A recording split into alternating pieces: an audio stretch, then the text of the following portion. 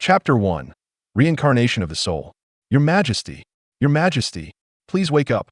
In his daze, Lin Yu felt someone urgently calling him, the voice seemingly coming from a distant place, yet ringing loudly in his ears.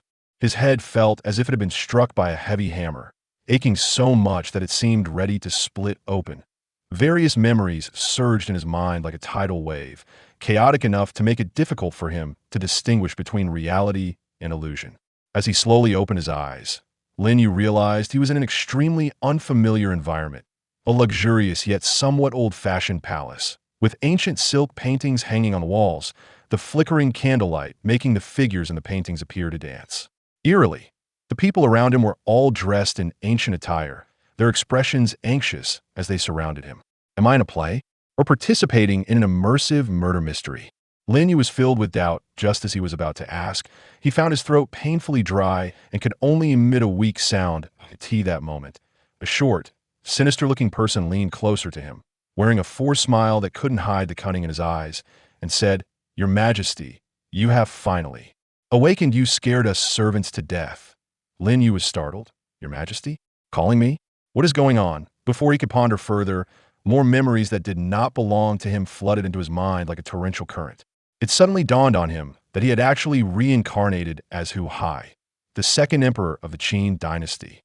This absurd fact was hard for him to accept. "I just stayed up late reading a book on Qin dynasty history. How did I wake up as Hu Hai? This is too ridiculous." Lin Yu's mind was racing with complaints. But the reality before him left him no choice but to believe. The memories of Hu Hai gradually became clearer.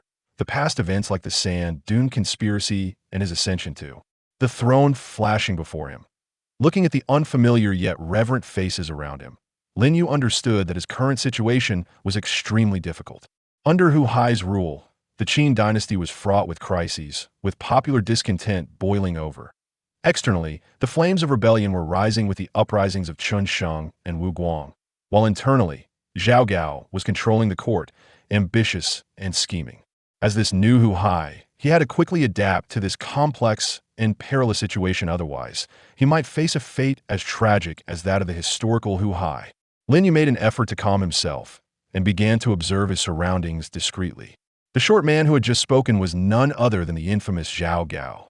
In this moment, Zhao Gao appeared to stand respectfully to the side, but his eyes occasionally flickered with a probing intent. Lin Yu understood that Zhao Gao was his greatest threat, yet also a force he had to rely on. Clearing his throat, he tried to make his voice sound more authoritative and said, "Zhao Changshi, I've been in a deep slumber for so long. Has anything significant happened in court?" Zhao Gao immediately bowed and replied, "Your Majesty, rest assured, there are no major issues in court. Everything is under control. It is just that I have heard of some unruly people causing disturbances in the eastern regions, but they are merely a rabble and not to be feared." Lin Yu sneered inwardly. Zhao Gao was indeed deliberately downplaying the seriousness of the situation. The rebel forces in the eastern regions had already gained momentum. How could he say they were not to be feared? However, he did not expose Zhao Gao on the spot, but instead followed his lead, saying, "With Zhao Changshi share my worries, I can rest easy. But this matter regarding the unruly people cannot be taken lightly. We must keep a close watch." Zhao Gao quickly nodded in agreement. Further test Zhao Gao.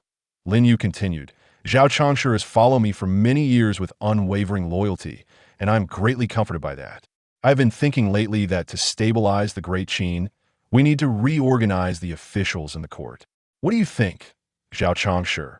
Zhao Gao's heart tightened. He thought Lin Yu intended to take action against his power, yet his face still wore a smile as he said, "Your Majesty is wise. The officials indeed need to be reorganized, but this matter requires careful planning and should not be rushed to avoid unrest in the court."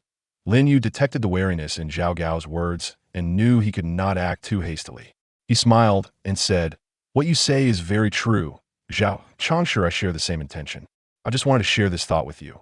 Only then did Zhao Gao slightly relax, though he secretly grew more cautious of this emperor who seemed somewhat different after waking up.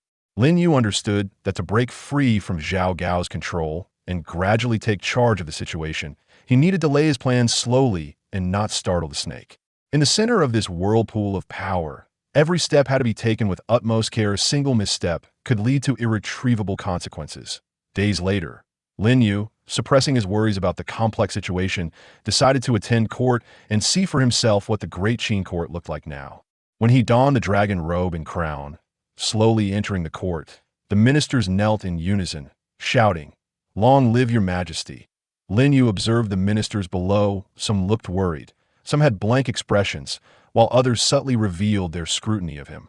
At the court, the first report was about the situation with the Eastern rebel forces that a minister tremblingly stepped forward and said, "Your Majesty, Chun Sheng and Wu Guang in the east have gathered a rebellion.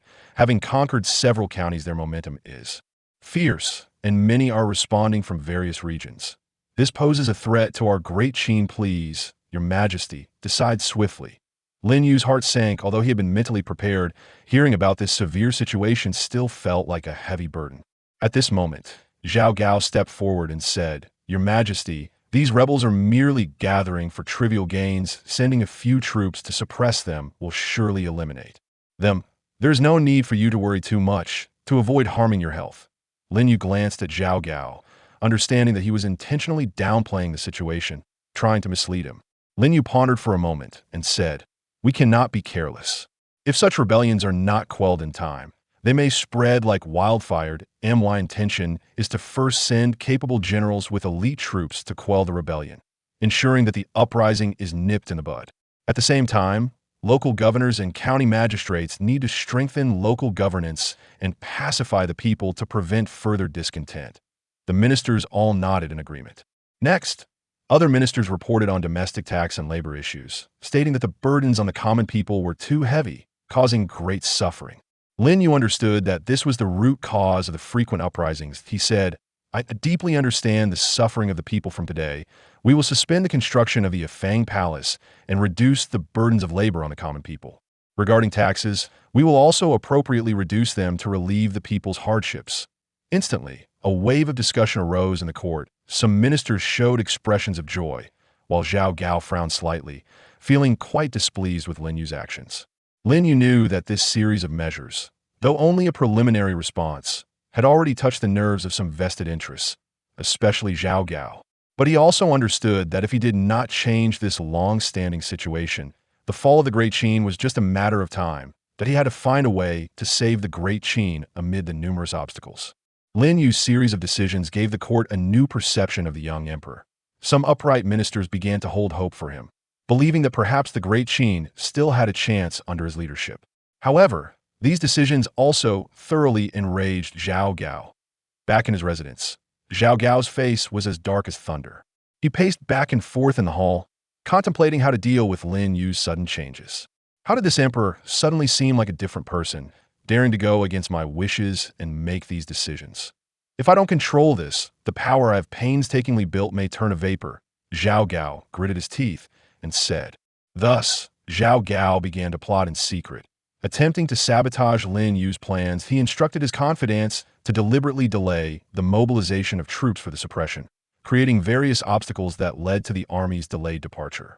At the same time, he spread rumors, claiming that the emperor's actions were aimed at weakening the power of certain ministers, sowing suspicion and discord among the court officials. Lin Yu quickly noticed these abnormalities. He knew that Zhao Gao was definitely behind this, but he did not panic. He decided to use this incident as an opportunity to give Zhao Gao a warning while also demonstrating his authority to the court officials. When Lin Yu entered the court again, his expression was serious as he said, "I have ordered the mobilization of troops to quell the rebellion. Why have they not yet departed? What is the reason for this?" The ministers exchanged glances, none daring to speak. At this moment, Lin Yu turned his gaze to Zhao Gao and said, "Zhao Changshe, you are responsible for this matter. Do you have any explanation?" Zhao Gao's heart tightened, but he quickly regained his composure and said, "Your Majesty, I have been urging this matter, but the mobilization of troops requires a large amount of grain and equipment, and the preparations take considerable time. I hope your Majesty will forgive me." Lin Yu sneered and said, "Humph, I can understand that preparations take time, but why have reports from ministers indicated that someone is deliberately stalling and obstructing? This, Zhao Changshe, do you know your crime?" Zhao Gao was secretly alarmed. Not expecting Li Yang to have evidence, he knelt down and said, "Your Majesty, please see clearly. I have no such intention. It must be someone who is deliberately framing me." Lin Yu looked at Zhao Gao and slowly said, I will not pursue this matter for now, considering you have followed me for many years. But if such things happen again, I will not be lenient. You must personally oversee the mobilization of troops this time and ensure they depart quickly. If there is any mistake, I will have your head. Although Zhao Gao was unwilling, he could only comply. This confrontation did not completely bring Zhao Gao down, but it made him wary, while also showing the ministers that Lin Yu was determined to take control of the situation and make a difference. However, Lin Yu knew well that this was just the beginning, and the struggle with Zhao Gao would become more intense and difficult in the future. After the initial clash with Zhao Gao, Lin Yu realized that to truly stabilize his position, he needed to resolve many potential threats. This time, a rumor about Fusu quietly spread in the palace, catching his attention. The rumor claimed that Fusu had not really committed suicide, but that someone had secretly rescued him, and now he was hiding among the common people, waiting for the opportunity to reclaim the throne. Upon hearing this rumor, Lin Yu was greatly shocked. If Fusu were indeed alive, it would undoubtedly be a bomb that could explode at any moment for him. The Hu-Hai. Lin Yu began to investigate the matter secretly. He sent his trusted aides, disguised in various identities, to gather information among the common people. At the same time, he carefully studied everything in Hu-Hai's memory regarding Fusu that he understood that Fusu held considerable prestige in the court, and many ministers had doubts about his death. If Fusu truly returned and raised his arm to call for support, many would likely respond.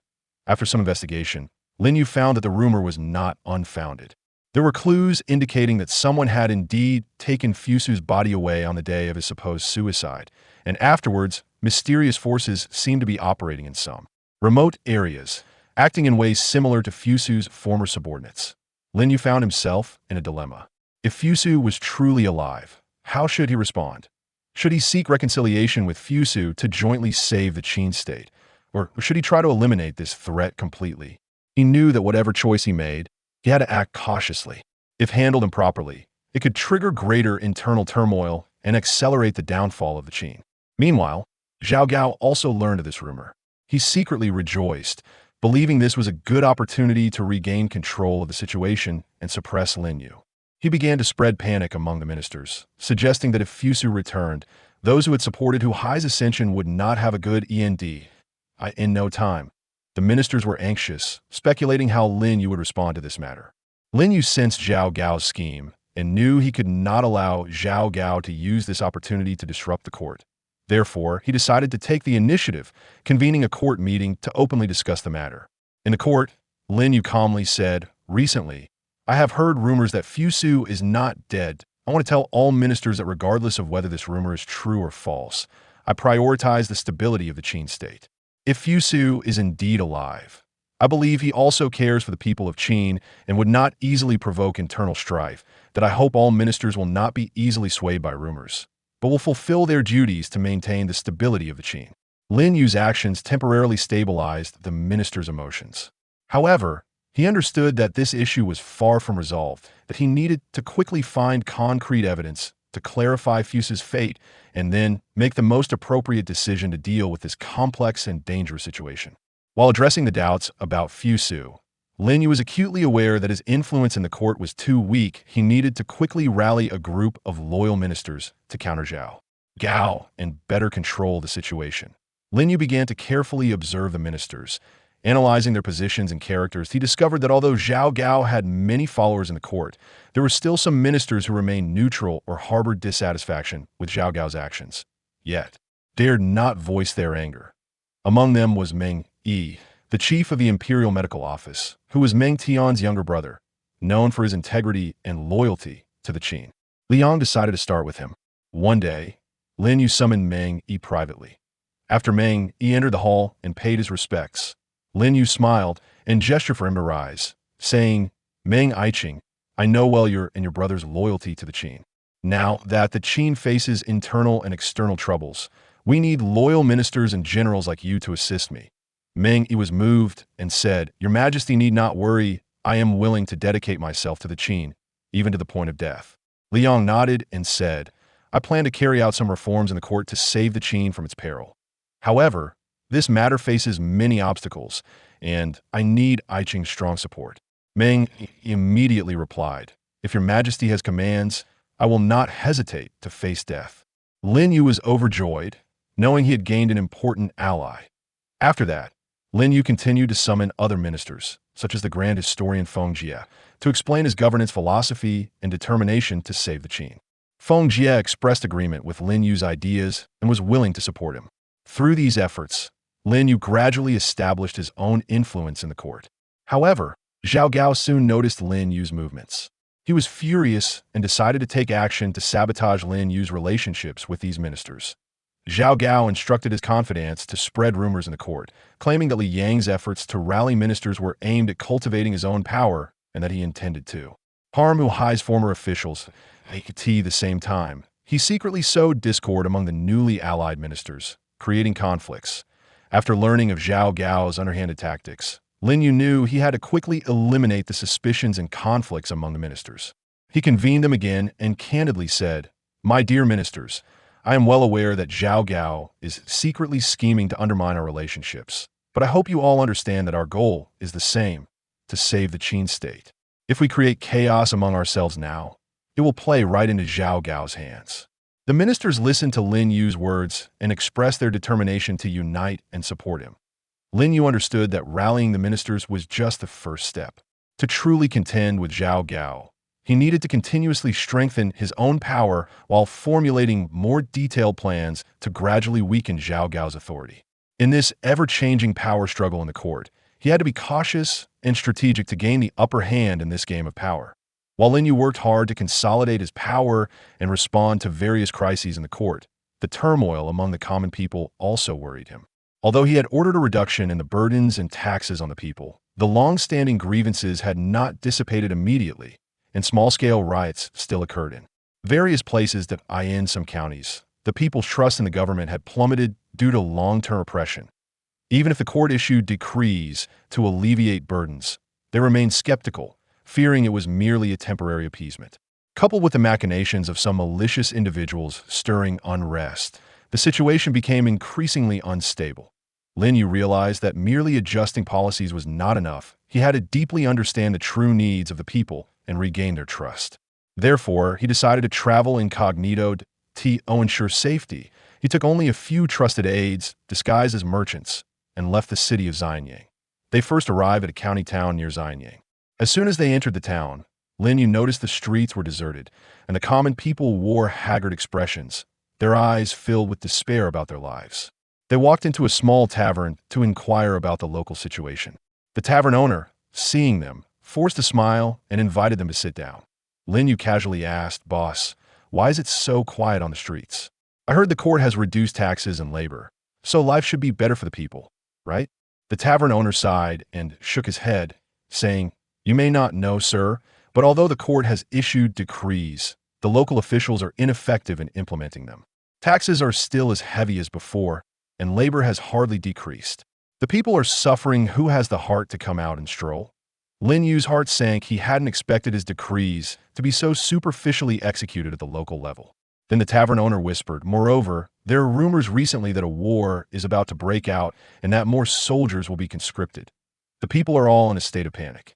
Lin Yu realized that the corruption of local officials and the spread of rumors severely impacted the people's trust in the court and exacerbated instability among the populace. After leaving the tavern, Lin Yu decided to visit the county office. They arrived at the county office but saw a crowd of common people gathered at the entrance, arguing with the constables. It turned out that the people had come to report issues regarding taxes but were blocked by the constables, leading to a conflict. Lin Yu stepped forward, identified himself, and requested to see the county magistrate. Upon learning that the emperor was in disguise, the magistrate hurried out to greet him. Lin Yu sternly reprimanded the magistrate, ordering him to rectify the situation immediately and strictly enforce the court's decrees to lighten the burden on the people. He also arranged for trusted aides to stay behind and supervise the magistrate's actions. Lin Yu left the county town. He knew that stabilizing the situation among the people required not only reforming policies, but also rectifying administrative practices and strengthening oversight of local officials so that the common people could truly feel the court's changes. Back in the Xianyang Palace, Lin Yu understood that time was of the essence, and he needed to accelerate the process of weakening Zhao Gao's power. After careful consideration, he decided to start with Zhao Gao's most valued authority: personnel appointments and removals. When Lin Yu attended court again, he proposed a large-scale assessment of officials in the court, with promotions and demotions based on the assessment results. He said, "The Qin dynasty is currently facing both internal and external troubles, and the ability and loyalty of officials are crucial. I have decided to assess all ministers to ensure that the capable occupy their positions and serve the Qin together." The ministers expressed their agreement, and although Zhao Gao felt dissatisfied, he could not openly oppose it. Then, Lin Yu issued a decree to establish a special assessment team, personally selecting its members, including some of his newly allied trusted aides.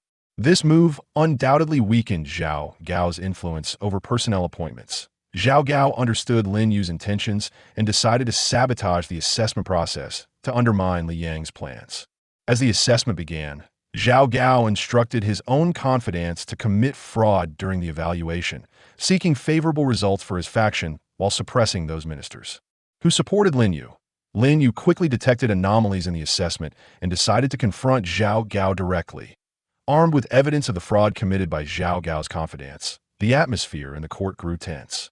With a stern expression, he publicly presented the evidence during the court session, casting a piercing gaze over the ministers before finally locking eyes with Zhao Gao, and sternly asked, "Zhao Gao, do you know your crime?"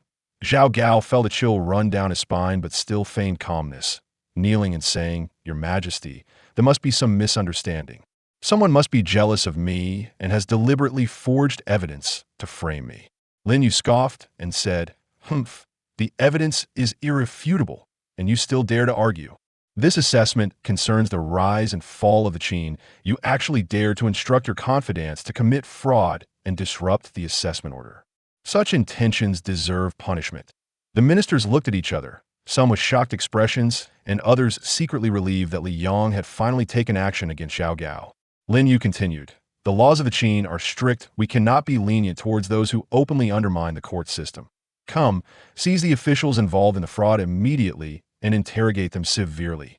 With Lin Yu's command, the guards rushed into the court like wolves, subduing Zhao Gao's confidants one by one. Zhao Gao watched his faction being taken away, feeling both shocked and furious, but he still tried to salvage the situation, lamenting, "Your Majesty, I have always been devoted to the Qin, and to you, I have never harbored any disloyal thoughts. These people acted on their own, and I truly had no knowledge of it."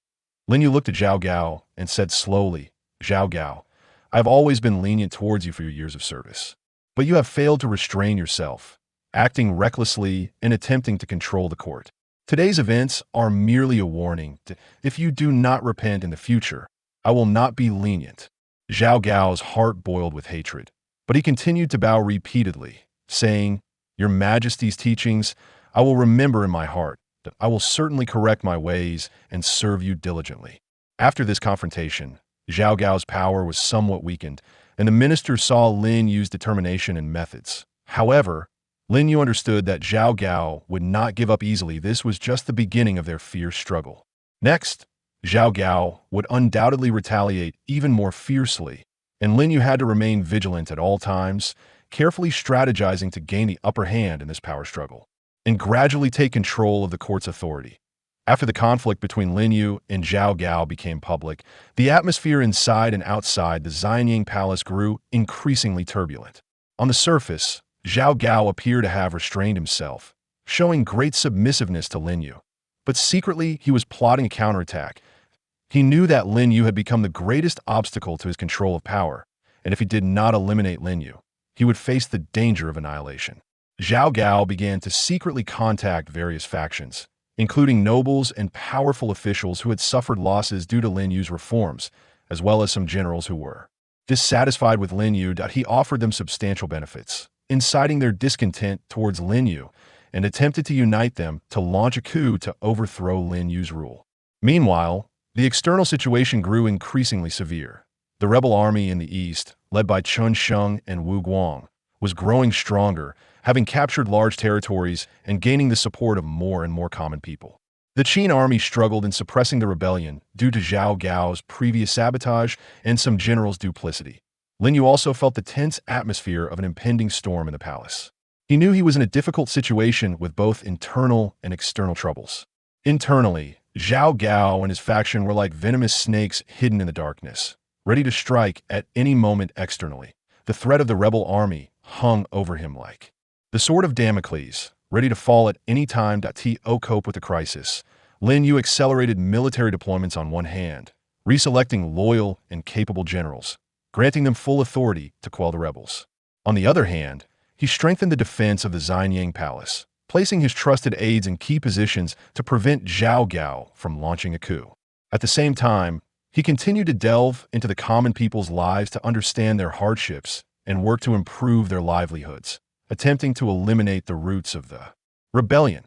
However, the development of the situation was far more complex and difficult than he had imagined. Zhao Gao's conspiracy was like an invisible net, gradually tightening around him. The momentum of the rebel army grew fiercer, and the Qin Empire seemed to be a broken ship caught in a storm, on the verge of capsizing. Lin Yu knew he had to find a way out amid these multiple crises, otherwise, not only would his life be in danger, but the entire Qin Empire would also face destruction. Faced with the severe situation of internal and external difficulties, Lin Yu realized that to completely defeat Zhao Gao and resolve the crisis, he must obtain more evidence regarding Zhao Gao's conspiracy. Therefore, he decided to take secret action again, personally investigating the connections between Zhao Gao and various factions. Lin Yu selected several skilled and loyal confidants and quietly left the Xianyang Palace under the cover of night. They first arrived at a secret hideout frequently visited by Zhao Gao's trusted allies. This was an abandoned residence on the outskirts of Xianyang City, which seemed neglected during the day but was, in fact, an important place for Zhao Gao's followers to conspire and plot. Lin Yu and his companions cautiously infiltrated the residence, hiding in the shadows to observe. Soon, they saw a few suspicious figures enter the courtyard, one of whom was Zhao Gao's trusted strategist. Lin Yu held his breath and carefully listened to their conversation. "Sir, the Emperor is watching us more closely than ever. What should we do?" One person said anxiously. Zhao Gao's strategist sneered and replied, "What are you afraid of? The Sir has already contacted various factions. As long as we find the right moment to launch a coup, this world will still belong to us. But will those generals really listen to us? Are they not afraid of the Emperor's wrath?" Another person asked worriedly. The strategist disdainfully said, "Humph, most of those generals are greedy for wealth. As long as we promise them enough benefits, they will naturally serve us. Moreover, the Emperor is currently implementing reforms that have touched the interests of many, and many are hoping for his downfall." Lin Yu was shocked to learn that Zhao Gao's conspiracy had developed to such an extent.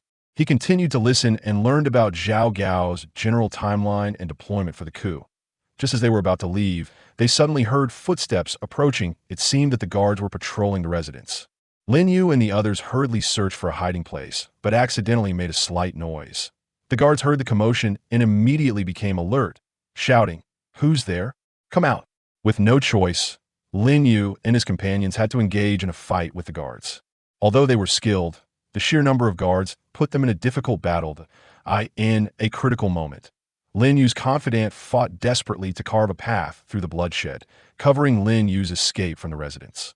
Upon returning to the Xianyang Palace, Lin Yu knew that time was of the essence and that he must act quickly to crush Zhao Gao's coup plot, otherwise the Qin Empire would face catastrophe. With the important intelligence he had gathered, Lin Yu immediately summoned his trusted ministers and generals to discuss countermeasures. With a serious expression, he informed them of Zhao Gao's coup conspiracy, and everyone showed shock and anger upon hearing it.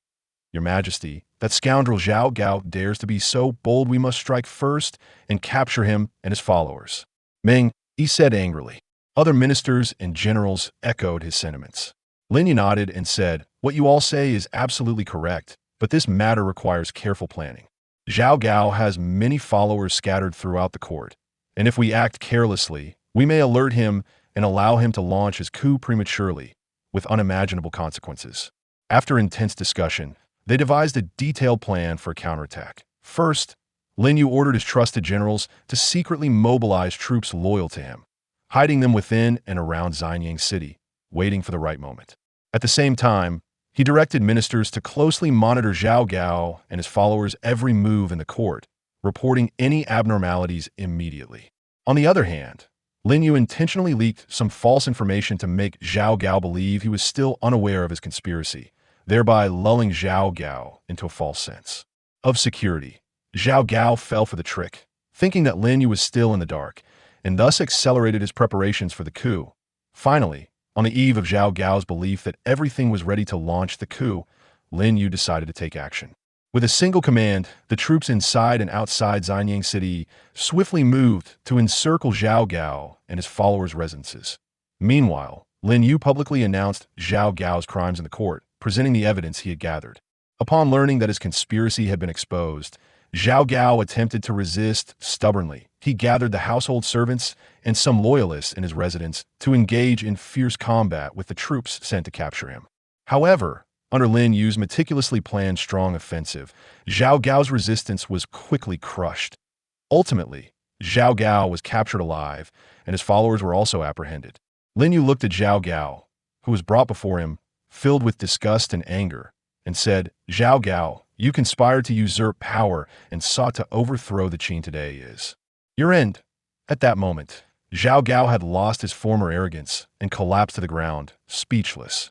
After this battle, Lin Yu successfully thwarted Zhao Gao's coup conspiracy, temporarily stabilizing the court and winning a glimmer of hope for the survival of the Qin Empire. After successfully dismantling Zhao Gao's coup conspiracy, Lin Yu knew that although the Qin Empire had temporarily weathered the immediate crisis, true long-term stability required comprehensive and in-depth reforms. Lin Yu first turned his attention to the legal system of the Qin. Although the laws of Qin played an important role in the unity and stability of the state during the reign of Qin Shi Huang, after years of development, some provisions had become overly harsh, leading to fear among the populace and accumulating resentment. Lin Yu ordered a revision of the laws, reducing many punishments to make them more humane and reasonable.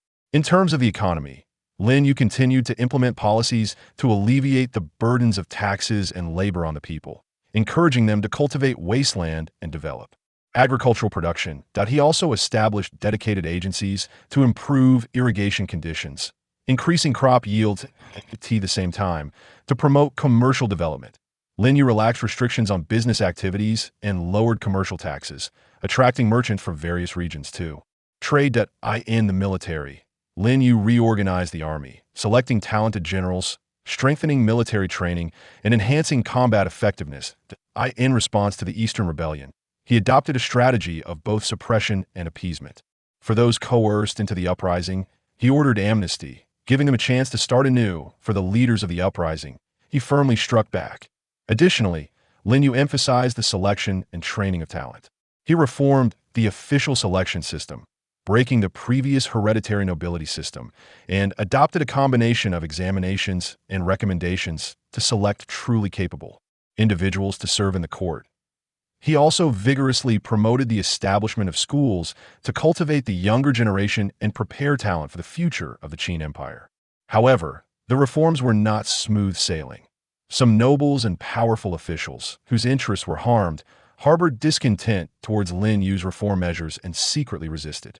But Lin Yu understood that these reforms were the necessary path to save the Qin, and he was determined to push forward unwaveringly. Under his efforts, the Qin Empire gradually began to show positive changes. The people's lives improved, the military's combat effectiveness increased, and the economy began to show signs of recovery. While Lin Yu vigorously promoted reforms domestically, the situation in the world continued to change dramatically. After an initial rapid development, the Eastern Rebellion began to show signs of fragmentation. Some rebel factions, having achieved certain victories, started to vie for power internally, weakening their strength. Meanwhile, the Qin army sent by Lin Yu, after restructuring, significantly enhanced its combat power and launched effective counterattacks against the rebels. In a crucial battle, Qin Army General Zhang Han led his forces to engage the main force of the rebels in fierce combat. Zhang Han employed flexible and varied tactics, first feigning retreat to lure the rebels into pursuit, then launching a surprise attack at a predetermined ambush point. The rebels were caught off guard, and their formation was thrown into chaos, suffering heavy losses from the Qin army's assault. In this battle, the Qin army achieved a great victory, killing countless rebels and severely dampening their morale. However, at the same time that the Qin army achieved victory, anti-Qin forces in other regions were quietly growing stronger. Some old nobility from the Six States seized the opportunity to rally support under the banner of restoring their states, forming armies in an attempt to regain their former glory. They capitalized on the public's dissatisfaction with the Qin dynasty's rule, quickly gathering a large following and becoming another significant threat to Lin Yu's rule that he was. Acutely aware that the restoration movements of the old nobility from the Six States would lead to greater turmoil, if not curbed, that on one hand, he strengthened defenses in border regions to prevent the further expansion of the old nobility's influence. On the other hand, he sent envoys to the old nobility across various states, attempting to dismantle their alliances through negotiation and division strategies. In terms of diplomacy, Lin Yu actively sought cooperation with surrounding minority tribes. He understood that forming alliances with these tribes could not only stabilize the border situation, but also leverage their strength against the domestic anti-Qin forces. Thus, he dispatched eloquent envoys, carrying generous gifts to various tribes, promoting the friendly policies of the Qin state and seeking opportunities for cooperation. The situation in the world resembled a vast chessboard, where he carefully laid out his strategies. Striving to find a balance among various forces, he realized that only by properly addressing these complex situations could the stability and revival of the Qin Empire be truly achieved. Otherwise, the empire would still face the danger of fragmentation. Domestically, after a period of recuperation, the lives of the common people gradually stabilized. With reduced taxes and labor obligations, they had more time and energy to invest in agricultural production, leading to vibrant scenes in the fields and an annual increase in grain output. Commerce also flourished, with bustling markets across various regions, where merchants came and went, signaling the beginning of an economic revival for the Qin state. Militarily, the combat effectiveness of the Qin army significantly improved after reorganization and training. They achieved multiple victories against the rebel forces and the old nobility of the Six States, reclaiming large territories. The strength of the rebel forces was gradually weakened, with several small rebel groups surrendering and accepting the court's amnesty. The restoration movements of the old nobility from the Six States also suffered heavy blows, with their influence continuously diminishing. In terms of diplomacy, the envoys sent by Lin Yu achieved notable results. Some surrounding minority tribes were moved by the Qin state's friendly policies and signed peace treaties, with some even expressing willingness to send troops to assist the Qin in quelling internal unrest. This not only stabilized the border situation, but also added new military strength to the Qin state in the selection and training of talent. The new official selection system and educational framework began to take effect. An increasing number of talented individuals entered the court, providing fresh blood for the governance of the state. Young scholars nurtured in schools, filled with ambitions to serve their country, prepared to contribute their strength to the revival of the Qin. In the court, under Lin Yu's leadership, ministers worked together to devise strategies for the country's development. The once gloomy Xianyang Palace, overshadowed by the chaos caused by Zhao Gao, was now filled with a positive atmosphere. The common people increasingly recognized Lin Yu's rule, and the benefits of his reforms were celebrated in the streets and alleys. Standing on the city walls of Xianyang Palace, overlooking the bustling capital, he felt a surge of emotions. He understood that although the Qin Empire had taken its first step toward revival, the road ahead remained long. Many challenges awaited him, and more reforms needed to be implemented. But at this moment, looking at the gradually revitalizing country, his heart was filled with confidence and hope, determined to lead the Qin toward a more glorious future. Just as the Qin Empire seemed to be steadily moving toward revival, a new undercurrent was quietly stirring. Those old nobility forces whose interests had been harmed by the reforms appeared to be biding their time, secretly plotting a counterattack. Unwilling to lose their former privileges and status, they harbored resentment toward Lin Yu's rule, constantly seeking opportunities to overturn the situation again. Among them, the remnants of the Xiang clan, originally from the state of Chu, were the most active. After the fall of Chu, the Xiang family had long sought to restore their state. Although Lin Yu's reforms had stabilized the situation to some extent, they also disrupted their plans for restoration. Some members of the Xiang family, such as Xiang Liang and his nephew Xiang Yu, secretly gathered followers in the Jiangdong region to build their strength. They capitalized on the lingering discontent of the populace toward the Qin rule, attracting many to follow them under the banner of restoring the glory of Chu. Meanwhile, the situation within the court was not entirely tranquil. Some officials who had originally depended on Zhao Gao, though temporarily subdued after his downfall, were filled with resistance toward Lin Yu's reforms. They feared Lin Yu's authority and did not dare to openly rebel. Yet they secretly colluded with the old nobility, leaking information from within the court in an attempt to undermine the revival process of the Qin. Although Lin Yu focused most of his energy on the construction and stability of the state, he was not oblivious to these undercurrents. He keenly sensed that a new crisis was quietly approaching to deal with potential changes. Lin Yu strengthened surveillance in the Jiangdong region, sending trusted officials to investigate the movements of the Xiong family at the same time. He initiated a new round of scrutiny and restructuring among court officials to eliminate those with ulterior motives, ensuring stability within the court. However, these old nobility forces were cunning and operated very secretly, making it difficult for Lin Yu to gather conclusive evidence to apprehend them all at once. He understood that at this critical moment, any misstep could lead to widespread turmoil, casting a shadow over the revival that the Qin Empire had just begun to experience. Therefore, he had to act cautiously, gradually dismantling these potential threats without alerting them in the Jiangdong region. The influence of Xiang Liang and his nephew Xiang Yu was growing steadily in secrecy. Xiang Liang was already a standout among the old nobility of Chu, possessing considerable strategy and prestige, while Xiang Yu was known for his extraordinary strength and bravery. They leveraged their family's influence and their personal charisma to gather a sizable armed force composed of those dissatisfied with the Qin rule. Xiang Liang understood that to achieve great success, mere passion and simple armament were far from sufficient. Thus, he trained his followers under the guise of preparing them for military service, providing them with rigorous military training and teaching them various combat skills and tactics. At the same time, he scoured for weapons, food supplies, and other resources in preparation for future actions. During a secret gathering, Xiang Liang looked at the many determined faces in the audience and passionately declared, "Ladies and gentlemen, our state of Chu was annihilated by Qin, and countless common people suffered greatly. Our Xiong family was forced into exile. Now, although the Qin rule has changed, they remain our enemy.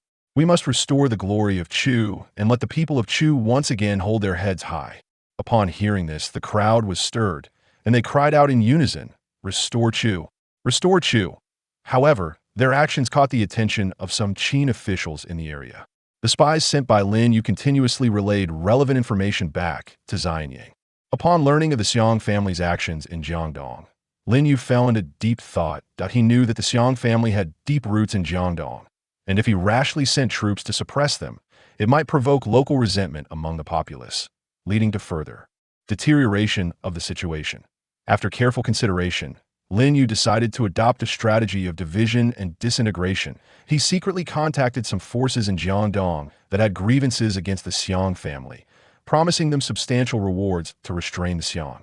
At the same time, he dispatched envoys to Xiang Liang, attempting to understand their true intentions under the guise of amnesty and seeking opportunities to weaken their strength. When Xiang Liang learned that the court's envoys had come to offer amnesty, he understood this was a game of strategy. After discussing with Xiang Yu, he decided to feign acceptance of the amnesty to confuse the court and buy more time for development. When the envoys arrived in Jiangdong, Xiang Liang acted with great respect, expressing heartfelt gratitude for the court's offer. However, during discussions with the envoys, Xiang Liang skillfully concealed his true ambitions while extracting some internal information about the court from them.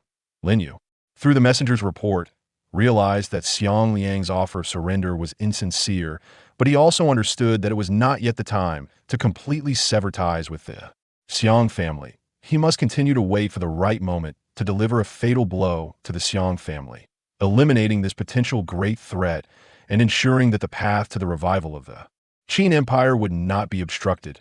While dealing with the threat from the Xiong family in Jiangdong, the issues within the court were becoming increasingly complicated. Those officials secretly colluding with the old aristocracy had shown some restraint under Lin Yu's initial reforms, but they had not abandoned their schemes.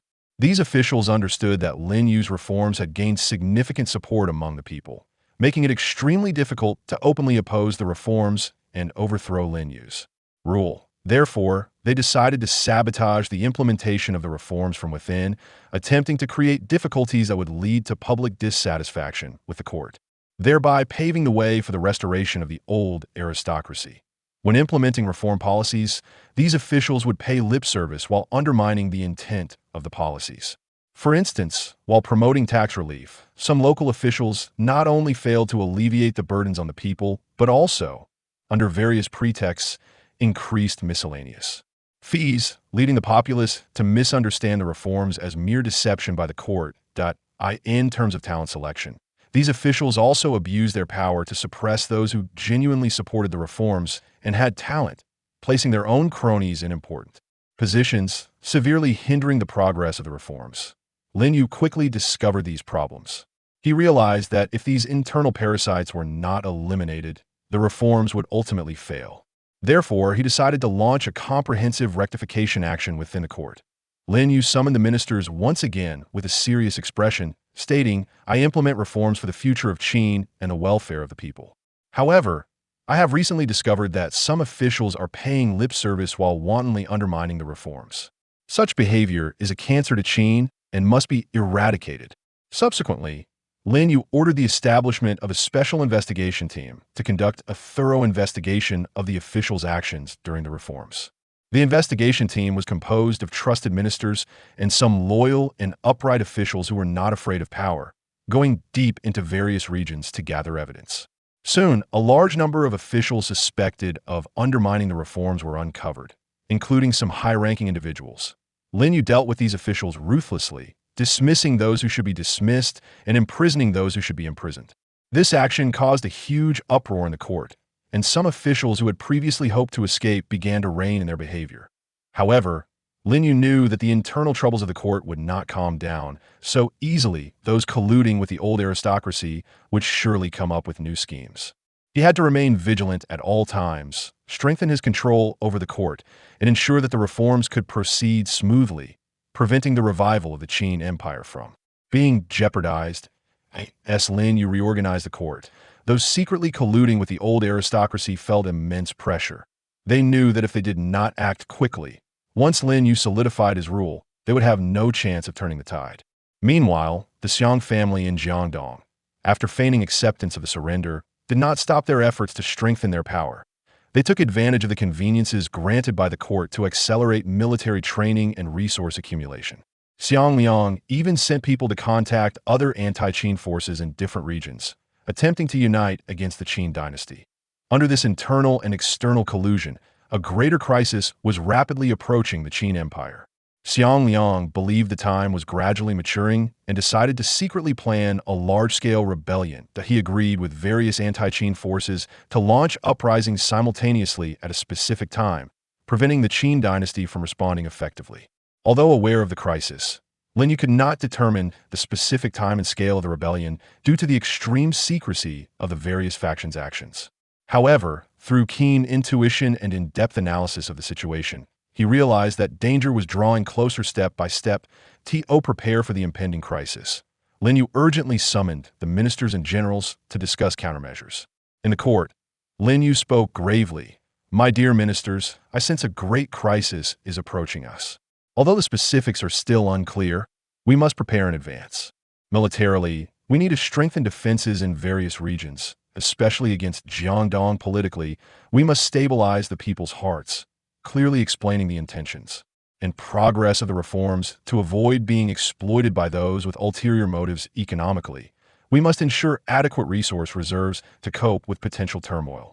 The ministers and generals all expressed their willingness to follow Lin Yu's arrangements and pledged to do their utmost to defend the Qin Empire. However, Lin Yu understood that this crisis was severe and the current preparations were far from sufficient. He needed to quickly identify the points of contact and action plans of various anti-Qin forces to respond effectively when a crisis struck, protecting the safety of the Qin Empire and its people. Realizing the crisis was imminent, Lin Yu understood that obtaining accurate intelligence was key to responding to the crisis. That he decided to activate his intelligence network across various regions to thoroughly investigate the movements of the anti-Qin forces.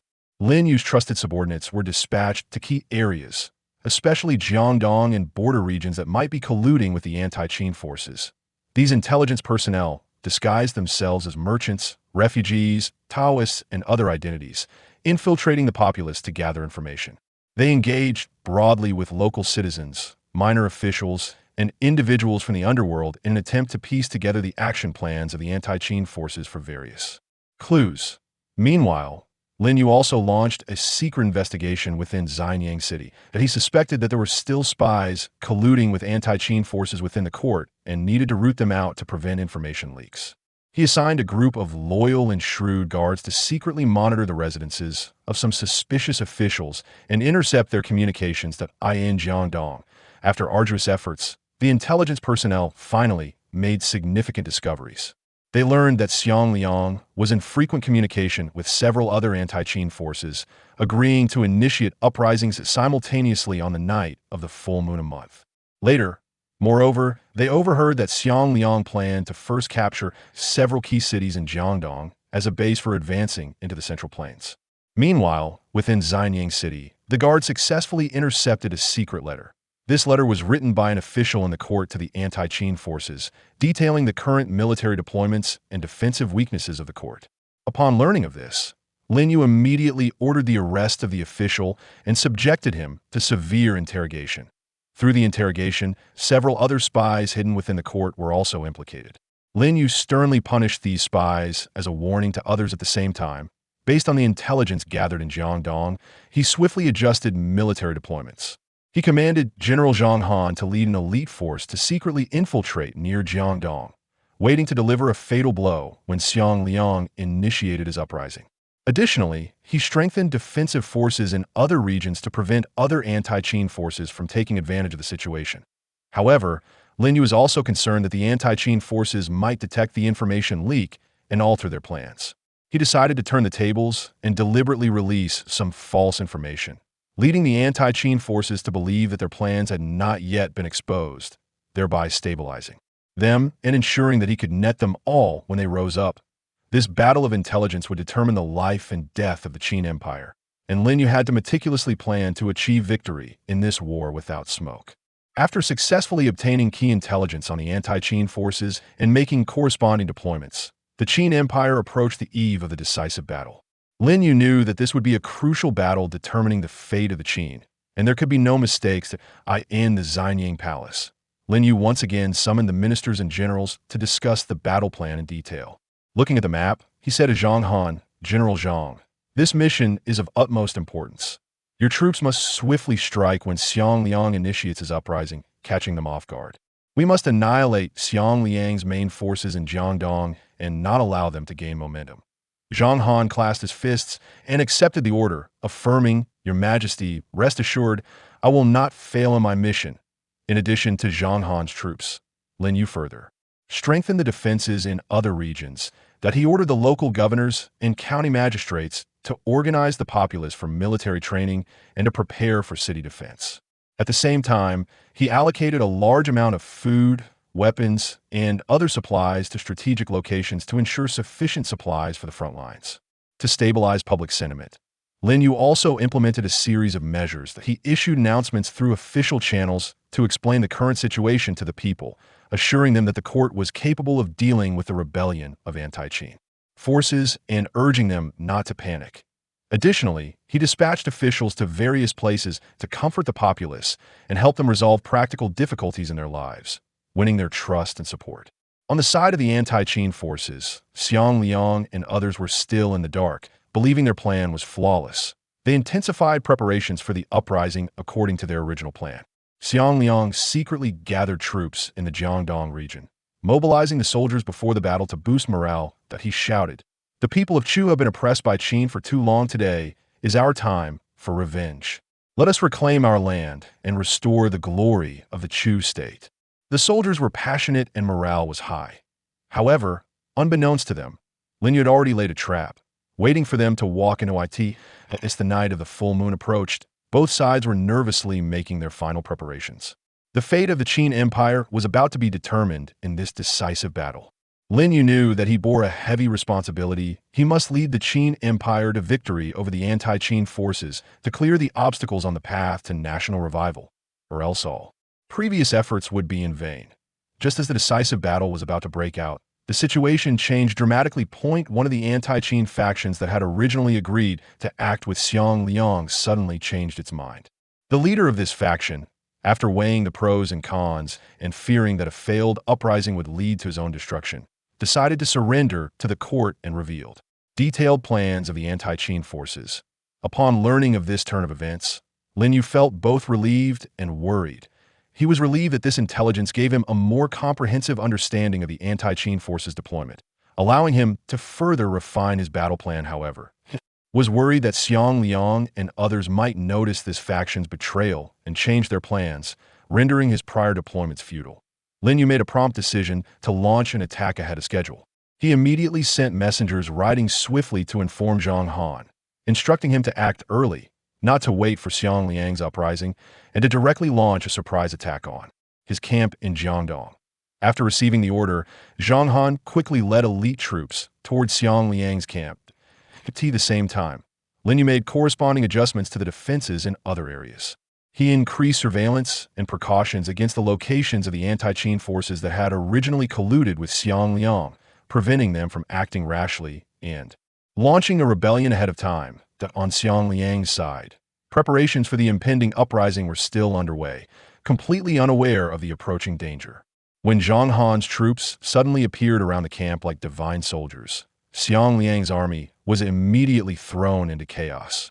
Xiang Liang hurriedly organized a resistance, but due to the suddenness of the attack, they were caught off guard and their formations were thrown into disarray. Amidst the chaos, Xiang Yu brandished his spear.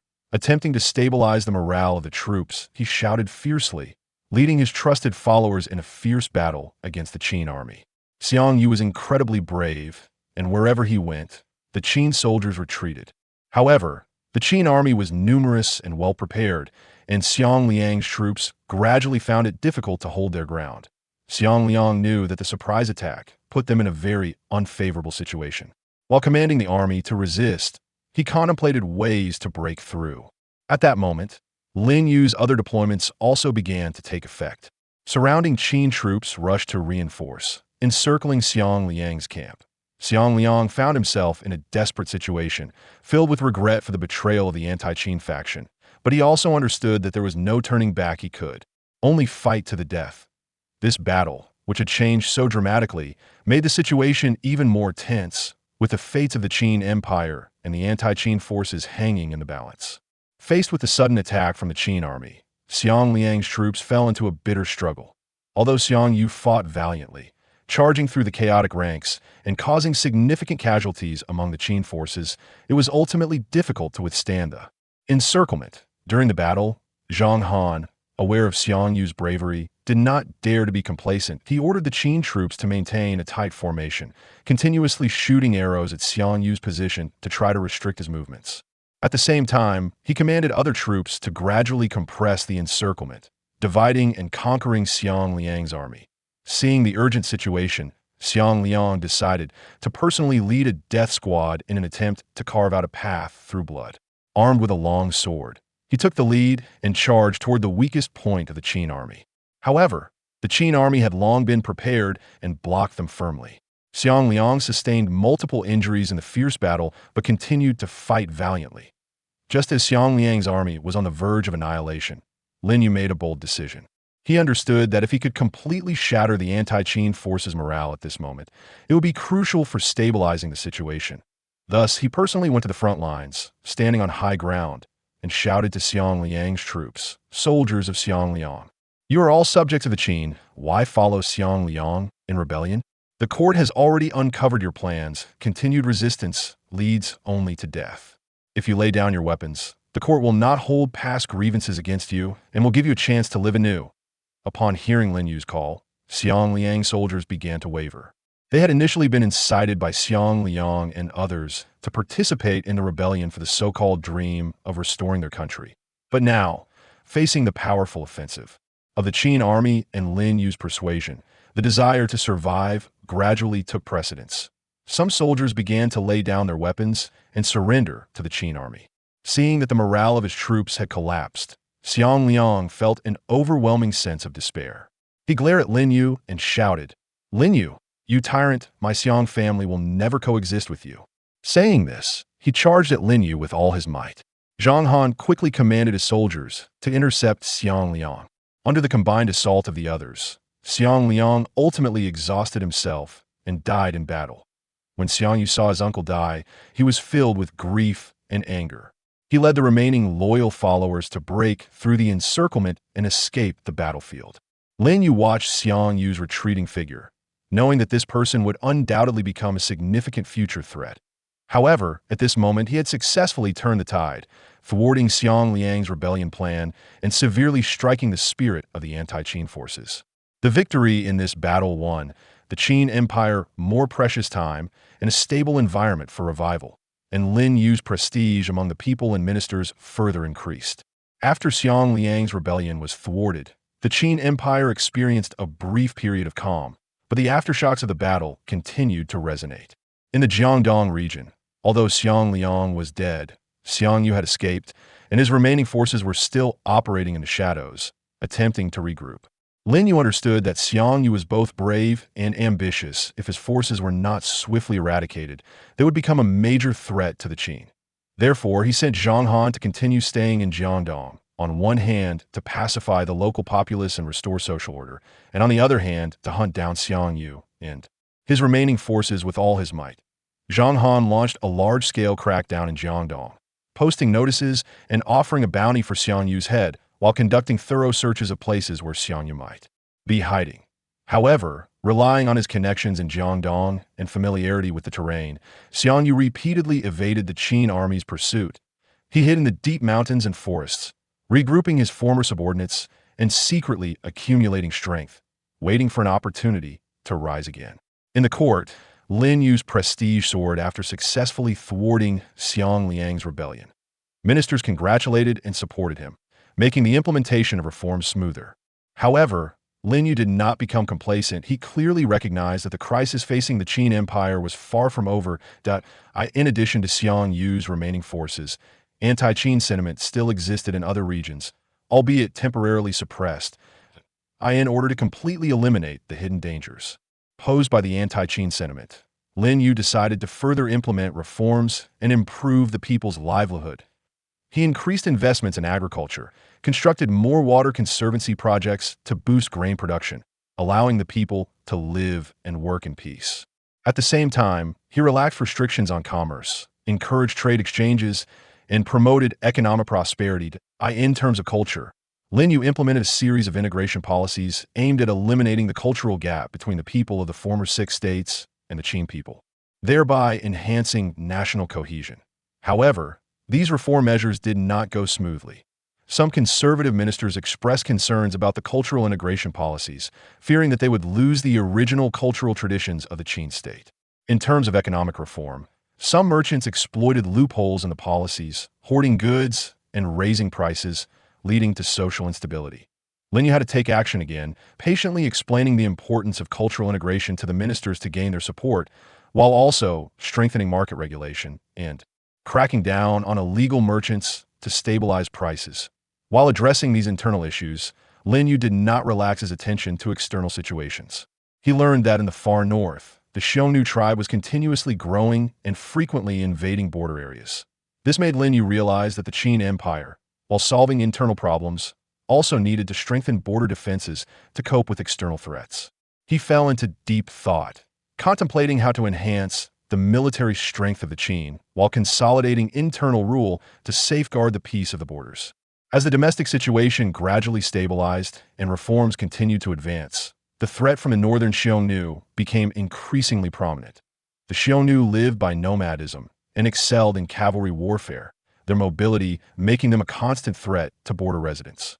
Lin Yu understood that if the Xiongnu problem was not resolved, the Qin Empire would find it difficult to achieve long-term peace and stability. He decided to first send envoys to the Xiongnu tribe, attempting to resolve the dispute through diplomatic means. The envoys set out for the Xiongnu, carrying generous gifts and a personal letter from Lin Yu. In the letter, Lin Yu expressed the Qin's desire to coexist peacefully with the Xiongnu, proposing mutual trade to achieve win-win outcomes and avoid the losses that war would bring to both sides. However, the Xiongnu chieftain viewed this move by the Qin as a sign of weakness, not only rejecting Lin Yu's proposal, but also humiliating the envoys before expelling them. The chieftain, ambitious, attempted to take advantage of the Qin Empire's internal instability to descend southward and seize more land and wealth. He began gathering tribal warriors to prepare for a large-scale attack on the Qin borders. Reports of battles from the borders made Lin Yu realize that a peaceful resolution to the Xiongnu problem was no longer possible, and preparations for war must be made. He urgently summoned generals from the court to discuss countermeasures. General Meng Tian stepped forward and said, "Your Majesty, the Xiongnu bully the weak and frequently invade our borders. I am willing to lead an army northward to give the Xiongnu a heavy lesson and ensure the peace of our Qin borders." Lin Yu looked at Meng Tian, deeply admiring his loyalty and courage, but he also knew that fighting the Xiongnu would not be easy. The Xiongnu were familiar with the terrain of the grasslands and excelled in cavalry warfare. If they acted rashly, they might fall into a passive position. After a moment of contemplation, Lin Yu said, "General Meng, the Xiongnu problem has existed for a long time. This time, we must be cautious in our expedition.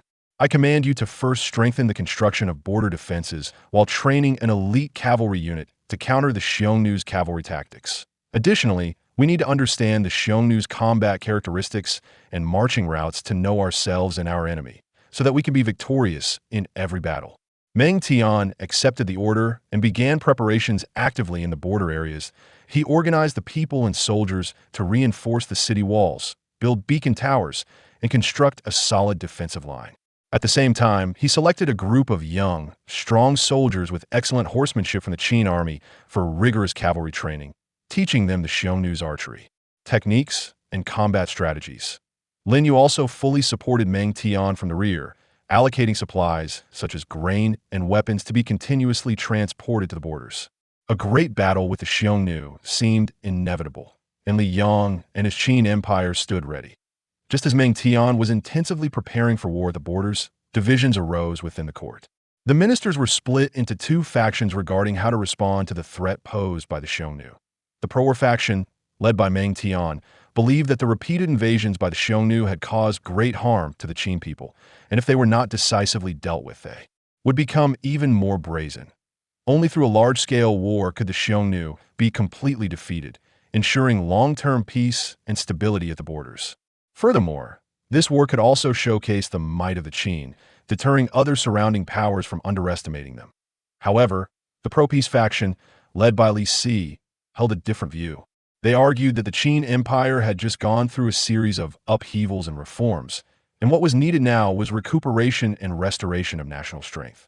Engaging in war with the Xiongnu would not only consume vast amounts of human, material, and financial resources, but could also trigger instability within the domestic situation. The pro-peace faction advocated continuing to resolve the issue through diplomatic means, even if it meant making some concessions in exchange for peace at the borders. The court was embroiled in heated debates. The pro-war faction accused the pro-peace faction of being cowardly and overly conciliatory, claiming that such behavior would only embolden the Xiongnu. The pro-peace faction criticized the pro-war faction for ignoring the domestic situation, arguing that rashly initiating war could plunge the Qin into an irretrievable abyss.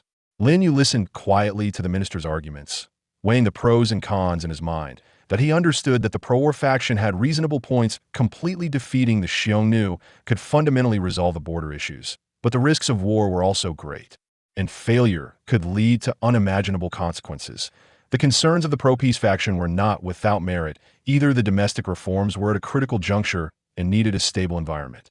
After a long contemplation, he spoke up, "My loyal ministers, I understand your viewpoints. The Xiongnu problem must be resolved, but we also need to consider the actual situation within our country. I believe we should not simply choose between war or peace. Rather, we should take a dual approach that on one hand, General Meng's preparations at the borders must not be slack and strengthen defenses, train elite troops, and deter the Xiongnu from easily invading. On the other hand, we will continue to send envoys to the Xiongnu to express our stance and bottom line, while also exploring the possibility of a peaceful resolution. If the Xiongnu remains obstinate and insists on provoking war, we will have enough strength to respond. The ministers, hearing Lin Yu's words, found this approach relatively prudent and gradually ceased their arguments. Lin Yu knew that this merely temporarily quelled the divisions in the court. The real test lay ahead. Whether in war or peace, the interests of the Qin Empire and the welfare of the people must be the starting point, and he must make cautious decisions to lead the Qin Empire through this difficult period. After Lin Yu made the dual approach decision, the entire Qin Empire began tense preparations for war. Meng Tian worked day and night at the borders, fully committed to military readiness. He first conducted a comprehensive upgrade of the border defenses. Along the borderline, the existing walls were raised and thickened, and more watchtowers and defensive devices, such as catapults and crossbows, were added. The layout of the beacon towers was also optimized to ensure rapid communication of any Xiongnu incursions. Meanwhile, Meng Tian organized soldiers to dig extensive trenches at the border and set up various obstacles to slow down the Xiongnu cavalry's charge. In training the elite cavalry, Meng Tian took a Hansen approach. The cavalry soldiers he selected not only had excellent physical fitness, but also high talent and horsemanship. Meng Tian began with tactical training for the cavalry, discarding the Qin army's previous focus on infantry combat, and instead borrowed the flexible tactics of the Xiongnu cavalry to train soldiers in archery skills, rapid charges, and flanking maneuvers. He even established simulated battlefields for the cavalry to conduct live drills, improving their adaptability in complex terrains and combat environments. To enhance the combat effectiveness of the cavalry, Lin Yu ordered the selection of excellent war horses from across the country to be continuously transported to the borders. At the same time, high-quality weapons and equipment were provided for the cavalry, including sharp long swords, strong crossbows, and sturdy armor, in terms of logistic support. Lin Yu made thorough arrangements. He allocated a large amount of supplies and resources to ensure continuous supply to the front lines. A dedicated logistics transportation team was established to transport grain and weapons to the border in a timely manner. To ensure the safety and efficiency of transportation, Lin Yu also strengthened the protection of transportation routes, dispatching troops to patrol along the way to prevent sneak attacks from the Xiongnu. In addition to military preparations, Lin Yu also emphasized intelligence work. He placed numerous spies within the Xiongnu to closely monitor their every move. The spies continuously sent back important intelligence regarding the Xiongnu's troop deployments, marching plans, and grain reserves to the Qin. This intelligence provided crucial support for Meng Tian to formulate battle plans.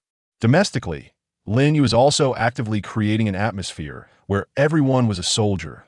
He ordered local governors to organize the populace for military training, teaching them basic combat skills and defensive knowledge. This way, once war broke out, the common people would be able to assist the army in defense, enhancing the overall defensive capability of the nation. As the preparations for war progressed, a powerful military force gradually formed in the border areas of the Qin Empire, like a sleeping giant waiting to deliver a fatal blow when the Xiongnu attacked. Meanwhile, Lin Yu is closely monitoring the development of the situation, ready to make the most correct decisions at any time.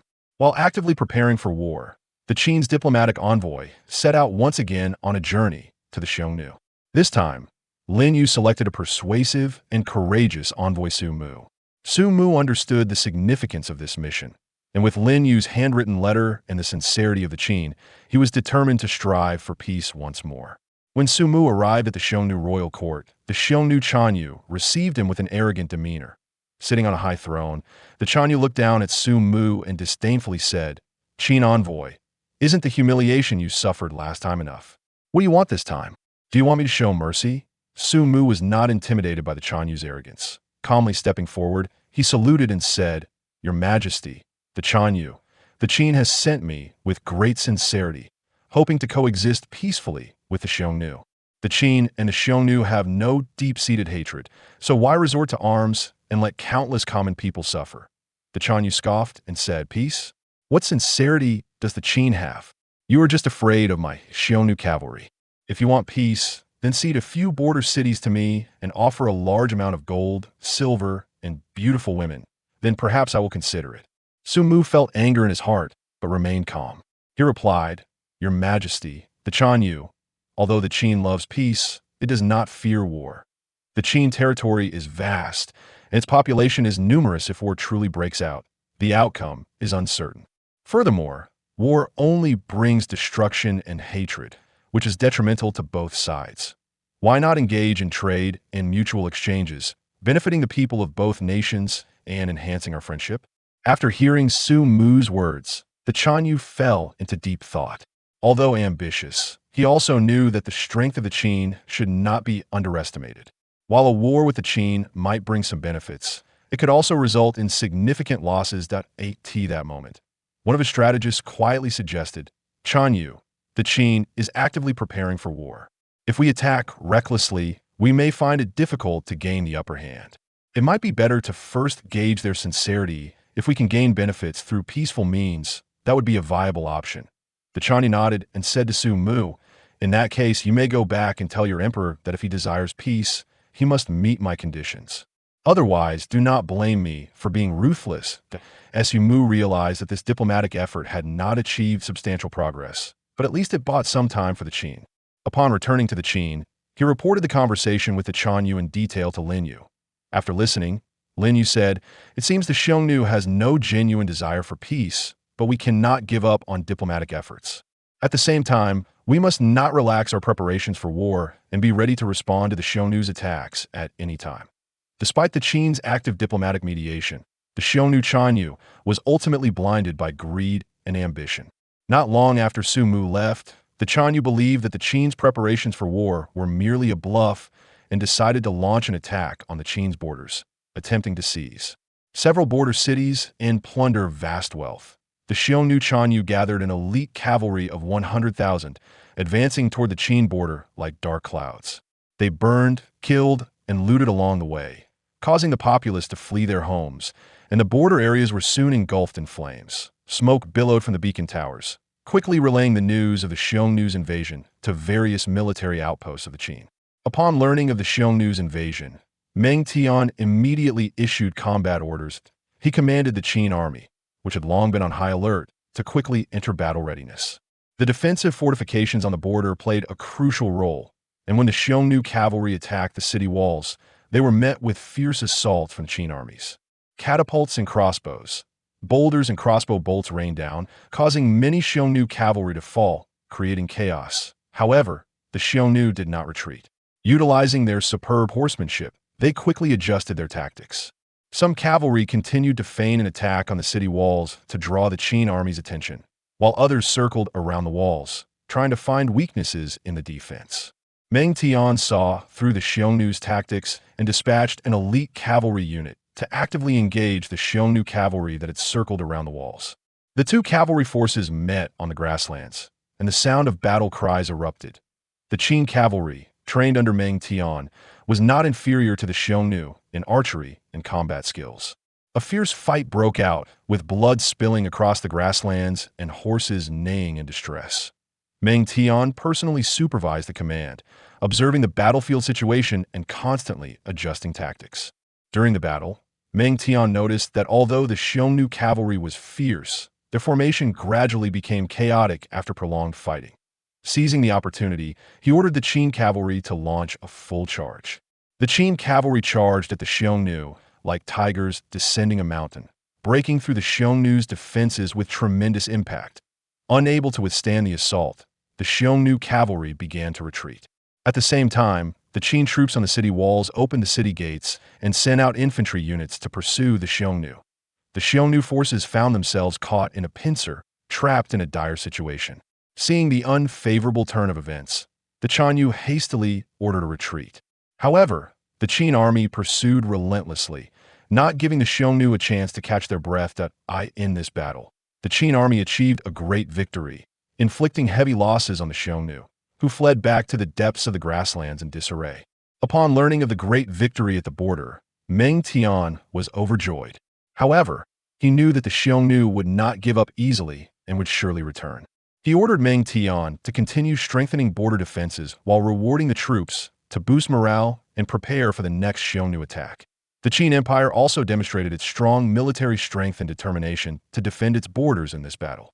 The retreat of the Xiongnu did not deter their covetousness for the Qin border, and Li Yong understood that relying solely on the Qin's own strength could temporarily fend off the Xiongnu, but over the long term, it would inevitably lead to significant depletion. To fundamentally resolve the issue with the Xiongnu, Li Yong proposed the idea of forming an alliance with surrounding tribes to jointly resist the Xiongnu in the court. This proposal sparked a new round of discussion in the court. Some ministers expressed their support, believing that an alliance with neighboring tribes could divert the Xiongnu's attention, reduce the pressure on the Qin, and expand the Qin's influence.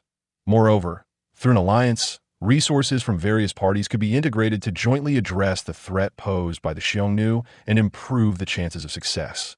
However, there were also some ministers who expressed concerns. They worried that forming an alliance with other tribes might invite trouble, as these tribes, despite having conflicts with the Xiongnu, could also harbor ill intentions toward the Qin.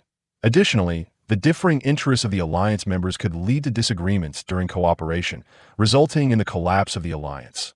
Lin Yu patiently listened to the opinions of the ministers and said, "What you all say has merit. Forming alliances with neighboring tribes indeed carries certain risks, but it is also an opportunity for us to address the Xiongnu problem. We can cleverly use diplomatic means to ally with those tribes that are genuinely willing to resist the Xiongnu. During the alliance process, we must clarify the rights and obligations of all parties and set common strategic goals to avoid conflicts of interest as much as possible. At the same time, we must remain vigilant, strengthen our own power, and prevent other tribes in the alliance from acting against the interests of the Great Qin." After much discussion, the ministers reached a consensus and decided to attempt an alliance with the neighboring tribes. They promptly dispatched multiple envoys bearing generous gifts and letters of alliance to various tribes. These tribes included the Yuezhi and Wusun in the north, who also had territorial disputes and conflicts of interest with the Xiongnu. The envoys detailed the Great Qin's intentions for the alliance to the leaders of the tribes, emphasizing the benefits of jointly resisting the Xiongnu. The leader of the Yuezhi tribe, after hearing the envoy's statements, believed that allying with the Great Qin could help reclaim the territories occupied by the Xiongnu and expressed a willingness to consider it. However, the leader of the Wusun tribe was more cautious about the alliance, fearing that the Great Qin might only use them to wear down the Xiongnu's strength without fulfilling promises after the war.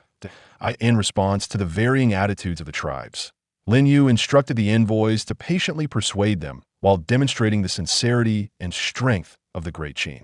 He understood that successfully forming an alliance was not an easy task and required more effort and wisdom. However, he firmly believed that as long as they could unite the strengths of all parties, they would be able to completely resolve the pressing issue of the Xiongnu and create a stable external environment for the Great Qin Empire. After the envoys' relentless efforts, positive progress was finally made in the alliance with the neighboring tribes. The Yuezhi tribe was the first to respond, sending envoys to the Great Qin to discuss the specific terms of the alliance with Li Yong. After friendly negotiations, both sides reached a consensus. The Great Qin and the Yuezhi would jointly mobilize troops to encircle the Xiongnu, and after the war, the territories reclaimed from the Xiongnu would be shared equally, with mutual economic support and trade exchanges established. Subsequently, several smaller tribes also expressed their willingness to join the alliance. They saw the alliance between the Yuezhi and the Great Qin as a good opportunity to weaken the Xiongnu and enhance their own strength. Through the joint efforts of all parties, an anti-Xiongnu alliance led by the Great Qin and uniting multiple surrounding tribes gradually took shape. Lin Yu knew that the formation of the alliance was just the first step. The key was how to maximize the alliance's effectiveness. He convened representatives from all parties to hold a grand alliance meeting in a city on the border. At the meeting, Lin Yu said, "Leaders, we are gathered here today to jointly resist the Xiongnu, our common enemy, that we must unite as one and formulate a unified strategic plan to ensure our victory." The leaders of the tribes nodded in agreement. After discussions, they developed a detailed battle plan. The Great Qin army would serve as the main force to launch a frontal attack on the Xiongnu, while the armies of the Yuezhi and other tribes would encircle them from the flanks and rear, aiming to decisively defeat the Xiongnu. Additionally, to ensure the smooth operation of the alliance, a joint command institution was established, with representatives from each side participating to coordinate military actions and resource allocation. The preparation for the alliance's formation and battle plans were underway, with all parties moving swiftly to prepare for war. The Great Qin Empire intensified military training to further enhance soldiers' combat skills. At the same time, they actively prepared supplies such as food and weapons to ensure ample support during the war. The Yuezhi and other tribes also assembled their armies and conducted final preparations as agreed in the border areas. The atmosphere was tense yet filled with anticipation. The common people, hearing about the Great Qin's alliance with neighboring tribes to resist the Xiongnu, felt a surge of hope. They spontaneously provided support to the armies, helping transport supplies and preparing provisions for the soldiers. Across the Great Qin Empire, from the emperor and ministers to ordinary citizens, everyone united in effort for the impending battle. At this moment, the Xiongnu also sensed the movements of the Great Qin and the neighboring tribes. The Chanyu was furious, not expecting that the Great Qin could unite with other tribes against him. However, the Chanyu did not intend to sit idly, but he urgently summoned the leaders of various tribes to discuss countermeasures. After heated debates within the Xiongnu, they decided to strengthen their defenses, setting up numerous checkpoints and fortifications along the border while gathering all their forces to prepare for a decisive battle with the allied army.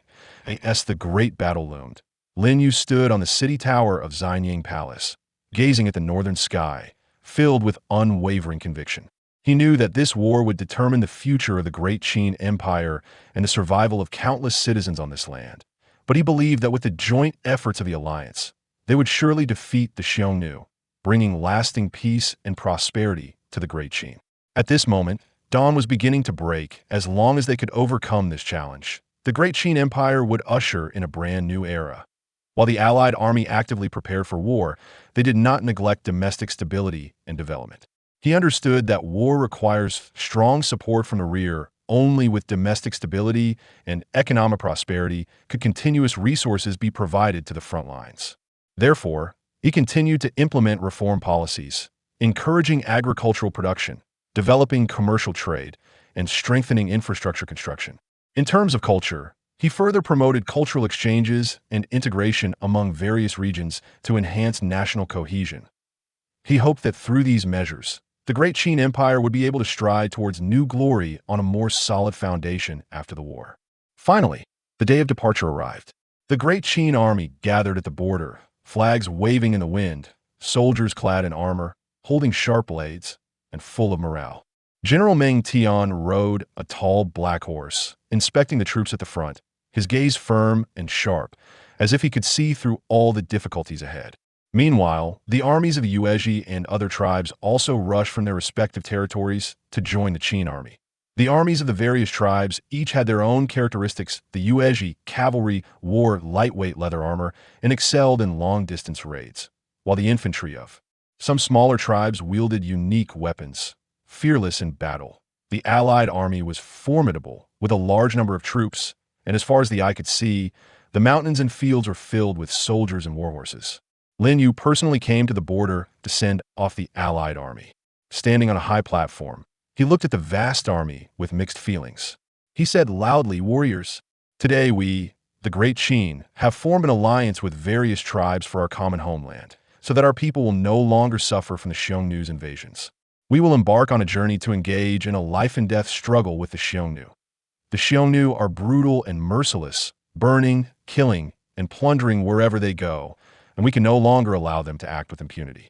I believe that through our joint efforts, we will surely defeat the Xiongnu and return triumphantly." The soldiers echoed Lin Yu's words, shouting in unison, "Defeat the Xiongnu, return triumphantly." The sound echoed through the skies, shaking the earth. Subsequently, General Meng Tian waved his command flag, and the allied army officially set out. The troops marched towards the territory of the Xiongnu, the sound of hoofbeats and footsteps intertwining like an impassioned war song. During the march, the Allied army strictly adhered to the strategic plan established in advance. The Qin army, as the main force, advanced steadily, maintaining an orderly formation. The armies of the Yuezhi and other tribes maneuvered as planned, flanking and encircling the Xiongnu, responding to the Qin army's movements. Along the way, the Allied army maintained strict discipline, committing no offenses against the local populace, earning their support and endorsement. However, the Xiongnu were not without defenses. They set up numerous obstacles along the border to delay the advance of the Allied army. When the Allied army reached a valley, they suddenly encountered an ambush laid by the Xiongnu.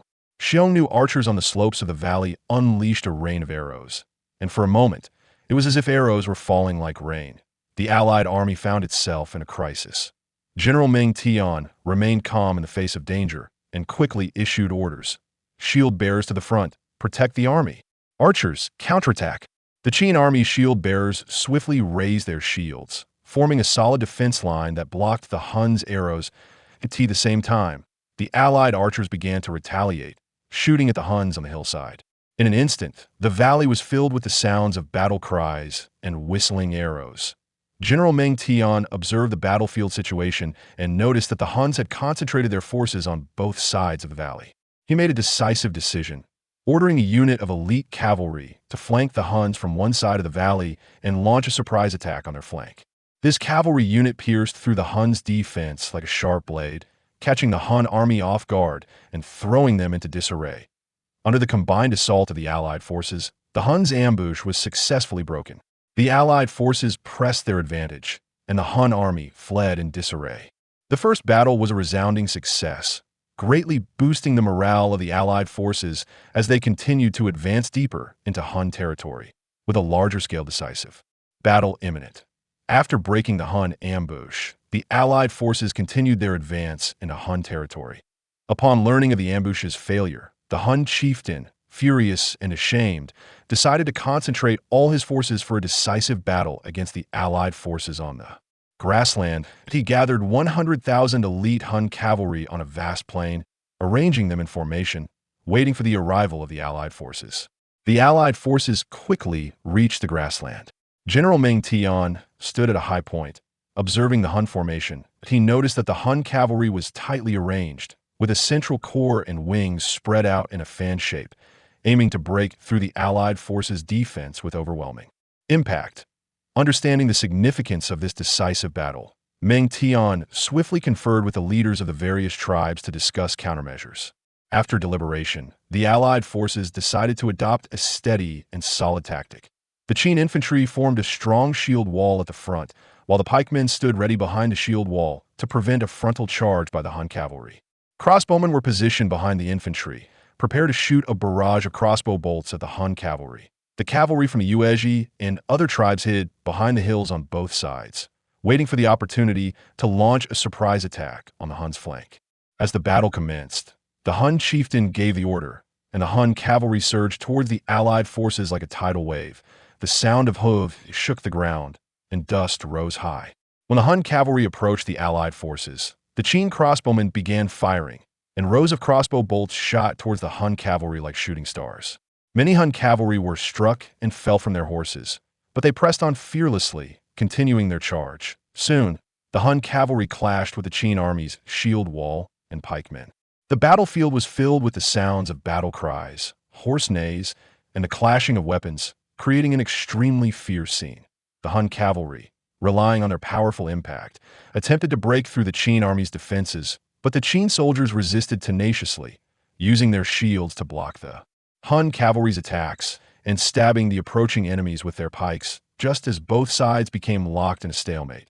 General Meng Tian saw that the time was ripe and ordered the cavalry from the Yuezhi and other tribes hidden on the hills to strike. The Yuezhi cavalry charged down from both flanks like tigers descending the mountains, attacking the Hun side. The Hun cavalry, taken by surprise by the flank attack from the Allied forces, immediately fell into disarray. The Allied forces seized the opportunity to launch a full counterattack, and the Qin infantry began to push forward, engaging the Hun cavalry in close combat. Seeing that the situation was turning against him, the Hun chieftain tried to organize his troops to break out. However, the Allied forces had surrounded them completely, and the Hun army found themselves in a desperate situation. Under the fierce assault of the Allied forces, the Hun army gradually lost its ability to resist. Realizing that the situation was hopeless, the Hun chieftain led a few trusted followers to break through and fled deep into the grassland. This decisive battle on the grassland ended in a great victory for the Allied forces. The Hun army suffered heavy casualties and was severely weakened. The Allied forces captured a large amount of weapons, horses, and supplies. Following this battle, The Huns were unable to launch large-scale attacks on the borders of the Qin Empire for the foreseeable future, bringing long-awaited peace to the northern borders of the Qin Empire. Upon learning of the victory, Meng Tian was overjoyed and ordered generous reward for the soldiers who participated in the battle, while also beginning to plan for post-war border construction and long-term cooperation with various tribes to ensure lasting peace and stability along the northern borders. The victory in the grassland battle provided the Qin Empire with a rare opportunity for peace. Meng Tian understood that post-war reconstruction was crucial for consolidating the fruits of victory and ensuring lasting stability along the borders. He quickly made a series of decisions to initiate comprehensive reconstruction in the border areas. First, Meng Tian ordered the repair of border towns and villages damaged during the war.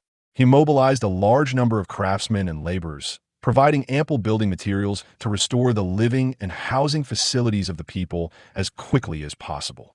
At the same time, to help the people quickly resume production, the court distributed a large quantity of seeds, farming tools, and livestock, encouraging the populace to reclaim wasteland and plant crops in terms of military matters. Meng Tian strengthened the construction of the border defense system. Based on the existing fortifications, he further reinforced the city walls, added beacon towers and lookout posts, and expanded the depth of defense. Additionally, he redeployed troops, increasing the number of garrison soldiers along the borders to ensure a timely response to any potential threats.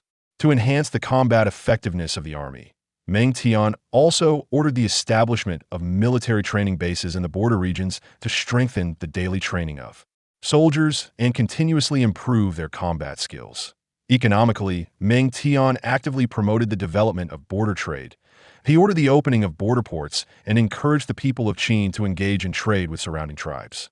To facilitate prosperous trade, the court formulated a series of preferential policies, lowering tariffs and providing trade subsidies, which attracted a large number of merchants to conduct business in the border areas. The rise of border trade not only enriched the living supplies of the people, but also promoted cultural exchange and integration.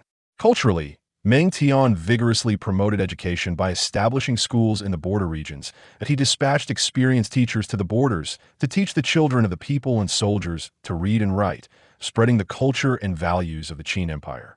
Through education, the sense of identity and belonging of the border populace towards the Qin Empire was strengthened, promoting national unity. Furthermore, Meng Tian paid attention to maintaining relationships with surrounding tribes. He dispatched envoys to various tribes to express gratitude for their support during the war and signed long-term peace and friendship treaties with them. The treaties clarified the boundaries between both parties, established rules for trade exchanges, and stipulated mutual assistance obligations in the event of foreign invasions. Through these measures, the Qin Empire established a more solid alliance with surrounding tribes, laying a strong foundation for peace and development in the border regions. While actively advancing post-war reconstruction in the border areas, Meng Tian also understood the importance of consolidating the internal foundations of the Qin Empire. He turned his attention to various levels of the state, implementing a series of in-depth consolidation measures across politics, economy, and culture. Politically, he further improved the bureaucratic system. He strengthened the assessment and supervision of officials, establishing a stricter performance evaluation system.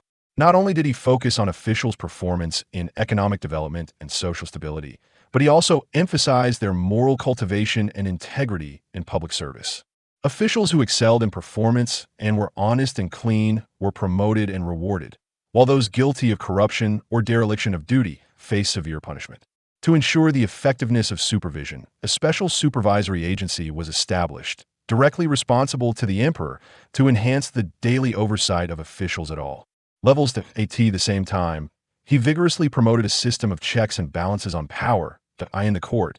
He appropriately decentralized power to avoid excessive concentration of power in the hands of few. Different departments were made to check and supervise each other, improving the scientific and fair nature of decision-making. This series of measures effectively curbed corruption in the officialdom, improved the administrative efficiency of the government, and made the political environment of the Qin Empire clearer and more transparent. In terms of the economy, Lin Yu continued to deepen reforms. He increased investment in agriculture, built more water conservancy projects, improved irrigation conditions, and enhanced farmland productivity. At the same time, he encouraged farmers to adopt new planting techniques and agricultural tools to improve agricultural production efficiency that to support business development. Li Yong unified the national currency and measurement systems, eliminated trade barriers, and facilitated the circulation and exchange of goods. He also established commercial loan institutions to provide financial support to merchants, encouraging them to expand their operations in the cultural field. Lin Yu advocated for cultural integration and innovation. He encouraged cultural exchanges between different regions and discarded existing regional biases. He promoted a unified script and language nationwide to facilitate the spread and exchange of culture. Additionally, Lin Yu strongly supported academic research and artistic creation, establishing specific cultural awards to reward scholars and artists with outstanding contributions. This series of measures promoted the prosperity and development of Qin culture, enhancing the country's cultural soft power. Moreover, Lin Yu also focused on improving people's livelihoods. He ordered the construction of roads and bridges nationwide to improve transportation conditions, making it easier for people to travel and for goods to be transported. He strengthened investment in healthcare, trained more doctors, promoted medical knowledge, and improved the health levels of the populace. Through these measures, the economy within the Qin Empire became more prosperous, politics more stable, culture more flourishing, and people's lives more affluent, greatly enhancing the overall strength of the nation. Despite the significant achievements Lin Yu made on the borders and within the empire, hidden dangers quietly emerged. In remote southern regions, some descendants of the old nobility from the former Chu state, seeing that the Qin Empire was focusing its main efforts on northern border conflicts and internal construction, believed there was an opportunity and began secretly plotting to revive the Chu state. These descendants of the old nobility were led by Xiong Qi, who claimed to be of royal Chu blood and harbored a strong desire to restore the state. Xiong Qi capitalized on the local people's sense of identity with the old Chu culture and some people's dissatisfaction with Qin rule to secretly rally support. He established a base in the deep mountains, attracting many young people with the pretext of training in martial arts and ancestral worship.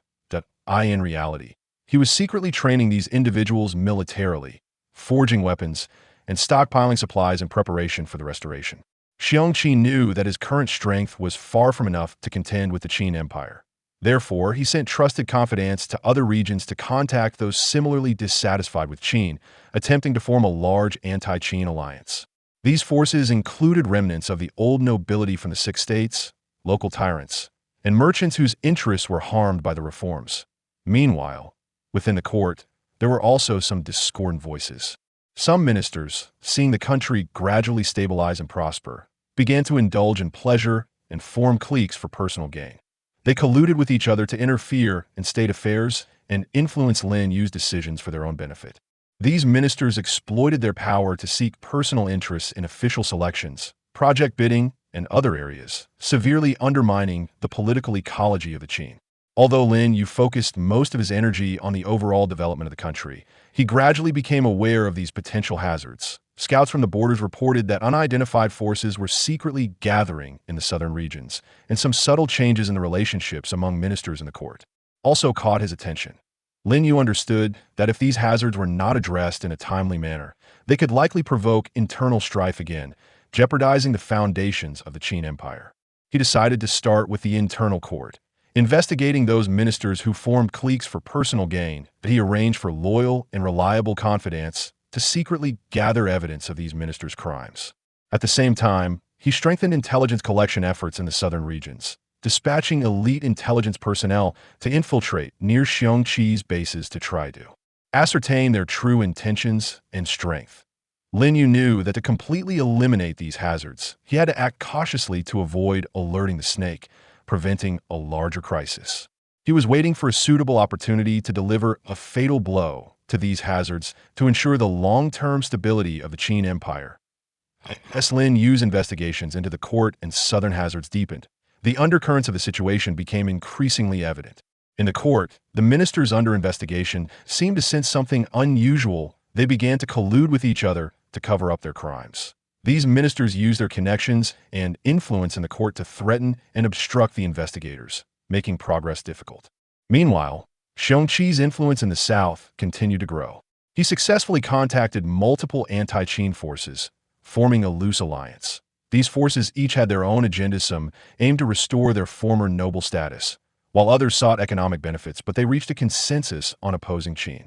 To enhance the cohesion of the alliance, Xiongqi held multiple secret gatherings where he passionately recounted the glorious history of the Chu state and incited hatred against Qin among the participants. We, the Chu state, once had vast territories and prosperous people, yet we were brutally destroyed by the Qin. Now, the rule of Qin makes our lives unbearable. How can we sit idly by?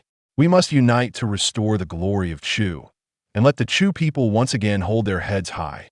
Xiongqi's words ignited the emotions of the crowd, and they expressed their willingness to follow him to resist the Qin Empire to the end. To prepare for the uprising, Xiongqi and others gathered funds and supplies from various sources. They extorted wealth from local tyrants and forced the populace to donate food and weapons in the name of restoring the state. Some unwilling citizens faced brutal persecution, causing the people in the southern regions to live in fear, and societal order gradually descended into chaos. The intelligence Lin Yu received became increasingly dire, and he realized that time was running out. If the corrupt ministers in the court were not eliminated in a timely manner, they would affect the country's decision-making and stability. If the anti-Qin alliance in the south gained momentum and launched an uprising, it would deliver a heavy blow to the Qin Empire. Lin Yu decided to accelerate his actions, intensifying the investigation into the corrupt ministers in the court, preparing to bring them to justice in one fell swoop. Simultaneously, he secretly mobilized troops, deploying them at the southern border, waiting for the right moment to encircle Xiongqi's anti-Qin alliance to thoroughly eliminate these two major hazards and stabilize the situation in the Qin Empire. After Lin Yu obtained solid evidence of the corrupt ministers forming cliques in the court, he decided to launch a decisive action. He chose a day for a court session, and when the ministers gathered in the court as usual, Lin Yu's expression was particularly serious. "Today, I will expose the heinous acts of some ministers." Lin Yu's voice echoed in the court, and the ministers exchanged uneasy glances, sensing an impending crisis.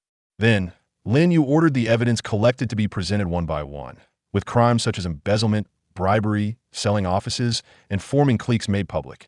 The exposed ministers turned pale, some attempted to defend themselves, while others collapsed on the ground. "You, as officials of the Qin, do not think of serving the country, but seek personal gain and form cliques, severely undermining the clarity of the court and the stability of the nation. The laws of Qin will not be lenient." Lin Yu glared and ordered the immediate arrest of these ministers. The guards rushed into the court like wolves, capturing the implicated ministers one by one. The court was thrown into chaos, and the other ministers were shocked, not expecting their usually respectable colleagues to commit such crimes. "Your Majesty is wise. These people deserve their punishment. They are indeed the parasites of Qin." Some just ministers expressed their support for Lin Yu's actions. Lin Yu looked at everyone in the court and said, "If the Qin wants long-term peace and stability, it must have a clean and upright court. I hope all ministers take this as a warning and work for the public good. Otherwise, they will surely face severe punishment." This action caused a tremendous shock in the court, and those who had once harbored ill intentions began to restrain their behavior. The just ministers were greatly encouraged and became more resolute in supporting Lin Yu's rule. The atmosphere in the court improved significantly, and administrative efficiency was greatly enhanced. However, Lin Yu knew that although he had resolved the internal issues in the court, the anti-Qin alliance in the south remained a significant threat. He had to quickly formulate a detailed plan to exterminate them and deliver a fatal blow before they were fully prepared, ensuring the foundation of the Qin Empire remained solid. Lin Yu summoned the military generals in the court to discuss strategies against the anti-Qin alliance, and a battle against the anti-Qin forces was about to commence. While the court was undergoing turmoil, the anti-Qin alliance in the south also sensed something unusual. Xiongqi discovered that some suspicious individuals had recently appeared nearby, seemingly monitoring their every move. He realized that his plans might have attracted the attention of the Qin court. "It seems we can no longer delay. We must launch our uprising as soon as possible. Otherwise, if we are surrounded by the Qin army, we will have no chance of victory," Xiongqi discussed with other leaders of the anti-Qin alliance in their secret base. "But our preparations are still insufficient. We have not fully gathered supplies and weapons. Isn't it too risky to start the uprising now? One leader expressed his concerns. Xiongqi frowned and replied, "There is no time left. We will hasten our preparations while launching the uprising, raising our banner to call for more people to join us. As long as we can achieve some early victories, we will gain more support and resources." After some discussion, the anti-Qin alliance decided to launch the uprising in half a month. They began spreading the word throughout the south, claiming that the state of Chu was about to be restored, calling on the people to take up arms and resist the rule of Qin. Some oppressed citizens, incited by the anti-Qin alliance, responded eagerly. Lin Yu learned through intelligence that the anti-Qin alliance was about to rise up, and he immediately made arrangements. He dispatched General Wang Jian, leading 50,000 elite Qin troops, to swiftly head south. Wang Jian was an experienced commander who understood the difficulty of this task. Living up to His Majesty's trust, "I will eliminate the anti-Qin rebels and stabilize the south," Wang Jian said as he set off with the Qin army. The Qin army marched quickly and soon reached the southern border. Wang Jian did not rush to attack, but first conducted detailed reconnaissance of the anti-Qin alliance's strongholds and troop deployments. He discovered that although the anti-Qin alliance had a considerable number of people, most were hastily assembled and lacked training, with weapons and equipment being inconsistent.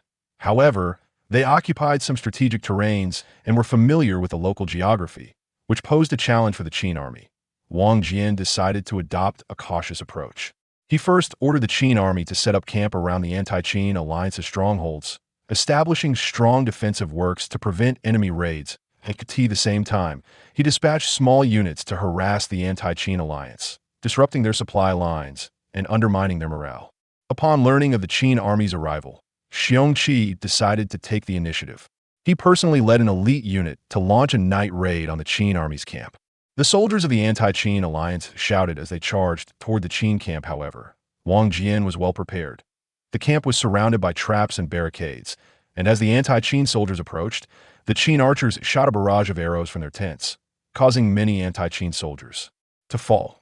Seeing this, Xiongqi realized the surprise attack had failed and quickly ordered a retreat.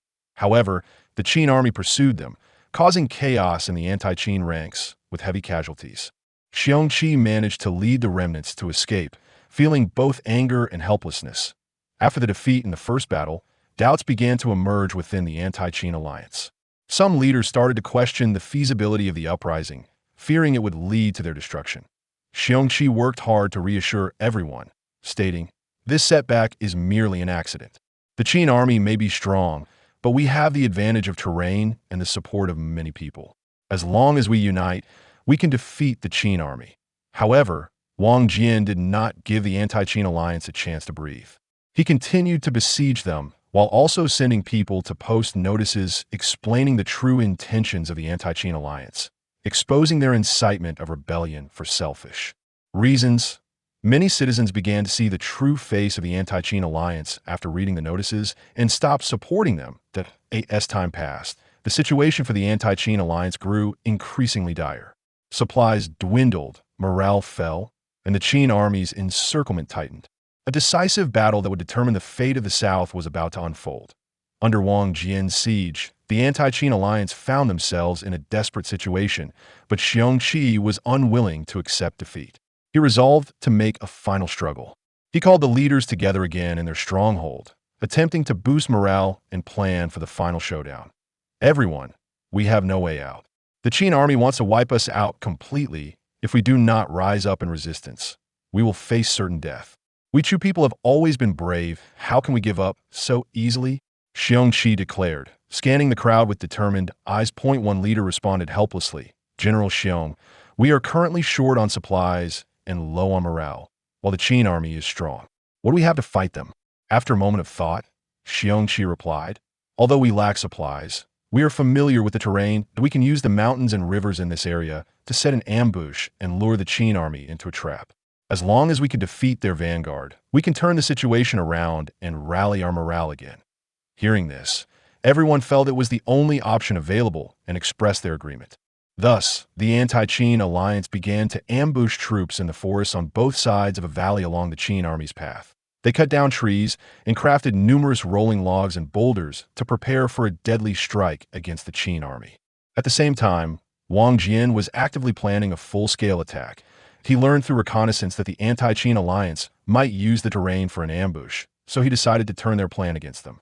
Wang Jian selected an elite light cavalry unit composed of battle-hardened soldiers, skilled riders, and agile in movement. Your task is to feign retreat and lure the anti-Qin alliance's army to pursue. Remember to seize the right moment to draw them out of their ambush. Wang Jian instructed the cavalry commander at the same time. Wang Jian arranged for the main force to set up an encirclement in the open area outside the valley. Once the light cavalry led the anti-Qin alliance's army out of the valley, the main force would swiftly encircle them, annihilating them in one blow. With everything ready, the Qin army began to act. The light cavalry advanced toward the anti-Qin alliance's ambush point, deliberately creating a noisy march to attract their attention. When the light cavalry entered the valley, the anti-Qin alliance could no longer contain themselves and launch an attack. Rolling logs and boulders fell from the slopes, and the Qin light cavalry pretended to be overwhelmed, retreating in disarray. Xiongqi believed the Qin army had fallen into their trap and led the anti-Qin alliance's army to pursue them. They chased after the Qin army, gradually moving away from the ambush point in the valley at that moment.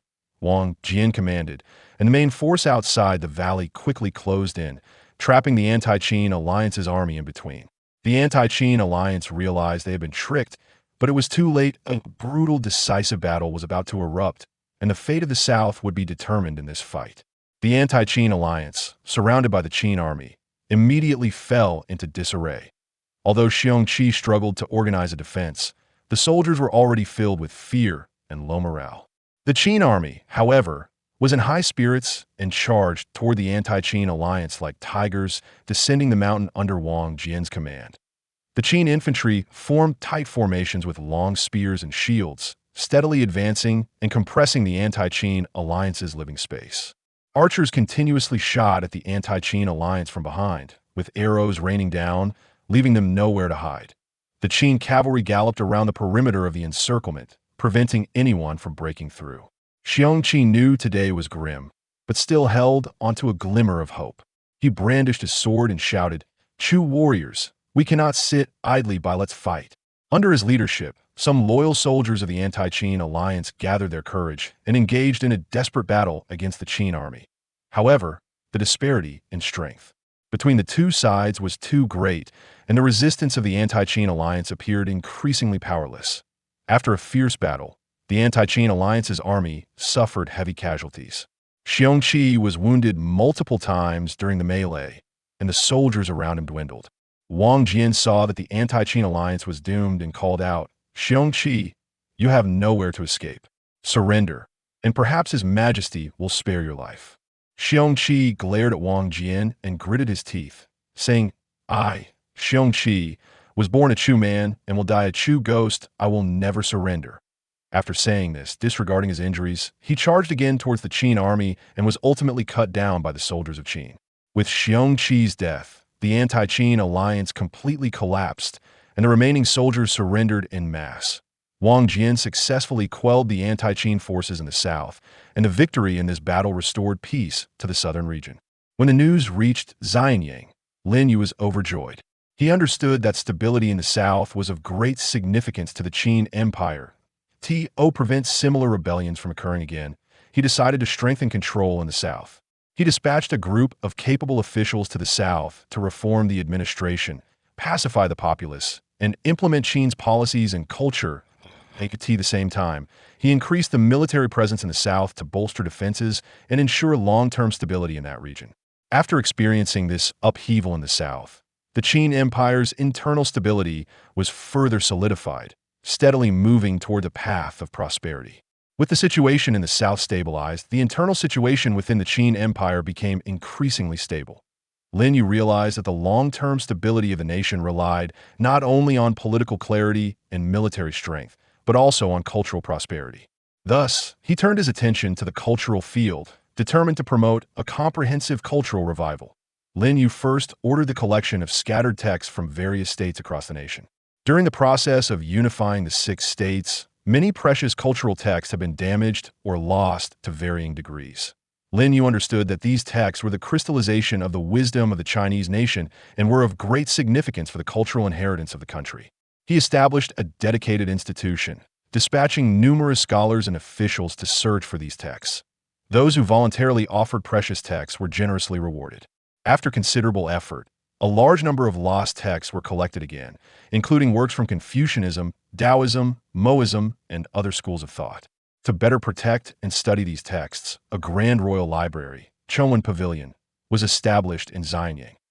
Chongwen Pavilion not only had a rich collection, but also employed numerous knowledgeable scholars who were responsible for organizing, annotating, and researching the texts. Lin Yu often visited Chongwen Pavilion to engage in discussions with scholars, encouraging them to delve deeper into their studies to extract the essence of ancient culture. At the same time, Lin Yu vigorously promoted cultural education. He established schools throughout the nation, not only in cities, but also reaching into rural areas. The educational content of these schools included not only the laws and characters of the Qin, but also the philosophical and cultural thoughts of various schools. Lin Yu hoped to cultivate a new generation of knowledgeable, moral, and responsible individuals through education, allowing Qin's culture to be inherited and developed. To ensure the quality of education, Lin Yu selected outstanding teachers and provided them with generous compensation and social status. In terms of literature and arts, he actively encouraged creative work. He established literary awards to recognize and reward outstanding literary works. As a result, poetry, prose, and other literary forms flourished in the Qin Empire.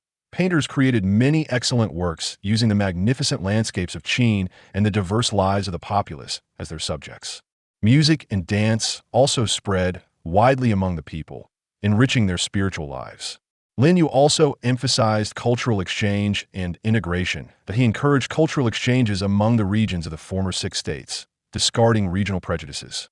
The cultural characteristics of different areas borrowed from and absorbed each other through exchange, forming a diverse and inclusive cultural atmosphere. This revival and integration of culture greatly enhanced the cultural identity and national pride of the people of the Qin Empire, laying a solid cultural foundation for the nation's prosperity and stability. As agriculture was the foundation of the nation, Lin Yu placed great emphasis on it. He continued to increase investment in water conservancy projects, repairing existing facilities and digging new canals and irrigation channels in some arid areas. For example, in the northern part of the Guangzhou Plain, he excavated a Fumin Canal several hundred miles long, bringing water from the Yellow River to the area, transforming large areas of arid land into fertile fields at the same time. He promoted advanced agricultural techniques, encouraging farmers to use iron tools and oxen to improve agricultural productivity. He also dispatched agricultural experts to various locations to guide farmers in planting and to teach new planting methods and crop varieties, such as introducing drought-resistant varieties of millet, which were widely cultivated in the northern regions, significantly increasing grain yields in commerce. Lin Yu further improved the commercial system. He unified the national commercial tax standards, reducing the burden on merchants and invigorating commercial activities. To promote the circulation of goods, he vigorously constructed roads, forming a transportation network centered around Xianyang that radiated throughout the nation. These roads were wide and flat, facilitating the transportation of goods by merchants and strengthening connections between different regions. He also established dedicated market management organizations to regulate market order, combat counterfeit goods and commercial fraud, and protect consumers' rights. To encourage foreign trade, he opened border ports and engaged in trade with neighboring countries and tribes. Qin silk, ceramics, and iron goods were sold in Central Asia and the Middle East in exchange for a large quantity of jewelry, spices, and other luxury goods, enriching the domestic market. Under Lin Yu's promotion, handicrafts also made significant progress. He established official handicraft workshops that gathered skilled craftsmen from various regions for large-scale production. In the textile industry, he invented new textile machinery, increasing the quantity and quality of silk and cloth. In the ceramics industry, craftsmen developed more exquisite pottery, achieving an unprecedented level of craftsmanship. These fine handicraft products not only met domestic demand, but also became important commodities for foreign trade. Lin Yu also actively promoted financial innovation. He ordered the minting of standardized half-tail coins to ensure the quality and credibility of currency. At the same time, he established pawnshops in major cities to provide merchants with loans, savings, and other financial services. The emergence of pawn shops alleviated the financial turnover difficulties faced by merchants, promoting further commercial development. Through a series of economic reform measures, the Qin Empire's economy flourished, with significant increases in national fiscal revenue and notable improvements in the living standards of the populace. The Qin Empire achieved significant accomplishments in culture and economy. Lin Yu shifted his focus to the military field. He understood that a strong military force was essential for national stability and development, capable of maintaining domestic peace and showcasing the power of a great nation on the international stage. First, Lin Yu undertook a comprehensive reorganization of the army. He re-evaluated the army's structure and optimized the infantry, cavalry, and crossbowmen according to different operational needs. He increased the proportion of cavalry, forming several large elite cavalry corps equipped with the finest warhorses and weaponry to enhance soldiers' combat effectiveness. Lin Yu strengthened military training.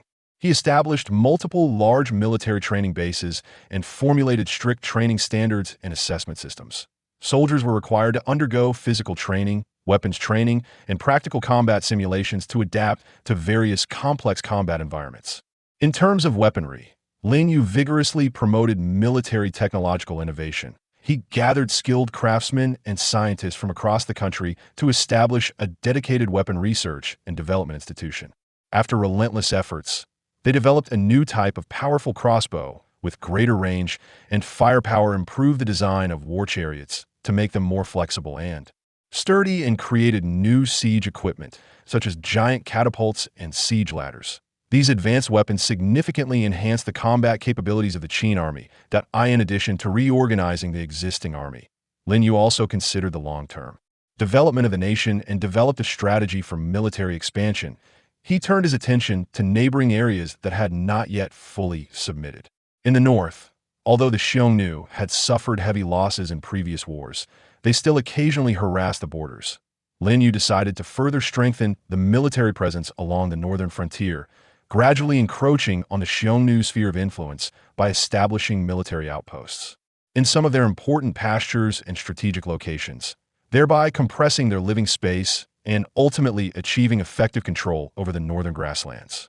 In the south, plans were made for large-scale conquest and development of the Baiwei region. The Baiwei region is vast and resource-rich, but had long been fragmented into various tribes.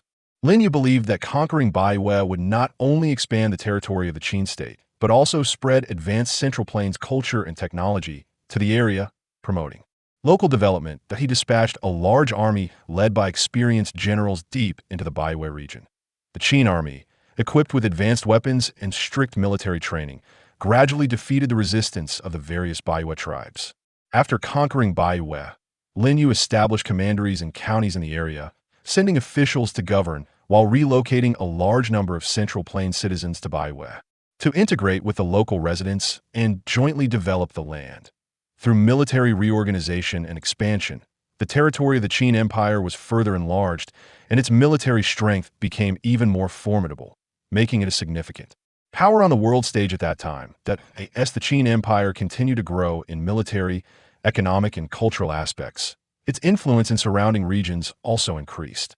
Lin Yu realized that a powerful nation not only needed a solid internal foundation, but also required clever diplomatic strategies to maintain its interests and expand its development space. Thus, he actively engaged in diplomatic activities, maneuvering through complex international relations in interactions with neighboring countries and tribes. He adhered to the principles of peaceful coexistence and mutual benefit. For those nations and tribes that maintained friendly relations with Qin, he intensified trade and cultural exchanges. He dispatched numerous caravans carrying Qin's specialty goods such as silk, porcelain, and ironware to trade in surrounding areas.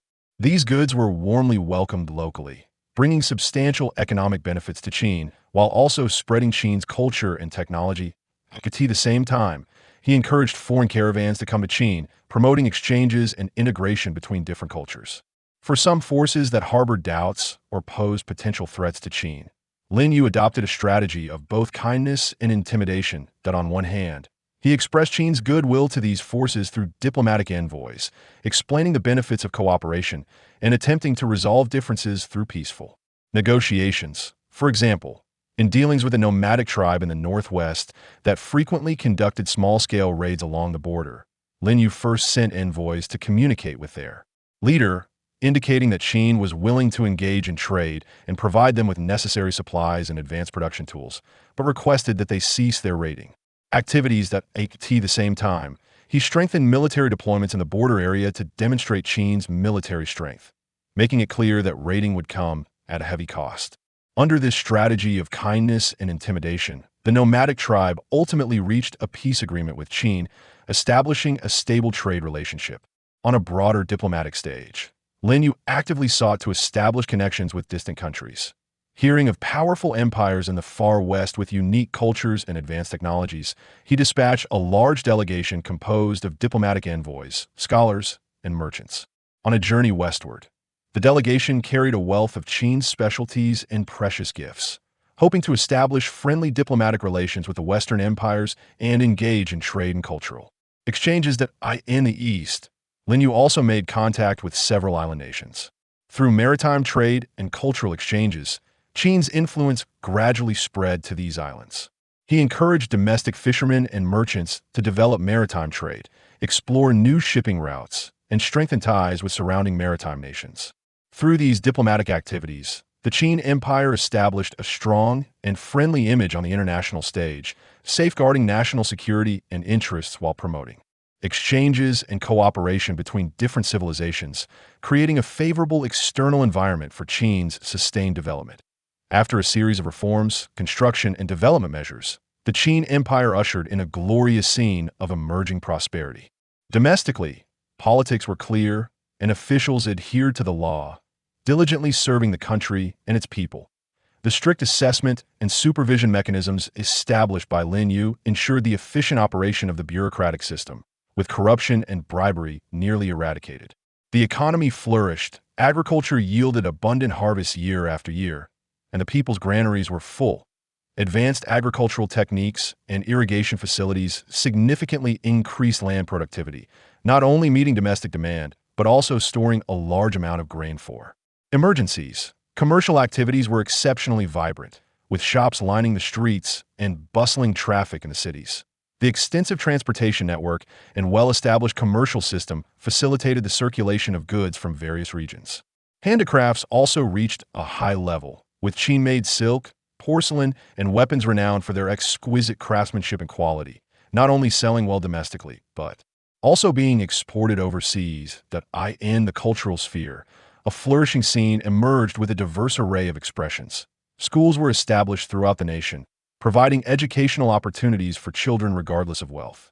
Confucianism's benevolence, Taoism's non-action, and Moism's universal love were widely taught and discussed in classrooms, cultivating generations of knowledgeable and moral talents.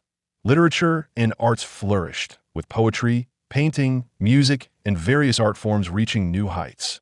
Scholars and artists drew inspiration from Qin's magnificent landscapes and thriving scenes, creating countless popular works. Militarily, the Qin Empire boasted a well-equipped and well-trained, powerful army. Advanced weaponry and scientific military organization allowed the Qin army to far surpass surrounding forces in combat capability. The consolidation of the northern frontier and effective governance of the Baiwei region not only expanded Qin's territory, but also ensured national security and stability. The people in the border regions no longer suffered from war, allowing them to live and work in peace and develop production. In diplomacy, the Qin Empire established a lofty reputation among neighboring countries and tribes due to its strong strength and friendly attitude. Various nations sent envoys to Qin to learn advanced culture and technology and engage in trade. Qin's influence reached far and wide, with increasingly frequent exchanges with distant countries. The preliminary opening of the Silk Road allowed Qin's goods and culture to spread to broader regions. The entire Qin Empire presented a scene of prosperity, harmony, and stability. The people lived affluently, filled with hope for the future. Cities were adorned with lanterns, and laughter echoed in the countryside. Lin Yu stood on the city tower of Xianying Palace, overlooking this prosperous empire, filled with satisfaction and pride. However, he knew well that maintaining this golden age was no easy task. Continuous effort was needed to address various potential challenges to ensure the lasting glory of the Qin Empire. Despite the apparent prosperity of the Qin Empire, Lin Yu keenly sensed that some potential crises were quietly brewing. Economically, although commerce was flourishing, problems arose with the continuous expansion of trade. Some wealthy merchants began to monopolize certain industries in pursuit of higher profits, manipulating market prices. For instance, in the trade of salt and ironware, some merchants colluded to hoard goods, driving up prices and significantly increasing the living costs for the common people. Furthermore, the excessive development of commerce led a large number of farmers to abandon agriculture for trade, resulting in a reduction of agricultural labor and impacting agricultural production. Although Lin Yu had previously promoted agricultural development vigorously, if this trend were not curbed, it could undermine the economic foundation of the nation, in the cultural sphere. With the widespread dissemination of various thoughts, there are also signs of ideological confusion. Some individuals distort the philosophies of the various schools of thought, using them to incite the populace in an attempt to achieve personal goals. For instance, some people, under the banner of Taoist Wu-Wei non-action, oppose some normal management measures of the court and promote anarchist ideas, causing a certain degree of ideological confusion among the people. At the same time, with the continuous influx of foreign cultures, some negative cultural concepts have begun to challenge the original values of the Qin dynasty, negatively affecting social customs. Militarily, although the Qin army is strong, the long period of peace has led to a sense of complacency among some soldiers. Some generals have also begun to indulge in pleasure and neglect military training and strategic research. Moreover, as the empire's territory expands, the length of the border defense lines increases and the pressure on military defense grows. Maintaining a large army and numerous military outposts requires a significant amount of human, material, and financial resources, which places a certain burden on the national finances. In terms of diplomacy, although the Qin currently maintains friendly relations with neighboring countries, some potential conflicts are gradually emerging. As Qin's influence continues to expand, some neighboring countries have begun to feel wary and jealous of Qin. They're concerned that Qin will further expand, threatening their own interests. Therefore, in some diplomatic occasions, their attitude towards Qin has become increasingly subtle, appearing friendly on the surface while secretly strengthening military preparations to counterbalance Qin's development. Lin Yu is keenly aware that if these potential crises are not addressed in a timely manner, they may gradually erode the foundations of the Qin Empire, undermining the hard-earned, prosperous situation. He falls into deep thought, contemplating strategies to address these crises. Lin Yu realizes that the issues in the economic sector are urgent and decides to implement a series of measures for regulation. To address the monopolistic behavior of wealthy merchants and their manipulation of prices, Lin Yu issues strict anti-monopoly decrees. The decree stipulates that it is strictly forbidden for merchants to collude to control commodity prices or hoard goods, with substantial fines imposed on violators in severe cases. All property may be confiscated and the offenders exiled. To ensure the effective enforcement of the decree, a specialized market supervision agency is established to strengthen daily inspections and oversight of the market. Once a violation is detected, immediate and severe punishment is enforced. Additionally, the public is encouraged to report monopolistic behaviors, with generous rewards for whistleblowers. This series of measures effectively combats market monopolies, stabilizes prices, and ensures the livelihoods of the people. To address the issue of agricultural labor loss, a series of policies to encourage farming are implemented. He increases support for agriculture and elevates the status of farmers. On one hand, he reduces farmers' taxes and offers more land incentives, such as tax exemptions for a certain period for those who cultivate wasteland. On the other hand, farmers who make outstanding contributions to agricultural production are recognized and rewarded, setting farming role models and creating a positive atmosphere in society that values agriculture. Furthermore, agricultural technicians are organized to provide technical guidance to farmers in rural areas, helping them improve production efficiency and increase income. The implementation of these policies attracts some farmers who had turned to commerce back to the land, stabilizing agricultural production in terms of commercial development. While regulating the market, Lin Yu actively guides the healthy development of commerce. He encourages the development of commercial industries related to national economy and people's livelihoods, such as grain trade and daily necessities production. For merchants in these industries, he provides certain policy support, such as low-interest loans and tax reductions. At the same time, he promotes commercial innovation, encouraging merchants to explore new business models, such as chain operations and remote trade organization forms though not. Modern e-commerce, to promote diversified commercial development.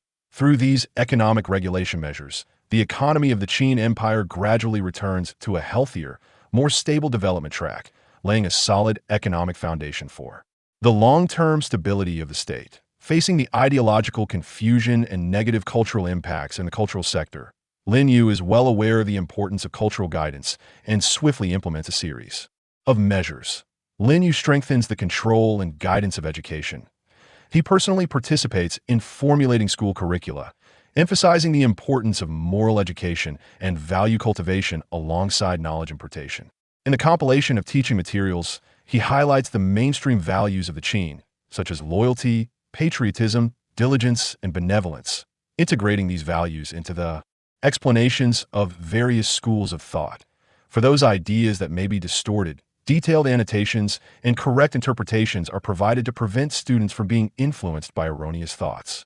At the same time, teachers are required to pay attention to students' ideological dynamics during the teaching process and correct erroneous concepts in a timely manner. To promote positive energy, Lin Yu vigorously supports and encourages cultural creation. He establishes multiple cultural awards to provide substantial rewards for literary and artistic works that spread positive ideas and showcase the grandeur of the Qin era. Various cultural activities are organized, such as poetry recitals, painting exhibitions, and theatrical performances to disseminate positive cultural concepts and guide social customs. For example, a painting exhibition themed the beauty of the Qin is organized, encouraging artists to create works based on Qin's landscapes, figures, and customs, attracting a large number of citizens to visit and fostering a greater love for their country and culture. Lin Yu also emphasizes the screening and integration of foreign cultures.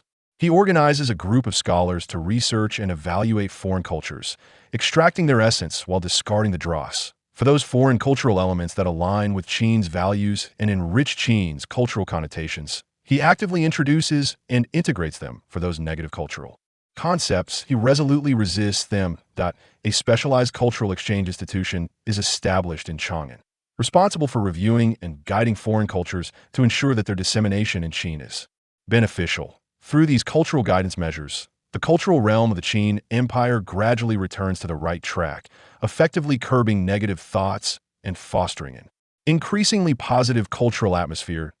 In light of the issues of complacency, increased defense pressure, and financial burdens in the military sector, Lin Yu decisively implements a series of military reform measures to revitalize military morale and eliminate complacency.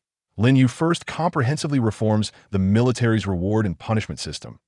He issues new military merit regulations, significantly raising the reward standards for soldiers who perform outstandingly in training and combat. Whether excelling in military skill assessments or demonstrating extraordinary courage and wisdom during missions, soldiers can receive corresponding honors and substantial material rewards, including land, money, and promotion opportunities. At the same time, stricter punishment measures are established for negligent training and violations of military discipline, ranging from demotion and salary reduction to military legal action for serious offenses. Ensure the fair enforcement of the reward and punishment system. A specialized supervisory team is established to comprehensively oversee various levels of generals and soldiers. In military training, Lin Yu requires further strengthening and diversification. In addition to traditional physical training, weapons usage, and tactical training, adaptability training for different terrains and complex environments is added. For example, for the grassland and desert terrain of the northern border, training subjects such as long-distance raids and desert survival are conducted for the mountainous combat environment in the southern regions. Specialized training in mountain marching and jungle warfare is implemented. Additionally, practical combat simulations are introduced, with regular large-scale military exercises organized between different units to simulate real war scenarios, enhancing soldiers' adaptability and collaborative combat capabilities. Faced with the defensive pressure brought by the lengthening of the border defense line, military deployments were optimized. Based on geographical conditions and strategic importance, military defense zones were redefined, with military fortresses and beacon towers added in key locations, forming a more rigorous defense system. At the same time, A strategy combining stationing troops to guard the border and mobile defense was adopted in border areas. A portion of the troops was arranged for long-term garrison duties, responsible for daily patrols and border vigilance. Additionally, several elite mobile units were formed and deployed in strategically convenient locations, enabling rapid reinforcement in case of enemy threats in any defense zone. To alleviate the pressure of military spending on the national finances, efforts were made to promote innovations in military technology and equipment. He encouraged the military-industrial sector to develop more advanced and cost-effective weapons and equipment, improving production efficiency and reducing manufacturing costs. For instance, the design of crossbows was improved, enhancing their power while simplifying the manufacturing process and lowering material costs. At the same time, management and allocation of military resources were strengthened to avoid waste. Precise accounting and overall planning of supplies, such as food and weapons, were implemented to improve resource utilization efficiency. Through these military innovation measures, the combat effectiveness of the Qin army significantly improved, military defenses became more solid, and the burden on national finances was alleviated to some extent. In terms of diplomacy, facing potential conflicts arising from neighboring countries' vigilance towards Qin's expansion, Lin Yu carefully planned a series of diplomatic strategies to maintain Qin's international status and peaceful development environment. First, he increased diplomatic communication and exchanges. He frequently dispatched senior diplomatic envoys to various countries, bringing personal letters and generous gifts to express Qin's peace and goodwill to the monarchs of those nations. In letters and conversations, he emphasized that Qin sought common development and prosperity, rather than expansion through oppression. The envoys detailed Qin's development philosophy and expressed a willingness to share advanced culture, technology, and economic development experiences with other countries, achieving mutual benefits through cooperation. For example, during diplomatic exchanges with a Western country, the envoy showcased Qin's advanced agricultural irrigation technology and silk weaving techniques, expressing a willingness to send experts to assist with the introduction and application of these technologies, effectively alleviating that country's wariness towards Qin. To further enhance mutual trust among nations, he actively advocated and promoted multilateral diplomatic activities. He initiated the Alliance of All Under Heaven proposal, inviting the monarchs of neighboring countries to gather in Qin to discuss plans for peaceful development. During the alliance, a series of treaties and agreements aimed at promoting regional peace and cooperation were proposed, such as jointly combating border banditry, establishing mutual trade mechanisms, and conducting cultural exchange activities. The monarchs engaged in in-depth discussions in a friendly atmosphere, ultimately reaching multiple consensus and signing relevant treaties. Through the Alliance of All Under Heaven, relations among countries significantly improved, forming a relatively stable framework for regional cooperation. While demonstrating a friendly attitude, he also emphasized maintaining Qin's dignity and strength. He cleverly arranged for envoys for various countries to observe Qin's military drills, advanced production workshops, and prosperous cities. This allowed them to witness Qin's powerful military strength, flourishing economy, and brilliant culture firsthand, making them understand the benefits of cooperating with Qin and the costs of confrontation. This diplomatic strategy of combining firmness with flexibility effectively conveyed Qin's goodwill and willingness to cooperate while showcasing its inviolable strength, alleviating neighboring countries' wariness and suspicion, and creating a peaceful and stable external environment for the Qin Empire, thereby maintaining significant influence on the international stage and providing a strong guarantee for the empire's continued prosperity and development. After addressing key issues in the economy, culture, military, and diplomacy, the focus shifted to the field of people's livelihoods. He understood that the people are the foundation of the nation, and only by ensuring that their lives are happier and more fulfilling can the prosperity of the Qin Empire endure. Lin Yu's first concern was the living conditions of the people. He ordered a nationwide large-scale housing improvement project for impoverished areas and cities. The court funded renovations, demolishing dilapidated houses and constructing new, well-planned, and durable residences. These new homes not only provided basic living space, but also equipped with simple living facilities such as kitchens and wells in rural areas. He encouraged people to build new homes themselves, providing certain subsidies and technical support. Simultaneously, he paid attention to the infrastructure construction in towns and villages, widening and repairing roads to make them smoother and more spacious, facilitating travel and transportation of goods. Public toilets and waste disposal facilities were built to improve hygiene conditions and reduce disease transmission. To improve the health standards of the people, he vigorously developed the healthcare industry. He built many public hospitals across various regions, equipped with professional doctors and pharmacists to provide free basic medical services to the people.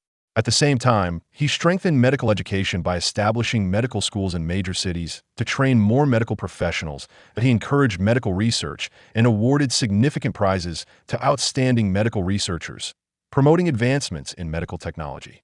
For instance, a medical researcher developed a new formula for treating plagues, receiving a substantial reward, and in order to promote this formula nationwide, effectively controlling a potentially outbreaking plague.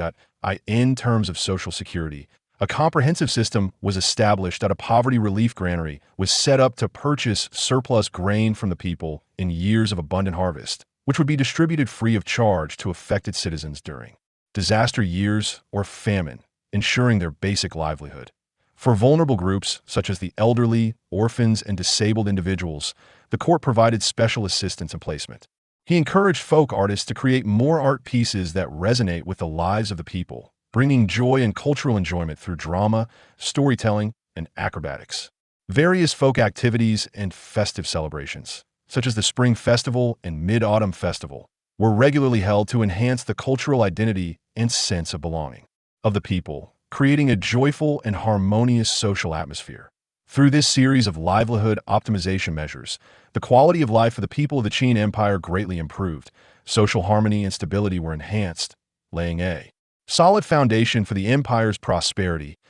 As the Qin Empire prospered in various aspects, Lin Yu began to contemplate the long-term inheritance of the empire. He understood that to ensure Qin's glory could be passed down through the ages, a comprehensive inheritance plan must be formulated. First, Lin Yu focused on improving the imperial succession system. He summarized the problems encountered in the succession processes of various historical dynasties and, combining them with Qin's actual situation, established a clear and rigorous set of succession rules. That it was stipulated that the throne would be primarily inherited by the legitimate eldest son. If the legitimate eldest son was unable to inherit, the order of succession would follow the legitimate sons. Sequentially, if there were no legitimate sons, a capable son from the illegitimate children would be chosen for succession. To avoid internal strife among the princes vying for the throne, a special royal academy was established to provide systematic education and training for all princes.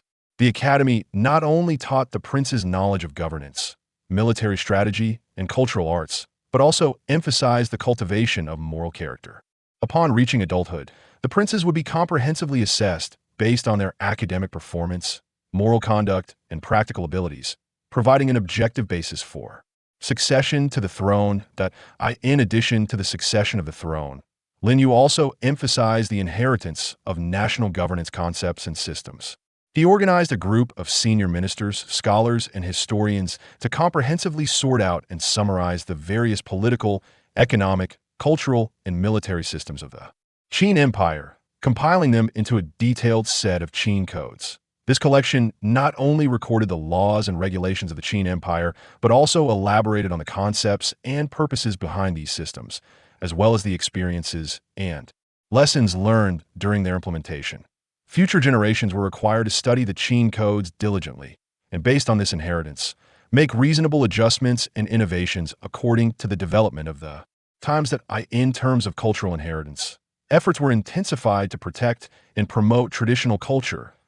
He ordered a reorganization and revision of various cultural texts to ensure their accuracy and completeness.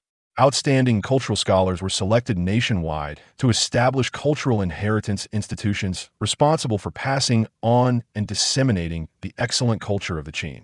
Scholars were encouraged to conduct in-depth research on traditional culture, explore its essence, and integrate it into the education system so that every Qin citizen could understand and inherit their culture. At the same time, cultural innovation was emphasized, encouraging future generations to create richer and more diverse cultural works based on traditional culture while incorporating the characteristics of the times, in terms of talent cultivation and inheritance.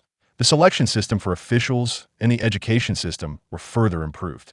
The selection system for officials not only emphasized ability, but also placed greater importance on moral character and loyalty. Talents with both virtue and talent were selected to serve in the court through various means, such as the imperial examination and recommendations. In terms of the education system, a complete system was formed from primary education to higher education that not only cultivated talents for governance, but also focused on training professionals in various fields, such as craftsmen, doctors, and merchants, providing a continuous source of talent support for the empire's sustained development. Through this series of inheritance plans, a grand blueprint for the long-term development of the Qin Empire was drawn, hoping that future generations could continue the glory of the Qin along this path. Despite Li Yang's seemingly comprehensive inheritance plans and development strategies for the Qin Empire, over time, some new undercurrents quietly emerged beneath the calm surface. Behind the economic prosperity, the issue of land annexation gradually became prominent. With further development of commerce, some wealthy merchants and local tyrants used their wealth to acquire large amounts of farmland from peasants through various means. Due to various reasons, such as natural disasters or being burdened by debts, peasants had to sell their land, becoming tenants or vagrants. Land annexation led to a significant loss of livelihood for many peasants, and the gap between rich and poor in society became increasingly pronounced. These landless peasants lived in hardship, and dissatisfaction with the court gradually grew, becoming a potential factor for social instability in the cultural realm. Although mainstream values were vigorously promoted, some decadent ideas continued to spread secretly. Some nobles and wealthy merchants pursued an excessively luxurious lifestyle, and this trend of extravagance gradually spread, affecting social customs. Some literati began to create works that catered to this trend, promoting hedonism and the idea of gaining without labor, which had a negative impact on the values of the youth. At the same time, with the increase in foreign exchanges, some foreign religious ideas entered the Qin, and some extremist thoughts secretly spread in certain regions, inciting people and attempting to undermine the original social order and belief system of the Qi in military matters. Although military reforms were implemented, some problems emerged within the army over time. Some generals stationed on the frontier for a long time amassed power and gradually formed their own spheres of influence. They began to pay lip service to the court's orders, even privately intercepting military salaries for personal gain. This not only severely affected the army's combat effectiveness and discipline, but also posed a threat to the authority of the central government. Moreover, due to prolonged peace, the Army's practical combat experience gradually diminished, and new military technologies and tactics faced numerous issues in practical application, requiring further adjustment and improvement in diplomatic terms. Although a relatively peaceful and stable external environment was created through a series of diplomatic strategies, some neighboring countries remained wary of the Qin's development. They appeared to comply with the treaties signed with the Qin and maintained peaceful relations, but secretly strengthened their military capabilities and expanded their armaments. Some small countries even began to seek support from external forces, attempting to unite to counterbalance the Qin. Although these small actions by neighboring countries did not pose an immediate threat to the Qin, they were like time bombs that could potentially disrupt the existing peace at any moment. Lin Yu keenly sensed the hidden dangers of these undercurrents and knew that he must take action again to resolve these potential crises. Otherwise, the splendor of the Qin Empire could be destroyed in an instant. Faced with these resurfacing dangers, he quickly summoned the ministers to discuss countermeasures and decided to take action again to stabilize the foundation of the Qin Empire's rule. The Teo addressed the issue of land annexation. Strict land laws were issued that a limit was set on the amount of land an individual could own, and it was strictly forbidden for wealthy merchants and local tyrants to annex peasant land through improper means. A comprehensive investigation of annexed lands was conducted, and if any illegal activities, such as coercive buying and selling, were found, the land would be forcibly returned to the original owners. At the same time, to fundamentally resolve the issue of peasant land, the court increased efforts to reclaim wasteland, organizing vagrants and landless peasants to cultivate wasteland and providing them with a certain period of tax exemption, as well as support in terms of tools and seeds. Additionally, the development of rural sideline industries was encouraged to increase peasant sources of income and reduce their excessive dependence on land.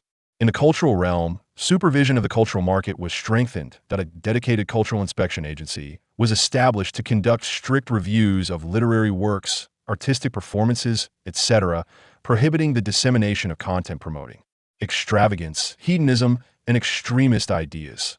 Severe penalties were imposed on violators among creators and disseminators as a warning. At the same time, the mainstream values of the Qin were vigorously promoted through various cultural activities, such as moral model selections and cultural lectures, guiding the social atmosphere back to the right path. In response to the spread of foreign religious ideas, strict controls were ordered, allowing only those religious activities that aligned with Qin values and legal provisions, and resolutely cracking down on organizations secretly spreading extremist ideas to maintain social belief stability. In military matters, measures were taken to weaken the power of local generals. He frequently transferred generals stationed on the frontier to prevent them from establishing local power bases. Supervision over military salary distribution and military material management was strengthened, and a dedicated auditing agency was established to regularly review military finances, severely punishing acts of intercepting military salaries illegally. To improve the Army's practical combat capabilities, a series of military exercises and practical drills were organized, simulating various complex war scenarios to allow the Army to accumulate experience in practice. At the same time, military innovation was encouraged, supporting the Army in conducting in-depth research and application of new military technologies and tactics to continuously enhance combat effectiveness.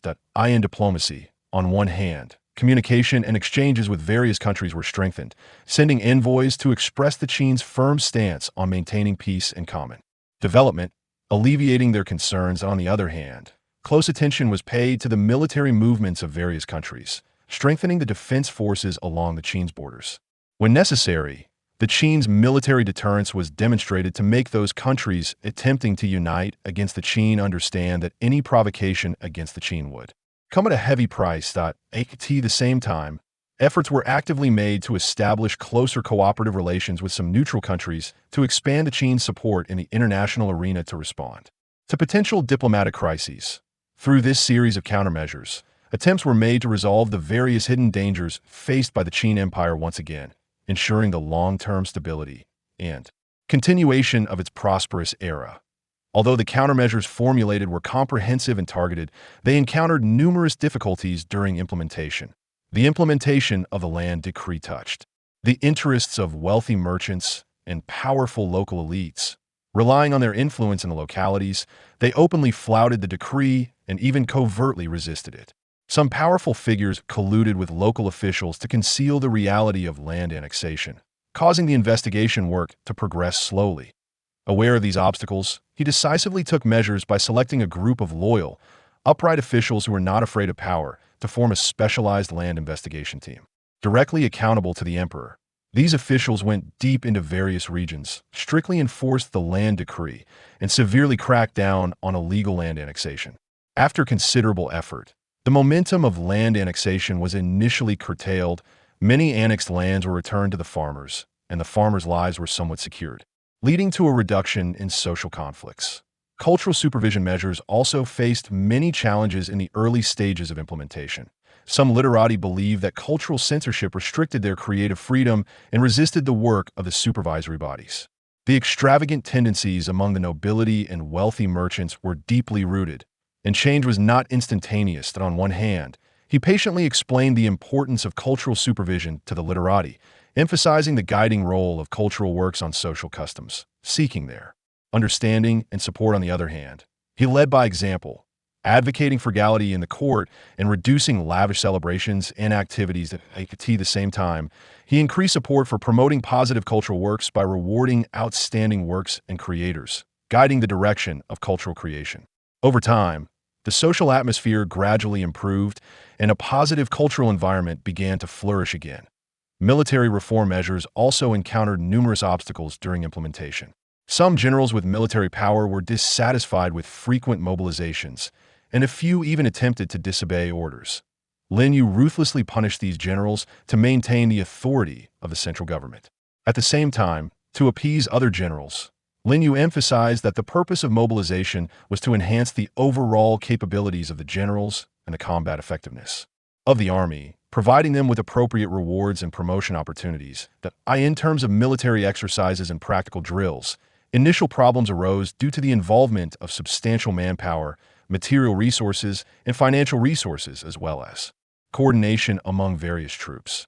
However, through continuous summarization of experiences and lessons and improvement of organizational methods, the practical combat capability of the military gradually improved, and new military technologies and tactics began to yield their intended effects in practice. In diplomacy, although the Qin Empire strengthened communication with various countries, some nations that harbored misgivings about Qin still maintained a wait-and-see attitude. They feared that Qin's strength would ultimately threaten their interests, thus remaining vigilant towards Qin's diplomatic overtures. Lin Yu did not become discouraged. He continued to showcase Qin's sincerity and potential for cooperation with other countries in economic and cultural aspects through various diplomatic channels. Meanwhile, the strengthening of Qin's border defense forces also made some nations that sought to unite against Qin wary. Gradually, some previously indecisive countries began to reassess their relationships with Qin, and some actively strengthened their exchanges and cooperation with Qin, leading to a certain degree of improvement in the external environment. Although the implementation of countermeasures was fraught with difficulties, under Lin Yu's persistence and efforts, initial results began to show, and the Qin Empire temporarily stabilized the situation, continuing on the path of prosperity and stability.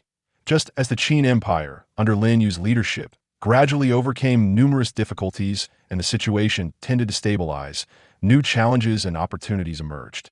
Simultaneously, an emerging tribal alliance from the northern grasslands was gradually rising.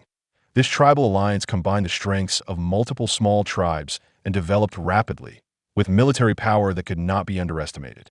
They had long coveted the fertile lands and abundant resources of Qin's northern border and began to frequently conduct small-scale harassment and plundering in the border areas. This posed a new threat to Qin's border security, and Lin Yu realized that it was essential to seriously address this emerging northern force, or it could lead to a large-scale border war. Meanwhile, in the distant eastern seas, some navigators discovered a new continent. According to their descriptions, this continent is vast, rich in resources, and has enormous development potential.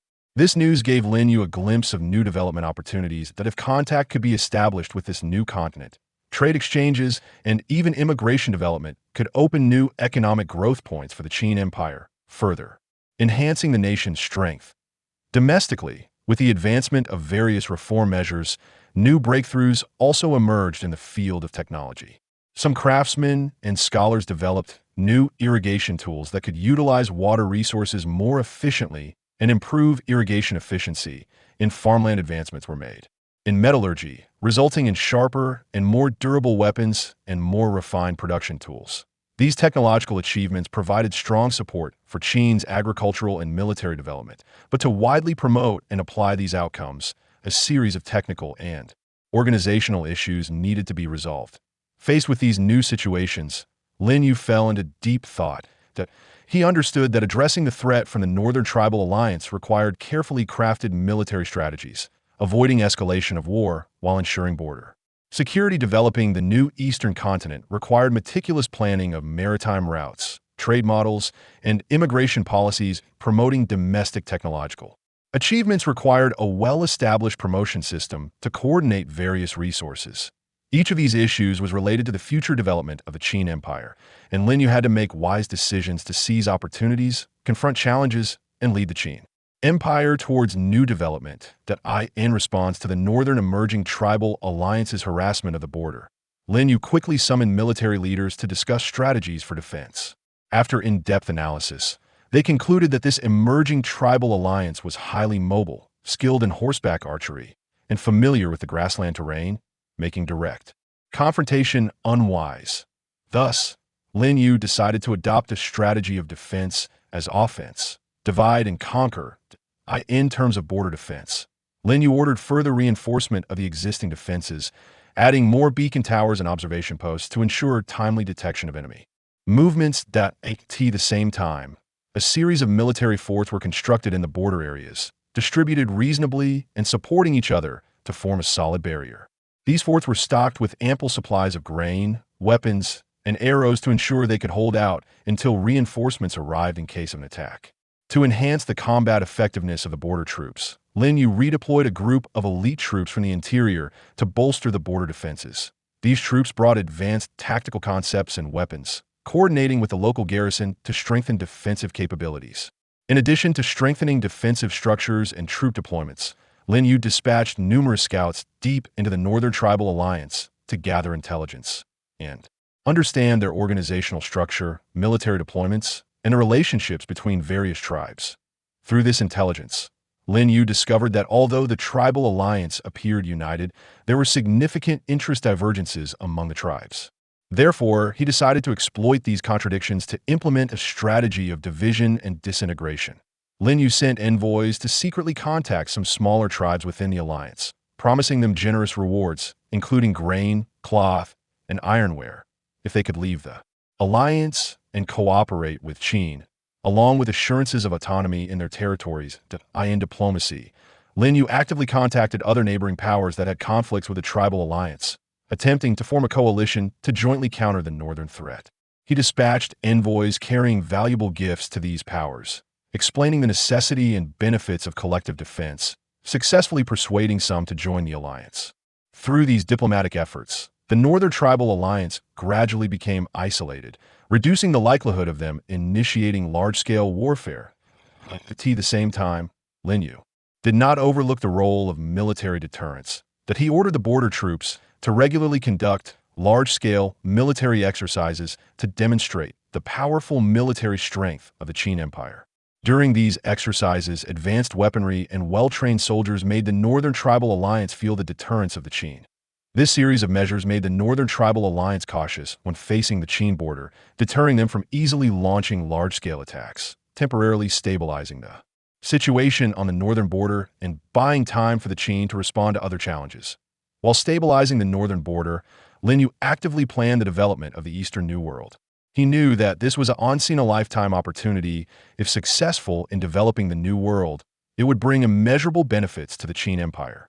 Lin Yu first assembled a professional maritime exploration team. This team was composed of experienced navigators, geographers, merchants, and soldiers. They were equipped with the most advanced ships, specially designed to be more durable and suitable for long-distance voyages.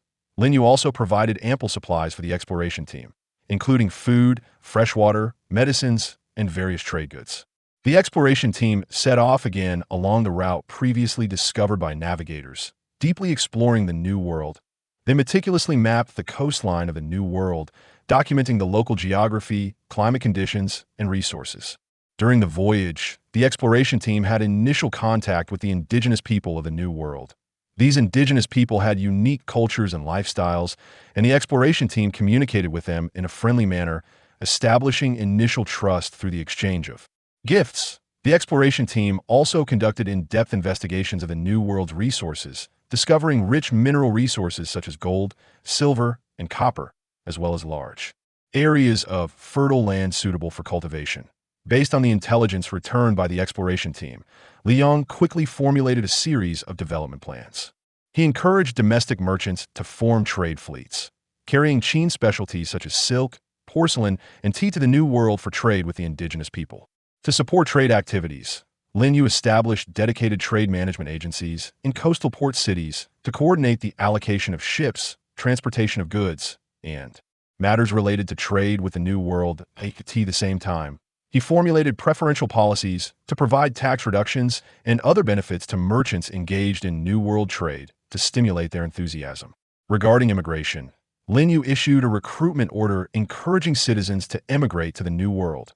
For those willing to immigrate, the court provided free transportation by ship, land allocation, and initial living material support. To ensure the safety and rights of immigrants, Lin Yu dispatched troops to establish multiple outposts in the New World to maintain local order.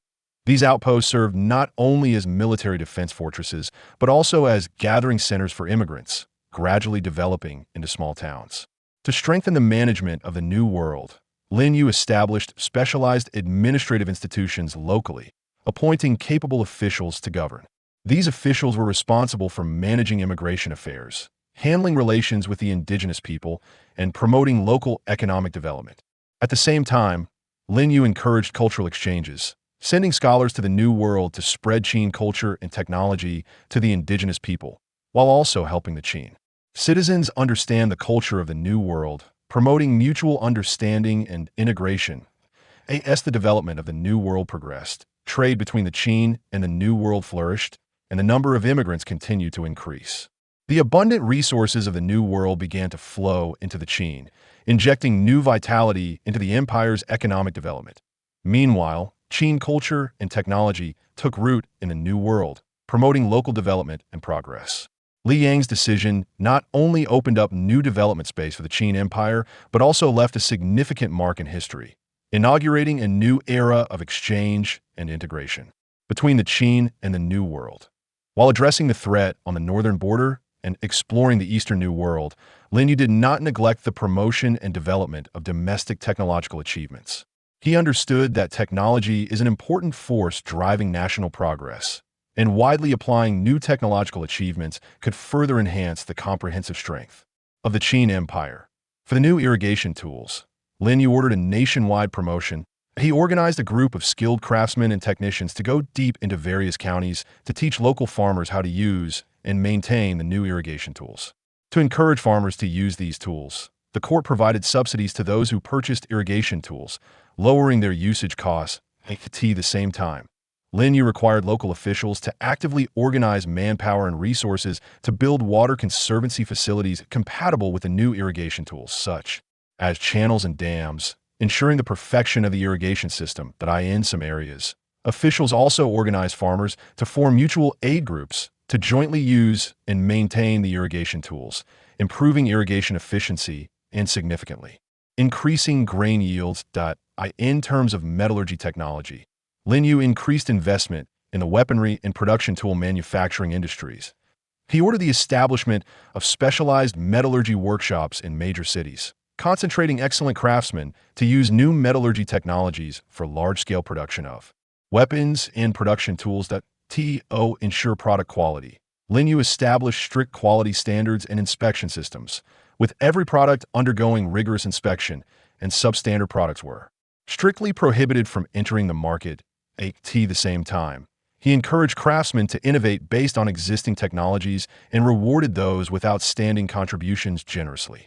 These measures resulted in the Qin's weapons becoming more refined, further enhancing the combat effectiveness of the army. Advanced production tools also improved the production efficiency of agriculture and handicrafts, promoting economic development. Promote the continuous development of technology.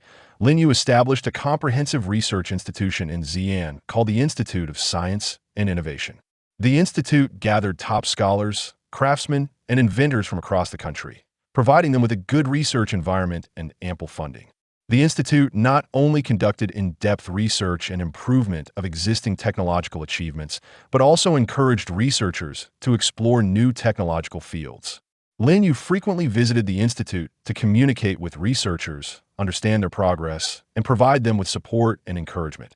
With Lin Yu's strong promotion, the technological undertakings of the Qin Empire thrived, continuously producing new technological achievements that provided strong technical support for the empire's prosperity. Through a series of effective measures implemented by Lin Yu, the Qin Empire successfully responded to the threats from the Northern Tribal Alliance, achieved significant results in the development of the Eastern New World, and vigorously promoted and developed domestic technology. At this time, the Qin Empire presented a new scene of prosperity, opening a new chapter in the empire's development. In the northern border, due to the successful implementation of the defense as offense, divide and conquer strategy, internal conflicts within the emerging tribal alliance intensified, and their harassment of the Qin border gradually decreased. The people in the border areas were able to live and produce in peace, and trade activities became increasingly active. The defensive alliance formed by the Qin and surrounding forces further consolidated, not only ensuring border security, but also promoting economic and cultural exchanges between regions. Border towns rapidly developed in a stable environment, becoming important hubs for communication between the Qin and the North. The development of the Eastern New World brought huge economic benefits and development space to the Qin Empire. Trade fleets traveled between the Qin and the New World, bringing rare products such as spices and gems from the New World back to the Qin, while selling Qin specialty goods to the New World, greatly enriching the markets of both sides. Immigrants established prosperous settlements in the New World, which gradually developed into cities, spreading Qin culture and technology and promoting the civilization process of the New World. The Qin's influence in the New World continued to expand, establishing friendly cooperative relations with the indigenous people to jointly develop this promising land. Widespread application of technology in the country has led to significant progress in various fields such as agriculture, handicrafts, and military affairs. New irrigation tools and advanced agricultural production techniques have greatly increased crop yields, making the lives of the people more prosperous. The development of metallurgy has resulted in more refined weapons, and the military equipment has been comprehensively upgraded, further solidifying the status of the Qin dynasty. As a military power, the improvement in handicraft production efficiency has made Qin's goods more competitive in domestic and international markets, leading to more prosperous commercial trade. In terms of culture, with the advancement of technology and increased foreign exchanges, Qin culture is continuously being enriched and innovated. Scholars have integrated technological knowledge into the education system, cultivating more talents with innovative thinking and practical abilities. Literary and artistic works have begun to reflect new elements such as exploration of new lands and technological achievements, showcasing the open-minded, inclusive, and enterprising spirit of the Qin Empire. Standing on the city tower of the Xianying Palace, Lin Yu gazed at the prosperous land of the empire, filled with mixed emotions.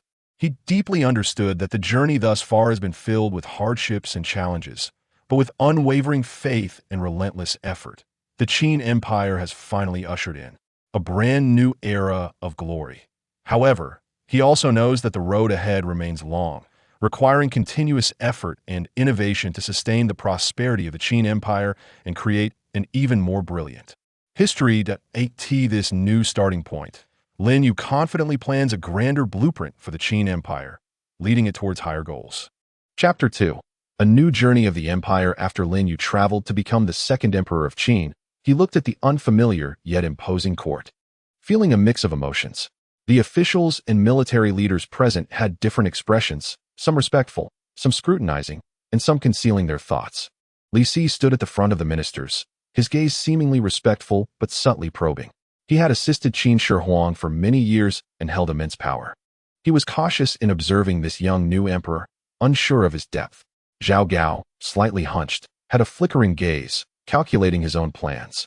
He had been cunning in wielding power during the reign of Qin Shi Huang, and now that the new emperor had ascended, he intended to continue manipulating the situation, playing Lin Yu like a puppet. During the morning court session, Lin Yu sat firmly on the dragon throne, scanning the ministers before speaking steadily. My beloved ministers, the foundation of Great Qin was not easily built. Now that I have ascended the throne, I wish to work with you all to push Great Qin towards new glory. Is there any important matter to report? As soon as he finished speaking, a minister stepped forward and bowed, saying, Your Majesty, there has been a severe drought in the Guangzhou region recently. The crops have failed, and the people are suffering. I humbly request Your Majesty to decide on a disaster relief plan. Lin Yu frowned slightly, about to speak, but Zhao Gao interjected, Your Majesty, although there is drought in Guangzhou, the territory of Great Qin is vast, and we can allocate food from nearby counties to alleviate the urgent situation in Guangzhou. Furthermore, we can instruct the people to dig wells for water to irrigate the fields. Lin Yu scoffed inwardly. Zhao Gao's suggestion seemed reasonable, but was actually perfunctory. Digging wells for water was not an easy task, and distant water could not quench immediate thirst. He looked at Li Si and asked, Chancellor Li, what do you think? Li Si stepped forward and clasped his hands, saying, Your Majesty, what Zhao Durin said about allocating food is feasible. However, having the people dig wells for water is indeed not easy. I believe we should send court officials to Guangzhou to oversee disaster relief, open the granaries, and organize the people to build water conservancy facilities to solve the drought problem in the long term. Lin Yu nodded, feeling quite satisfied with Li Si's response. But he also knew this was merely a small prelude to the court struggle. Greater tests lay ahead. A few days later, Lin Yu contemplated the current situation of Great Qin and understood that if he wished to change the accumulated problems, he must implement reforms. Thus, during a court meeting, He proposed a series of reform ideas, including rectifying officialdom, selecting the capable, reforming taxes to lighten the burden on the people, strengthening border defenses, and consolidating national defense. As soon as he finished speaking, the court erupted in chaos. Zhao Gao was the first to oppose, saying, "Your Majesty, the laws of Great Qin are complete, and officialdom is orderly. There is no need for major upheaval. Taxation is the lifeblood of the state, and reducing taxes may affect the treasury's fullness. As for border defenses, the late emperor has set up heavy fortifications, solid as a fortress, and there is no need for excessive concern." Lin Yu looked at Zhao Gao with a cold gaze. "Zhao Aiqing, although the laws are complete, what use are they if those enforcing them have selfish motives? The current officialdom is not lacking in those who hold their positions without merit. Selecting the capable is the only way to ensure clarity in Great Qin's governance. Heavy taxation causes the people to suffer. The people are the foundation of the nation, and if the foundation is solid, the state will be peaceful. As for border defenses, although the late emperor made arrangements, times change. Strengthening border defenses can ensure the long-term stability of Great Qin." After a moment of silence, Li Si said, "Your Majesty, reform is a major matter and must be approached with caution. I believe we can first pilot it on a small scale, and if the results are significant, then implement it comprehensively." Other ministers also voiced their opinions, dividing into factions of support and opposition, arguing endlessly. Lin Yu looked at the quarreling ministers, understanding that the reform touched on various interests, and this court struggle had only just begun. He must stand firm while employing strategies to promote the reforms. After the court meeting, Lin Yu knew he could not rush for results. He secretly cultivated his own power by selecting loyal and capable officials from the grassroots, promoting them as the backbone of the reforms. On the other hand, he conducted discreet probes into Zhao Gao and Li Si and other powerful ministers. Lin Yu summoned Zhao Gao privately, speaking amiably. "Zhao Aiqing, I have just ascended the throne, and I am still unfamiliar with many matters. I need your assistance. Recently, I have heard rumors among the people that some court officials have engaged in corruption and bribery. Are you aware of this?" Zhao Gao was startled and hurriedly knelt, saying, "Your Majesty, this is mere rumor. The laws of Great Qin are strict. How could the officials dare to do such things? There must be someone deliberately spreading rumors to disrupt the court's governance." Lin Yu nodded slightly, saying, "I hope that is the case. You have followed the late emperor for many years and have been loyal. I trust you. However, both inside and outside the court, you must remain vigilant. If there are any illegal activities, report them promptly." Zhao Gao speculated on Lin Yu's intentions, repeatedly agreeing. Afterward, Lin Yu summoned Li Si again to discuss the governance of the state. Lin Yu said, "Chancellor Li, since the unification of the Six Kingdoms, Great Qin's territory has expanded, making governance more difficult. I wish to implement reforms. Do you have any good strategies to assist me?" After pondering for a moment, Li Si said, "Your Majesty, reforms must be gradual and cannot be rushed. I suggest starting with officialdom, rectifying the atmosphere in the court, and establishing the authority of the court. At the same time, strengthen control over the localities to ensure that the policies are communicated smoothly." Lin Yu listened attentively, gaining a certain understanding of Li Si's attitude. He knew that Zhao Gao and Li Si each had their own thoughts, and he must respond carefully and maneuver skillfully to gain the initiative in the court struggle. As time passed, Lin Yu's reform ideas began to create more waves in the court. Some ministers affiliated with Zhao Gao and Li Si, in order to protect their own interests, continuously opposed the reform proposals in court. During a discussion on reforming the talent selection system, Zhao Gao's confidant, Lord Wang, stood up and said, "Your Majesty, Great Qin has always followed the old system for selecting talents. Now to change it rashly may lead to chaos in the world. Furthermore, the new system may not necessarily select true talents, but instead allow some opportunists to take advantage." Lin Yu looked at Lord Wang and said sternly, "Although the old system has its merits, Great Qin now faces new circumstances, and the old system has shown its drawbacks. The new selection system emphasizes ability and virtue, and through rigorous assessments, we will certainly select useful individuals for Great Qin. If we cling to the old ways, how can Great Qin develop?"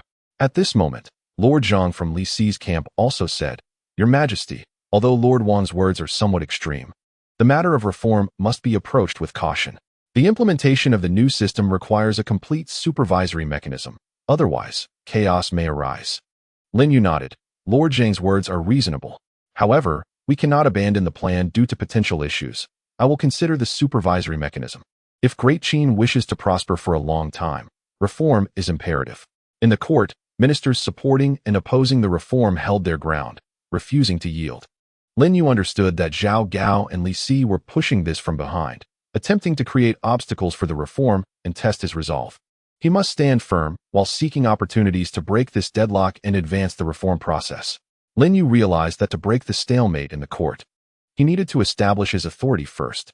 Just then, a minister reported that an official in a southern county had embezzled disaster relief materials, causing the local people to suffer after the disaster, with voices of complaint rising. Lin Yu decided to take this as an opportunity to test his resolve. He immediately ordered the establishment of an investigation team, led by a trusted minister, to go to that county and thoroughly investigate the matter. Upon arrival, the investigation team quickly gathered evidence of the official's embezzlement after a detailed inquiry. A few days later, the investigation team returned to Xianying and reported the situation to Lin Yu in the court. After hearing this, Lin Yu was furious and slammed the table, saying, "Such corrupt officials dare to withhold disaster relief materials, disregarding the lives and deaths of the people. This is a heinous crime. Someone, take this official back to Xianying immediately for trial and sentencing." All the ministers present were silent in the face of Lin Yu's anger. Lin Yu continued, "The laws of Great Qin are meant to maintain national stability and protect the rights of the people. However, these officials break the law. They must be severely punished to warn others. Since I ascended the throne, I have advocated for reform, hoping that Great Qin will get better and better. If any official dares to act against the rules, engage in corruption, I will not be lenient." Subsequently, Lin Yu ordered the execution of that official as a public example and imposed severe penalties on related negligent officials. This move shook the court and beyond. The ministers began to see Lin Yu's decisiveness and determination, and their attitude toward this new emperor began to change. Lin Yu initially established his authority in the court through this incident, laying the foundation for the subsequent advancement of reforms. Seeing Lin Yu gain power by punishing corrupt officials, Zhao Gao secretly resented him and decided to plot a conspiracy to undermine Lin Yu's reputation and disrupt the reform process.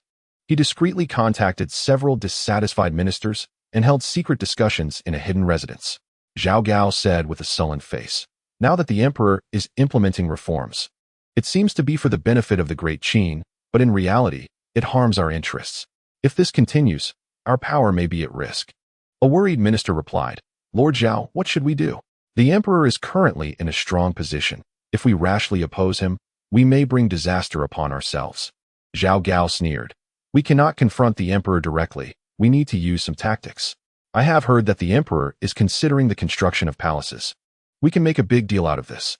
The others looked at Zhao Gao in confusion, and he continued, "We can spread rumors that the emperor, in order to satisfy his own desires, disregards the suffering of the people and is engaging in large-scale construction.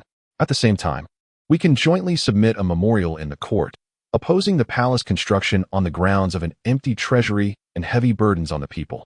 This way, we can incite public dissatisfaction towards the emperor and exert pressure on him in the court." After hearing this, everyone praised the idea. Thus, under Zhao Gao's planning, a conspiracy against Lin Yu quietly unfolded. Rumors began to spread among the people, causing widespread panic.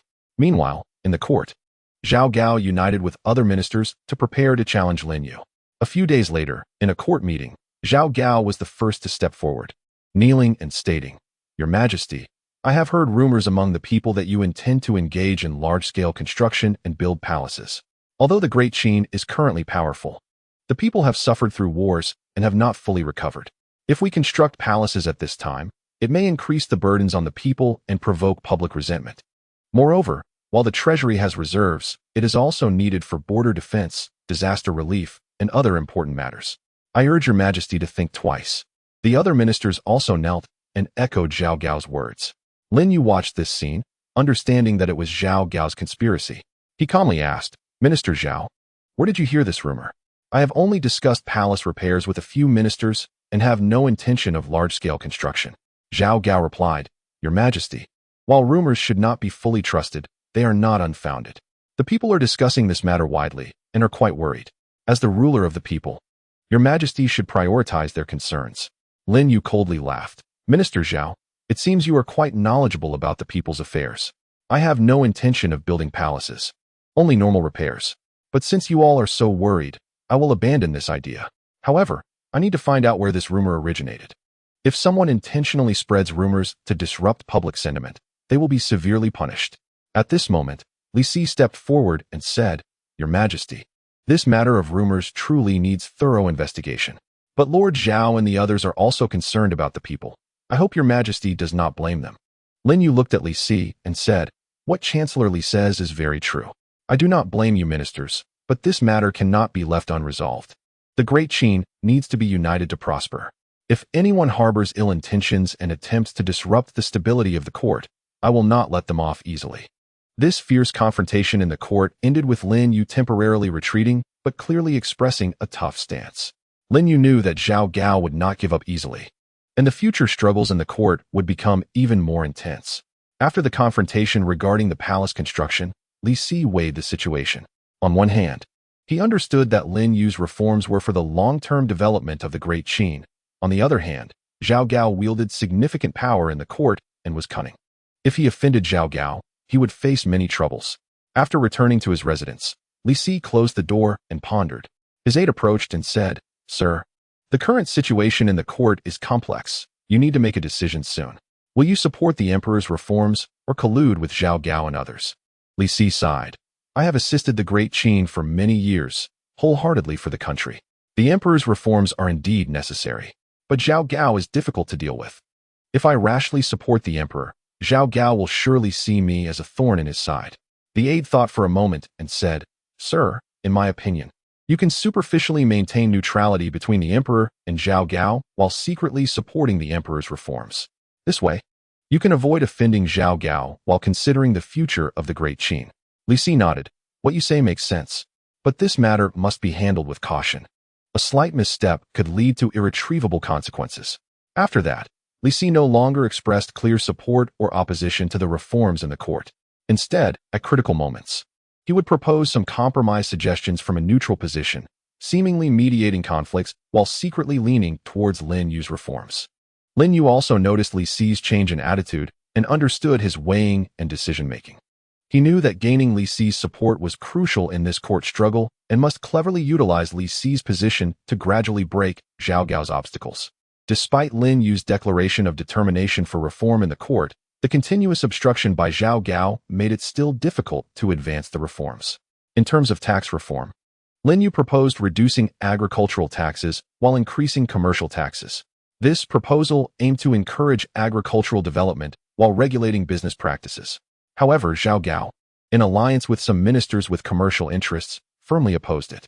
Your Majesty, increasing commercial taxes will dampen merchants' enthusiasm and affect the prosperity of the Great Qin's commerce. The current commercial success of the Great Qin relies entirely on the efforts of merchants. If taxes increase, merchants will surely reduce trade, which is detrimental to the national economy. Zhao Gao stated. Lin Yu countered. Minister Zhao, while commercial prosperity is indeed important, farmers are the foundation of the nation. At present, the agricultural tax burden on farmers is too heavy, and their lives are difficult.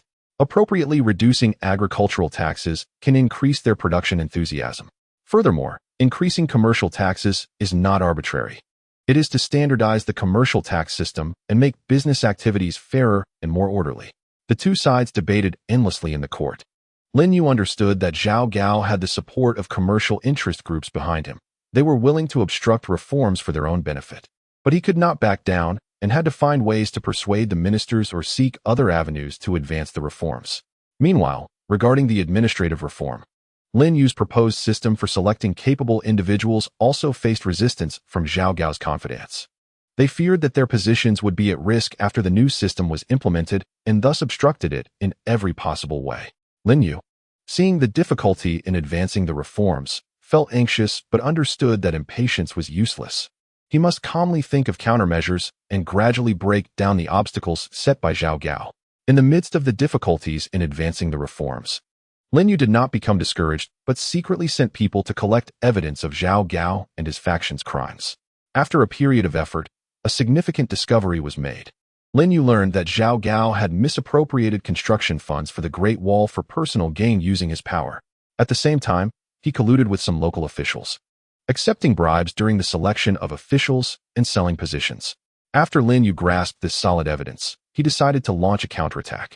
During a court meeting, Lin Yu, with a serious expression, said, "Recently, I received secret reports that someone dared to deceive the emperor and violate laws and regulations in the court. I did not want to believe it, but the evidence is conclusive, and I must investigate." After saying this, Lin Yu ordered the presentation of evidence regarding Zhao Gao's misappropriation of construction funds and selling positions in the court. All the officials present were shocked at the sight of this evidence. Zhao Gao turned pale and fell to his knees, exclaiming, "Your Majesty, this is a deliberate frame-up against me. I am innocent." Lin Yu coldly laughed. "Minister Zhao, the evidence is conclusive, and you still dare to quibble. As a high-ranking minister, instead of assisting me in governing the country, you seek personal gain and corrupt the court's integrity. The laws of the Great Qin do not tolerate treacherous individuals like you." Seeing this, Li Si also stepped forward and said, "Your Majesty, Zhao Gao's actions are indeed heinous. The laws of the Great Qin are strict. He should be severely punished to uphold the law of the land." Other ministers echoed this sentiment.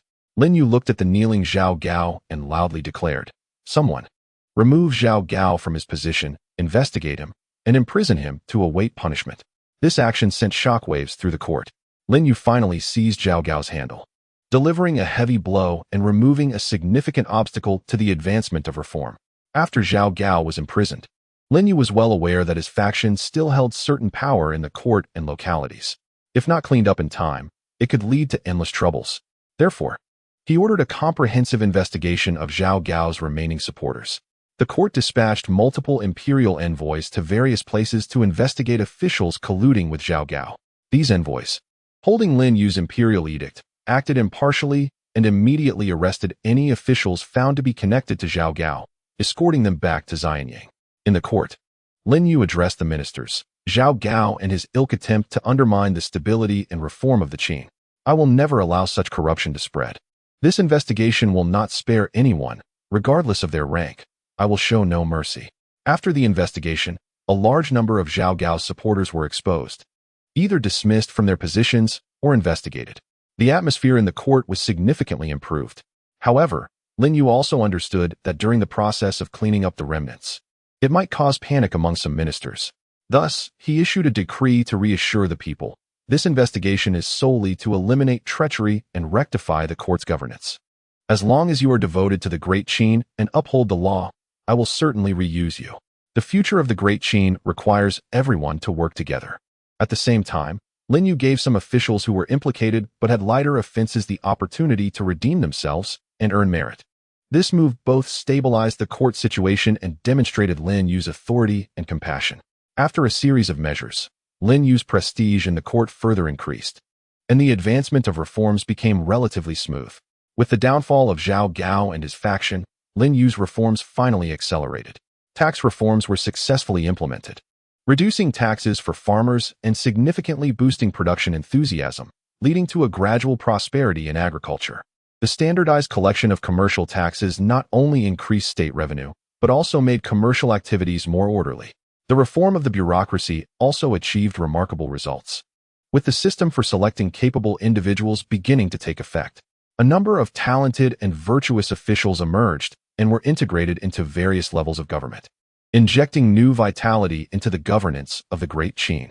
However, the path of reform was not without obstacles. Just as Lin Yu thought the reforms would proceed smoothly, new resistance emerged. Some noble forces were dissatisfied with the reforms, fearing it would weaken their privileges. Although these nobles did not hold direct official positions in the court, they had substantial power and wealth locally. They exerted pressure on the court through various channels, attempting to stop the reforms from deepening. Upon learning of this situation, Lin Yu realized it was another significant challenge facing the reforms. He understood that these noble forces were deeply entrenched, and mishandling could lead to social unrest. The nobles first voiced their concerns through their representatives in the court, some of whom had familial ties or business connections with the nobility. These ministers questioned Lin Yu's reform measures, arguing that the reforms affected noble interests and undermined traditional order. "Your Majesty, while reform is good, it should be gradual and consider the interests of all parties. The current intensity of reform has caused great suffering for many nobles. The nobility is one of the foundations of the Great Qin, If mishandled, it could lead to upheaval, one minister said anxiously, effectively speaking for the nobles. Lin Yu looked at this minister and responded sternly. The foundation of the Great Qin is the common people, not any particular class. The purpose of reform is to make the Great Qin more prosperous and allow the people to live better lives. The nobility has enjoyed too many privileges but contributed too little to the state. The current reforms aim to balance the interests of all parties and make the Great Qin fairer and more just. However, these ministers did not relent and continued to argue. Your Majesty, the nobles have served the Great Qin for generations, and their merits cannot be erased. Abruptly reducing their privileges may alienate them and affect unity within the court. Lin Yu understood that these noble forces were trying to force him to compromise through such arguments. But his determination for reform remained unwavering, and he stated, "I will not forget the nobles' contributions. However, times are changing for the Great Qin to develop. We cannot cling to old practices. I do not intend to reduce all the nobles' rights, but rather to require them to bear corresponding responsibilities while enjoying their privileges." After the court meeting, Lin Yu clearly realized that the noble forces would not give up easily. They would undoubtedly take further actions. And he needed to plan countermeasures in advance, solidifying the reforms while avoiding large-scale unrest. Lin Yu knew that directly confronting the noble forces was not a viable strategy. It was crucial to divide and dismantle their alliance. He secretly sent people to investigate the relationships among the nobles and discovered that they were not united. There were also conflicts and differing interests among them. Among them, the two major noble factions represented by the Li family of Longxi and the Zhao family of Guangzhou, while outwardly united against the reforms, were actually in fierce competition over land annexation and business interests. Lin Yu decided to start from here. He first secretly summoned Li Rong, the head of the Li family, and sincerely said in a private chamber, "Li Patriarch, I know your family has always been loyal to the Great Qin. This reform is not aimed at the nobility, but rather to enable the Great Qin to develop better. I have heard that the Zhao family has engaged in many unlawful acts in business in recent years, squeezing the interests of other families. I wonder if you are aware?" Li Rong felt a chill. He was indeed dissatisfied with the Zhao family's domineering behavior in business. Lin Yu continued, "If the Li family can support my reforms, I promise to provide certain support and preferential policies for your family's commercial development to help you compete with the Zhao family. Moreover, after the reforms, if the Li family can uphold the law and actively serve the Great Qin, I will also guarantee your family's rights." After pondering for a long time and weighing the pros and cons, Li Rong decided to cooperate with Lin Yu. Subsequently, Lin Yu used similar methods to attract other nobles with conflicts with the Zhao family. As Lin Yu's divide-and-conquer strategy was implemented, cracks began to appear in the noble alliance. The nobles, who had originally united against the reforms, started to fight individually, weakening the resistance against the reforms.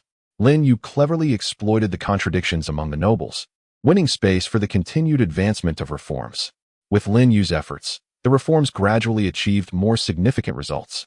In agriculture, due to reduced taxes for farmers and the court promoting new planting techniques and tools, grain production increased significantly. On the Guangzhou plain, waves of wheat rolled, and scenes of harvest were everywhere. Farmers' lives improved, and they were grateful to Lin Yu, further stabilizing the grassroots society. In the commercial sector, the regulated tax system and orderly market management attracted more merchants to trade in the Great Qin. In the markets of the capital Xianyang, crowds bustled, and it was very lively. Local specialties gathered here, and the prosperity of commerce boosted the development of handicrafts. Products like silk and ceramics not only sold well domestically, but were also exported to neighboring countries and tribes, bringing substantial wealth to the Great Qin. With the clarity of governance, officials at all levels significantly improved their efficiency. They actively implemented the court's policies, solving practical problems for the common people. The satisfaction of the people with the government increased, and the court's credibility was greatly enhanced. In military affairs, Lin Yu used the increased financial revenue from the reforms to strengthen border defenses. New weapons were developed and manufactured, equipped to the army, and soldiers' training became more rigorous and scientific. The combat effectiveness of the Great Qin's army significantly improved, stabilizing the border regions and deterring foreign enemies from easily invading. These reform results allowed more ministers and common people to see the benefits of the reforms, winning Lin Yu more support in the court. However, Lin Yu did not let his guard down because he knew that although the noble forces had been divided, they still had considerable energy and could launch new challenges at any time. Despite the division of the noble alliance, there remained a faction of stubborn nobles unwilling to accept defeat, plotting a more covert counterattack. The nobles secretly contacted some local tyrants and underworld forces dissatisfied with the reforms, attempting to create chaos to force Lin Yu to halt the reforms. They spread rumors in various places, claiming that the reforms would lead to the decline of the Qin dynasty, inciting the uninformed populace. At the same time, they instigated local tyrants to provoke the masses, storm the government offices, and destroy the achievements of the reforms. In a county in the south, a group of misled citizens, led by local tyrants, surrounded the local county office, demanding the cessation of reforms. They shouted slogans, their emotions running high. The county magistrate, frightened, quickly closed the county office doors, unsure of what to do, and hurriedly sent someone to report to the court. Upon learning of this, Lin Yu realized it was a backlash from the noble forces. He quickly made a decision. On one hand, he dispatched court officials to the scene to explain the significance and benefits of the reforms to the people, stabilizing their emotions. On the other hand, he secretly investigated the instigators behind the scenes, preparing to capture all those who attempted to sabotage the reforms. Your Majesty, these nobles are so audacious, openly inciting the masses to riot. It is truly despicable. It would be better to directly send troops to suppress them and teach them a lesson, an official said angrily. Lin Yu shook his head and replied, no, most of the people are misled. If we directly send troops to suppress them, it will only lead to resentment against the court, playing right into the nobles' hands. We must first appease the people and then punish the real culprits. Thus, court officials, carrying Lin Yu's edict, rushed to the affected county. They patiently explained the purpose of the reforms and the benefits they brought, showcasing the results of the reforms. The people gradually calmed down after hearing this, realizing they had been used by those with ulterior motives. Meanwhile, the spies Lin Yu sent gradually uncovered the connections between the noble forces, local tyrants, and underworld forces, and a crackdown on these reactionary forces was about to unfold. Through the spies' in-depth investigation, the hidden instigators gradually came to light. It turned out that a group of nobles, led by Zhao Ba, the head of the Zhao family from Guangzhou, were unwilling to lose their privileges in the reforms and attempted to overthrow the reforms by creating chaos. Zhao Ba not only contacted local tyrants from various places, but also formed alliances with some lawless individuals from the underworld. They planned to incite riots in multiple locations simultaneously to distract the court, and then take advantage of the chaos to overthrow Lin Yu's rule and restore the old order for the nobles. The spies reported their findings to Lin Yu in detail. Lin Yu looked at the intelligence in his hands, a glint of cold light flashing in his eyes. Zhao Ba dares to be so audacious, attempting to overthrow the Qin dynasty. I will not let you go. Lin Yu immediately summoned his trusted ministers and generals to discuss countermeasures. My loyal ministers, it has now been confirmed that the hidden instigator is Zhao Ba and the other nobles. They colluded with local tyrants and underworld forces, attempting to create great chaos. I have decided to eliminate these reactionary forces completely. What good strategies do you have? One general said, Your Majesty, we can secretly mobilize troops and launch a surprise attack on the strongholds of these reactionary forces, catching them off guard. Lin Yu nodded. This plan is feasible. However, we must ensure that the operations are kept secret and do not alert the enemies. At the same time, we must ensure the safety of the people and prevent innocent citizens from being implicated. Subsequently, Lin Yu and the ministers and generals developed a detailed plan for the crackdown. They divided the army into multiple routes and secretly marched towards the areas where the reactionary forces were located. At the same time, they arranged for court officials to pacify the people in various places to prevent panic from spreading. A confrontation between justice and evil was about to unfold, and Lin Yu was determined to eradicate these tumors obstructing the reforms, allowing the Qin dynasty to embark on a path of stable development. Once all preparations were complete, Lin Yu issued an order, and the crackdown officially began. Multiple routes of Qin troops descended like divine soldiers, quickly surrounding the strongholds of the reactionary forces. In a stronghold of local tyrants located in a valley, the Qin army launched a night raid. The enemies in the camp were still asleep when they were awakened by the battle cries of the Qin soldiers. The Qin soldiers were incredibly brave and quickly broke through the enemy's defenses. The once arrogant local tyrants and underworld bandits were powerless against the well-trained Qin army. Meanwhile, at a secret contact point of the Zhao family, the Qin army also launched an attack. Upon hearing the news, Zhao Ba was panic-stricken but still attempted to organize a resistance. However, the Qin army's offensive was fierce, and Zhao Ba's resistance proved to be weak and ineffective. After a fierce battle, the strongholds of the reactionary forces were successively breached. Seeing that the situation was hopeless, Zhao Ba attempted to flee but was blocked by a Qin general. Zhao Ba, you conspired to rebel, attempting to overthrow the Qin dynasty. Today is your end. The Qin general shouted angrily. Zhao Ba, in despair, looked at the surrounding Qin troops and realized he had no way to escape. So he knelt down and begged for mercy. General, spare my life. I was just confused for a moment, blinded by interests. The Qin general snorted coldly, binding Zhao Ba tightly and escorting him back to Xianyang. This lightning-fast crackdown operation was a great success, with the reactionary forces completely eradicated, and the unrest in various places subsequently quelled. Through decisive action, Lin Yu once again demonstrated his authority and determination, consolidating the achievements of the reforms and restoring stability to the Qin court and social order. With the reactionary forces eliminated, the Qin court welcomed a brand new atmosphere. Lin Yu's reforms proceeded more smoothly, and the ministers recognized Lin Yu's wise decisiveness and the immense benefits brought by the reforms, actively supporting the reforms. In the court, discussions no longer revolved around opposition and skepticism of the reforms, but rather how to better promote the reforms and further improve various systems. The ministers actively offered suggestions and strategies for the development of the Qin dynasty. During one court meeting, a minister reported, Your Majesty, the results of the reforms are now significant, but there are still some details that need to be improved. For example, in talent selection, we can further broaden the selection channels to give more talented individuals the opportunity to serve the Qin dynasty. Lin Yu nodded in agreement. What you say is very true. Reforms are about continuous improvement and progress. The Qin dynasty must attract talent, regardless of their background. As long as they have true ability and knowledge, they may serve me. Another minister continued, Your Majesty, in terms of commercial development, we can strengthen trade with neighboring countries and expand overseas markets, allowing Qin products to reach broader horizons. Lin Yu's eyes lit up upon hearing this. This plan is excellent. The Qin dynasty is vast and rich in resources, and engaging in trade with neighboring countries will not only increase national wealth, but also spread Qin culture. In this positive atmosphere, the reforms of the Qin dynasty continued to deepen. New policies and systems were introduced one after another, involving agriculture, commerce, military, culture, and other fields. In the court, the ruler and ministers worked together for the prosperity and strength of the Qin dynasty, showcasing a vibrant scene of the Qin Empire. Through a series of measures, Lin Yu successfully established absolute authority in the court. His reforms not only changed the political and economic landscape of the Qin dynasty, but also won the heartfelt support of the people.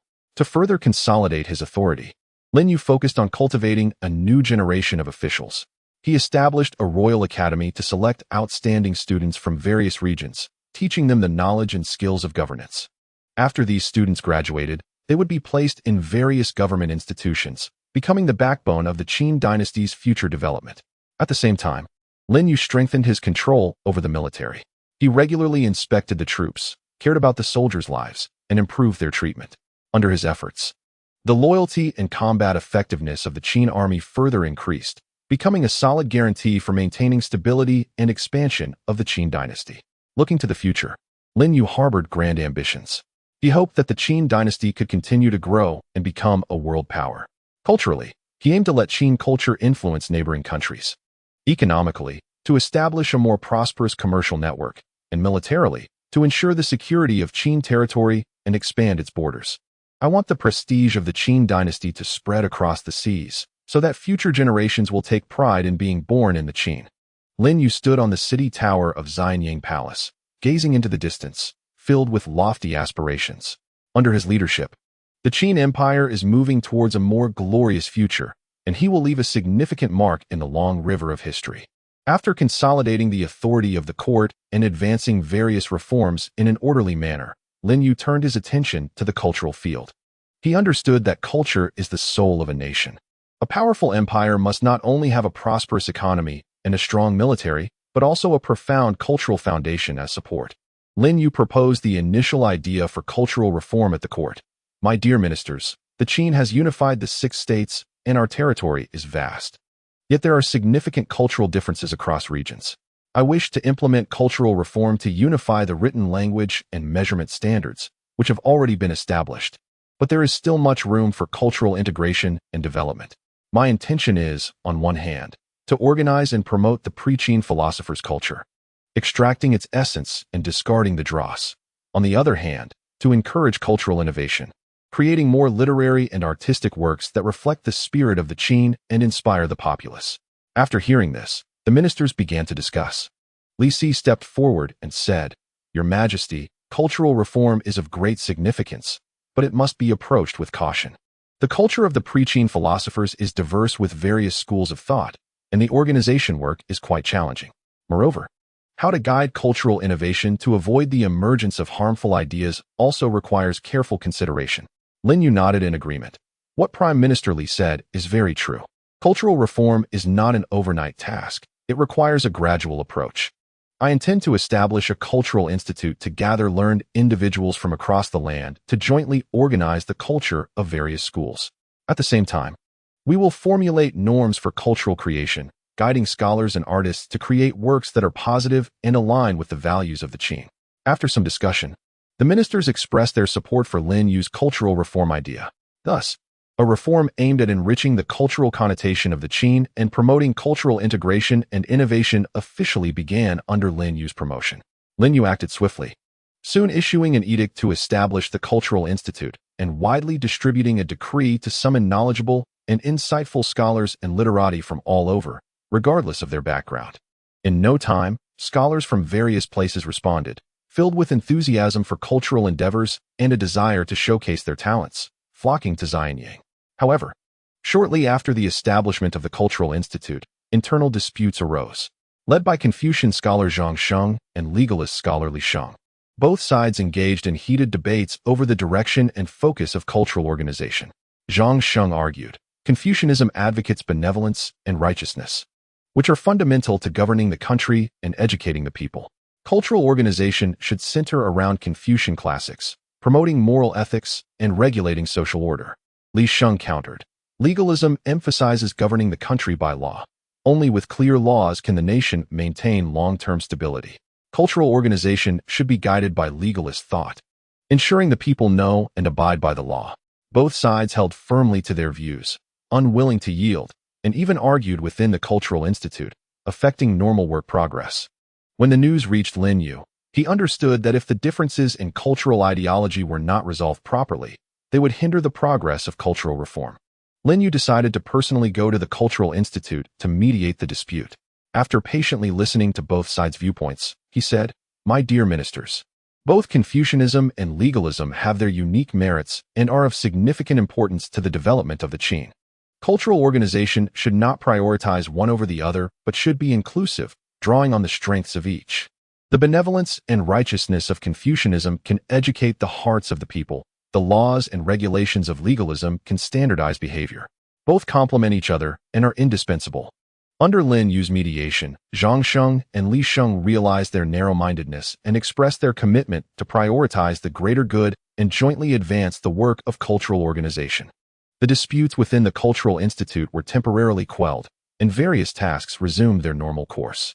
After resolving the internal disputes of the Cultural Institute, Lin Yu began to vigorously promote cultural innovation. He issued an edict to establish cultural creation awards, offering generous rewards for outstanding literary and artistic works to inspire scholars and artists' creative enthusiasm. Lin Yu frequently communicated with the scholars of the Cultural Institute, encouraging them to delve into the grassroots, experience the lives of the common people, and draw creative inspiration from the magnificent landscapes and local customs of Qin. He also led by example, often reading the works submitted by literati and providing valuable opinions and suggestions. With Lin Yu's active promotion, cultural innovation in the Qin flourished. Poetry, prose, painting, music, and other art forms made significant progress. Poets depicted the great achievements of Qin's unification and the landscapes of its borders with bold strokes. Painters showcased the diverse lives of the people and the prosperity of cities with their exquisite brushes. Musicians composed stirring melodies celebrating the brilliance of Qin. A young poet created a long poem titled Ode to the Qin, which expressed, "The Qin is grand, unifying the 8 directions." The mountains and rivers are magnificent, and the people are at peace. Upon reading this poem, Lin Yu was greatly appreciative, not only awarding the poet a substantial prize, but also ordering that the poem be widely recited throughout the nation, inspiring more literati to take pride in Qin and produce more excellent works. As cultural innovation deepened, the cultural influence of Qin gradually expanded, resonating deeply within the country and spreading to neighboring nations and tribes, enhancing Qin's international image. Lin Yu understood that the inheritance and development of culture cannot be separated from education. While promoting cultural reform, he also began to improve the education system of the Qin. Lin Yu first increased investment in education, establishing schools nationwide, not only in cities but also extending into rural areas. He ordered local governments to designate specific lands for building schoolhouses and purchasing teaching materials. At the same time, he selected outstanding scholars from the Cultural Institute to serve as teachers, ensuring the quality of education. Regarding the curriculum, Lin Yu stipulated that schools should not only teach basic knowledge such as reading and arithmetic, but also disseminate the thoughts and culture of the various schools as well as the history, laws, and reform achievements of the Qin. He hoped to cultivate a new generation that is knowledgeable, moral, and responsible through education, enabling them to become the backbone of Qin's future. To encourage more children to attend school, Lin Yu also implemented a series of preferential policies for children from poor families. He waived tuition fees and provided free books and meals. At the same time, he established a scholarship system to reward students with excellent academic performance, motivating them to study hard. Additionally, Lin Yu emphasized the cultivation of students' practical abilities. He required schools to regularly organize students to participate in social practice activities, such as engaging in farm labor and visiting government offices, allowing students to understand social realities and enhance their sense of social responsibility and ability to solve practical problems. Through these measures, the education system of the Qin gradually improved, laying a solid talent foundation for cultural reform and the long-term development of the state. As the cultural reform of the Qin progressed, its cultural influence continued to expand, attracting the attention of neighboring countries and tribes. Some nations proactively sent envoys to Qin to learn advanced culture and technology. Lin Yu seized this opportunity to actively promote international cultural exchange. He warmly received envoys from various countries, arranging for them to visit the Cultural Institute, schools, workshops, and other places, allowing them to gain a deep understanding of Qin's culture, education, and technological achievements. To facilitate cultural exchange, Lin Yu also established a dedicated international cultural exchange hall in Xianyang. This hall housed cultural classics and artistic treasures from various countries for Qin's scholars and citizens to visit and learn. At the same time, he invited cultural envoys from various countries to hold lectures, exhibitions, and other activities in the exchange hall to introduce their country's cultural characteristics. During one exchange event, an envoy from a Western region brought their unique music and dance. Lin Yu personally watched the performance and praised it highly. He ordered the promotion of Western music and dance elements in Qin to enrich its artistic forms. At the same time, Qin's silk weaving technology, ceramic production techniques, and more were also disseminated to various countries through the exchange hall, receiving widespread acclaim. With the rise of international cultural exchanges, the relationship between Qin and neighboring countries became increasingly friendly. Cultural exchange facilitated the development of trade, and interactions between countries became more frequent, forming a positive situation of mutual learning and promotion. Lin Yu, through promoting international cultural exchanges, not only enhanced the cultural soft power of the Qin, but also created broader space for its economic development. Despite the numerous achievements in cultural reform, Lin Yu faced some obstacles and challenges. With the increase in cultural exchanges, some negative ideologies began to infiltrate the Qin. For example, hedonism and extreme individualism from certain countries quietly spread among some nobles and young people, impacting the traditional values of the Qin. Some noble youths began to pursue a luxurious lifestyle, indulging in pleasures and even resorting to unscrupulous means for personal gain. At the same time, in the process of cultural innovation, there emerged some works with hollow content, pursuing novelty in form but lacking depth. Some literati were overly focused on awards and fame, creating works detached from reality, neglecting to address the real issues faced by the Qin and the lives of the common people. Furthermore, cultural reform touched the interests of some conservative forces. They believed that cultural reform was too radical and disrupted the traditional cultural order of the Qin.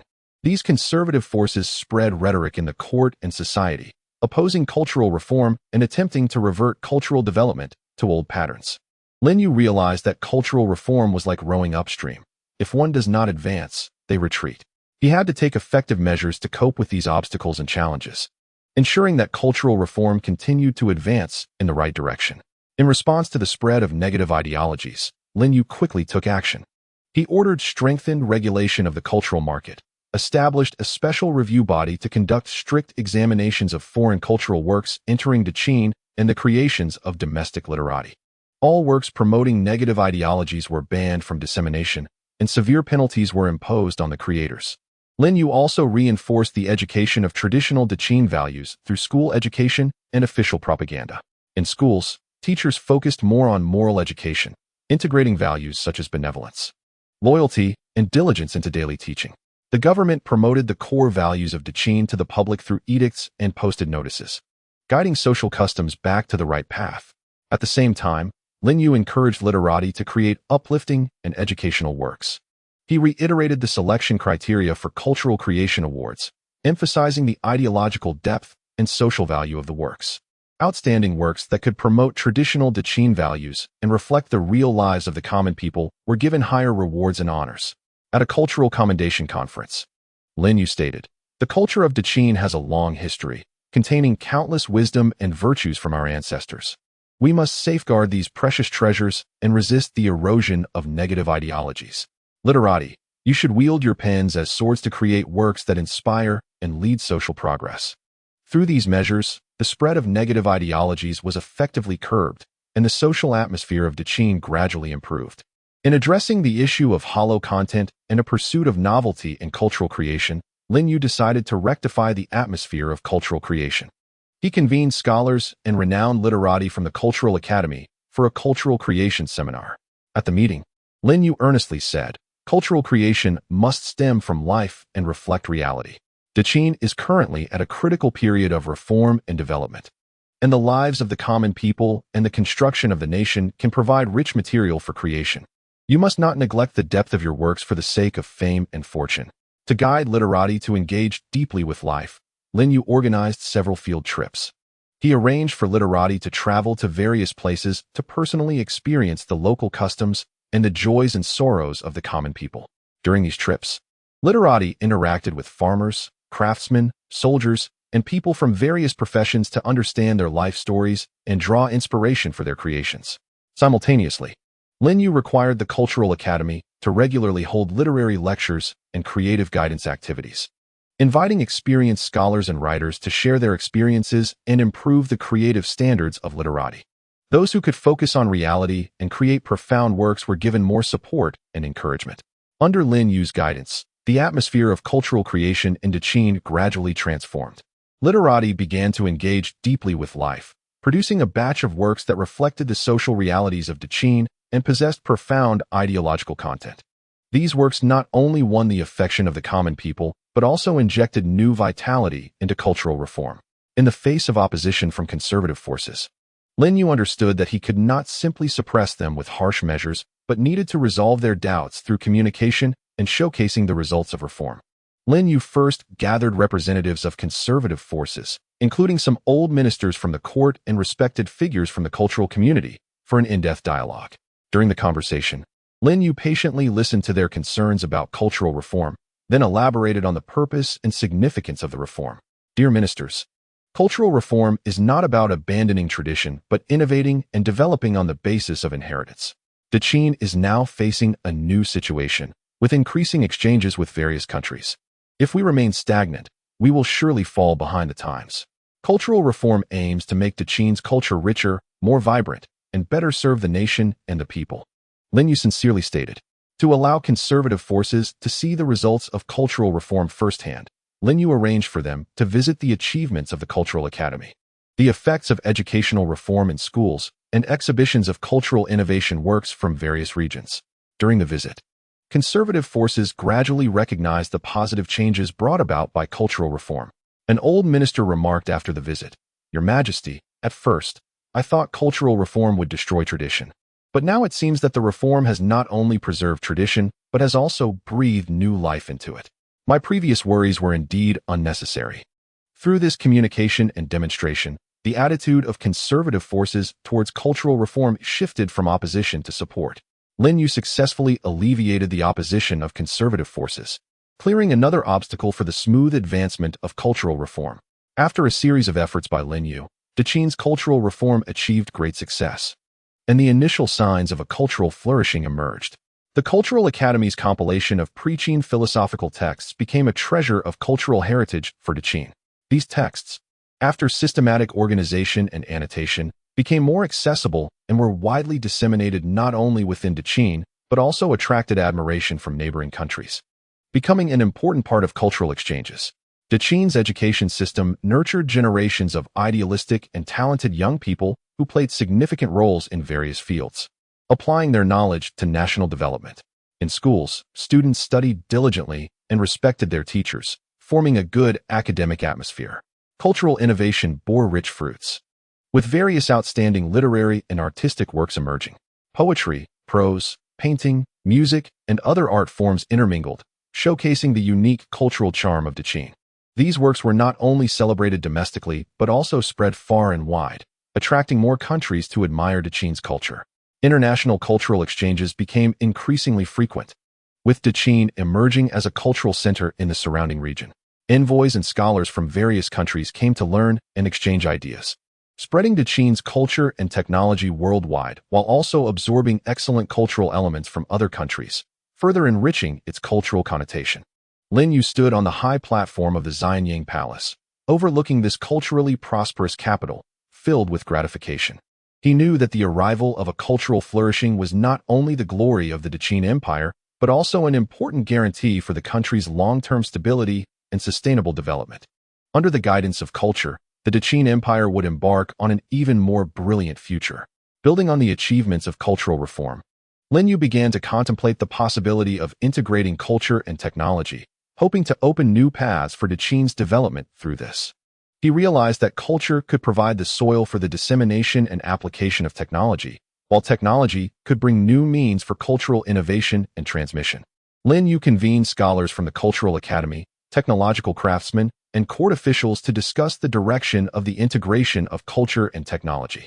Dear ministers, Deqin's culture is flourishing and technology is also developing. If we can integrate the two, we will surely create even greater value. Everyone can freely express their thoughts. A technology craftsman spoke first. Your Majesty, our paper-making technique in the Great Qin has made progress. If we can print and disseminate cultural texts and literary works more conveniently, it will allow more people to access Great Qin culture. Lin Yu nodded in agreement and said, "This is a very good idea. We should increase research on printing technology, not only to improve printing efficiency, but also to ensure printing quality." A scholar from the Cultural Institute then said, "Your Majesty, if scientific knowledge such as astronomy and calendars could be presented to the common people in an easy-to-understand cultural form, it would both popularize scientific knowledge and enrich cultural content." After a heated discussion, everyone identified multiple directions for integration. Lin Yu immediately ordered the establishment of a special research team responsible for promoting the integration of culture and technology projects. From then on, Great Qin embarked on a journey to explore the integration of culture and technology, hoping to inject new momentum into the country's development through the synergy of both. After determining the direction of cultural and technological integration, the innovation of printing technology became the top priority. Lin Yu appointed an experienced master craftsman to lead this work and allocated sufficient resources. The master craftsman led the team to study day and night, trying various materials and processes. They improved the engraving technique, making the plates more refined and durable, thus enhancing the clarity of printing. At the same time, they improved the ink, making it more adhesive and the colors more vibrant and long-lasting. After countless experiments, they finally achieved a major breakthrough. The new printing technology not only significantly increased printing efficiency, but also produced exquisite images and text, surpassing previous standards in both clarity of text and intricacy of patterns. Upon learning this, Lin Yu was overjoyed and immediately ordered the nationwide promotion of this new technology. He arranged for specialized craftsmen to teach printing techniques in various regions and established printing workshops. The Cultural Institute also actively cooperated, organizing personnel to compile important cultural texts and literary works for large-scale printing and distribution.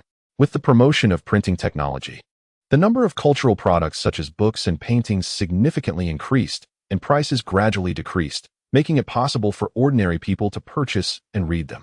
This not only facilitated the dissemination of culture, but also stimulated the creative enthusiasm of more literati, injecting new vitality into the cultural prosperity of Great Qing. While promoting the innovation of printing technology, Lin Yu actively advanced the cultural dissemination of scientific knowledge.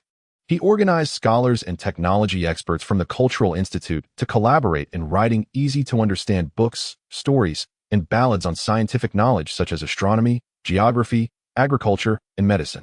For example, a book titled Interesting Talks on Astronomy was written, using vivid stories to explain the laws of celestial motion and the mysteries of the sun, moon, and stars. The book included exquisite illustrations to help the common people intuitively understand complex astronomical knowledge. There was also a ballad titled Farming Season Song, which compiled seasonal agricultural activities and planting techniques into catchy rhymes for easier memorization and recitation by farmers. These cultural works were printed and distributed widely using the new printing technology. At the same time, Lin Yu arranged for cultural envoys to travel to rural areas and towns to conduct lectures, explaining scientific knowledge to the common people in an easy-to-understand manner. In some town squares, cultural envoys attracted many people to observe and learn by demonstrating astronomical instruments and showcasing new agricultural tools. The cultural dissemination of scientific knowledge deepened the public's understanding of science, improved their scientific literacy, and promoted the application and development of technology among the people, further advancing social progress in Great Qing. As the integration of culture and technology deepened, a positive interaction gradually formed between cultural creativity and technological innovation. Cultural creativity provided a rich source of inspiration for technological innovation. The imaginative ideas of literati and the unique concepts in artistic creation inspired technology craftsmen to innovate in product design and process improvement.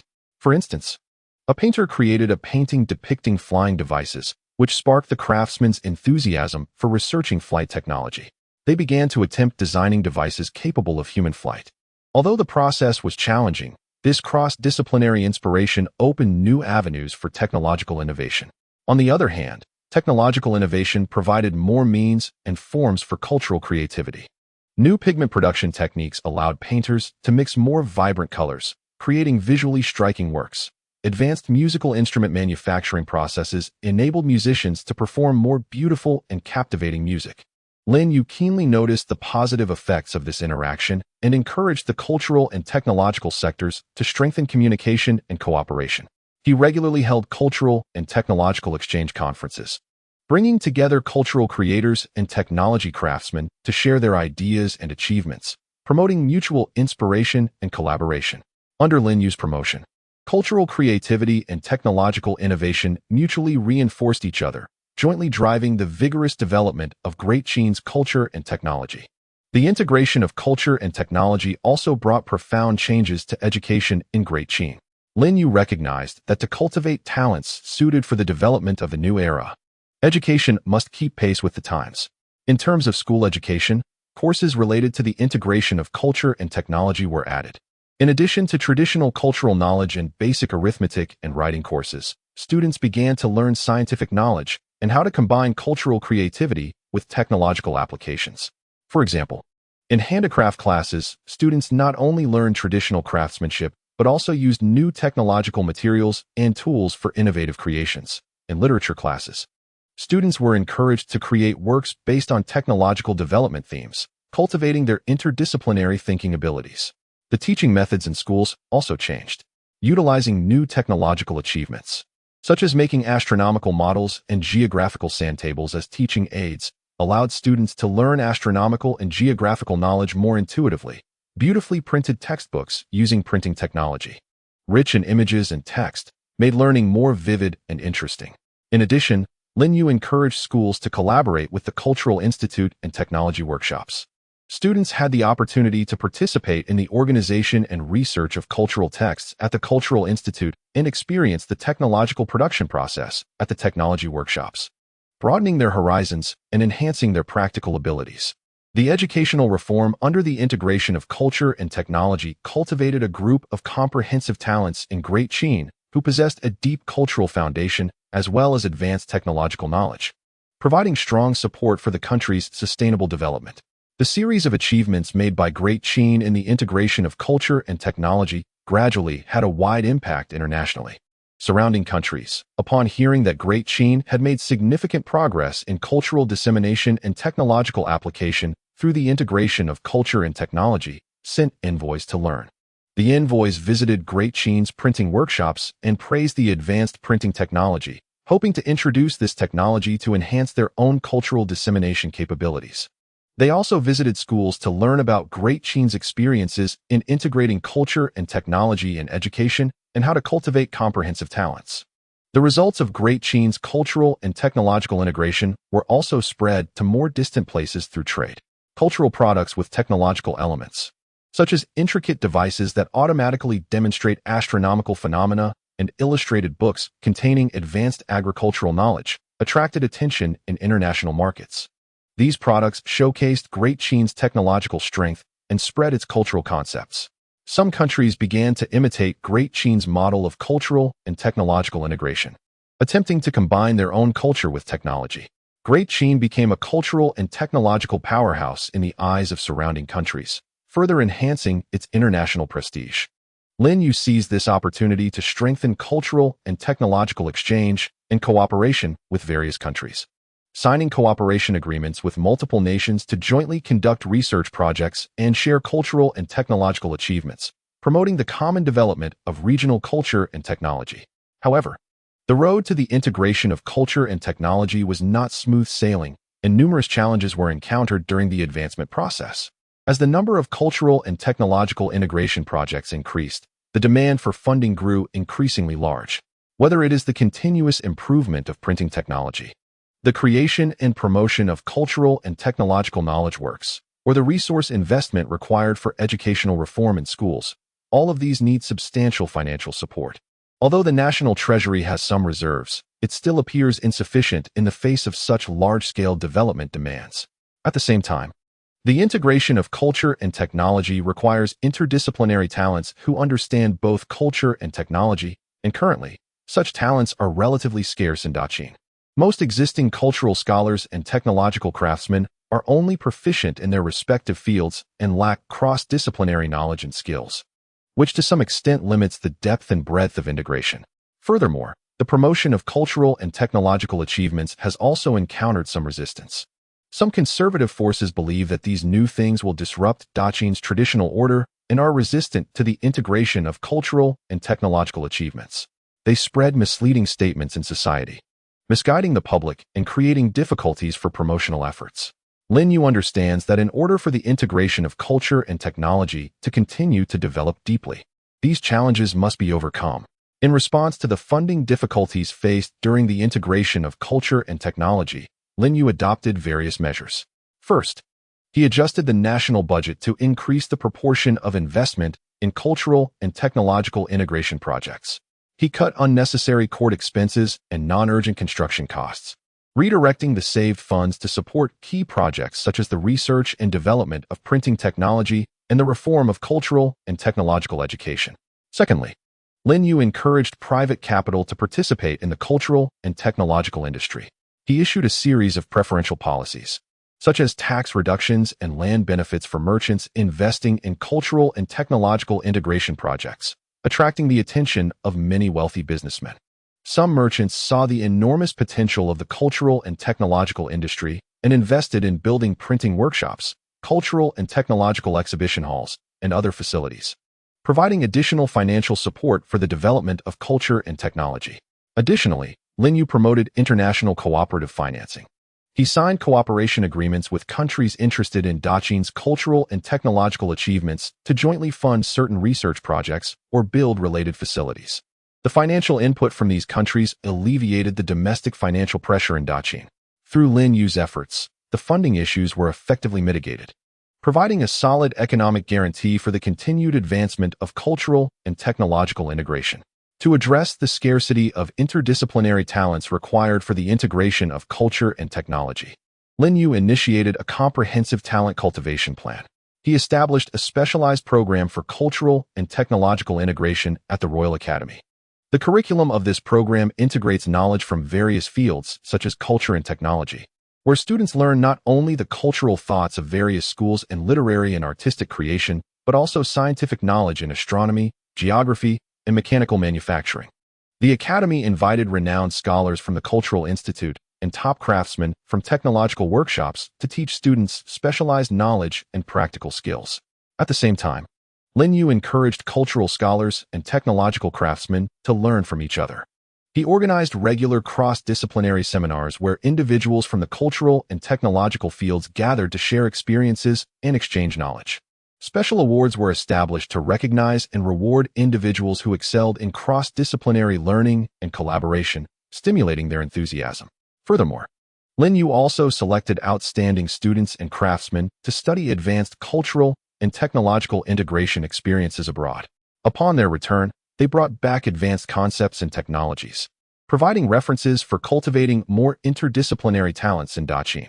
Through these measures, Daqin gradually cultivated batches of interdisciplinary talents suitable for the development of cultural and technological integration, providing strong talent support for the in-depth advancement of this integration. Faced with the obstacles posed by conservative forces to the promotion of cultural and technological integration achievements, Lin Yu decided to adopt a multifaceted strategy to break through the difficulties. He first arranged court officials to go deep into the grassroots, explaining in detail to the public the benefits brought by cultural and technological integration. By organizing lectures, demonstrations, and other activities, the public could witness how new cultural and technological achievements improve their lives. For example, showcasing exquisite books printed with new printing technology for easy reading and learning by the public, demonstrating advanced agricultural irrigation tools to improve irrigation efficiency and increase grain yield. This allowed the public to genuinely feel that these achievements would not disrupt the traditional order as claimed by conservative forces, but rather bring tangible convenience and progress, thereby winning the support of the people. At the same time, Lin Yu organized several debates in the court regarding cultural and technological integration. He facilitated open debates between ministers and scholars who supported cultural and technological integration and representatives of conservative forces. During these debates, supporters cited numerous examples of positive changes brought about by cultural and technological integration, effectively countering the conservative viewpoint in terms of the breadth of cultural dissemination, the benefits of technological applications, and the achievements in education and talent cultivation. These debates attracted widespread attention in both the court and among the public, allowing more people to understand the significance and value of cultural and technological integration, gradually changing their acceptance of conservative views. Additionally, Lin Yu took certain measures to suppress the hardliners among the conservative forces, those who maliciously spread rumors in society and obstructed the promotion of cultural and technological achievements were punished according to the law to deter others.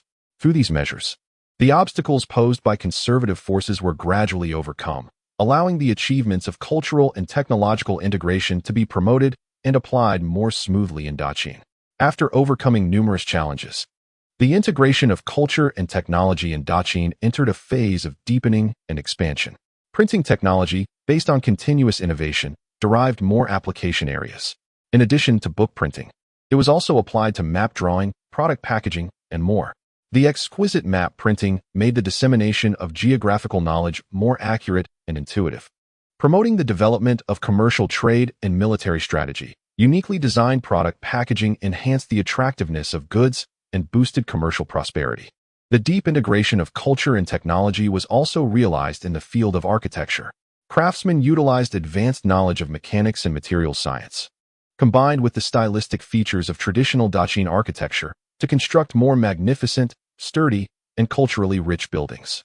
The new palaces and temples not only had splendid appearances, but also featured more rational internal structures, employing technological means such as automatic ventilation and lighting adjustment to enhance comfort for residents and users.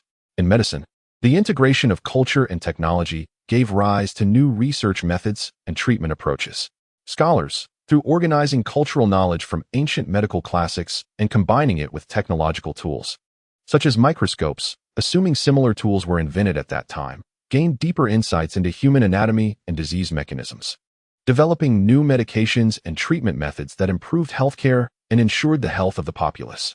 Lin Yu continued to focus on and promote the deepening and expansion of cultural and technological integration, encouraging continuous innovation across various fields, with the hope that Daqin would advance to a higher stage of prosperity through the synergistic development of culture and technology.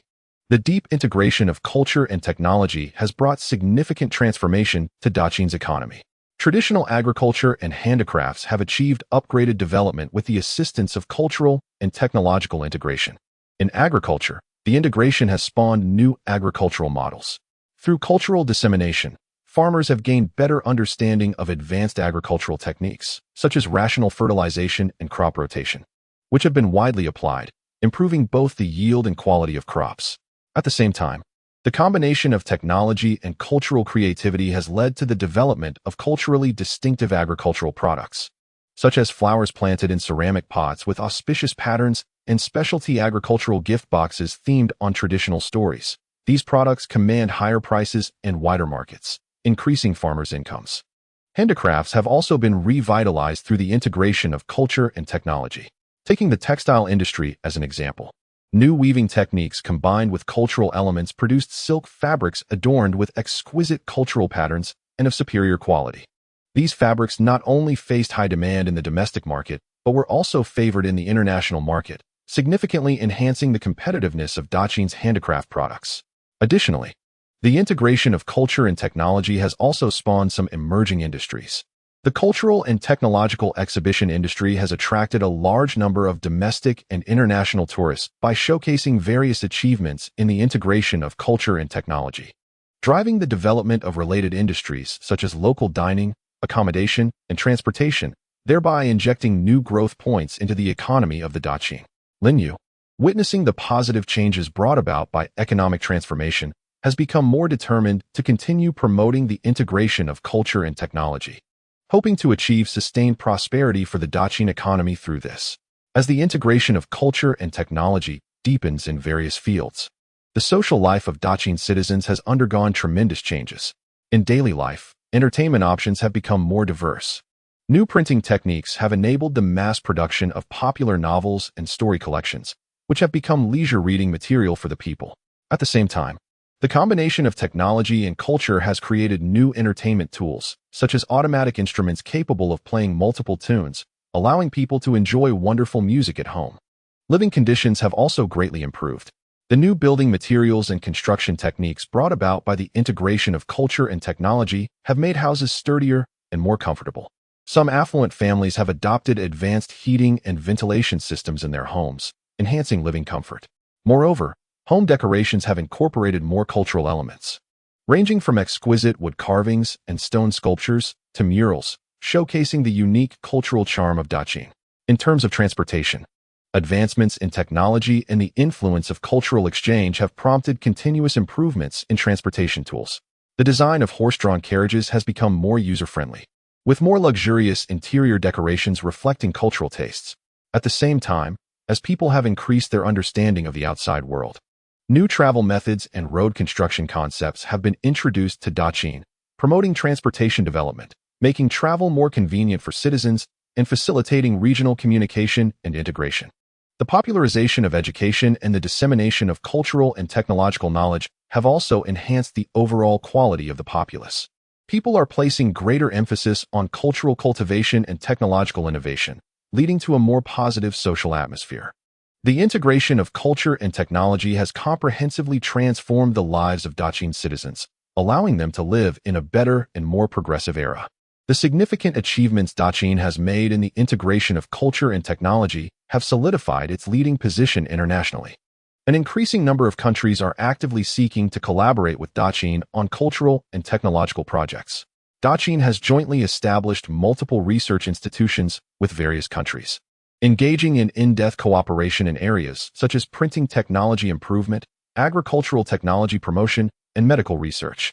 Scholars and craftsmen from Daqin have imparted advanced technologies and knowledge to the partner countries, while also absorbing different cultural and technological concepts from around the world, further enriching their own development.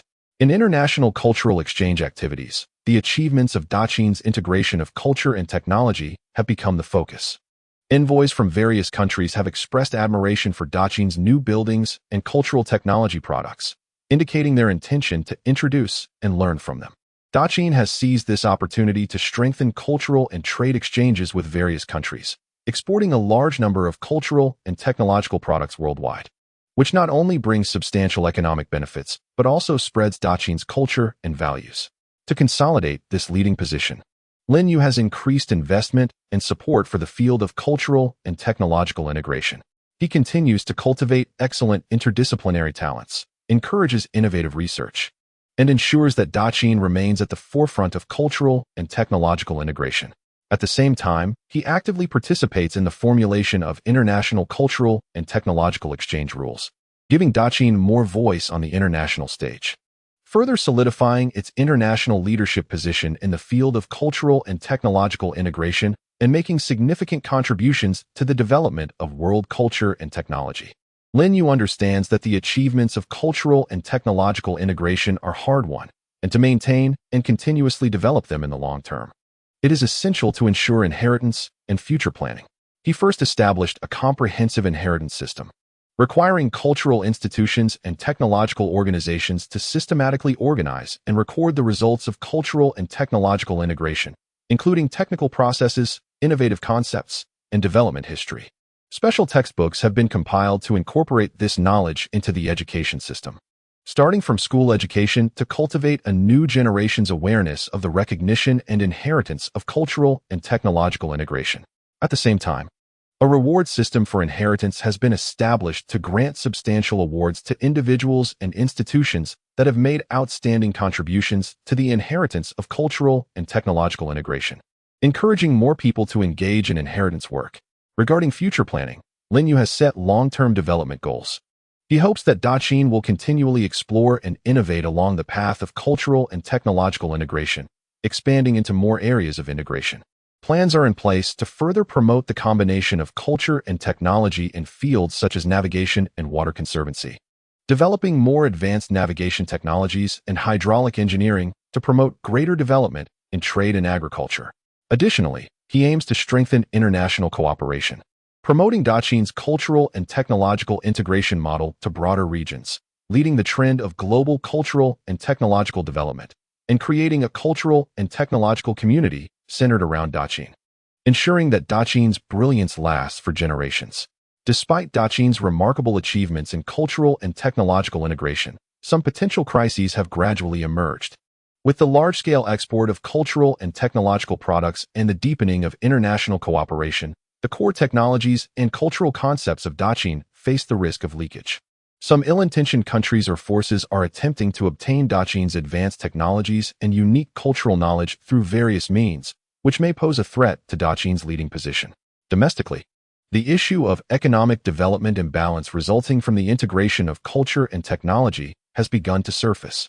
Some regions, leveraging resource advantages and policy support, have achieved great success in developing cultural and technological industries, while some remote areas, due to geographical location and lack of resources, have lagged behind in development, gradually widening the wealth gap between regions and potentially triggering social instability.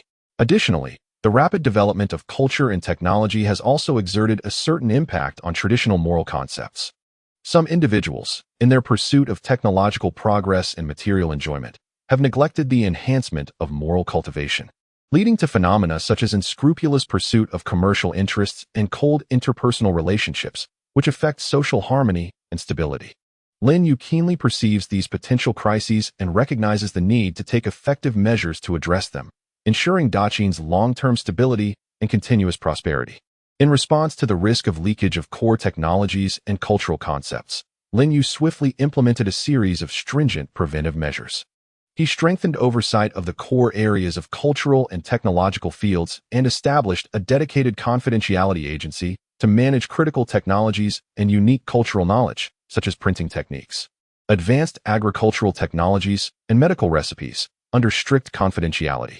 Background checks and regular training for relevant institutions and personnel have been conducted to reinforce confidentiality awareness. It is stipulated that any exchanges and cooperation involving core technologies and cultural concepts must undergo rigorous approval procedures to ensure information security. In terms of international cooperation, Linyu required detailed confidentiality agreements to be signed. When carrying out cooperative projects with various countries, clear confidentiality obligations and breach responsibilities regarding technology and cultural exchanges were established.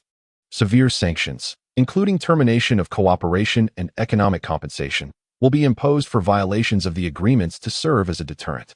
At the same time, Linyu encourages the localization of technological and cultural innovation, increasing support for domestically developed initiatives, cultivating more cultural and technological achievements with independent intellectual property rights, reducing dependence on external cooperation, and lowering the risks associated with technology and cultural leaks. Through these measures, Linyu strives to build a solid defense line to protect Daqian's core technologies and cultural concepts, maintaining Daqian's leading position in the field of culture and technology. To address the issue of regional development imbalance brought about by the integration of culture and technology, Linyu has formulated a series of policies to promote balanced regional development.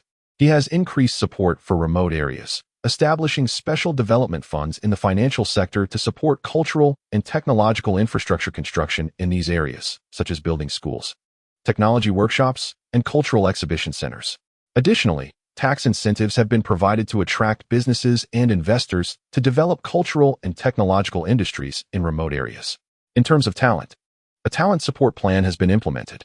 Encourage professionals in the cultural and technological fields to work in remote areas, providing them with generous benefits and promotion opportunities.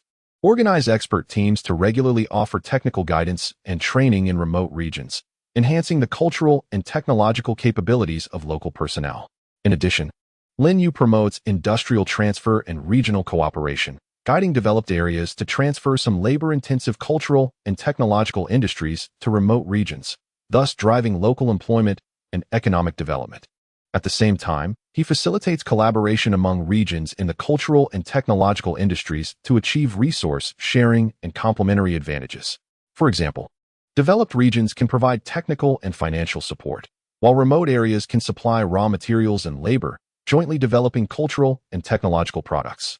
Through these measures, the development gap between regions is gradually narrowed, promoting balanced development in the integration of culture and technology across various regions of Daqian, maintaining social stability and harmony.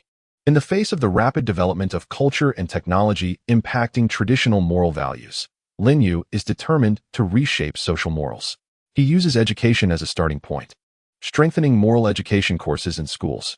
Not only does he teach students basic moral norms such as respecting the elderly and loving the young, honesty and trustworthiness during the Enlightenment education phase, but he also delves into moral philosophy and values in higher education. He invites moral role models to schools to give lectures, sharing their experiences and insights, setting examples for students. On a social level, Linyu vigorously promotes traditional moral values through official channels. Utilizing various forms such as edicts, announcements, and cultural works, he spreads positive moral concepts. He organizes various moral selection activities, such as selecting model families and honest businesses, recognizing and rewarding outstanding individuals and groups to establish positive role models and guide social atmosphere. At the same time, he strengthens legal constraints, improving relevant laws and regulations to punish behaviors that violate basic morals and harm social order and customs. For example, increasing penalties for commercial fraud and dishonest business practices to maintain social fairness, justice, and good order. Through a multifaceted approach of educational guidance, promotional incentives, and legal constraints, the society of Daqian gradually reshapes a good moral atmosphere, creating a healthy social environment for the sustained development of culture and technology. After Linyu's proactive response to a series of potential crises, Daqian moves forward more steadily on the path of cultural and technological integration, solidifying the prosperity of the new era. Core technologies and cultural concepts are effectively protected, and Daqian's leading position in the international cultural and technological field is further strengthened. The issue of regional development imbalance has significantly improved, with all regions developing together under the impetus of cultural and technological integration, leading to an overall improvement in the living standards of the people and a more harmonious and stable society. A good social moral atmosphere has been reshaped. with people paying more attention to moral cultivation while pursuing cultural and technological progress, forming a positive social atmosphere. Looking to the future, Lin Yu is full of confidence. He hopes that Dechin can continue to expand its development space under the guidance of cultural and technological integration, maintaining leadership not only in economic, cultural, and technological aspects, but also playing a greater role in international affairs, becoming a model admired and learned from by countries around the world.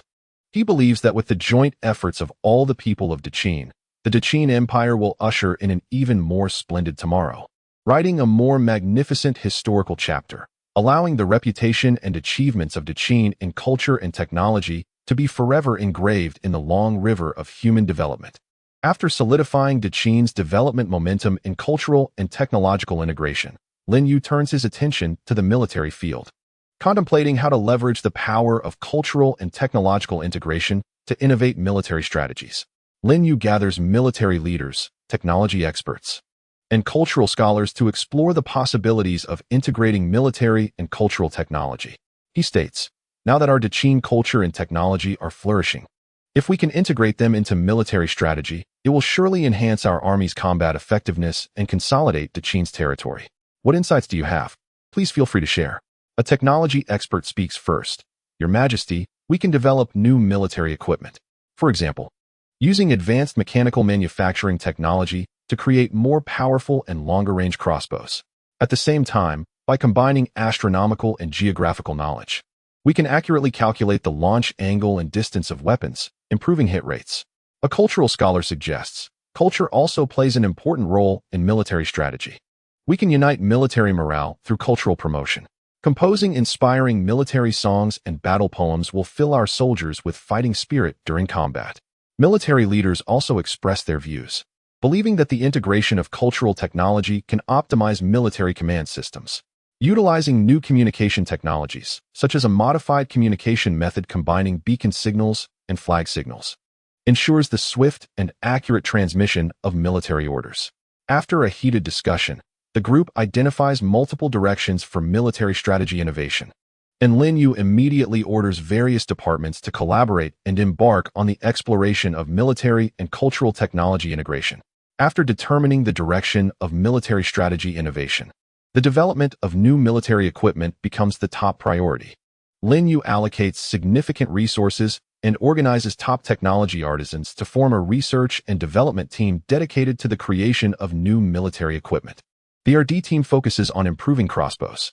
They employ advanced metal smelting technology to create more durable and resilient crossbow bodies and strings, enhancing the launching power of the crossbows. At the same time, they introduce precise scale calculation devices, combining position calculation methods from astronomical and geographical knowledge, allowing crossbows to adjust launching angles and distances more accurately. After countless experiments and improvements, the new crossbow is finally successfully developed, significantly enhancing its power compared to traditional crossbows. With longer ranges and improved accuracy, Lin Yu is very satisfied with the results of the new crossbow and immediately orders its promotion and application in the military. He arranges for skilled artisans to go to various military camps to teach soldiers how to operate and maintain the new crossbows. Simultaneously, he organizes military drills to familiarize soldiers with the performance of the new crossbows in simulated combat situations. During a border military exercise, the new crossbow demonstrates its powerful capabilities, successfully hitting distant targets and greatly boosting morale. The research and application of new military equipment lay a solid foundation for enhancing the combat effectiveness of the Dechin army. While developing new military equipment, Lin Yu also emphasizes the motivational role of culture and the application of psychological warfare in the military field. He encourages scholars to create cultural works themed on the military, especially inspiring military songs and battle poems. As a result, numerous passionate military songs and heroic battle poems emerge. These works are widely sung and recited in the military, greatly stimulating soldiers' patriotism and fighting spirit. For example, a military song titled Dechin Battle Song features bold lyrics. Dechin's sons, with lofty ambitions, defend the homeland, shedding blood on the borders.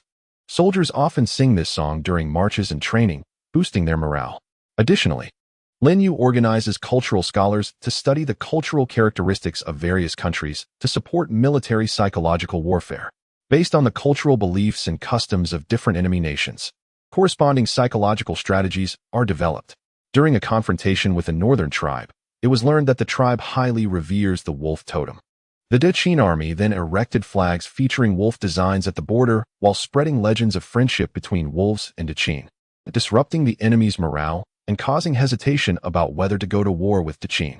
Through the use of cultural motivation and psychological warfare, the Dechin army possesses not only strong military might on the battlefield, but also cultural and psychological advantages.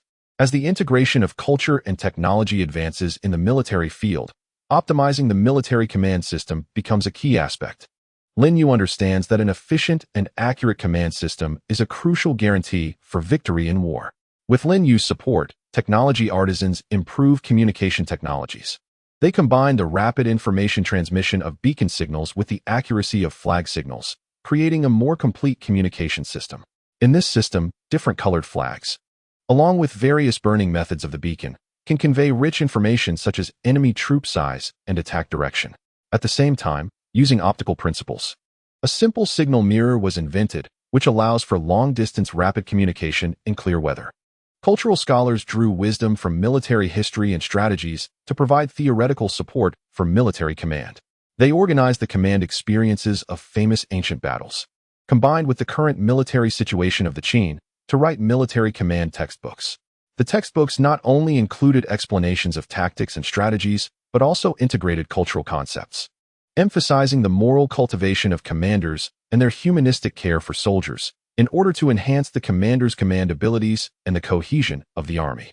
Through these measures, the military command system of the Qin was comprehensively optimized. Commanders could convey military orders more quickly and accurately, making timely and effective decisions based on battlefield conditions. The Army's collaborative combat capability was significantly enhanced, providing a strong guarantee for the Qin to achieve victory in future wars. Lin Yu recognized that for long-term military development, military education must keep pace with the integration of culture and technology. He carried out comprehensive reforms in military education. In the curriculum of military academies, courses related to culture and technology were added. In addition to traditional military tactics and weaponry courses, soldiers and commanders began to learn about astronomy, geography, mechanical manufacturing, as well as cultural courses such as literature, history, and philosophy. For example, by learning astronomy, commanders could better utilize celestial phenomena to develop battle plans.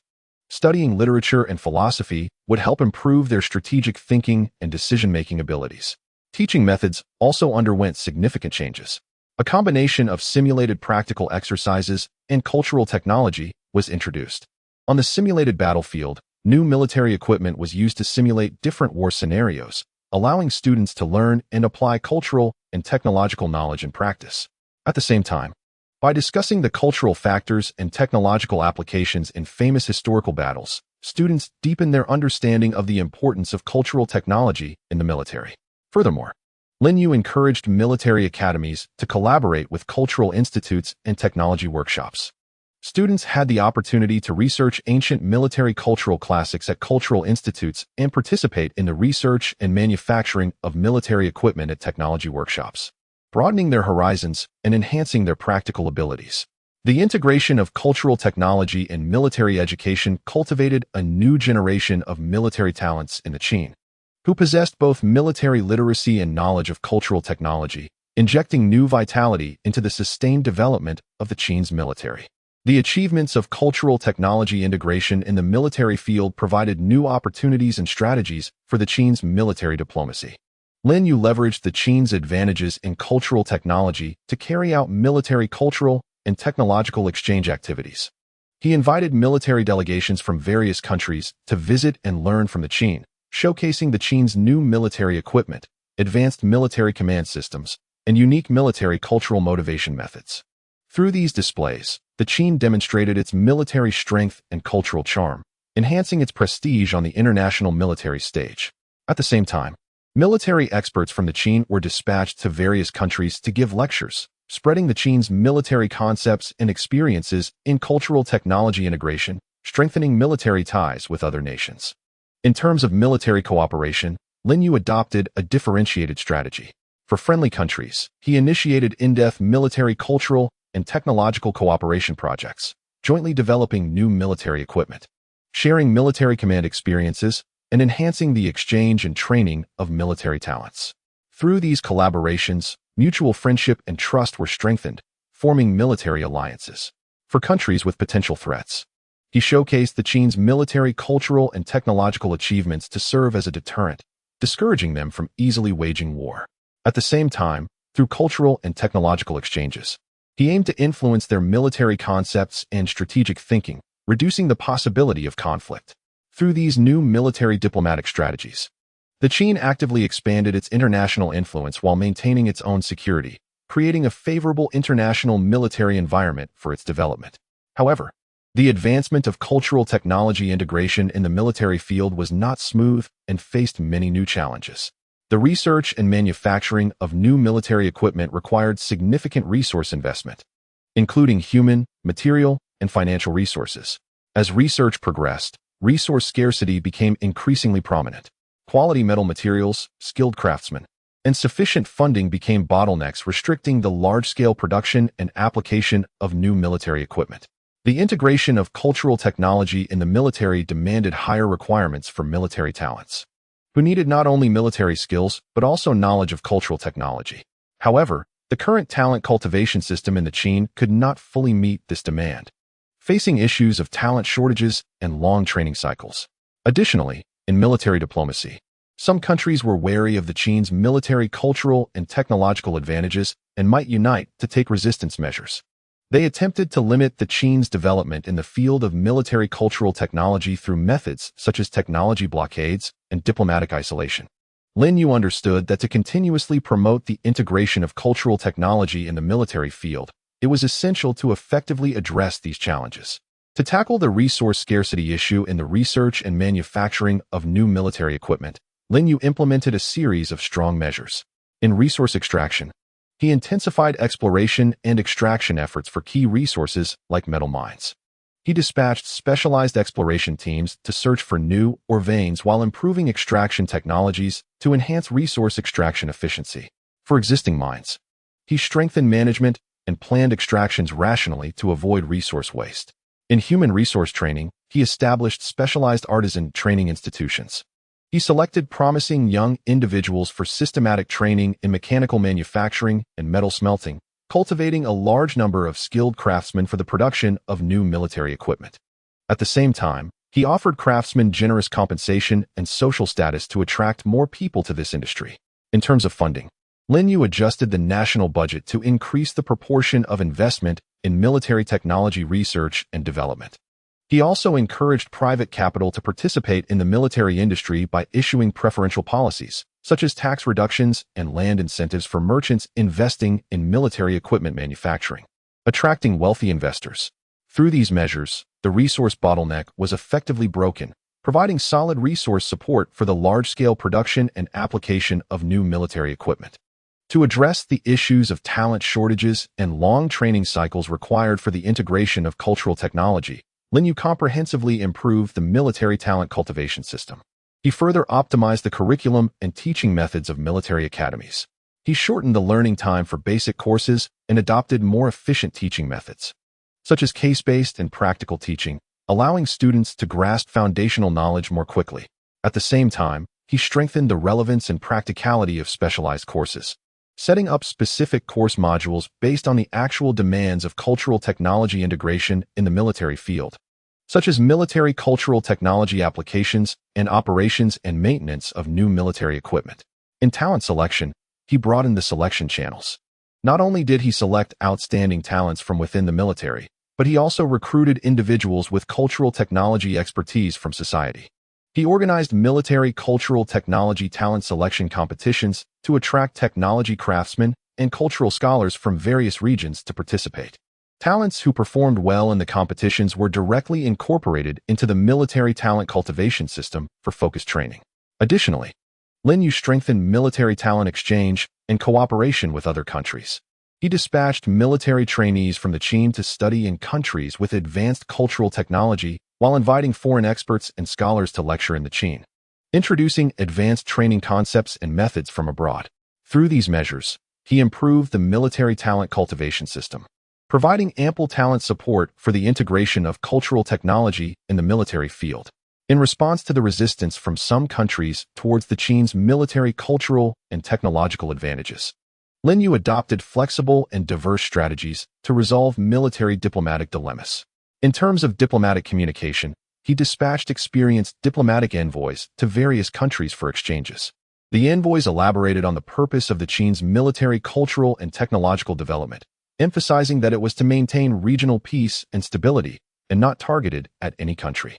They highlighted that the military advancements brought about by cultural technology integration would enhance the overall security capabilities of the region, inviting all countries to participate in military, cultural, and technological cooperation for mutual benefit. In terms of international public opinion, leveraging the advantages of cultural communication through books, emissary promotion, and other means to showcase the positive significance of the Qin dynasty's peaceful development philosophy and the integration of military culture and technology for human development to various countries. It narrates how the Qin dynasty emphasizes humanitarian care during the process of cultural and technological integration, avoids the abuse of military power, and eliminates misunderstandings and apprehensions from other countries towards the Qin dynasty. At the same time, Lin Yu strengthens military cooperation with friendly countries to form a solid military alliance. Through joint military exercises and cultural and technological exchange activities with friendly countries, the alliance's strength and friendly posture are demonstrated. This creates a deterrent effect on those countries attempting to unite against the Qin dynasty, making them realize that cooperation with the Qin dynasty is more in line with their own interests than confrontation. Through these measures, the military diplomatic predicament is gradually resolved, creating a favorable international environment for the development of the Qin dynasty's military culture and technology. After successfully addressing numerous challenges, the integration of the Qin dynasty's military culture and technology has entered a new stage of deepened development. New types of military equipment are continuously emerging, and based on previous advancements, flexible siege equipment has been developed, combining advanced mechanical transmission technology with clever structural design, capable of rapid deployment on the battlefield and demonstrating strong assault capabilities. This equipment adopts a modular design, facilitating maintenance and transportation, greatly improving the military's operational efficiency in various terrains and combat scenarios. Cultural incentive methods have also become more diversified and refined. In addition to military songs and battle poems, a series of dramas and murals based on military heroes' deeds have been created. These works are performed and displayed in military garrisons and major cities across the country, further stimulating soldiers' sense of honor and mission while fostering a favorable atmosphere in society that honors military heroes and supports national defense construction. Meanwhile, psychological warfare strategies against adversaries have become more precise and effective, with tailored propaganda and infiltration plans developed through in-depth studies of enemy cultures and social structures, aimed at undermining the enemy's combat. Well, from an ideological perspective, the military command system has been further upgraded alongside cultural and technological development. A simulation system similar to sand table exercises has been introduced, utilizing the latest geographic surveying technology to create high-precision terrain sand tables, combined with advanced computational methods to simulate various battlefield situations. Generals can conduct tactical drills and decision assessments on the sand table, planning operational strategies in advance, significantly enhancing the scientific and accurate nature of military command.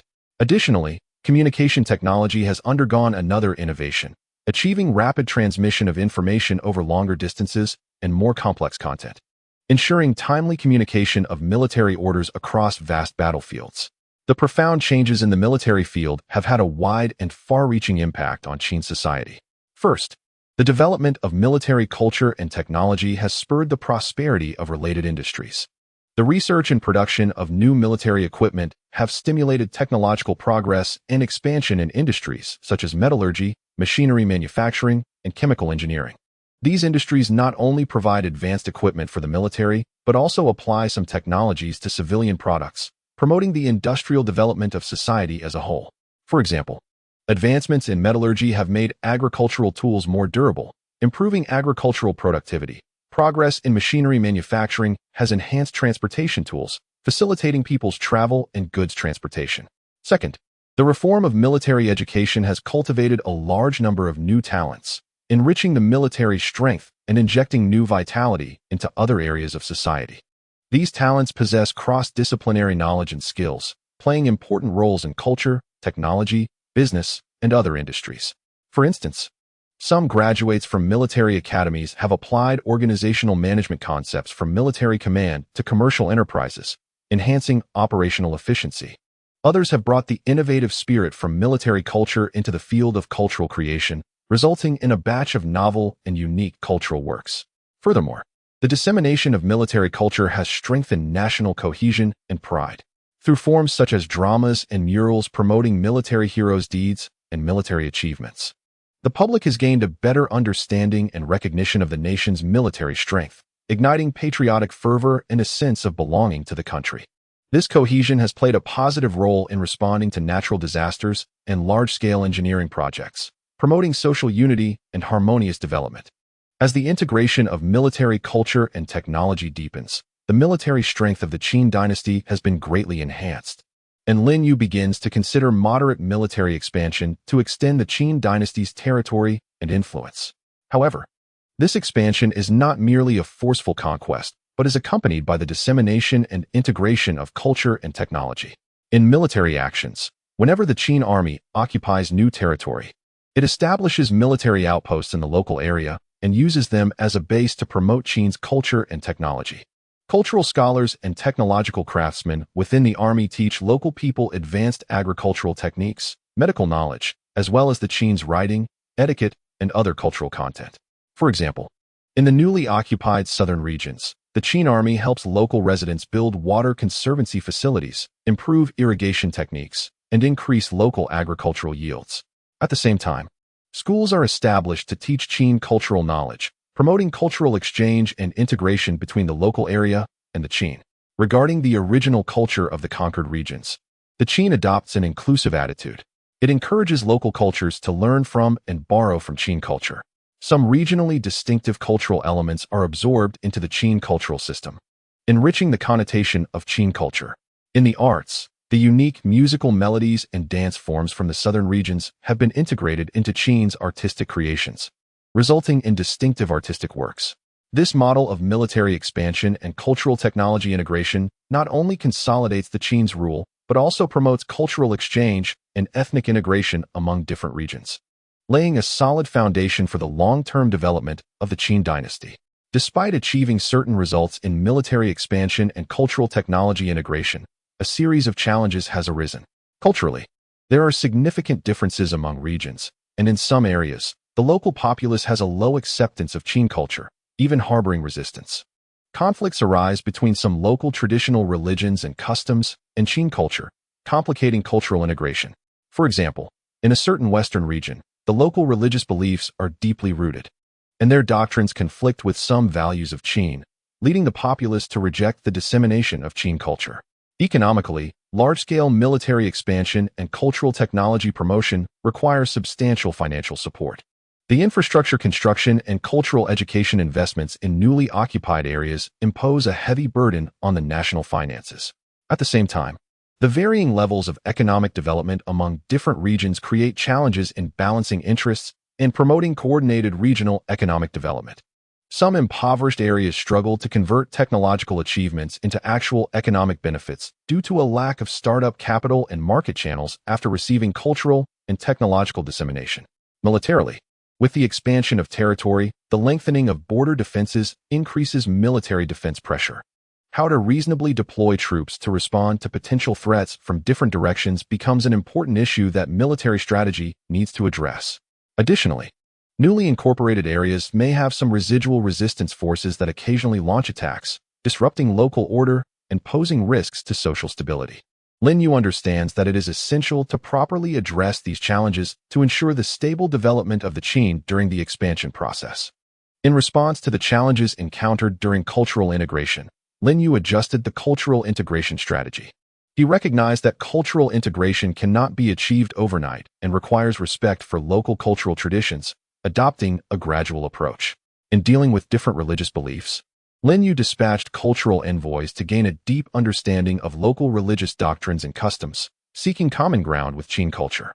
By promoting the inclusive and harmonious concepts present in Qin culture and engaging in communication with local religious leaders, mutual understanding is enhanced.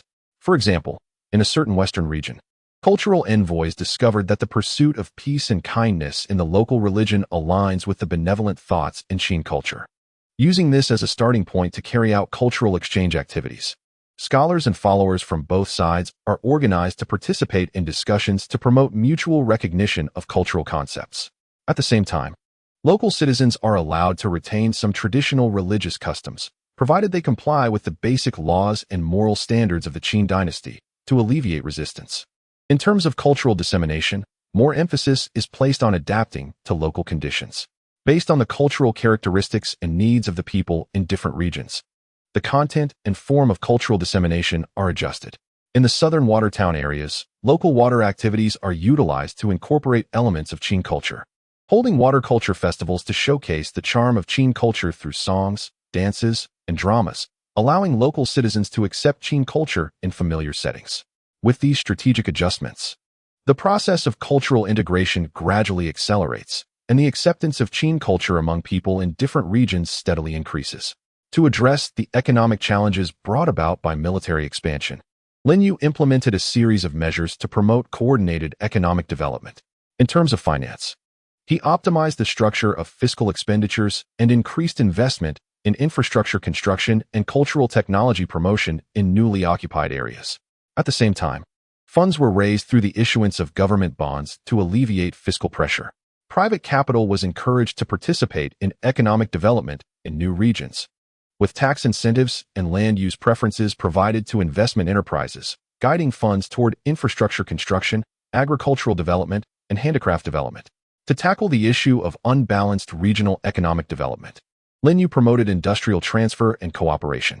Based on the resource endowments and industrial foundations of different regions, he guided industries from developed areas to transfer to underdeveloped areas. For example, the textile industry was moved from the densely populated Central Plains to border areas with abundant labor and raw materials, driving local employment and economic development. At the same time, he strengthened economic cooperation between regions, established regional economic cooperation mechanisms, and promoted resource sharing and complementary advantages. Business people from various regions were organized to form chambers of commerce, building trade platforms to promote the circulation of goods and trade between different regions, achieving coordinated regional economic development. Additionally, Lin Yu focused on cultivating local talent in newly occupied areas to enhance their self-development capabilities. Vocational training institutions were established locally to train various types of professional technical personnel and managerial talents based on market demand and industrial development directions. Through these talents, cultural and technological achievements were better transformed into actual productive forces, promoting the sustainable development of the local economy. In response to increased defensive pressures and social stability issues following military expansion, Lin Yu took a series of measures to strengthen military defense and maintain social stability. In military defense, the military layout was replanned. Based on the new territories and geopolitical situation, multiple military strongholds were established in border areas, with reasonable troop distribution to form a mutually responsive defense system. The construction of military facilities was strengthened, building solid city walls, fortresses, and communication facilities such as beacon towers to enhance the defense capabilities of border areas. At the same time, advanced geographic surveying technology and military reconnaissance methods were employed to monitor border dynamics in real time and provide early warnings of potential threats. For residual resistance forces, a strategy combining military strikes and appeasement was adopted. On one hand, elite troops were dispatched to severely strike against resisting forces, swiftly eliminating their active strength to demonstrate the military might of the Qin. On the other hand, appeasement efforts were carried out to understand the root causes of the resistance and address the practical difficulties faced by local citizens, improving their livelihoods. For those willing to lay down their arms, leniency was granted, with employment opportunities provided to help them reintegrate into normal social life. Through these measures, the residual resistance forces were gradually eliminated, maintaining social stability in the newly occupied areas. Furthermore, Lin Yu strengthened the management and training of the military to enhance its combat effectiveness and ability to respond to emergencies. Regular assessments and drills were conducted to ensure that the military maintained a high state of readiness at all times. At the same time, emphasis was placed on military discipline, strictly prohibiting the military from disturbing the populace, establishing a good image of the military, and gaining the support and trust of local citizens. The model of cultural and technological integration during Qin's military expansion had a wide international impact. Neighboring countries observed how Qin achieved military strength, territorial expansion, and social stability through cultural and technological integration, expressing interest in and learning from Qin. Some countries proactively sent envoys to Qin, requesting to learn about Qin's cultural and technological knowledge and military management experience. Qin actively responded to requests from various countries, engaging in cultural and technological exchange cooperation projects with multiple nations. Cultural scholars, technological craftsmen, and military instructors were dispatched to various countries to impart knowledge and skills, helping them enhance their cultural and technological levels and military capabilities. At the same time, students and officials from various countries were invited to Qin for study and exchange, allowing them to experience Qin's development model firsthand.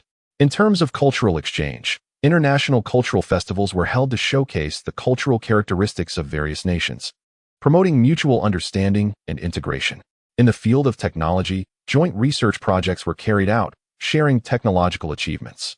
However, some countries expressed concerns about Qin's rise and the dissemination of its culture and technology, fearing it might threaten their own interests and status. They spread unfavorable rhetoric about Qin on the international stage, attempting to unite other nations to resist Qin's cultural and technological output. Lin Yu realized the need to further strengthen diplomatic communication and cultural dissemination to showcase Qin's philosophy of peaceful development and win-win cooperation to the world, eliminating misunderstandings and concerns among nations and creating a favorable international environment for Qin's development. To dispel international misunderstandings and concerns about Qin, Lin Yu vigorously strengthened diplomatic communication and cultural dissemination. He carefully selected a group of diplomats proficient in multiple languages and familiar with various cultures to visit different countries for friendly visits. These diplomats carried Qin's cultural and technological achievements, such as exquisite books and advanced technological models, to introduce Qin's development philosophy and cultural technology integration model in detail to various nations. The diplomats emphasized that Qin's military expansion was aimed at maintaining regional peace and stability, and that cultural and technological dissemination was intended to promote common development, not to seek hegemony. In terms of cultural dissemination, efforts were increased to conduct international cultural exchange activities. Not only were international cultural festivals held, but Qin also established cultural dissemination centers in various countries. These centers regularly hosted cultural lectures, art exhibitions, technology demonstrations, and other activities to showcase Qin's cultural charm and technological achievements. For instance, a silk weaving demonstration held at the Cultural Dissemination Center attracted significant attention from local citizens, allowing them to witness Qin's advanced handicraft techniques firsthand. At the same time, a large number of Qin's cultural classics and technological works were translated to spread Qin's ideological culture and technological knowledge, enhancing understanding of Qin among various nations. Moreover, Lin Yu actively participated in international affairs, collaborating with various countries to address global issues. When faced with natural disasters, disease outbreaks, and other problems, Qin proactively provided assistance and shared experiences and technologies for addressing such challenges.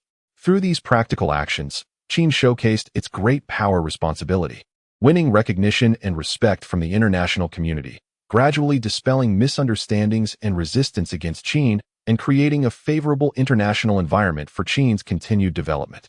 After Lin Yu's series of efforts, Qin successfully dealt with various challenges during the military expansion process, achieving the development of cultural and technological integration in broader fields. Qin ushered in a more glorious era, with vast territory, a prosperous economy, flourishing culture, and strong military power. Domestically, citizens enjoyed prosperous lives, and society was harmonious and stable.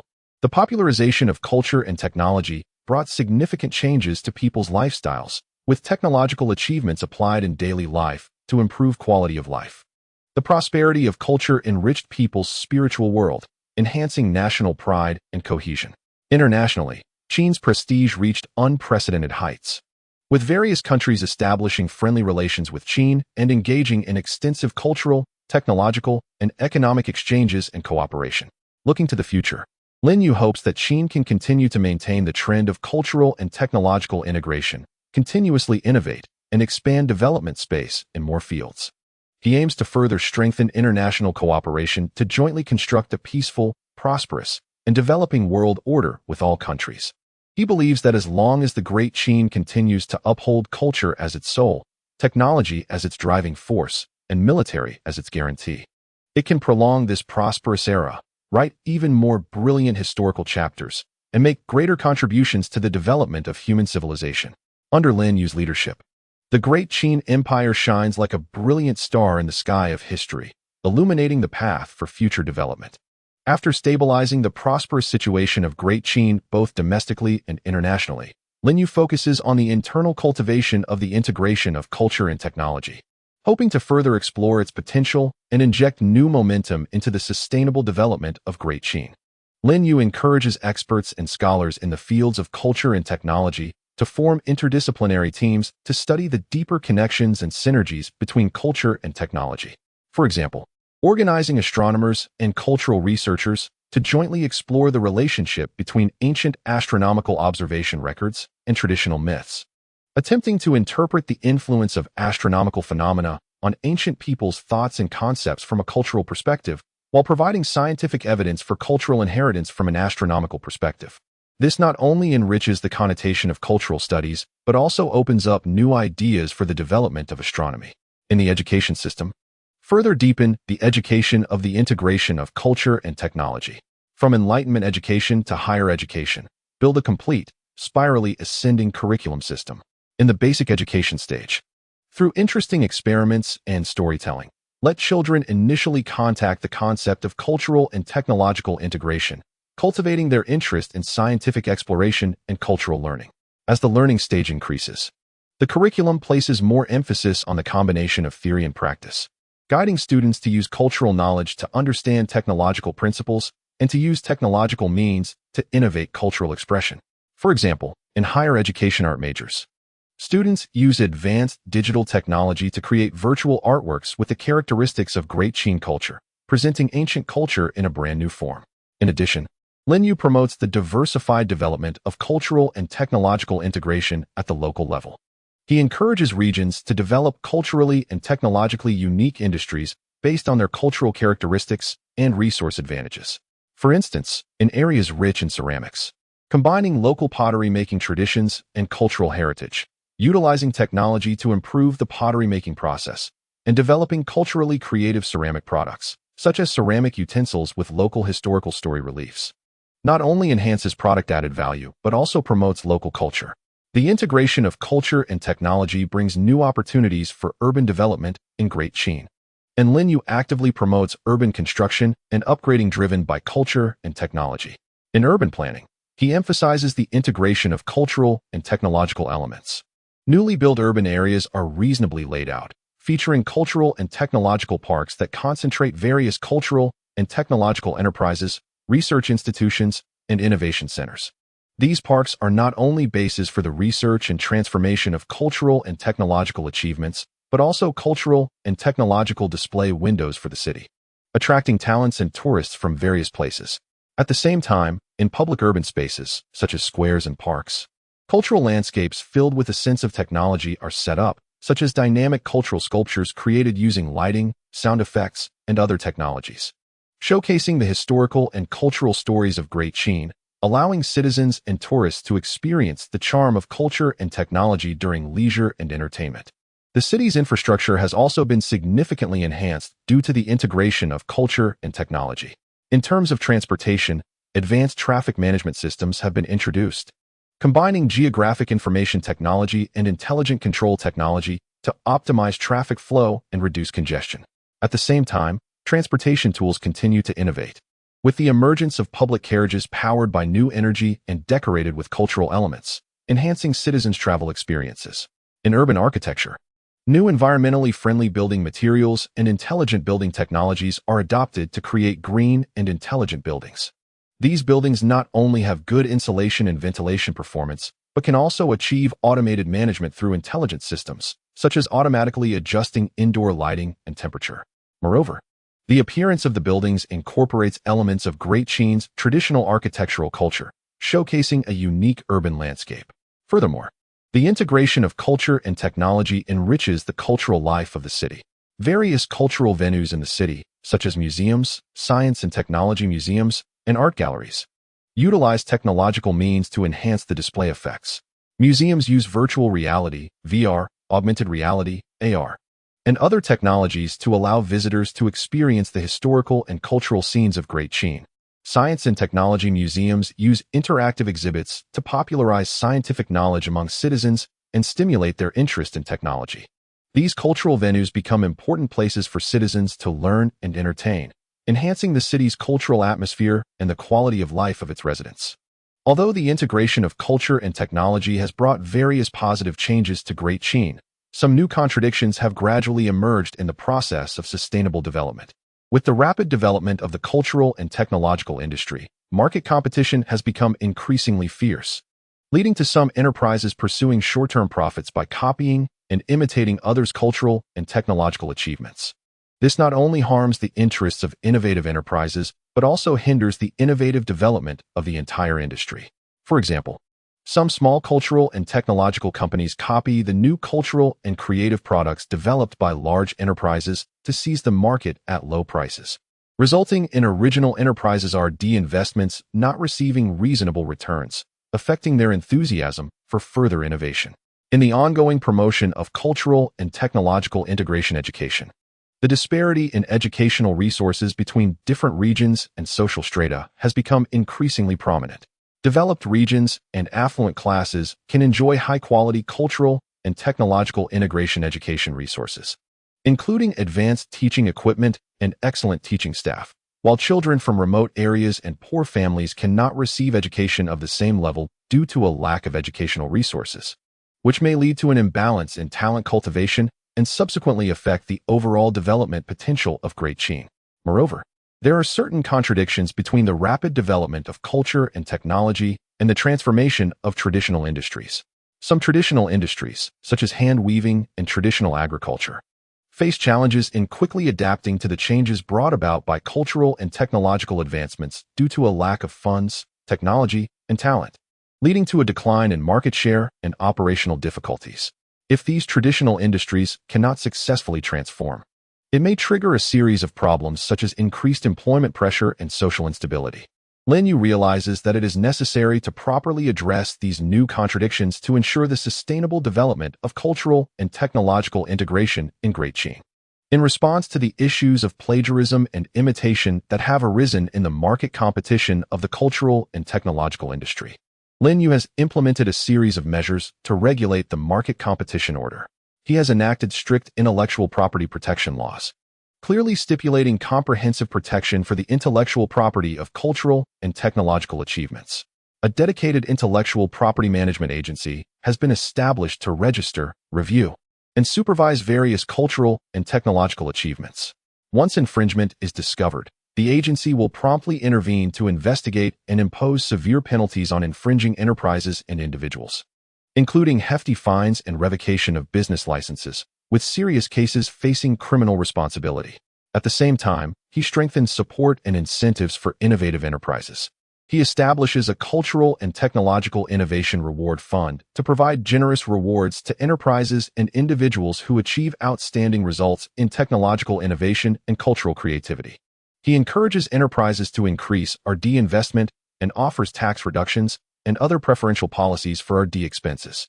Additionally, he builds a trading platform for cultural and technological achievements to provide innovative enterprises with channels to showcase and trade their achievements, protect their legitimate rights and interests, and promote the transformation and application of cultural and technological achievements. To raise the awareness of intellectual property protection throughout society, Lin Yu organizes large-scale publicity and education activities. Through edicts, announcements, cultural performances, and various forms, he disseminates knowledge about intellectual property protection to the public, making people aware of the dangers of plagiarism and imitation, and creating a good social atmosphere that respects innovation and protects intellectual property. Through these measures, the market competition order of the cultural and technological industry has been effectively regulated, and the enthusiasm of innovative enterprises has been greatly enhanced, providing a good market environment for the continuous innovative development of cultural and technological integration. To address the issue of imbalanced educational resources in cultural and technological integration education, Linyu has implemented a series of measures aimed at balancing the distribution of educational resources. On the policy level, efforts are being intensified to support education in remote and impoverished areas. Special policies for the allocation of educational resources will be formulated to ensure that these regions receive adequate funding for education. A special education fund will be established to improve the teaching facilities of schools in remote areas and to purchase advanced cultural and technological teaching equipment, such as laboratory instruments and multimedia teaching tools. At the same time, the treatment of teachers in remote areas will be improved to attract outstanding educators to teach there.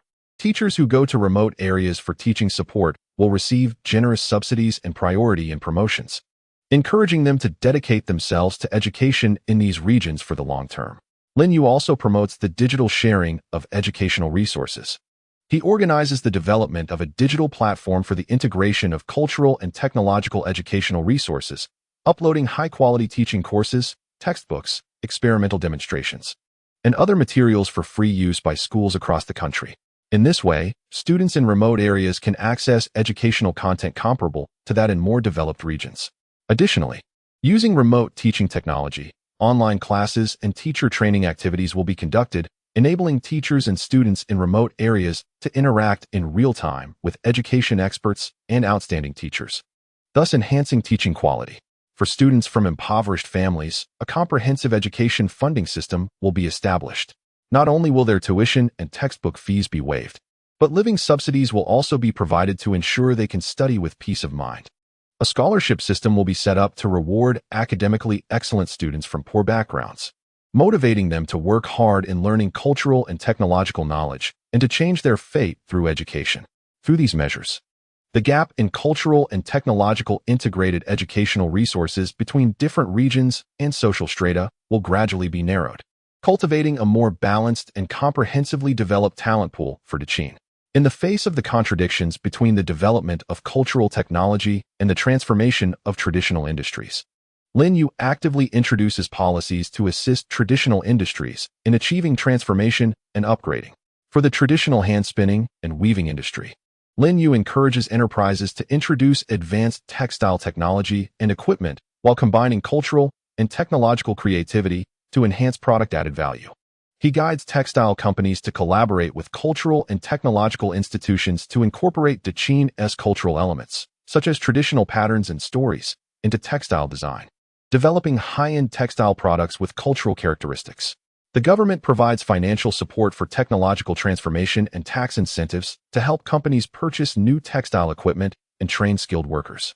For instance, some textile companies, with government support, have introduced automated weaving machines, improving production efficiency, and collaborated with cultural institutions to design silk products featuring embroidery of Dechin's historical stories, which have been widely welcomed in the market, enhancing the economic benefits of the companies while promoting Dechin's culture. In traditional agricultural planting, Linyu promotes the popularization and application of agricultural technology. He organizes agricultural technology experts to go deep into rural areas to teach farmers advanced planting techniques, such as precision irrigation, scientific fertilization, and green pest control. At the same time, he encourages the development of smart agriculture, utilizing geographic information technology and sensor technology to achieve intelligent management of agricultural production. The government invests in building agricultural technology demonstration bases to showcase advanced agricultural planting models and techniques, guiding farmers to learn and adopt them. Additionally, he promotes the integration of agriculture with cultural tourism, encouraging farmers to utilize local natural scenery and agricultural cultural resources to develop rural tourism and agricultural experience projects, broadening farmers' income channels. Through these measures, traditional agriculture has transitioned from extensive to intensive and technology-driven, enhancing its competitiveness and sustainability. After Linyu resolved many contradictions in the development process, the integration of cultural and technological advancements in Dechin ushered in new breakthroughs and expansions. In the energy sector, Technology experts have successfully developed a new type of energy through relentless efforts. This energy is produced from a special mineral using advanced refining technology and energy conversion devices, generating continuous and stable energy that is cleaner and more efficient than traditional energy sources. This energy breakthrough not only provides stronger power support for military equipment and transportation, but also offers solid energy guarantees for the further development of the cultural technology industry. For example, the new energy is applied to urban lighting systems, making cities brighter and more energy efficient at night, and to large display equipment in cultural venues, achieving more complex and spectacular display effects. In terms of cultural dissemination, with further innovations in communication technology, a new information dissemination medium similar to modern newspapers has emerged. Through advanced printing technology and a rapid information collection network, this medium can timely report on cultural, technological, political, and economic dynamics from Dechin and neighboring countries. It has become an important window for the public to understand the world and provides a broader and faster platform for the dissemination of cultural and technological knowledge. Cultural scholars and technology experts can use this medium to share their research findings and innovative ideas, promoting academic exchange and collaborative innovation. Moreover, the integration of cultural technology has achieved new expansions in the field of artistic creation. Artists have utilized advanced technological means to create immersive works that blend multiple artistic forms. For instance, by combining virtual reality, holographic projection, and sound control technologies, they have crafted historical and cultural scenes that allow audiences to immerse themselves fully. Viewers feel as if they are traversing time and space and personally experiencing the glorious history and cultural charm of Dechin. This new artistic experience has been warmly welcomed by various sectors of society, further enriching Dechin's cultural and artistic forms and enhancing the impact and influence of its culture. The new breakthroughs and expansions in the integration of cultural technology in Dechin have had a powerful radiating effect on neighboring countries. Witnessing Dechin's innovations in new energy, information dissemination mediums, and integrated artistic creation, neighboring countries have actively sought cooperation and learning opportunities. Cultural and technological exchanges and collaborations between Dechin and other countries have become more frequent and deeper. In the field of new energy, Dechin has launched joint development projects with some countries. Dechin exports advanced refining technologies and energy conversion manufacturing processes, while cooperating countries provide mineral resources, jointly exploring the widespread application of new energy. Through cooperation, not only are the energy needs of various countries met, but economic ties and technological exchanges between them are also strengthened. In terms of information dissemination, neighboring countries have drawn on Dechin's experiences to establish their own information dissemination networks and similar mediums. Dechin's cultural and technological achievements and development concepts are rapidly disseminated through these mediums, stimulating enthusiasm for exploring the integration of cultural technology in various countries. Countries have begun to actively learn Dechin's cultural and technological knowledge to promote their own cultural and technological development. In the field of artistic creation, Dechin's immersive artistic works have caused a sensation in various countries. Many artists from different countries have come to learn and introduce this innovative art form into their own countries, incorporating their cultural characteristics into their creations. This not only promotes the innovative development of cultural and artistic practices in various countries, but also enhances cultural exchanges and mutual understanding among them. Dechin's model of cultural and technological integration has become a paradigm for neighboring countries to learn from, driving cultural and technological progress throughout the region and further consolidating Dechin's leading position in cultural technology on the international stage, while exerting a radiating effect on neighboring countries. Linyu also emphasizes the consolidation within Dechin and the deepening of international cooperation. Domestically, Linyu strengthens the standardized management and sustainable development planning of the new energy industry. Strict standards for energy extraction, refining, and usage will be formulated to ensure that the development and utilization of new energy comply with environmental protection requirements and national security strategies. Investment in energy technology research and development will be increased, encouraging researchers to continually explore more application scenarios and optimization technologies for new energy, maintaining Dechin's leading position in the energy field. At the same time, the management mechanism of information dissemination mediums will be further improved, enhancing content review to ensure that disseminated information is true, accurate and positive, avoiding the spread of harmful information. Support and funding will be provided for cultural and technological industries, such as integrated artistic creation, encouraging artists to innovate continuously and create more culturally and artistically impactful works. In terms of international cooperation, Lin Yu actively promotes the establishment of closer cultural and technological cooperation alliances with various countries. He collaborates with other nations to formulate cooperation rules and development strategies, clarifying the rights and obligations of all parties in cultural and technological exchanges. In joint research projects, he emphasizes strengthening intellectual property protection and result-sharing mechanisms to ensure that the interests of all countries are fully safeguarded. He organizes international cultural and technological forums, inviting experts, scholars, government officials, and business representatives from various countries to discuss the development trends of cultural and technological integration and strategies to address challenges together. Through these initiatives, Daqin not only consolidates its advantages in the integration of culture and technology, but also deepens its cooperative relationships with various countries, jointly promoting the prosperous development of regional cultural and technology, laying a solid foundation for building a more harmonious and prosperous international cultural and technological community. Standing at a new height in Daqin's development, Lin Yu envisions a grand future. He hopes that Daqin can continue to lead the global development trend with the strong momentum of cultural and technological integration. Not only does he aim to deepen innovation in existing fields, but he also seeks to explore more unknown areas, such as deep-sea exploration and space research, expanding Daqin's influence into broader realms. To realize this vision, Lin Yu has developed a detailed inheritance plan. In education, he integrates the concept and knowledge of cultural and technological integration into the core of the generational education system. From childhood enlightenment to higher education institutions, he continuously strengthens education on cultural and technological integration, cultivating generations of talents with innovative spirit and interdisciplinary abilities. He establishes specialized academic institutions responsible for in-depth research on the history, current status, and future trends of cultural and technological integration, providing theoretical support for education and development. In terms of cultural inheritance, he constructs large cultural and technological museums to collect and showcase important achievements, inventions, and development processes of Daqin in the process of cultural and technological integration. Through physical displays and multimedia presentations, future generations are encouraged to remember the wisdom and accomplishments of their predecessors, inspiring their enthusiasm for cultural and technological exploration.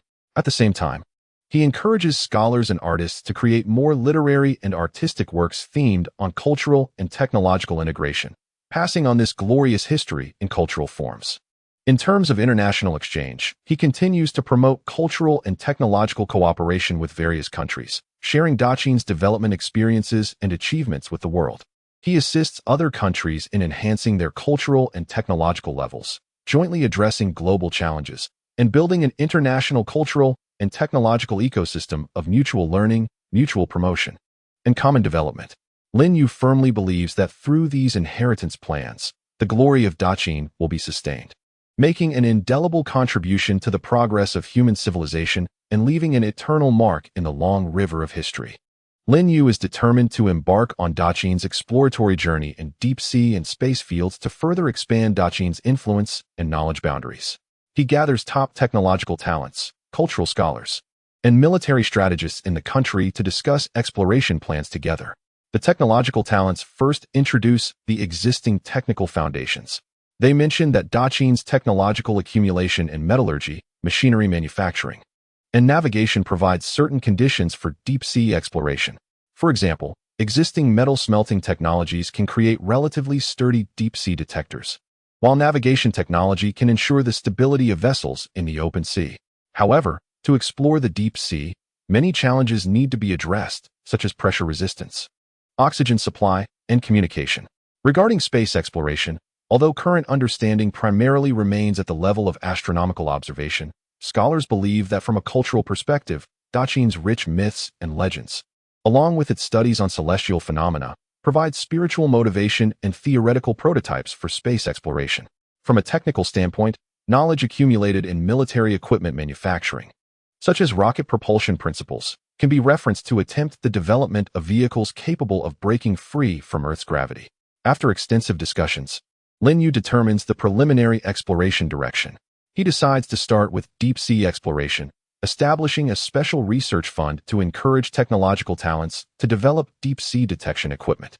At the same time, he organizes cultural scholars to conduct in-depth research on ancient literature regarding the ocean, providing possible clues and ideas from a cultural perspective for deep-sea exploration. For space exploration, theoretical research will be conducted first, establishing astronomical observation stations to conduct more precise observations and studies of celestial motion patterns, laying the foundation for subsequent practical exploration. With Lin Yu's strong support, the deep-sea exploration project quickly unfolds. Research teams work day and night, striving to overcome various technical challenges. To address pressure resistance issues, technological craftsmen experiment with various material combinations. They discover that combining specially formulated alloys with a unique substance extracted from deep-sea mollusks significantly enhances material pressure resistance. After repeated experiments and improvements, they successfully create a new type of pressure-resistant chamber that can withstand high pressures at depths of several thousand meters in the deep sea. In terms of oxygen supply, the team develops an efficient oxygen-generating device. This device utilizes chemical reaction principles to continuously produce oxygen through reactions between specific chemical substances and water, providing a reliable oxygen source for deep-sea workers. Simultaneously, to ensure smooth communication, researchers improve existing communication technologies, developing a sonar communication system that effectively transmits information in deep-sea environments using acoustic principles. With these technological breakthroughs, Daqin manufactures its first generation of deep-sea detectors. These detectors are equipped with high-definition cameras, sample collection tools, and advanced navigation systems. They can delve into the deep sea, capturing images of the seabed topography and organisms, and collecting various samples, marking a significant step forward for humanity's understanding of the deep-sea world. When the deep-sea detector successfully descends to the designated depth and transmits clear images of the seabed, the entire research team cheers. And this achievement signifies a major technological breakthrough for Daqin in deep-sea exploration. While achieving technological breakthroughs in deep-sea exploration, cultural scholars also delve into the cultural significance of deep-sea exploration. They search for records related to the ocean in Daqin's rich historical literature and mythological tales, discovering many ancient stories that narrate the mysterious realms, strange creatures, and magical treasures hidden in the depths of the ocean. These stories not only stimulate public interest in deep-sea exploration, but also provide researchers with rich imaginative space and cultural inspiration. Cultural scholars also combine deep-sea exploration with Daqin's traditional values. They promote that deep-sea exploration symbolizes the Daqin people's spirit of courage and pursuit of the unknown, which is consistent with the enterprising spirit demonstrated by Daqin in unifying the 6 states and developing culture and technology. Through official publicity and cultural performances, they convey this spirit to the public, enhancing the public's sense of identity and pride in deep-sea exploration. In addition, cultural scholars actively participate in interpreting and disseminating the results of deep-sea exploration. They collaborate with researchers to integrate peculiar deep-sea creatures and unique topographies discovered during explorations with Daqin's cultural elements, creating a series of popular science works, such as books, paintings, and sculptures. These works not only educate the public about deep-sea knowledge, but also impart deeper cultural connotations to deep-sea exploration, making it an important part of Daqin's cultural inheritance and innovation. While achieving phased results in deep-sea exploration, space exploration is also steadily advancing its theoretical groundwork. Lin Yu orders the selection of sites nationwide to establish multiple high-precision astronomical observation stations. These observation stations are equipped with advanced astronomical telescopes, whose lenses are specially polished to observe celestial bodies more clearly. Researchers utilize these observation stations to conduct more accurate observations and records of the motion patterns of the sun, moon, and stars. They create detailed star maps, marking numerous celestial bodies' positions and trajectories that were previously undiscovered or inaccurately recorded. Meanwhile, cultural scholars and astronomers jointly conduct research, interpreting astronomical phenomena from a cultural perspective. They deeply study ancient astronomical texts, discovering many records about the relationship between celestial bodies, human fate, and social development. Although some of the content has a mystical tone, it also provides a unique perspective for space exploration. For example, through the study of ancient texts, they explored the potential connections between the appearances of different celestial bodies and significant events in the history of the Qin dynasty, attempting to understand the relationship between humanity and the universe from a cultural perspective. In terms of theoretical research, scientists began to explore the principles of propulsion and structural design of spacecraft. They drew on military rocket propulsion technology and combined it with studies of celestial gravity to propose various spacecraft design schemes. At the same time, they conducted simulated studies of the space environment, analyzing the potential impacts of space radiation, microgravity, and other factors on spacecraft and astronauts, thereby making thorough theoretical preparations for future space flights. The development of deep-sea and space exploration has had a broad and profound impact on Qin society.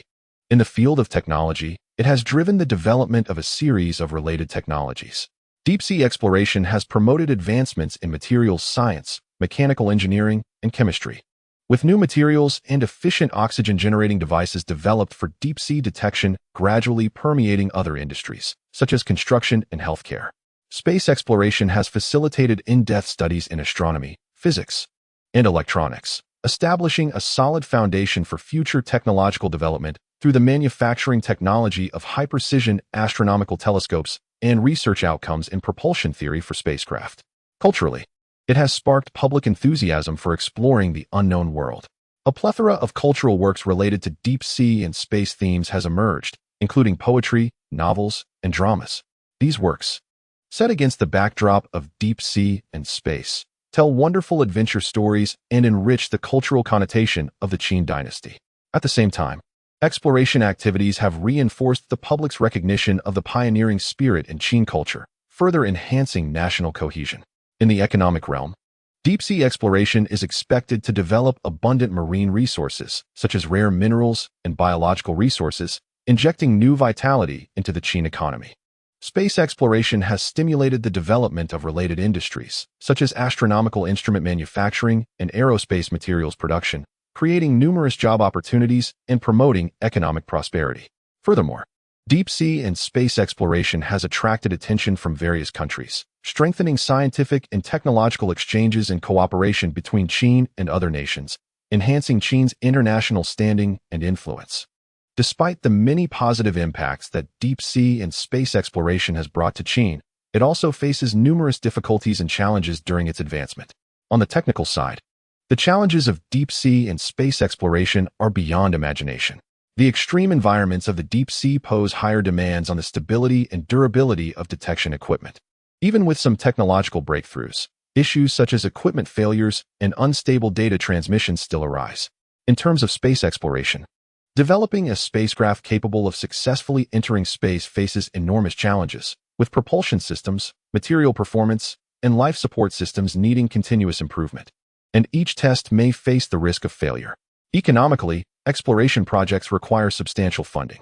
From the research and development of scientific equipment, the construction and maintenance of observation stations, to the training of scientific personnel, significant financial support is necessary. This imposes a heavy burden on the national treasury and has led to some public doubts about the rationality of fund allocation. Some members of the public believe that these funds could be used to improve people's livelihoods, such as building water conservancy projects or providing relief to the poor. Additionally, there are some conservative forces that question exploration activities. They argue that deep-sea and space exploration is too risky, potentially leading to unknown disasters, which contradicts the traditional conservative thinking of stability in Qin. These doubts have influenced the advancement of exploration projects to some extent. Lin Yu realizes that it is essential to properly address these difficulties and doubts to ensure the smooth continuation of deep-sea and space exploration projects. In response to the technical challenges in deep-sea and space exploration, Lin Yu increased support for scientific research innovation. He encouraged research teams to engage in interdisciplinary collaboration, integrating expertise and technical strengths from various fields. For instance, he organized materials scientists, mechanical engineers, and electronics experts to work together to overcome equipment failure issues in deep-sea detectors. Through interdisciplinary communication and collaboration, they discovered that electronic technology could be utilized for real-time monitoring and remote control of equipment, allowing for timely detection and resolution of potential failures, thus improving equipment stability.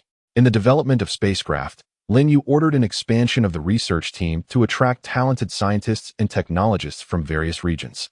At the same time, he initiated technical exchange and cooperation with other countries to draw on advanced experiences in the aerospace field. By introducing advanced foreign materials manufacturing technologies and propulsion system design concepts, combined with Qin's own technological advantages, they optimized the design schemes for spacecraft. For example, they improved the propellant formulation, increased the efficiency of the propulsion system, while also reducing the weight of the spacecraft to enhance its performance. Moreover, Lin Yu established a technology innovation reward system to grant significant rewards to individuals and teams with outstanding contributions to the R&D of deep-sea and space exploration technologies.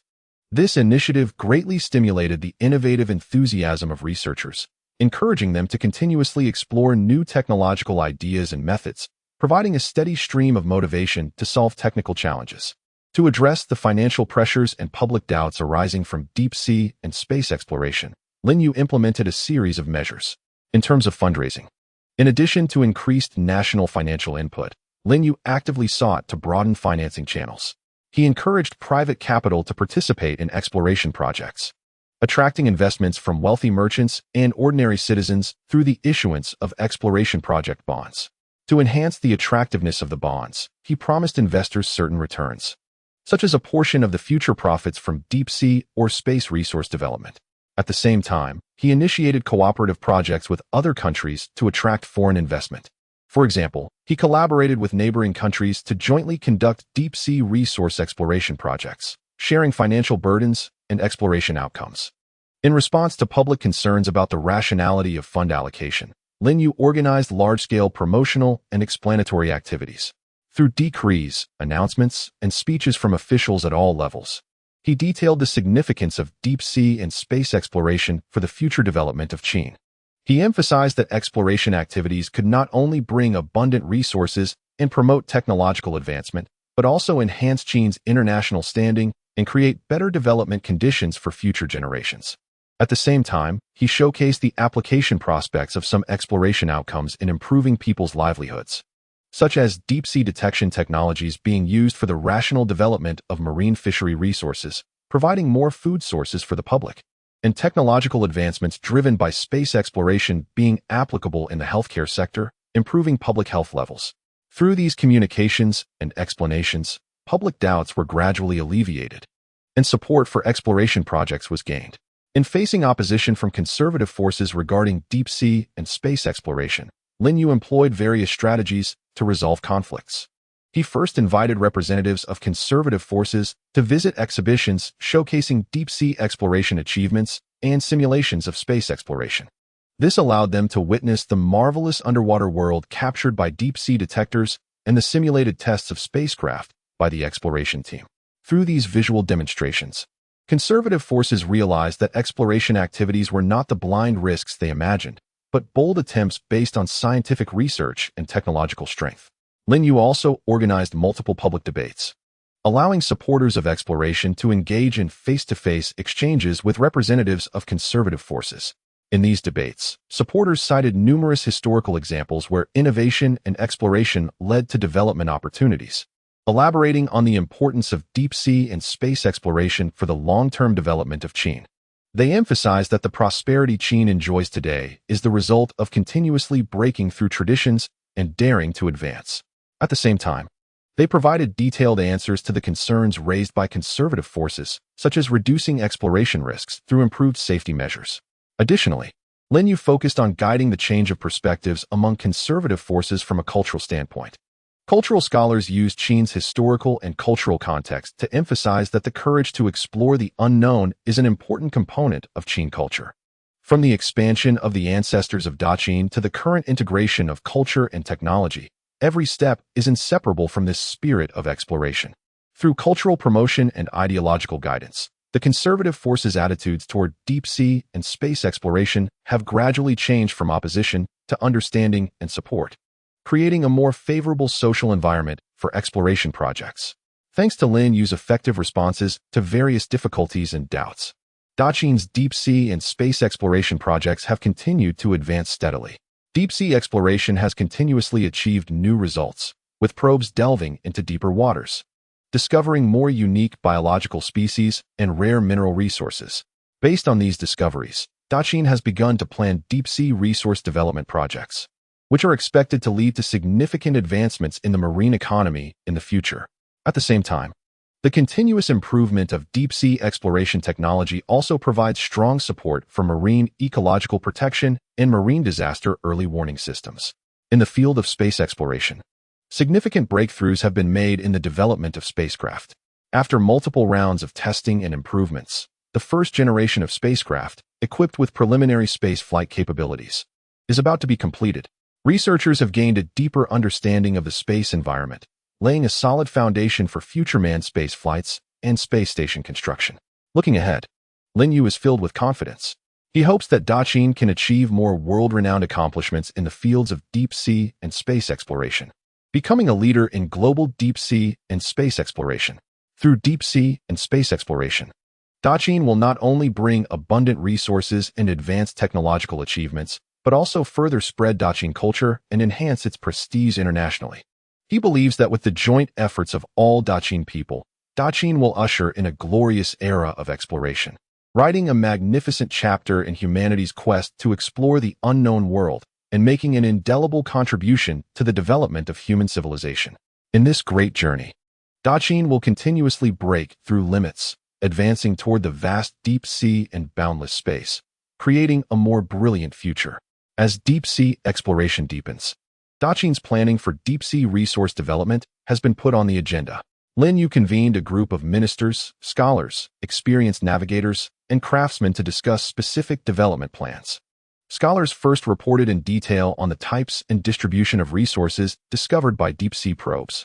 The deep sea harbors rich metallic minerals, such as manganese nodules and cobalt crusts, which are crucial for Daqing's industrial development, providing key raw materials for military equipment manufacturing and construction material upgrades. Additionally, deep-sea organisms with special medicinal value have been discovered, opening new directions for Daqing's medical research. Based on these discoveries, the planning gradually took shape. In terms of mineral development, it was decided to start from areas with relatively mature technology and abundant resource reserves. Special deep-sea mining vessels will be built, equipped with advanced mining equipment, utilizing previously developed deep-sea probe technology to precisely control mining operations.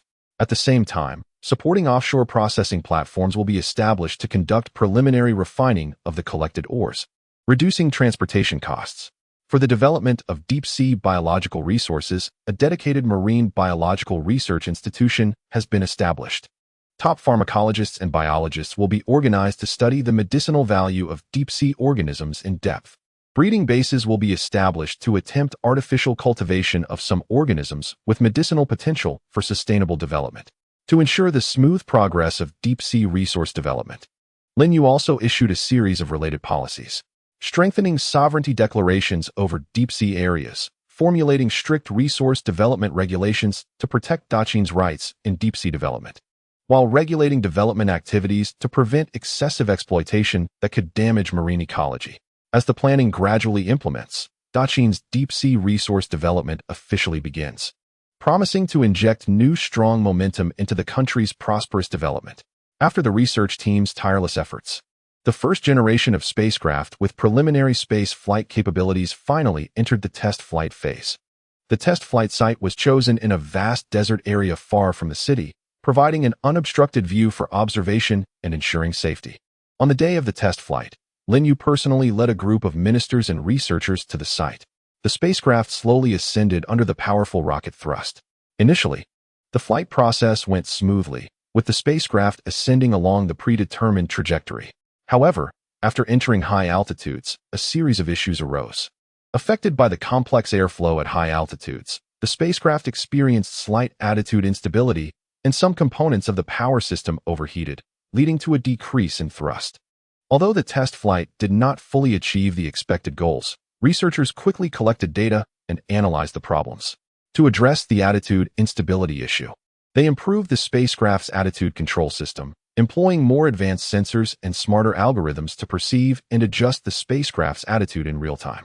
For the overheating of the power system, researchers optimized the heat dissipation design, used new heat-dissipating materials, and adjusted the layout of the power components to enhance heat dissipation efficiency. After a series of improvements, the spacecraft underwent another test flight. This test flight was a complete success, with the spacecraft successfully entering the predetermined orbit and maintaining stable operations for a period before successfully returning to the ground. The success of the test flight marked a solid step forward for Daqin in the field of space exploration, laying an important foundation for subsequent space exploration missions, such as manned space flights and space station construction. The achievements in deep sea and space exploration have greatly enriched Daqin's cultural connotation. In literary creation, the mysterious world of the deep sea and the vastness of space provide endless sources of inspiration for writers. A large number of novels, poems, and other works set against the backdrop of deep sea and space have emerged. These works depict wonderful deep-sea creatures, mysterious underwater civilizations, and human adventures in space, filled with fantastical elements. For example, a novel titled Deep Sea Legend tells the story of a brave explorer who discovers a lost civilization in the deep sea. A civilization with unique technology and culture that collides and interacts with Daqin civilization. This novel received enthusiastic acclaim from the public upon publication, inspiring limitless imagination about the deep-sea world. In the field of art, painters depict the colorful hues of the deep sea and the brilliant stars of space with their brushes. Sculptors create lifelike sculptures based on deep-sea creatures and spacecraft.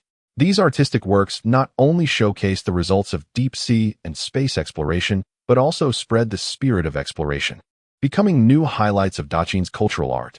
Additionally, traditional theatrical performances have also incorporated elements of deep sea and space. Actors showcase humanity's courage in exploring the unknown world and reverence for the mysteries of the universe through brilliant performances. The dissemination of these cultural works has allowed more Daqin citizens to understand the charm of deep sea and space exploration, further stimulating their support and love for the exploration cause. With Daqin's significant progress in deep sea and space exploration, the international landscape of cooperation and competition has also undergone new changes. In terms of cooperation, many countries have recognized Daqin's technological strength and innovative capabilities in deep sea and space exploration, actively seeking collaboration. Daqin has launched several joint projects with neighboring countries. In deep sea exploration, cooperation has been established with countries skilled in navigation and marine biological research to jointly study the ecological habits of deep-sea organisms and share technology and experience in deep-sea resource development. In the field of space exploration, collaborations have been formed with countries that have in-depth studies in astronomy to jointly establish astronomical observation stations, conducting research on celestial bodies and sharing observational data and research results. Through these collaborations, not only has the progress of Daqin in deep sea and space exploration been accelerated, but it has also promoted technological exchange and cultural integration among nations. However, competition accompanies cooperation. Some countries are concerned about Daqin's leading position in these two fields and are attempting to increase their own exploration investments to catch up with Daqin's pace. They are actively developing their deep sea and space technologies and strengthening the training of research talents. Internationally, there is fierce competition among countries over the rights to develop deep-sea resources and the dominance of space exploration. Daqin faces the challenge of maintaining technological leadership while managing relationships with various nations. Lin Yu understands that only through continuous innovation and strengthening diplomatic communication can Daqin ensure its advantageous position and achieve sustainable development in this complex international cooperation and competition landscape. To address the new challenges posed by deep sea and space exploration, as well as to meet the demands of international cooperation and competition, Lin Yu optimized and expanded Daqin's talent cultivation system. In terms of educational institutions, Lin Yu ordered the Royal Academy to offer specialized courses related to deep sea and space exploration. These courses cover various fields, including deep sea engineering, marine biology, astrophysics, and aerospace technology. Top experts and scholars from both domestic and international backgrounds are invited to teach, imparting cutting-edge knowledge and technology. At the same time, practical teaching is emphasized, with the establishment of specialized laboratories and simulation training facilities, allowing students to experience simulated environments for deep-sea exploration and spaceflight, enhancing their practical skills.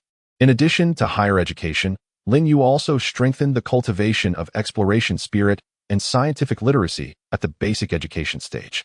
In elementary and middle school curricula, popular science content related to deep sea and space knowledge has been added, using interesting experiments, stories, and field trips to stimulate students' interest in these fields. Various technology competitions are held to encourage students to participate in creative design and research projects related to deep sea and space, fostering their innovative thinking and problem-solving abilities.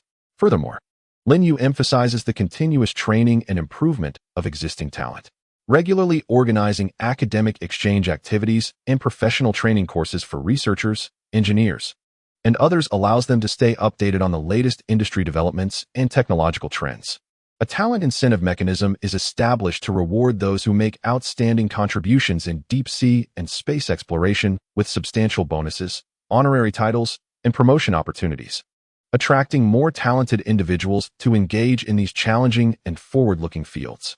Although the prospects for deep-sea resource development and space exploration are broad, they also bring a series of environmental challenges, which Lin takes seriously and addresses with a series of proactive measures. In terms of deep-sea resource development, strict environmental protection regulations have been established. All deep-sea mining operations must adhere to environmental standards, minimizing damage to the marine ecological environment. For example, mining equipment is required to use low noise and low pollution technology to avoid startling and harming deep-sea organisms. At the same time, a marine ecological monitoring system is established to monitor changes in the deep-sea environment in real time, including indicators such as water temperature, water quality, and biodiversity. If any trend of environmental degradation is detected, corresponding remedial measures, such as deploying artificial reefs or planting marine plants, are immediately taken to restore the marine ecological balance. For space exploration, the primary issue faced is space debris. Lin ordered research teams to develop space debris cleanup technologies. Through research, they designed a device capable of autonomously identifying and capturing debris in space. This device utilizes advanced optical and radar technology to accurately locate space debris, and then uses mechanical arms or lasers to capture the debris and bring it back to the Earth's atmosphere for incineration. Additionally, future space exploration plans emphasize that spacecraft design should focus on reducing waste emissions to lower the generation of space debris at the source. Through these measures, Daqin strives to protect the ecological environment while pursuing the development of deep-sea and space exploration, achieving sustainable development. The many achievements made by Daqin in deep-sea and space exploration are gradually being transformed into the civilian sector, bringing positive changes to people's lives. In terms of the transformation of deep-sea exploration achievements, research on deep-sea organisms has led to new breakthroughs in the pharmaceutical industry. Special substances extracted from deep-sea organisms have been developed into new drugs with significant efficacy for certain difficult-to-treat diseases. For example, a drug made from components extracted from deep-sea corals effectively treats certain chronic inflammations, greatly improving patients' quality of life. Furthermore, the development of deep-sea exploration technology has also modernized marine fisheries. With advanced sonar detection equipment, fishermen can more accurately locate fish schools, improving fishing efficiency while reducing damage to marine ecology. Achievements in space exploration are also widely applied in the civilian sector. The development of satellite communication technology has made information transmission across Daqin's various regions more convenient and rapid. Citizens can use satellite communication devices to stay in touch with distant relatives and friends, while merchants can obtain market information more timely, promoting the development of commercial trade. New materials developed during space exploration are applied to daily life, creating lighter and more durable household items. For instance, kitchenware made from space materials not only has excellent thermal conductivity, but is also resistant to wear, making it popular among the public. The civilian transformation of these achievements allows the people of Daqin to tangibly experience the benefits brought by deep-sea and space exploration, further winning public support for exploration endeavors. As the achievements of deep-sea and space exploration continue to emerge, Daqin actively utilizes these results for cultural dissemination, shaping a more positive and powerful international image. In international cultural exchange activities, the Qin attracts attention from various countries by showcasing the results of deep-sea and space exploration. Large-scale technology exhibitions are held to display exquisite underwater images captured by deep-sea probes, models of spacecraft, and specimens of deep-sea organisms. These exhibits allow diplomats and the public from various countries to intuitively feel Qin's outstanding achievements in exploration, spreading the cultural spirit of Qin's courage to explore and pursue science. Cultural scholars compile stories of deep-sea and space exploration into books and brochures in multiple languages for distribution in various countries.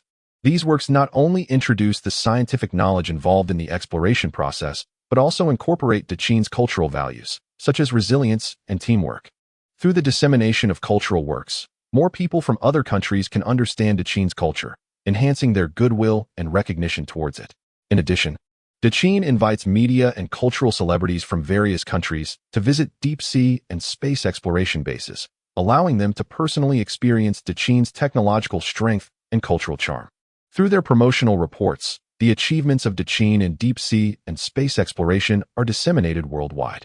On the international stage, Qin uses deep-sea and space exploration as an opportunity to actively showcase its technological strength, cultural heritage, and open-minded posture, shaping an image of a major country that leads technological trends and promotes human civilization progress, further enhancing its influence and voice in the international arena. Although Qin has made ample preparations for deep-sea and space exploration, sudden crises are still difficult to completely avoid. During a deep-sea resource extraction operation, a severe underwater storm was encountered. The massive currents triggered by the storm impacted the mining equipment, causing some equipment to be damaged, and several workers were trapped on the deep-sea platform. In response to this crisis, Lin Yu quickly activated the emergency plan. First, a professional deep-sea rescue team was dispatched via a specially designed rescue submarine to the incident site. The rescue team brought advanced communication equipment, medical supplies, and repair tools. At the same time, they maintained contact with the trapped personnel through a satellite communication system, calming their emotions and guiding them in necessary self-protection measures. In terms of space exploration, during a spacecraft's orbital flight mission, the navigation system suddenly malfunctioned, causing the spacecraft to deviate from its intended orbit. The ground control center immediately took action, with researchers urgently analyzing the cause of the malfunction and attempting to repair the navigation system through remote control. Simultaneously, a backup navigation plan was initiated, using astronomical observation data and other auxiliary equipment to guide the spacecraft back to a safe orbit. These sudden crises have sounded the alarm for Qin's deep-sea and space exploration.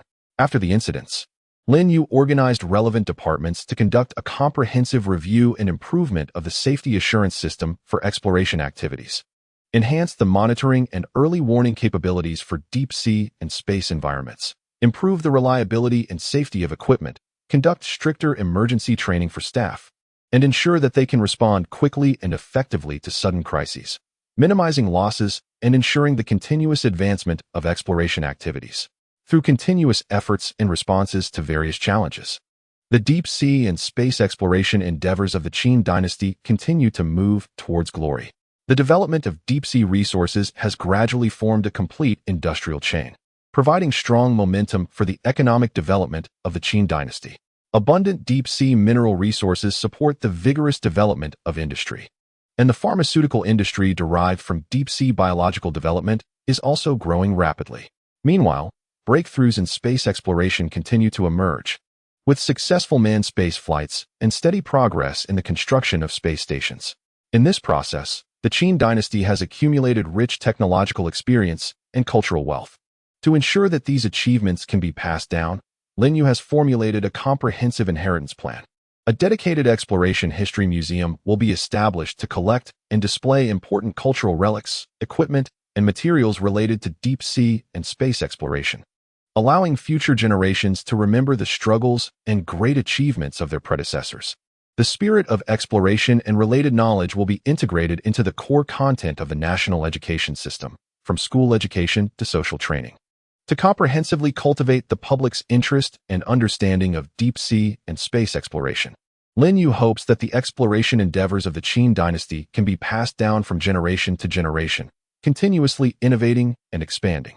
He encourages future generations to continue exploring the mysteries of deep sea and space based on existing foundations, making greater contributions to the prosperity of the Qin dynasty and the progress of humanity. Under his leadership, the exploration endeavors of the Qin dynasty shine like brilliant stars, illuminating the path of human exploration into the unknown world, continuously writing glorious chapters and inspiring generations of Qin people to advance toward a broader universe and deeper oceans. Chapter 3.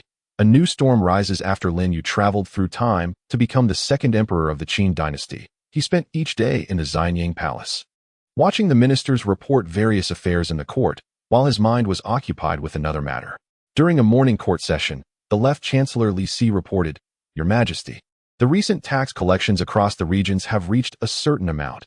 However, some counties are still in arrears. I have ordered local officials to expedite the collection." The right chancellor Feng Quji added, "Your Majesty, we need to allocate more funds for military supplies and provisions at the borders to ensure the stability of our Qin dynasty's frontiers."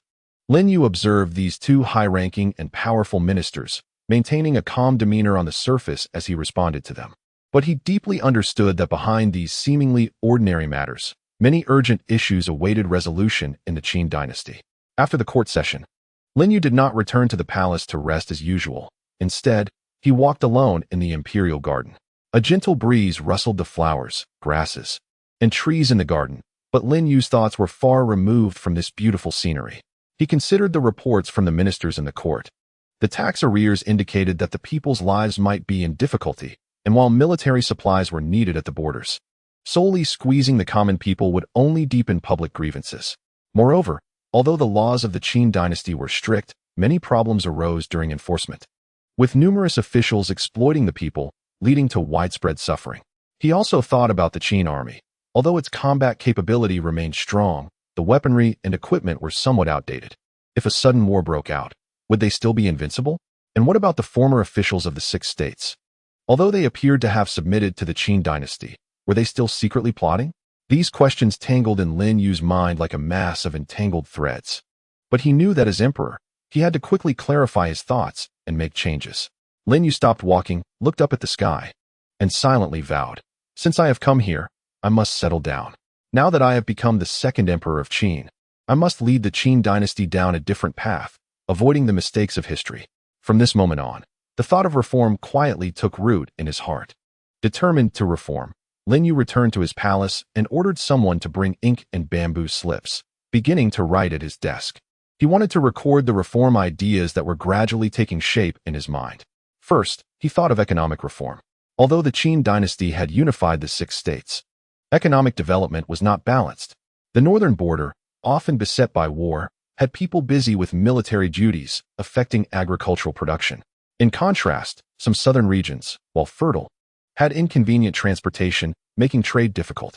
Lin Yu pondered that perhaps they could follow the example of later generations by improving irrigation to increase food production, stabilizing the people's lives, and increasing tax revenues. At the same time, for commerce, restrictions should be appropriately relaxed to encourage merchants to trade, thereby connecting the economic arteries of the north and south. In terms of politics, the bureaucratic system of the Qin dynasty was vast and complex, with corruption among officials occurring frequently. Lin Yu believed that a comprehensive supervision system must be established to deter corruption among officials.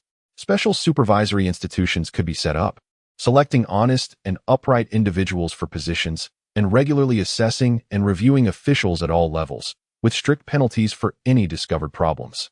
Military reform was equally important. Lin Yu understood that the army was the foundation of the state. He planned to introduce new weapon manufacturing technologies to create more sophisticated weaponry. Additionally, he aimed to reform military training methods, emphasizing practical drills and cultivating the military strategies of commanders. Furthermore, the defensive layout of the borders needed to be replanned to address threats from different directions. Culturally, although the Qin dynasty had unified the writing system and measurements, significant cultural differences remained. Lin Yu felt that cultural exchange and integration could be encouraged, allowing the people to enhance their sense of identity with the Qin dynasty through mutual understanding. Additionally, schools could be established to disseminate Qin culture and knowledge, improving the cultural literacy of the populace. As Lin Yu wrote, He carefully considered the potential impacts and obstacles that each reform measure might encounter. He understood that implementing these reforms would undoubtedly be fraught with difficulties, but he was determined to give it a try regardless. Lin Yu knew that the matter of reform could not be achieved by his efforts alone. It required the support of the key ministers in the court. Among them, Li Si, as chancellor, held significant power and talent, and his attitude was crucial. Thus, Lin Yu secretly summoned Li Si to the imperial study. When Li Si arrived, Lin Yu dismissed the attendants and personally poured a cup of tea for Li Si, saying, "Chancellor Li, I have summoned you today to discuss an important matter. Recently, I have given deep thought to the situation of our Qin dynasty and believe that although we appear prosperous, there are actually undercurrents and looming crises." Li Si furrowed his brow slightly and respectfully replied, "Your Majesty is absolutely correct. May I ask what insights you have?" Lin Yu looked at Li Si and slowly said, "I wish to carry out a reform to ensure the long-term stability of the Qin dynasty. Economically, we will improve irrigation and develop commerce. Politically, we will perfect supervision and rectify governance. Militarily, we will improve armaments and optimize defense. Culturally, we will promote exchange and establish schools. What do you think, Chancellor?" Li Si was taken aback. These reform measures were indeed bold and could have widespread repercussions.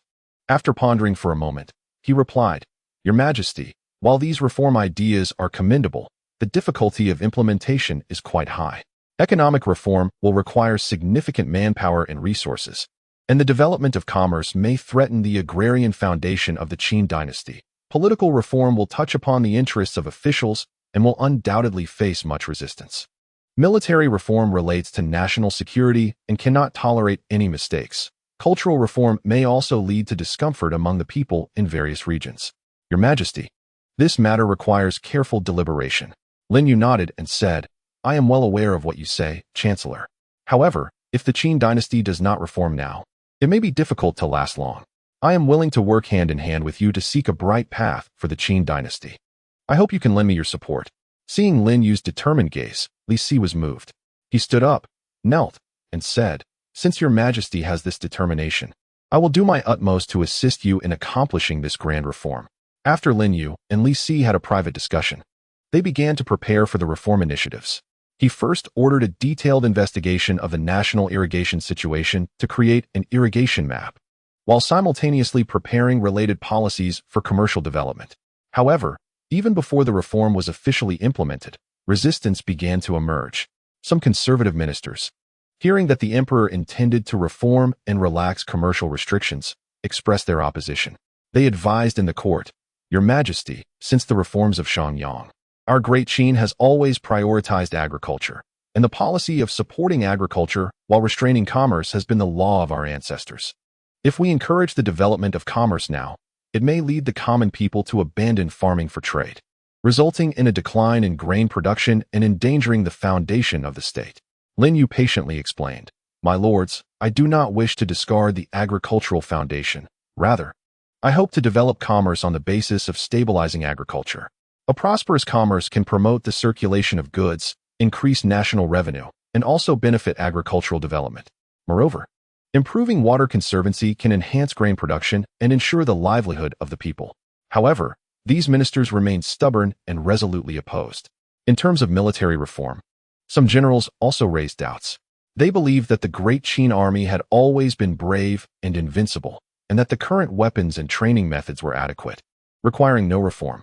Lin Yu understood that these generals were sticking to old ways and had not realized the changes in the times and the potential threats. He explained to the generals the changes in the external situation and the advantages of new weapons and training methods. But some generals still showed reluctance and were not proactive about reform. Faced with these obstacles, Lin Yu did not feel discouraged. He knew that the road to reform was inherently difficult, and these were just the beginning.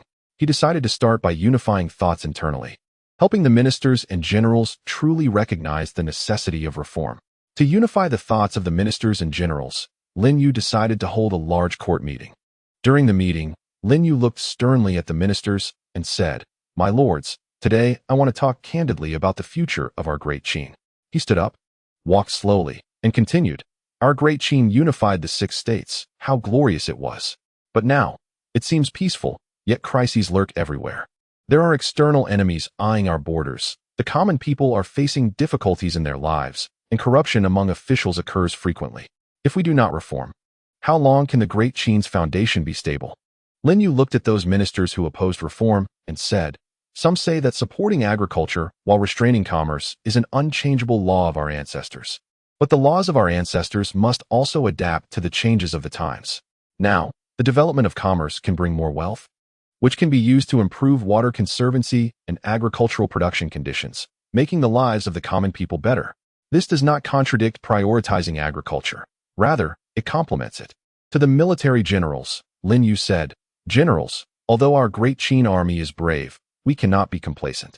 Surrounding countries are also continuously developing their military strength. If we still cling to old practices, once war breaks out, the consequences will be unimaginable.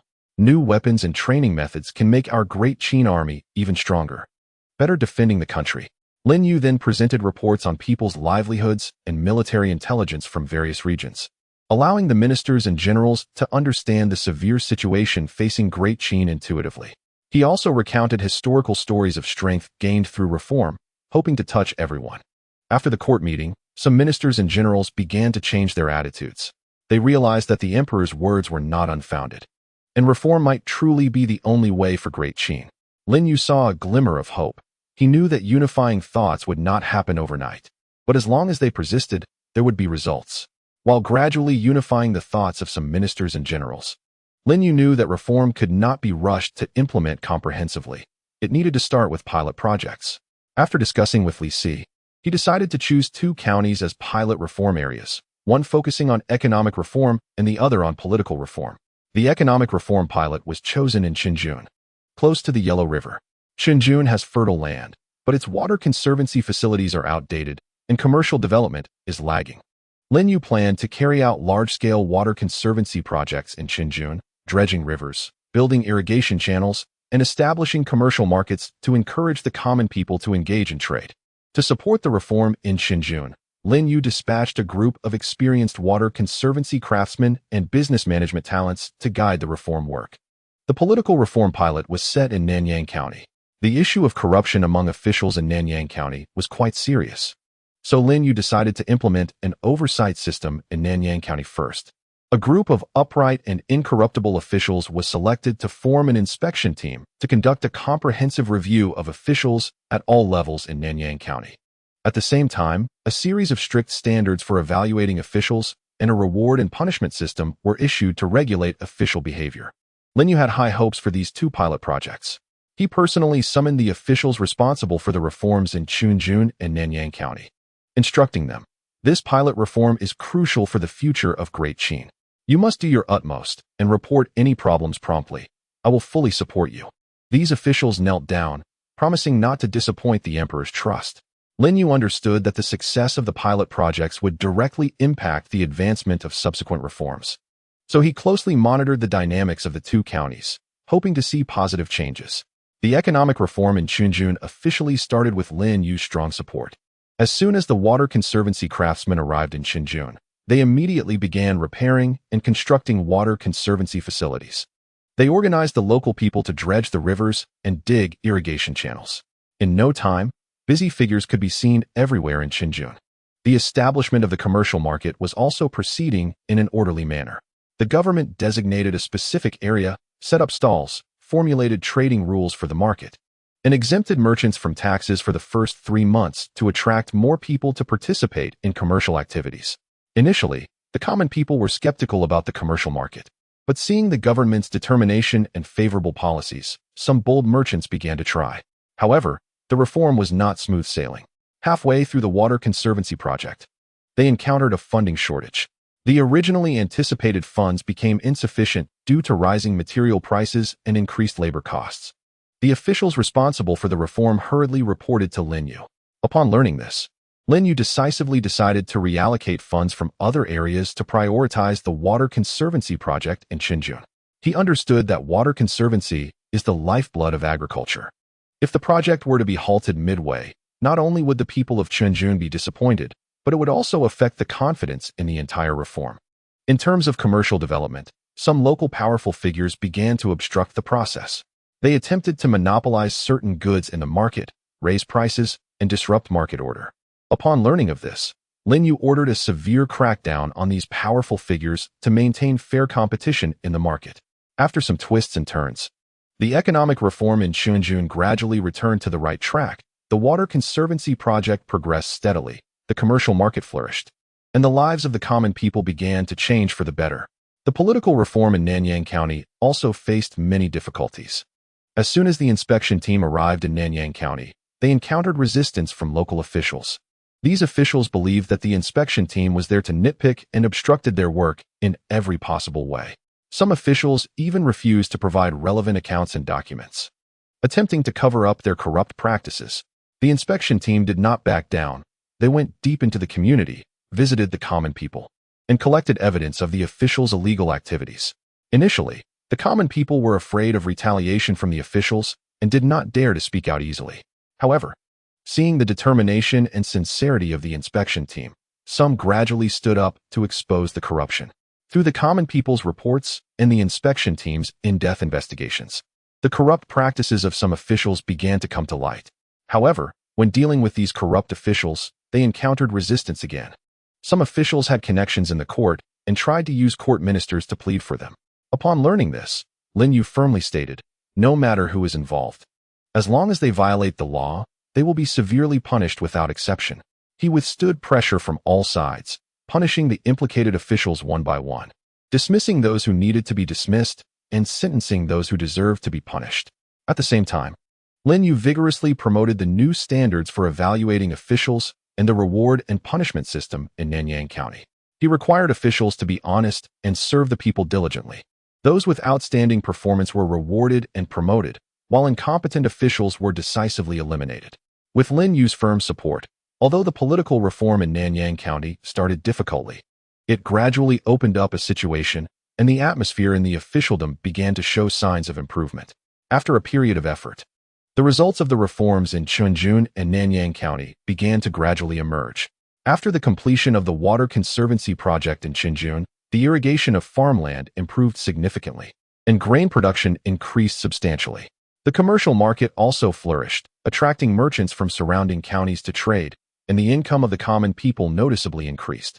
After the rectification of Nanyang County, the atmosphere in the officialdom has been completely revitalized. Officials have begun to earnestly fulfill their responsibilities and serve the people. The satisfaction of the common people with the government has also improved. Lin Yu felt very gratified upon learning about the positive changes in the two pilot areas. He reported the situation of the pilot projects to the ministers in the court, hoping to persuade more people to support the reforms. However, some ministers expressed skepticism. They believed that the circumstances in these two counties were special and could not represent the entirety of the Qin dynasty, and that the reforms had consumed a large amount of manpower, material resources, and financial resources, raising questions about whether it was worth it. Lin Yu patiently explained to the ministers that the success of the pilot projects proved that the direction of the reforms was correct. Although some resources had been consumed, it would be extremely beneficial for the long-term development of the Qin dynasty. We cannot give up on the path of reform due to temporary difficulties and doubts. He also stated that he would continue to pay attention to the development of the pilot projects and gradually promote reform measures in other counties based on the experiences gained. Despite the ongoing skepticism, Lin Yu's determination to reform became even stronger. He wanted to let the facts speak for themselves and show more people the benefits of reform.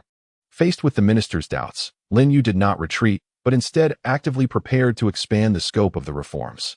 He discussed the specific plans for expanding the reforms in detail with ministers like Li Si, who supported the reforms. In terms of the economy, plans were made to promote water conservancy and develop commerce in more suitable counties. They formulated different water conservancy project plans and commercial development strategies based on the geographical environment and economic characteristics of various regions. For commercial development, a unified market standard would also be established to promote trade circulation across the country. Politically, they prepared to set up supervisory institutions in more counties to strengthen the supervision of officials. At the same time, they improved the official selection system, emphasizing the selection of capable and honest talents.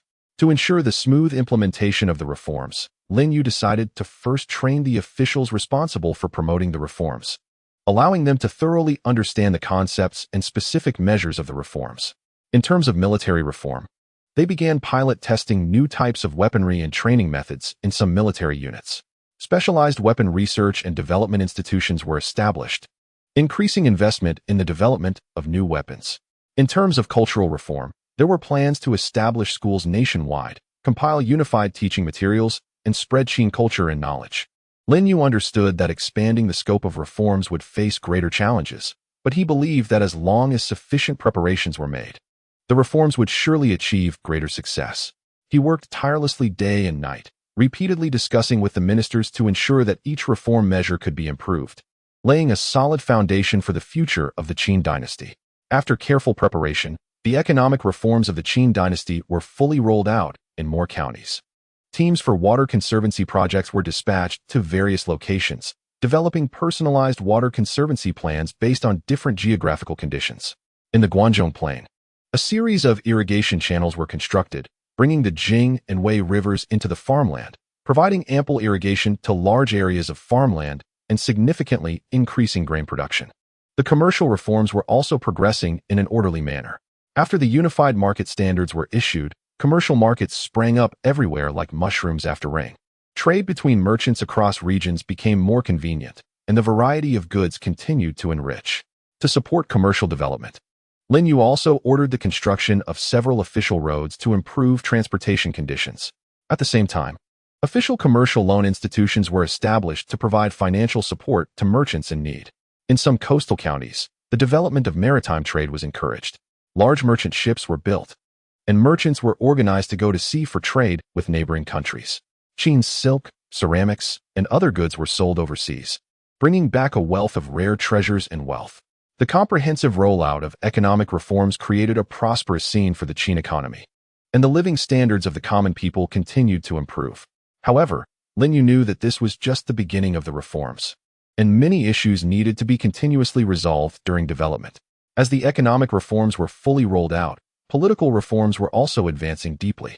More counties established supervisory institutions, and supervisory officials strictly fulfilled their duties, overseeing officials at all levels. To prevent supervisory officials from colluding with local officials, Lin Yu implemented a regular rotation system and established a reward mechanism for reporting, encouraging the common people to participate in supervision. The reform of the official selection system also began to show results. The emphasis on moral character and talent in the selection criteria provided many capable individuals with the opportunity to showcase their talents. A group of incorruptible and outstanding officials emerged in various regions, actively promoting reform measures and working for the benefit of the common people. At the same time, Lin Yu also streamlined the bureaucratic system.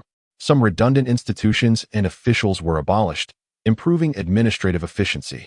To strengthen central control over localities, a more comprehensive information transmission system was established, allowing local situations to be promptly reported to the central government and central policies to be swiftly communicated to local areas. The deepening of political reforms led to a significant improvement in the political ecology of the Qin dynasty, providing strong guarantees for the smooth progress of other reforms. While economic and political reforms were being advanced, military reforms also achieved key breakthroughs. The weapon research and development institutions successfully developed new types of crossbows and armor. The new crossbows had a longer range, higher accuracy, and were easier to operate. The armor utilized new materials and manufacturing techniques, making it lighter and more durable, better protecting soldiers. In terms of military training, realistic combat simulation training was introduced. Large military training grounds were built, simulating various battlefield environments, allowing soldiers to train in realistic scenarios and improve their combat abilities. At the same time, the cultivation of military strategies among generals was strengthened, with regular military seminars organized to invite experienced generals and military scholars to share strategies and tactics. Lin Yu also optimized the organization of the military. Based on different operational tasks and characteristics of various troops, the military's organizational structure was readjusted, significantly enhancing the collaborative combat capabilities between units. To motivate soldiers' fighting spirit, a military merit reward system was established, providing generous rewards and promotion opportunities to soldiers who performed exceptionally in training and combat. These key breakthroughs in military reforms led to a qualitative leap in the combat effectiveness of the Qin army. Soldiers were enthusiastic about the new weapons and training methods, with unprecedented motivation for training. Generals were also excited about the changes in the army, seeing the strong potential of the Qin army in future wars. Lin Yu understood that a strong military force was an important guarantee for national stability and the success of reforms. And he would continue to pay attention to the progress of military reforms to ensure that the Qin army maintained strong combat effectiveness. As an important part of the comprehensive reforms of the Qin dynasty, cultural reforms were carried out with a series of diverse measures. First, schools were vigorously established nationwide. From the capital Xianyang to various counties, official schools were set up to provide free education opportunities for common people's children. The curriculum was rich and diverse, not only teaching the basic knowledge of Qin's laws, characters, and history, but also adding practical subjects such as arithmetic, astronomy, and geography. To ensure teaching quality, Lin Yu selected a group of knowledgeable scholars as teachers and organized the compilation of unified teaching materials. These teaching materials were lively, interesting, and easy to understand, spreading the culture and values of Qin while allowing students to learn practical knowledge and skills. At the same time, cultural creation and exchange were encouraged. Various cultural activities, such as poetry competitions, calligraphy exhibitions, and drama performances, were held to stimulate the cultural creativity of the common people. For outstanding cultural works, generous rewards were given to the authors, and they were promoted nationwide. Cultural exchange institutions were also established to invite cultural envoys and scholars from various countries to exchange ideas in Qin, promoting mutual understanding and integration between different cultures. In addition, Lin Yu emphasized the protection and inheritance of traditional culture. Scholars were organized to sort and annotate classical works from the pre-Qin period, making them easier for the common people to read and understand. Through these diverse measures, the cultural development of Qin flourished, and the cultural literacy of the common people significantly improved, laying a solid cultural foundation for the long-term development of the nation. As various reforms are comprehensively advanced, they inevitably trigger a struggle for interests from all parties. Some vested interests, such as certain nobles, powerful figures, and corrupt officials, find their interests impacted by the reforms. These individuals begin to collude in secret, attempting to obstruct the progress of the reforms. In the economic reforms, some monopolistic industry tycoons, dissatisfied because their monopolistic positions are broken by commercial reforms, resort to hoarding supplies and raising prices to disrupt market order, trying to prove the errors of the reforms. In political reforms, the corrupt officials being investigated and the forces behind them spread rumors and slander the reforms, attempting to incite public dissatisfaction with the reforms. Faced with these interest struggles, Lin Yu remains undeterred. On one hand, he strengthens market supervision and severely punishes the illegal actions of the powerful. He establishes specialized market regulatory agencies, enhances price monitoring, and imposes strict penalties on hoarding and price gouging. On the other hand, he intensifies the crackdown on rumors. By releasing the true situation and achievements of the reforms through official channels, he helps the public understand the significance and benefits of the reforms. Simultaneously, he takes strong action against those spreading rumors to correct public perception. Lin Yu actively seeks to garner more support for the reforms. He encourages ministers, generals, and citizens who support the reforms to stand up and voice their support. By promoting the positive changes brought about by the reforms, such as economic prosperity, political clarity, and military strength, he wins the backing and support of the masses. Under Lin Yu's steadfast leadership, the reforms steadily progress amid the struggle for interests, gradually breaking the obstacles posed by vested interests. The comprehensive reforms of the Qin state not only achieve remarkable results in economic, political, military, and cultural aspects, but also trigger profound changes in social concepts. In the economic field, as commerce develops, people's views on business change. In the past, merchants held a low status in society, seen as a lower profession. However, now, as people witness the prosperity and wealth brought by business development, more and more recognize the importance of commerce to the nation and society. The populace no longer looks down on commercial activities, and even some noble youths begin to engage in business investments, with commerce becoming an important industry in people's eyes. In the political realm, political reforms change the image and sense of responsibility of officials. Integrity and serving the public become the behavioral norms for officials. They no longer pursue personal interests as before, but focus more on political achievements and public reputation.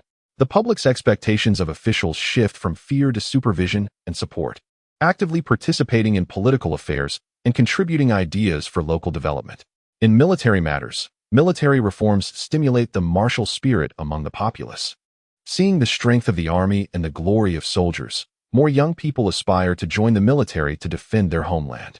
The military training and merit reward system makes soldiers prouder, significantly increasing their sense of identity and loyalty to the army. Cultural reforms promote the liberation of thought and cultural inclusiveness. Through school education and cultural exchange activities, people are exposed to more diverse thoughts and cultures. They are no longer confined to traditional concepts, but become more open and inclusive, daring to try new things. With the pursuit of knowledge and progress becoming a new social trend, these changes in social concepts provide a strong spiritual motivation for the continuous development of the Qin state. Just as the reforms in the Qin state are in full swing, external pressures and challenges also follow. Some neighboring countries, seeing the Qin state growing stronger through reforms, become wary. They fear that the rise of the Qin state may threaten their own interests, prompting them to take action. The Xiongnu tribes to the north, which had maintained a relatively peaceful relationship with the Qin, begin to frequently harass the borders. They plunder the possessions of border residents and destroy recently repaired irrigation facilities, attempting to disrupt the pace of Qin's reforms. Meanwhile, some small countries to the south, though not daring to confront the Qin directly, set up trade barriers, refusing to purchase Qin's goods, while also banding together to raise tariffs on Qin's imported goods, thereby obstructing Qin's commercial development. Additionally, some remnants of the six states, seeing the Qin state preoccupied with reforms, think there is an opportunity to exploit. They secretly collude with neighboring countries, attempting to use external forces to restore their former power. These external pressures and challenges pose severe tests to the reforms and stability of the Qin state. Lin Yu understands that it is crucial to properly address these external issues. Otherwise, the achievements of the reforms may be destroyed. He urgently summons ministers and generals to discuss countermeasures, determined to defend the Qin state's reform achievements and national dignity. In the face of numerous external challenges, Lin Yu, along with the ministers and generals, conducts in-depth discussions to formulate a series of response strategies. In response to the harassment from the Xiongnu, Lin Yu appoints an experienced general to lead an elite force to the northern border. This force is equipped with new weapons and armor, and military training is intensified. The general adopts an active defense strategy, reinforcing the border defenses, building fortifications and beacon towers, and increasing patrols. Simultaneously, they take the initiative to strike against the Xiongnu harassment forces. In border areas, citizens are organized for self-defense training, implementing a joint military-civilian defense, making the Xiongnu think twice before easily invading. Regarding the trade difficulties posed by the southern small countries, the Qin state strengthens trade relations with other friendly countries, expands trade channels, and reduces dependence on the southern small countries. On the other hand, they impose trade sanctions on the southern small countries, restricting exports of essential materials they need. Concurrently, they actively develop domestic manufacturing to improve the quality and competitiveness of goods to cope with trade difficulties. In dealing with the issue of the remnants of the six states colluding with external forces, Lin Yu enhances domestic intelligence collection and monitoring. He establishes a specialized intelligence agency to infiltrate the old territories of the six states and gather relevant information. Once signs of a restoration are discovered, immediate actions are taken to nip it in the bud. At the same time, by promoting the achievements of the reforms and the strength of the Qin state, he aims to undermine the restoration attempts of the remnants of the six states, seeking to bring some of them back to normal life and contribute to the development of the Qin state. Lin Yu hopes that through these strategies, he can effectively respond to external challenges and ensure that the reforms continue to progress smoothly. The military action against the harassment from the Xiongnu officially begins. The appointed general leads the elite troops to quickly reach the northern border. They first conduct a comprehensive reinforcement and repair of the border defenses, building fortifications stronger and increasing the number of beacon towers to ensure timely detection of Xiongnu movements. Subsequently, the general formulates flexible tactics based on the combat characteristics of the Xiongnu. When small Xiongnu units come to harass, light cavalry is dispatched for swift strikes to repel them. For large-scale invasions by the Xiongnu, a strategy of luring the enemy deep is employed, utilizing terrain advantages to set up ambushes. In one battle, the Xiongnu gathers thousands of cavalry to invade. The Qin army deliberately feigns weakness, retreating while fighting, leading the Xiongnu into a valley. Once the Xiongnu are entirely encircled, hidden troops spring into action, and the Qin army attacks the Xiongnu with crossbows and elite infantry. The Xiongnu cavalry, unable to maneuver in the valley, falls into disarray. In this battle, the Qin army achieves a great victory, killing hundreds of Xiongnu and seizing a large number of horses and weapons. After a series of military actions, the harassment from the Xiongnu is effectively curtailed. They no longer dare to easily invade the Qin border, and the situation on the northern border gradually stabilizes. This not only protects the lives and property of border residents and safeguards the achievements of the reforms, but also provides a practical test for the military reform achievements of the Qin state, proving the effectiveness of the new weapons, training methods, and tactics. Upon learning of the good news from the front lines, Lin Yu rewards the generals and soldiers, further strengthening his confidence in advancing the reforms. In the trade struggles with the southern small countries, the Qin state actively implements response strategies and gradually welcomes a turnaround. By strengthening trade relations with other friendly nations, Qin's goods find new markets. Qin's high-quality products, such as silk, porcelain, and ironware, receive a warm welcome in friendly countries, with trade volumes continuously rising. At the same time, the manufacturing industry in the Great Qin is thriving under policy support. Craftsmen continuously improve production techniques and enhance product quality, making Great Qin goods more competitive in the international market. In the face of trade sanctions from Great Qin, the economies of small southern countries have been severely impacted. They are facing shortages of essential materials such as ironware and salt, leading to skyrocketing domestic prices and hardships for the common people.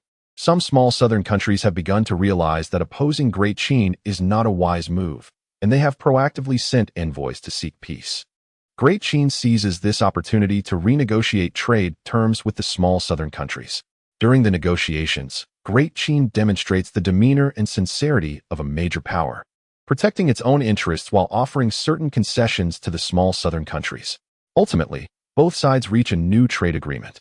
The small southern countries lift trade restrictions on Great Qin goods and lower tariffs, while Great Qin restores the supply of certain materials to the small southern countries.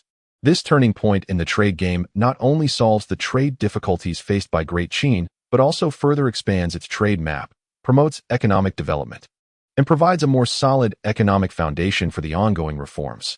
While successfully addressing external challenges, domestic stability in Great Qin has been further consolidated, and reforms have deepened. Lin Yu has increased attention and investment in people's livelihoods. He continues to promote water conservancy projects, allowing more farmland to be irrigated and grain production to increase steadily. In terms of commerce, he improves the market system, strengthens market management, and ensures fair and orderly commercial activities. To support the development of small and medium-sized enterprises, a series of preferential policies have been introduced, such as tax reductions and low-interest loans. Politically, the supervisory system has been deepened, and comprehensive supervision of officials has been strengthened. This not only supervises officials' political behavior, but also pays attention to their lifestyle. The assessment of officials has become stricter and more detailed, incorporating the satisfaction of the common people into the evaluation criteria. Through these measures, the atmosphere in the officialdom has continuously improved, and officials are more diligent in serving the common people. In military matters, lessons learned from battles with the Xiongnu have been summarized, and military reform measures have been further optimized. New types of weapons have been improved to better meet actual combat needs. The training of military talent has been strengthened, and promising generals have been selected for key training to reserve strength for the long-term development of the army. Cultural reforms are also deepening. Nationwide cultural outreach activities have been launched to allow more people to access cultural knowledge. The development of grassroots cultural groups has been encouraged, enriching the cultural lives of the common people. Through these efforts, Great Qin has presented a favorable situation of economic prosperity, political clarity, military strength, and cultural flourishing. Reforms continue to deepen in a stable environment, laying a more solid foundation for the long-term stability and peace of Great Qin. After a period of effort, the results of Great Qin's reforms have been significantly consolidated. Economically, there are bumper harvests in agriculture, a prosperous commercial sector, and a substantial increase in national fiscal revenue. Water conservancy facilities across various regions ensure the irrigation of farmland. Grain production continues to grow steadily, and the common people's lives are affluent. The development of commerce promotes the circulation of goods, cities become more prosperous, and Great Qin becomes the trade center of the surrounding regions. Politically, a clean and efficient bureaucratic system has been established. Officials are law-abiding and actively implement various policies for the welfare of the common people. The improvement of the supervisory system has nearly eradicated corruption, resulting in a political ecology that is clear and upright. Militarily, a strong army has become a solid backing for the state. The equipment of new types of weapons and the implementation of advanced training methods have allowed the Great Qin Army to far surpass neighboring countries in combat effectiveness. The border areas are stable, and external enemies do not dare to invade easily. Culturally, the overall cultural literacy of the population has greatly improved. The popularization of school education has given more people the opportunity to learn, and cultural creation is flourishing, with various literary and artistic works emerging. Great Qin's cultural influence continues to expand, and neighboring countries are sending students to learn. These reform results not only consolidate Great Qin's own strength, but also generate a strong ripple effect. Neighboring countries see Great Qin prospering due to reforms and are imitating Great Qin's reform measures.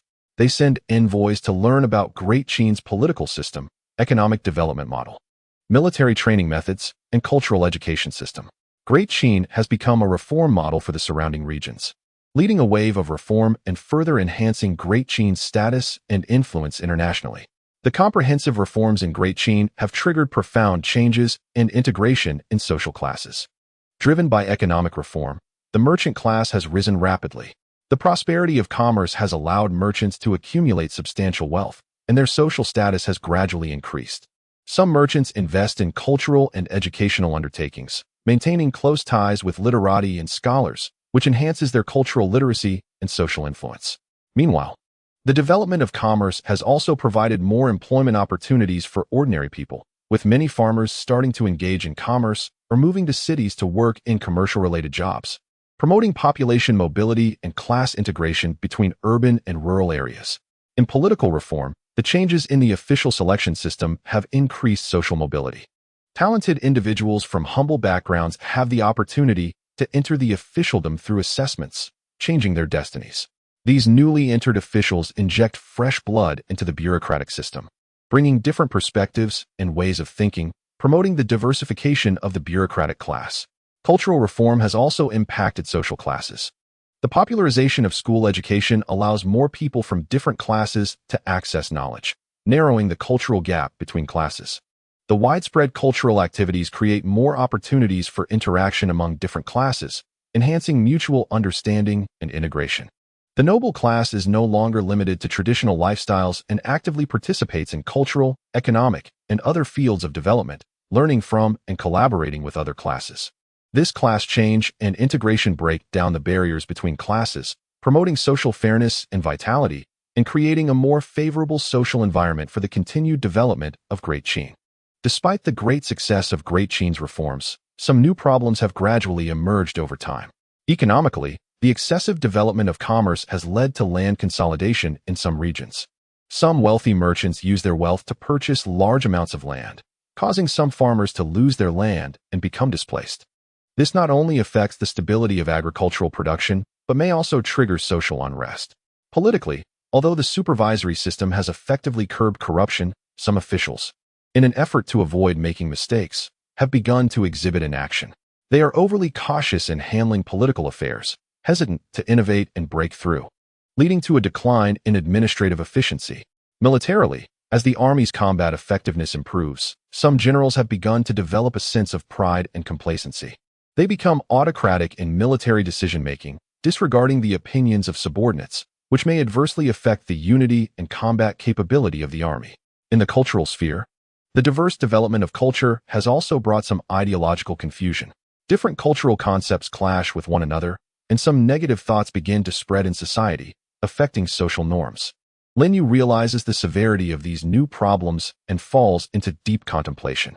He understands that reform is a process of continuous exploration and improvement, and that timely adjustments to policies are necessary to address these emerging issues in order to ensure the sustained consolidation and development of Great Qin's reform results, allowing Great Qin to continue on the path of prosperity. In response to the serious issue of land consolidation, Lin Yu, after careful consideration with his ministers, has formulated a series of solutions. First, strict land regulations have been enacted. Clear restrictions on land sales have been established, prohibiting wealthy merchants from purchasing large amounts of farmers' land. The circulation of land is subject to strict regulation, requiring all land transactions to be registered with the government to ensure legality and compliance. For land consolidation behaviors that violate regulations, once verified, not only will the illegally purchased land be reclaimed, but the responsible parties will also face severe penalties, including hefty fines and imprisonment. Secondly, increase support for agriculture.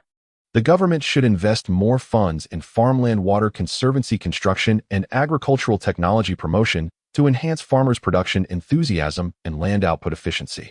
At the same time, implement a modified version of the equal land distribution system, reasonably allocating land to farmers based on family size and labor force conditions, ensuring farmers have access to basic production materials.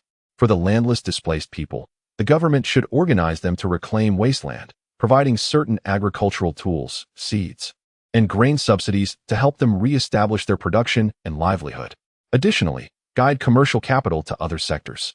Encourage merchants to invest in handicrafts, transportation, and other industries, creating more investment channels for commercial capital. The government should introduce preferential policies, such as tax reductions and loan support, to attract merchants to shift their funds from land transactions to these emerging industries, promoting economic diversification and alleviating the pressure of land consolidation. Through these comprehensive measures, Lin Yu hopes to effectively address the issue of land consolidation, maintain the stability of agricultural production, and ensure social harmony. To tackle the issue of officials in action, Lin Yu implemented a series of targeted measures. Firstly, improve the official assessment mechanism. Based on the original assessment standards, increase the weight of evaluating officials' innovation capabilities and work effectiveness. It is not only important to see whether officials comply with regulations and avoid mistakes, but also to assess their performance in promoting local development and solving practical problems. Officials who are proactive, innovative, and achieve good work results should be rewarded with significant bonuses and promotion opportunities. Those who are conservative and inactive should be criticized and educated, with repeated offenders dismissed from their positions. Secondly, strengthen ideological education for officials. Organize regular training and learning activities for officials, emphasizing their responsibilities and missions. Invite experienced officials to share successful work cases to inspire officials' enthusiasm and innovative consciousness. At the same time, promote the importance and urgency of reform, making officials realize that in the context of reform, they cannot stick to old ways and must take proactive actions to contribute to the development of the Great Qin. Furthermore, establish an effective supervision and feedback mechanism. Encourage the public to supervise and evaluate officials' work. Set up dedicated reporting channels to accept complaints and suggestions from the public. For reports of officials in action, the Supervision Department should promptly conduct investigations, and if the situation is confirmed, take serious action. Through these measures, officials are encouraged to change their work attitudes, actively fulfill their duties, improve administrative efficiency, and ensure that reform policies are effectively executed. Facing the pride and complacency of military leaders, Lin Yu recognized the potential threat this posed to military combat effectiveness and national stability, and thus took a series of strong measures to curb it. Lin Yu personally convened senior generals for a significant military meeting. During the meeting, he stated with a serious expression, "Generals, the strength of our great Qin army today is due to the efforts of the previous emperors and your bloodshed in battle.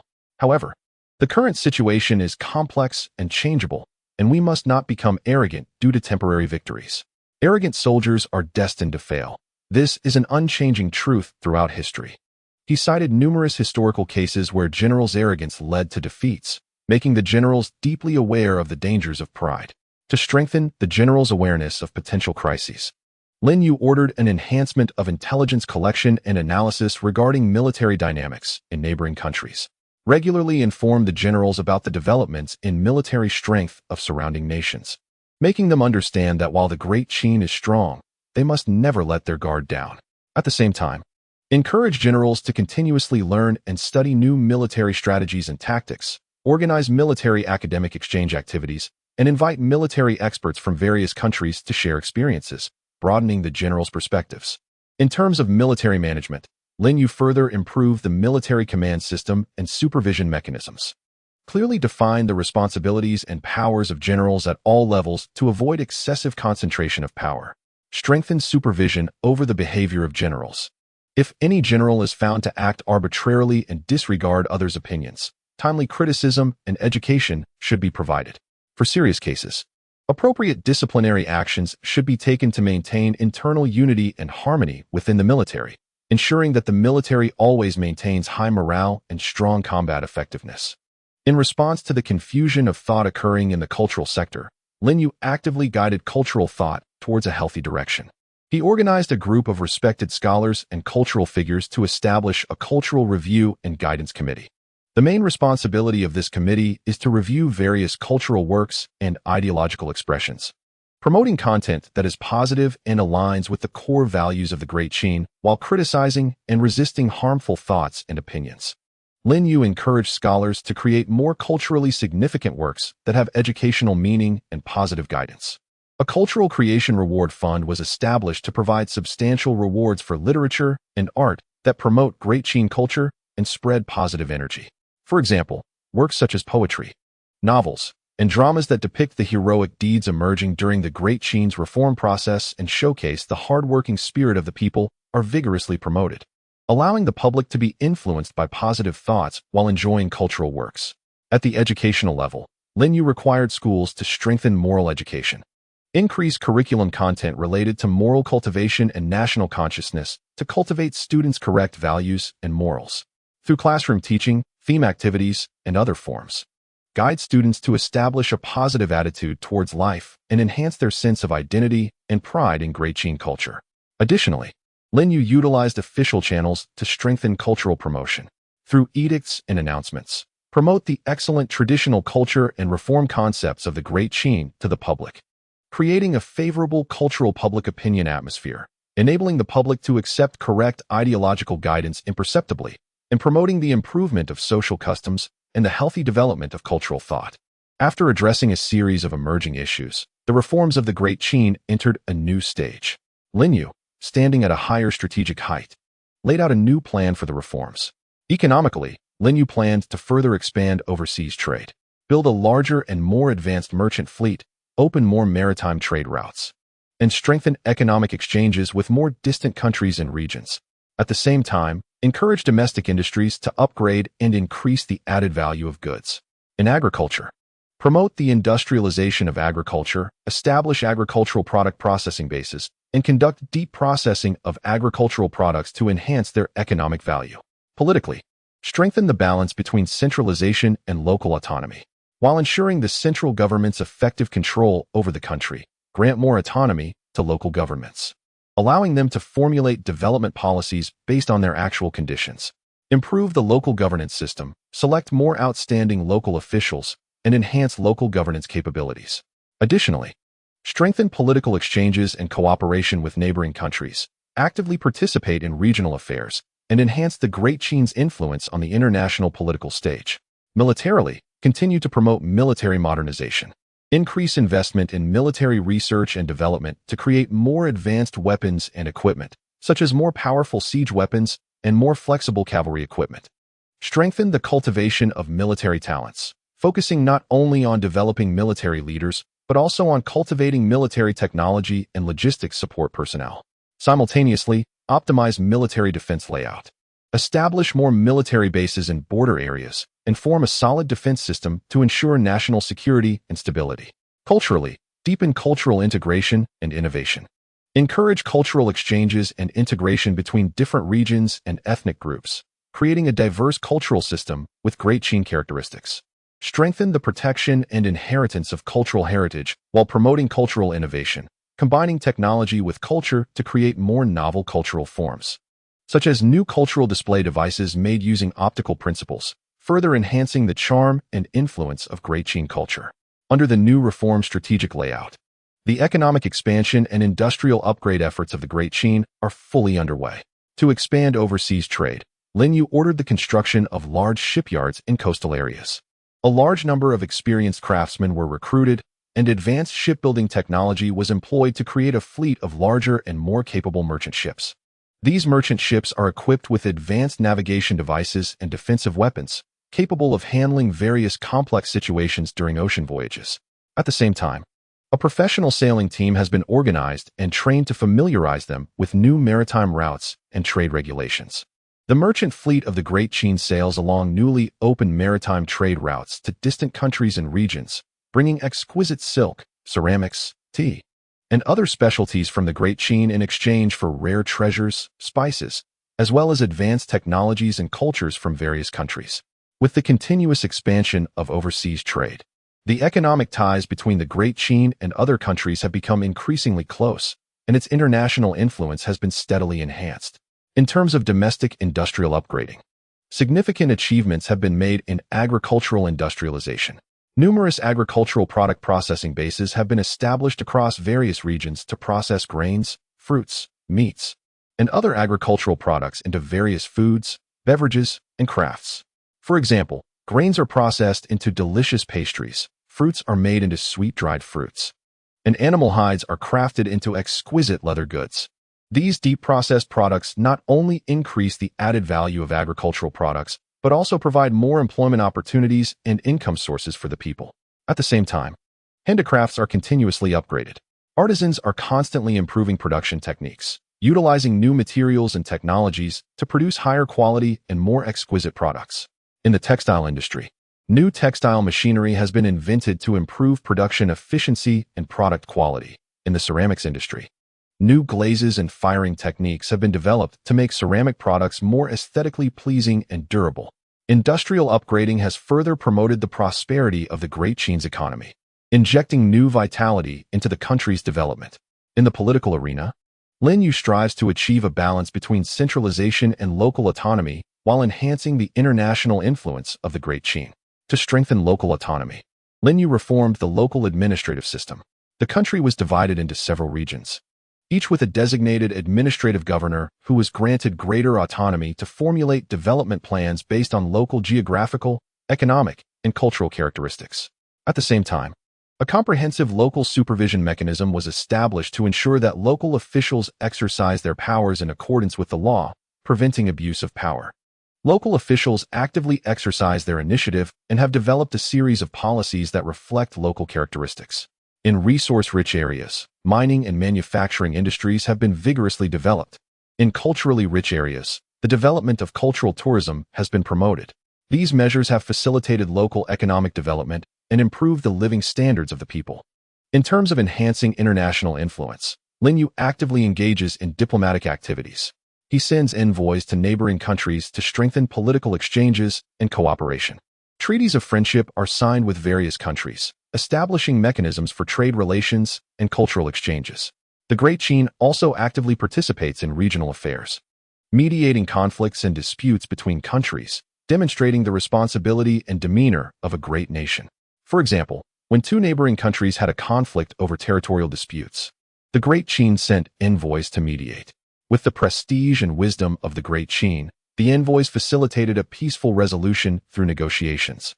This incident garnered admiration from various countries for the Great Qin's diplomatic capabilities and its status as a great power, significantly enhancing its reputation and influence internationally, making it an important promoter of regional peace and development. The Great Qin is steadily advancing in military modernization and defense strengthening.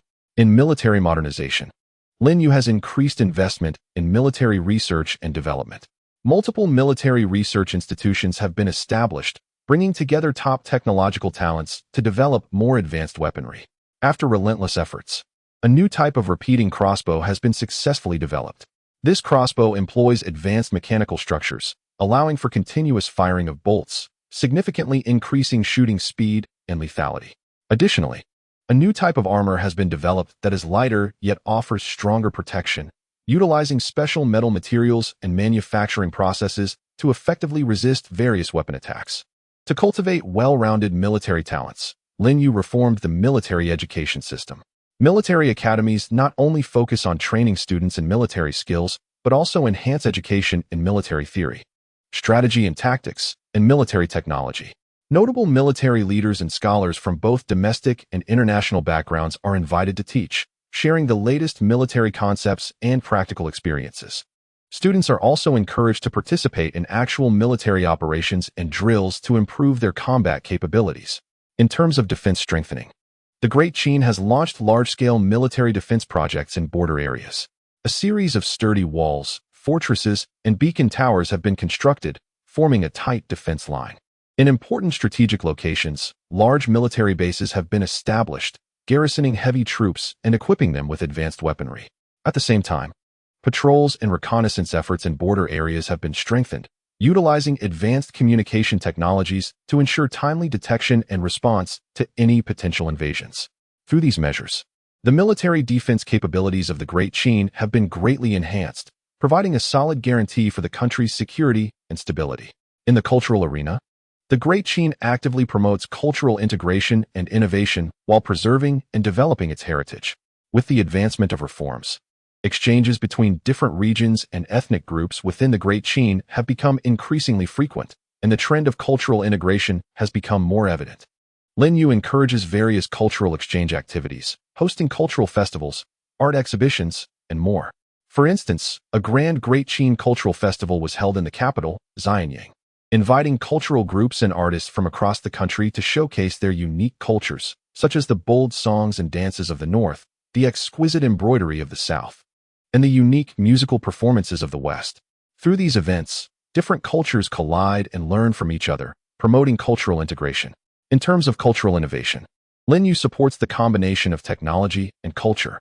He encourages artisans and artists to utilize advanced technological means to create new cultural forms. For example, a device was developed using optical principles that can project dynamic images for cultural performances and exhibitions, providing audiences with a new visual experience. In literary creation, writers are encouraged to explore new themes and writing techniques, producing excellent works that reflect the reform process and social landscape of the Great Qin. At the same time, Linyu places great importance on cultural heritage. Scholars are organized to systematically compile and annotate the historical and cultural classics of the Great Qin, ensuring that these precious cultural heritages can be passed down to future generations. Multiple cultural museums have been established to collect and display various artifacts, artworks, and historical documents, allowing the public to gain a more intuitive understanding of the history and culture of the Great Qin. Through these initiatives, the culture of the Great Qin continues to develop through integration and innovation, revitalizing itself through inheritance. The comprehensive reforms of the Great Qin have yielded fruitful results, benefiting the people's livelihood while also earning international acclaim. Domestically, the lives of the people have undergone tremendous changes. Economic prosperity has led to a plethora of goods in the market, stable prices, and a significant enrichment of the material lives of the people. Agricultural development ensures food supply, allowing people to eat well and be well fed. The flourishing commerce provides a large number of job opportunities, with the income of the people continuously increasing and their living standards significantly improving. Political integrity allows the people to live and work in peace. Clean and efficient officials actively solve practical problems for the people, and social order is maintained. Disputes faced by the people can be handled fairly, with their legal rights fully protected. Cultural development enriches the spiritual lives of the people. The popularization of education provides more opportunities for people to learn and improve themselves. Various cultural activities, such as theatrical performances and poetry recitals, offer diverse entertainment options for the people, satisfying their spiritual needs. Internationally, the achievements of the Great Qin's reforms have attracted attention and praise from various countries. Neighboring countries have sent envoys to learn from the Great Qin's reform experiences, drawing on its political, economic, and cultural systems. The Great Qin has become a model in the eyes of many countries, with its reform model being emulated by several nations. The culture, technology, and products of the Great Qin have spread to all corners of the world, enhancing its international influence. Countries hold the Great Qin in high regard, praising it for making significant contributions to regional and global development. The Great Qin, on the path of reform, not only benefits its own citizens, but also plays a positive role in the development of world civilization. After achieving a series of brilliant accomplishments, Linyu was not satisfied, but continued to promote deepening reforms. Economically, he plans to further improve the market economy system and strengthen macroeconomic regulation of the market. He aims to establish a more accurate market information collection and analysis system to timely grasp market dynamics and guide the direction of industrial development. He encourages the wide application of technological innovation in the economic field, promoting various industries to develop to a higher level. For example, he seeks to develop more efficient agricultural planting techniques to increase land productivity, and to develop new industrial production processes to lower production costs and improve product quality. Politically, Lin Yu is committed to creating a more democratic and transparent political environment. He intends to further expand the channels for citizens to participate in politics and encourages them to provide opinions and suggestions on national policies. He aims to improve the political supervision mechanism, strengthening supervision not only of officials but also of the policy formulation and execution processes, ensuring that policies align with the interests of the nation and the people. Militarily, he continues to strengthen the modernization of military forces, increasing investment in military technology research and exploring more advanced weaponry and military techniques.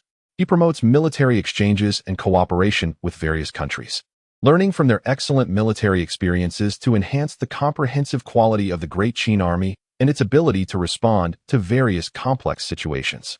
Culturally, Lin Yu hopes to further promote the diversification of cultural development. He encourages deep integration between different cultures to create more culturally impactful results on a global scale.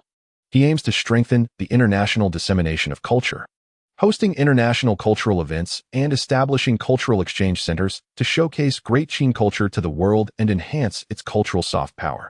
Looking ahead, Lin Yu firmly believes that as long as the Great Qin steadfastly promotes reforms and continuously adapts to the changing times, it will surely achieve long-term stability and prosperity for the nation. He anticipates that the Great Qin will continue to lead global trends in various fields such as economy, politics, military, and culture, making greater contributions to the advancement of human civilization and writing a more glorious and brilliant historical chapter. To achieve refined control of the economic system, Lin Yu ordered the establishment of a specialized economic research institution. This institution brings together top economists, statistical experts, and experienced business professionals from within the country. Their primary task is to build a comprehensive and precise market information collection network. They set up information stations across the country to regularly collect data on price fluctuations, supply and demand situations, production scales, and more.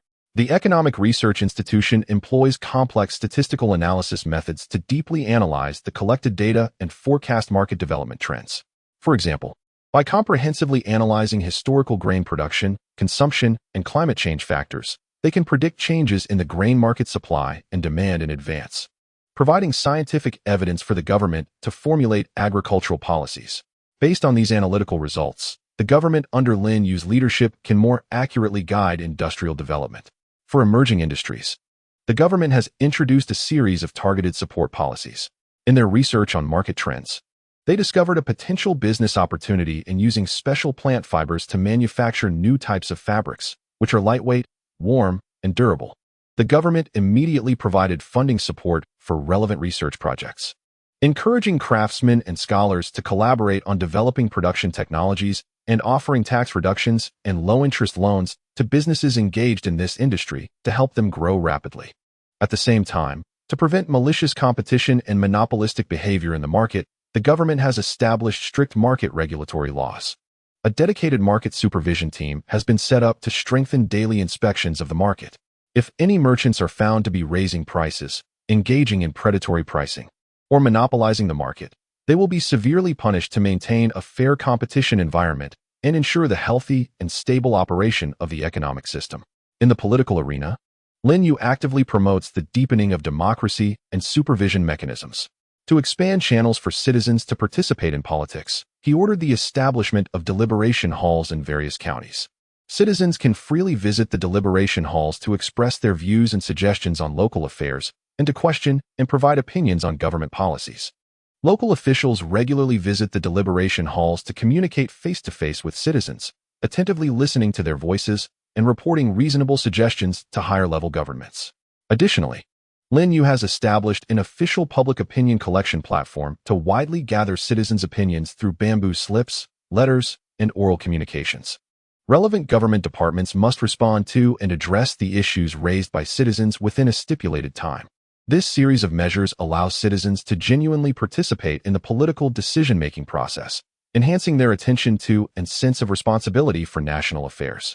In terms of improving the political supervision mechanism, Lin Yu has further strengthened the supervision of the policy formulation and execution processes. An independent policy supervision committee has been established, composed of respected scholars, impartial officials, and civilian representatives.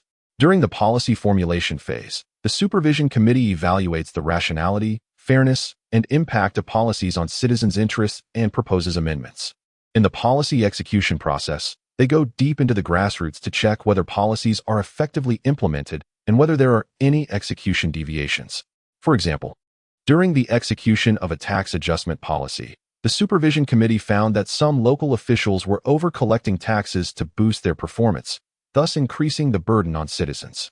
The supervision committee immediately intervened, investigated, and took serious action against the relevant officials, correcting deviations in policy execution in a timely manner to ensure that the policies truly benefit the people.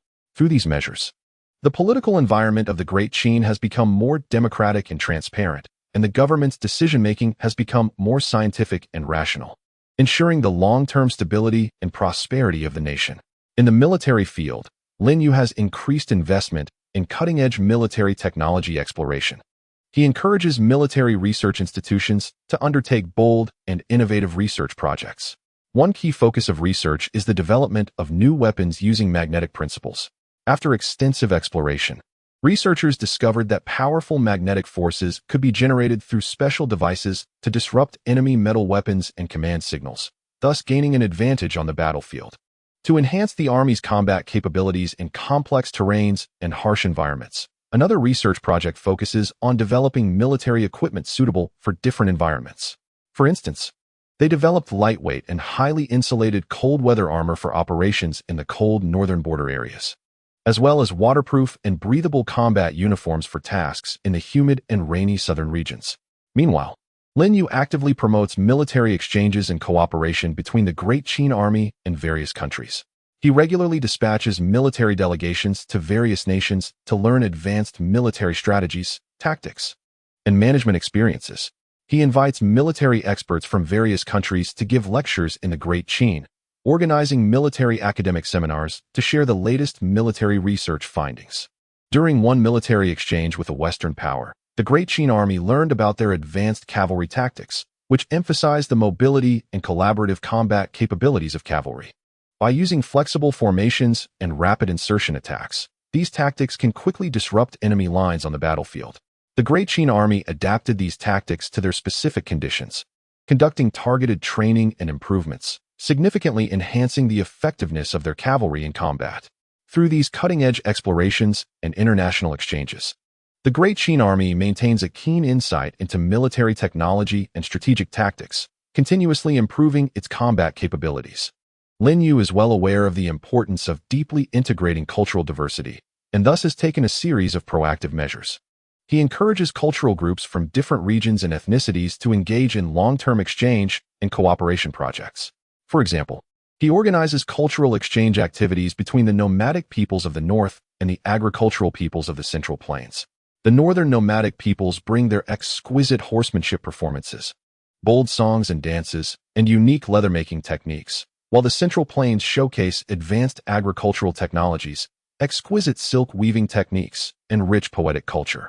Through mutual learning, both sides not only enriched their cultural connotations, but also created new art forms that blend the characteristics of both cultures, such as silk embroidery works themed on nomadic life and new songs that combine the melodies of the Central Plains and the styles of northern folk songs.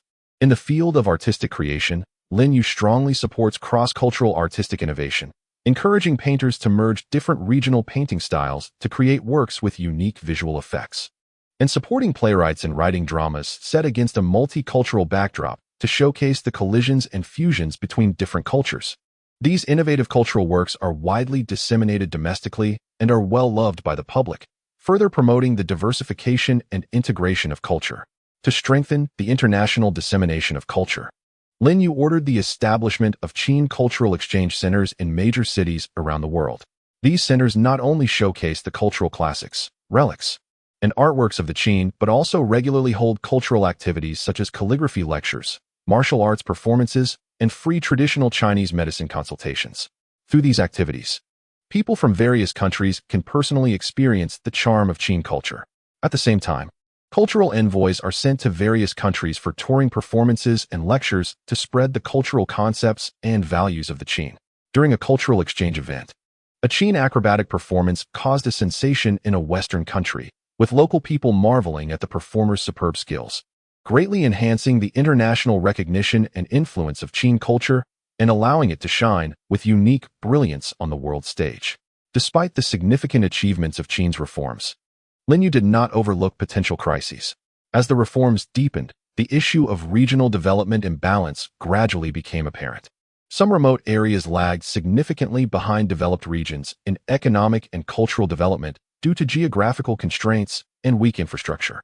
If this gap continues to widen, it could trigger social instability. Additionally, with increased exchanges with other countries, the impact of foreign cultures has also become a potential issue. Some negative foreign thoughts and values may influence the mindset of the Qin people and have a detrimental effect on social morals.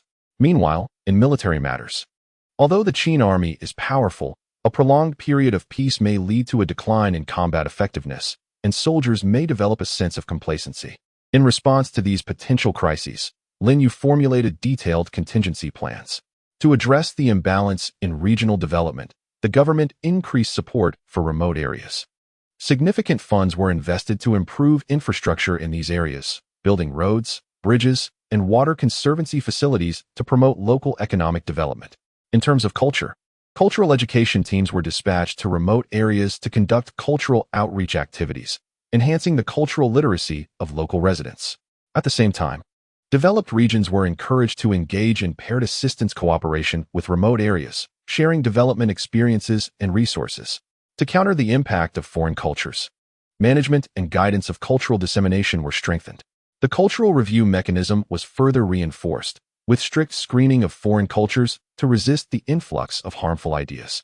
Additionally, the promotion and education of the country's excellent traditional culture were strengthened to enhance the people's sense of cultural identity and pride, bolstering cultural confidence and enabling the populace to consciously resist the negative influences of foreign cultures.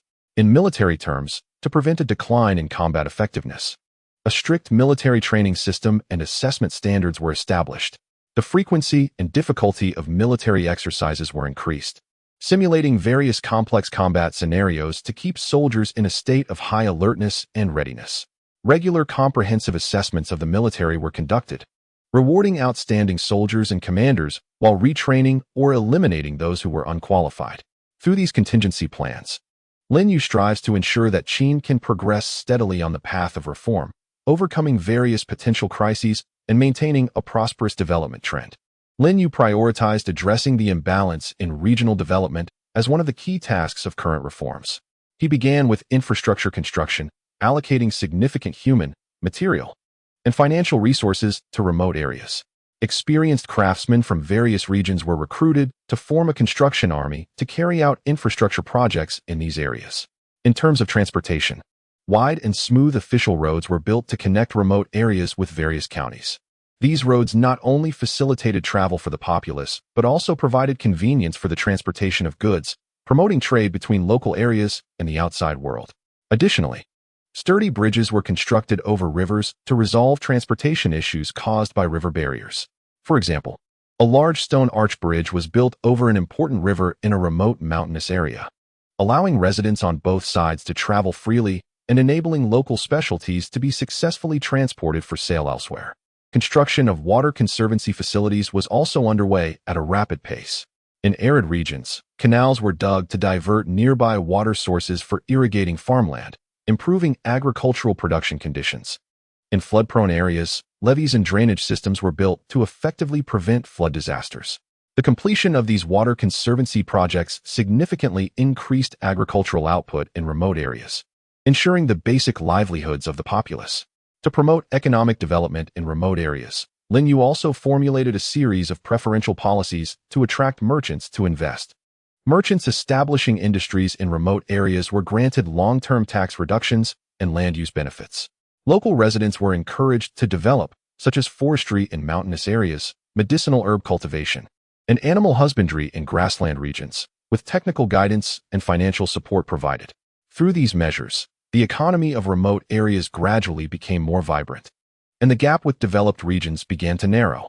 In response to the impact of foreign cultures, Lin Yu implemented more stringent measures. He further improved the cultural review mechanism, selecting a group of knowledgeable, virtuous, and perceptive scholars and officials to strengthen the cultural review team. These reviewers not only conducted strict examinations of various cultural works and ideas entering the Qin, but also delved into the background and connotations of foreign cultures to more accurately assess their impact on Qin culture. In addition to reviews, Lin Yu also enhanced comprehensive promotion of Qin's excellent traditional culture. A nationwide cultural revival campaign was launched, using various forms for promotion. Large traditional cultural exhibitions were held in urban squares and marketplaces, showcasing Qin's historical relics, traditional crafts, and classic literary works, allowing the public to more intuitively experience the depth and breadth of Qin culture. In rural areas, cultural promotion teams were organized to spread Qin's traditional virtues, historical stories, and cultural values through popular forms such as drama and storytelling. At the same time, the emphasis on traditional culture education in schools was increased. More systematic and engaging traditional culture textbooks were developed, starting to cultivate children's love for Qin culture from early childhood. Schools regularly organized student visits to historical sites, cultural museums, etc., allowing students to personally experience the influence of historical culture.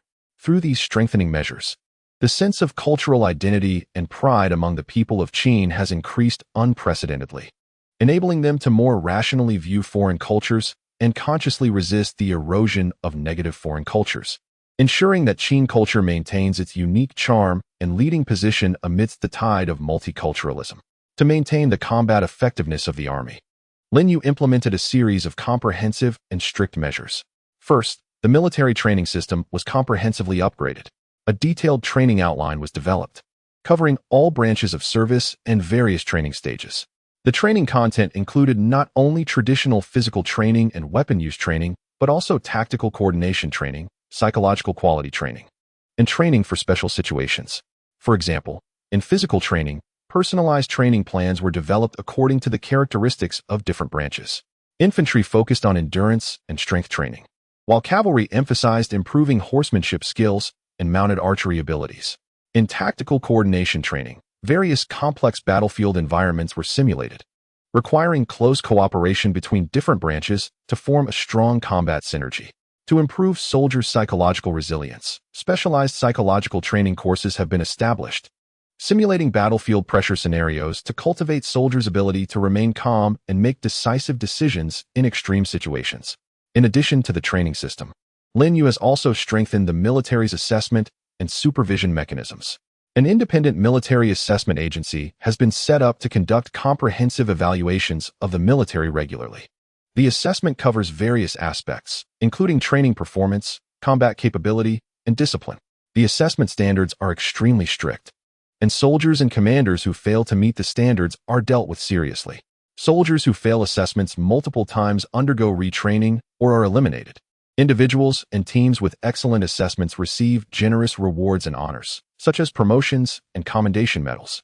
At the same time, to inspire soldiers' fighting spirit, Lin Yu emphasizes creating an atmosphere of honor within the military.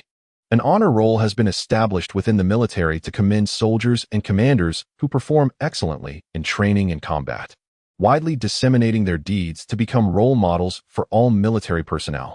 Through these comprehensive measures, the Qin Army maintains high morale and strong combat effectiveness, providing solid support for the country's security and the ongoing advancement of reforms. After Lin Yu's series of powerful measures, the Qin has effectively resolved potential crises while further consolidating reform achievements, presenting a renewed social landscape. The issue of regional development imbalance has been effectively alleviated, and the economy of remote areas has gradually flourished. Once remote and economically backward mountainous regions have significantly improved the living standards of their residents due to the construction of official roads and the development of characteristic industries. Local specialties such as mountain products and medicinal herbs are transported to various places for sale through convenient transportation, attracting many merchants to purchase, leading to increasingly active commercial activities. Meanwhile, with the launch of cultural outreach activities, the cultural quality of people in remote areas has significantly improved. and they have begun to actively participate in local economic construction and cultural development. Measures to respond to the impact of foreign cultures have achieved good results. The people of Dechin have reached a new height in their love for and confidence in their national culture. In daily life, traditional etiquette and customs are more widely inherited and promoted, and people take pride in being citizens of Dechin.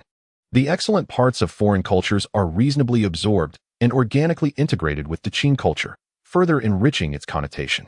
The entire society has formed a good atmosphere that is both open and inclusive while adhering to local culture. Through comprehensive training and assessment measures, the military maintains a high level of combat effectiveness. Soldiers are disciplined, well-trained, and always remain highly vigilant and combat-ready. The military's prestige in the hearts of the people has further increased, becoming a strong symbol of national stability and security. Against this backdrop, Dechin society presents a new image of economic prosperity, cultural flourishing, military strength, and social harmony. In the cities, commerce is thriving, shops are plentiful, and people live and work in peace. In the countryside, the fields are fertile, crops are abundant, and the lives of the people are prosperous. Cultural activities are diverse and colorful, and academic research is flourishing. This new landscape not only allows the people of Dechin to enjoy the benefits brought by reforms, but also makes surrounding countries more awed and admired by Dechin. Solidifying and elevating Dechin's position in the international arena, Lin Yu stands at a new historical height, formulating a grand and long-term reform plan and vision for the future of Dechin. Economically, he hopes to create an economic system driven by technological innovation and coordinated development of diverse industries. He plans to continuously increase investment in scientific research and encourage technological innovation across various sectors. In agriculture, he aims to promote advanced planting technologies and agricultural machinery, achieving large-scale and intensive agricultural production to improve efficiency and product quality. In industry, he seeks to develop high-end manufacturing, producing more refined and advanced products that not only meet domestic demand, but also capture a larger share of the international market. At the same time, he aims to vigorously develop the service industry, such as commerce, finance, and cultural tourism, forming a complete industrial chain to make the Dechin economy more prosperous and stable. Politically, Lin Yu is committed to building a democratic, rule of law, efficient, and clean political system. He continuously improves democratic institutions, expands citizens' political participation, and allows more people to engage in decision-making and management of national affairs. He strengthens the rule of law, improves the legal system, ensures equality before the law, and maintains social fairness and justice. He continues to promote integrity in government, maintaining a high-pressure stance against corruption, creating a clean, honest, and service-oriented bureaucratic team, and enhancing the government's credibility and execution. Militarily, Lin Yu aims to establish a modernized strong army with global influence. He continuously explores the forefront of military technology, developing more advanced weapons and equipment, such as long-range precision strike super crossbows and stealth military aircraft. He strengthens military strategy research, formulates strategies and tactics suitable for different forms of warfare, and enhances the military's global operational capability and rapid responsibility. Through military exchanges and cooperation, he seeks to establish good military relations with various countries to maintain regional peace and stability, demonstrating Dechin's great power responsibility. Culturally, Lin Yu hopes that Dechin culture will become a leader in world culture. He further promotes cultural innovation and integration, encouraging the diverse development of cultural arts. He strengthens cultural education to cultivate talents with international vision and cultural literacy. Through cultural dissemination, he aims to spread the values, artistic charm, and technological achievements of Dechin culture to every corner of the world, enhancing Dechin's cultural soft power and fostering admiration and recognition of Dechin culture among people from various countries, collectively promoting the progress and development of human civilization. Lin Yu firmly believes that through unwavering implementation of these long-term plans, Dechin will usher in an even more brilliant and splendid tomorrow. To achieve an economic system driven by technological innovation and coordinated development of diverse industries, Lin Yu first vigorously promotes scientific research nationwide. He issues edicts encouraging scholars, craftsmen, and inventors in various regions to actively engage in technological innovation and establishes a generous reward fund for scientific innovation. Individuals or teams that achieve significant technological breakthroughs in agriculture, Industry and commerce receive substantial material rewards and honors. In agriculture, he organizes agricultural experts and craftsmen to jointly develop new agricultural machinery. After relentless efforts, they successfully developed a multifunctional irrigation and seeding machine. This machine can accurately irrigate and seed according to the needs of different crops, greatly improving agricultural production efficiency. At the same time, advanced planting techniques, such as intercropping, crop rotation, and fallow, are promoted to improve land utilization and product quality.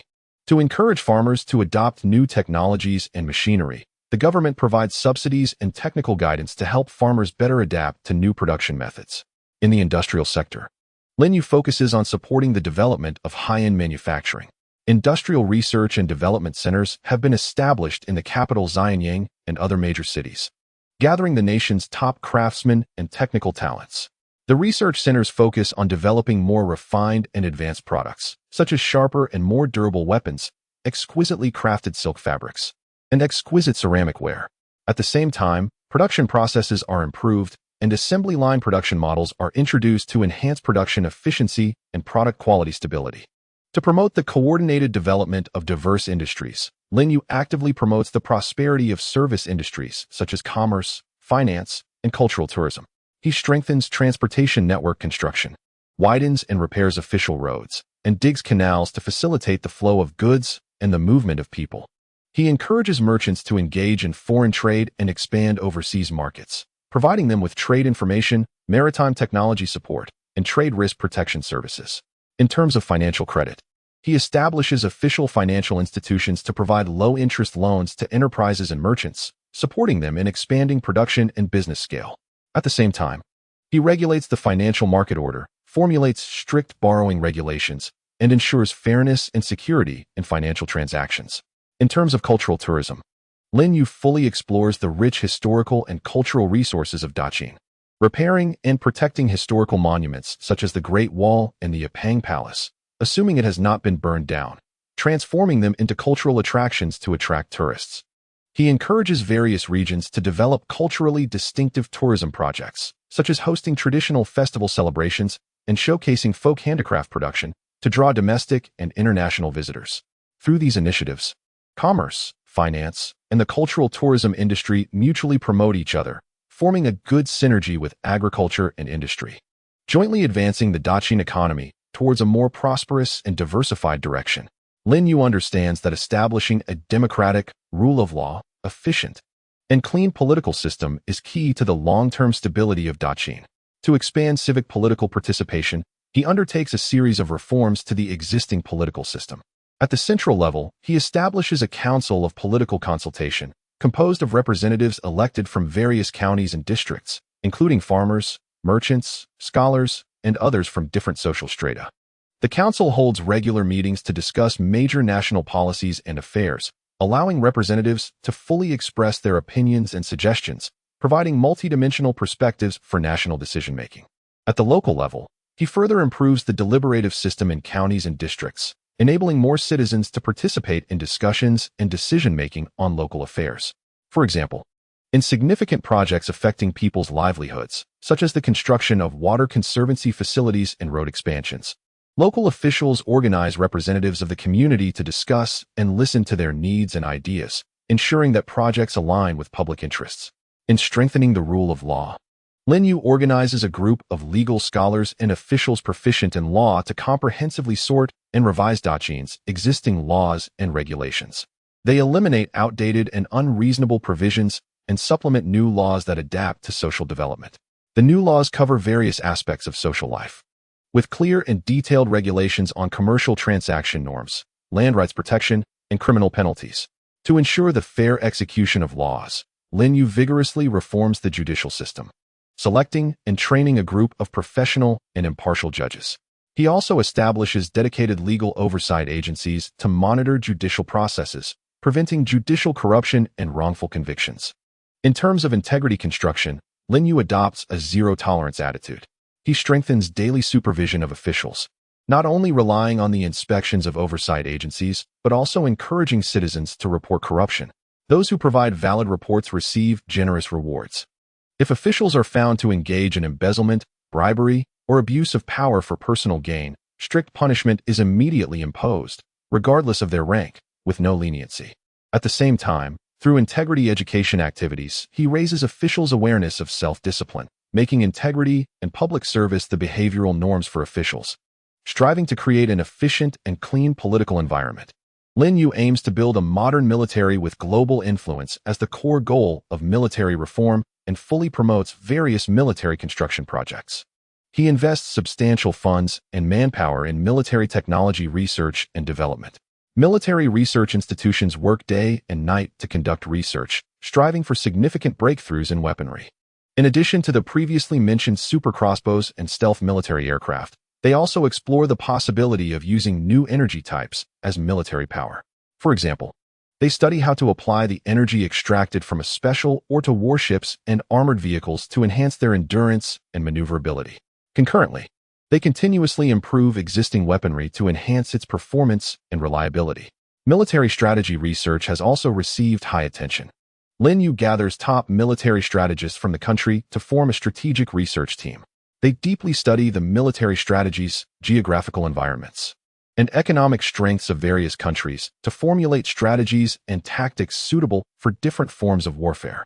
Detailed operational plans and response strategies are developed for potential land wars, naval battles, and future aerial conflicts. At the same time, there is an emphasis on cultivating military leaders' strategic vision and command capabilities. Regularly organizing military leaders to participate in strategic seminars and simulated war drills to enhance their decision-making abilities in complex and changing warfare environments. While strengthening its military construction, Lin Yu actively expands international military cooperation.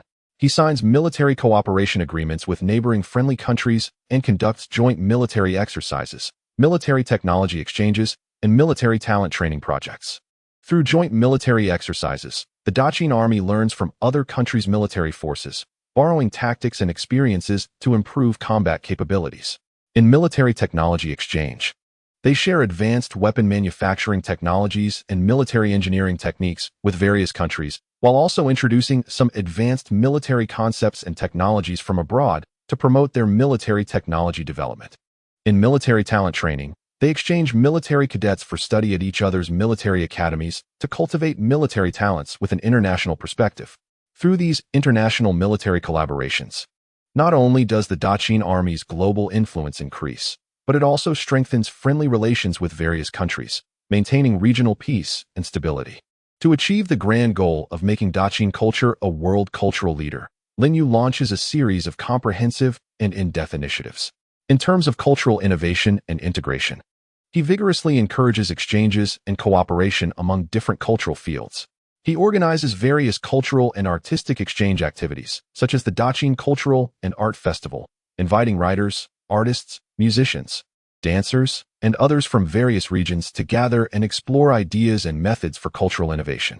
In literary creation, he encourages writers to break the limitations of traditional themes and styles, integrating cultural elements and stories from different regions to create works with multicultural characteristics.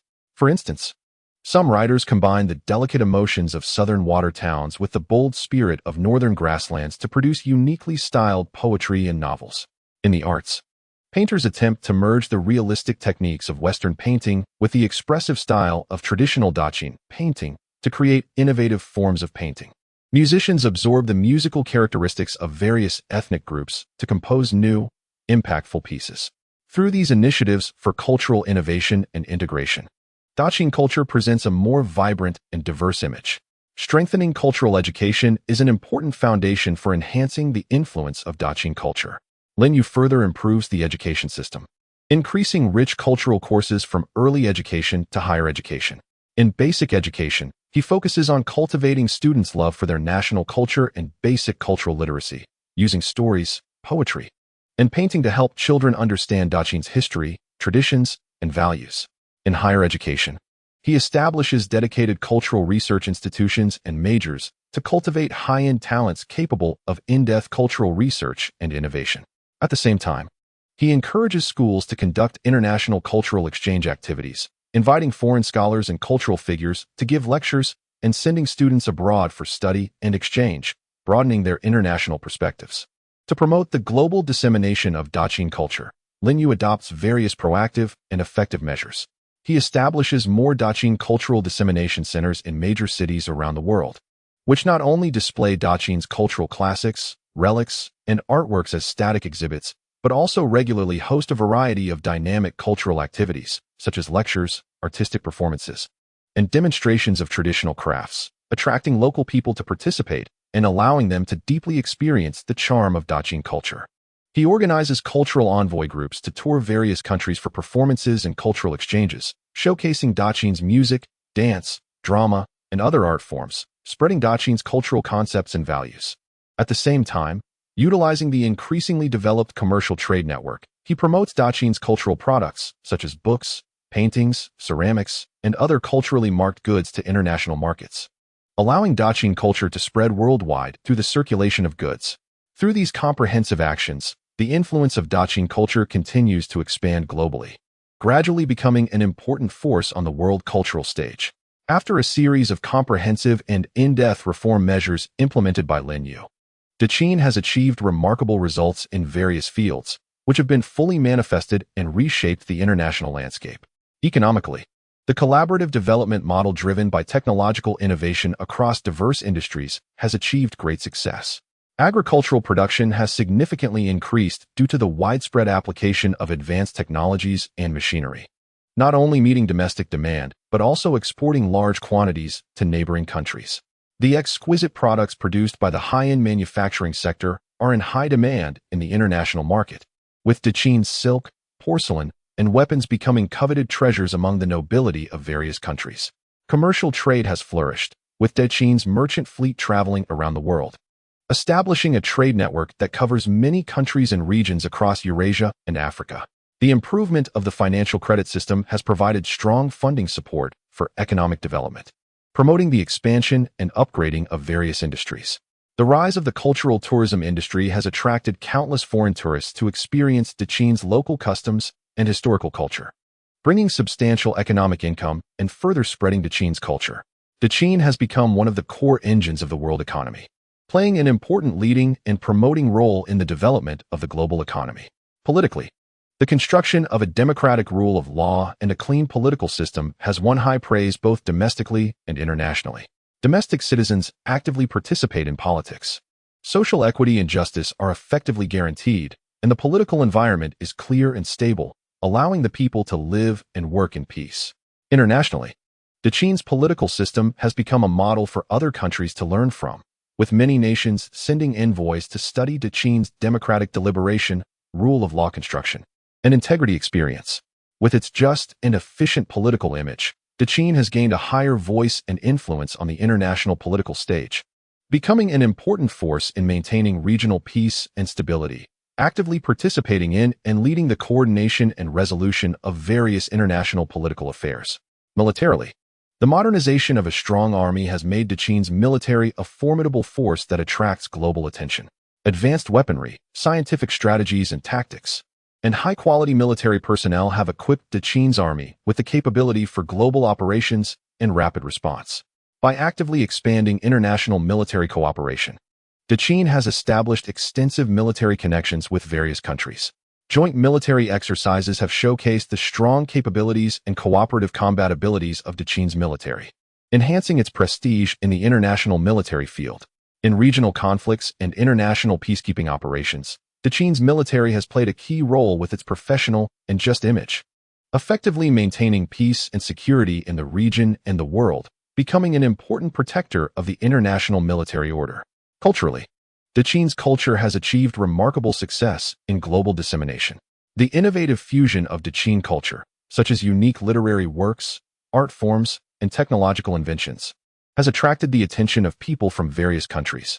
The study and research of Daqin culture have become widespread, with Daqin's language, script, philosophy, and art becoming popular subjects in international cultural exchanges. The cultural dissemination centers of Daqin spread across the world have become solid bases for promoting Daqin culture, with various cultural activities deeply embedding Daqin's culture in people's hearts. The values of Daqin culture, such as benevolence, justice, and harmony, have gained wide recognition and dissemination, having a profound impact on the development of world culture, promoting global cultural exchange and fusion, reshaping the international cultural landscape and making Dechin a leader in world culture. Under Lin Yu's leadership, Dechin has achieved a comprehensive rise in economy, politics, military, and culture through continuous reforms, standing confidently at the pinnacle of the world stage and leading the trend of global development, ushering in a new era of human civilization development. In the era where the achievements of Dechin's reforms are fully manifested, domestic livelihoods present a colorful scene, and social harmony and stability have reached new heights. In cities, the prosperity of commerce has brought vitality. The streets are bustling with traffic, shops are lined up, and various goods are abundant. Merchants are busy running their businesses, offering everything from local specialties to exotic treasures from overseas. In money houses, financial transactions proceed in an orderly manner, providing ample liquidity support for commercial activities.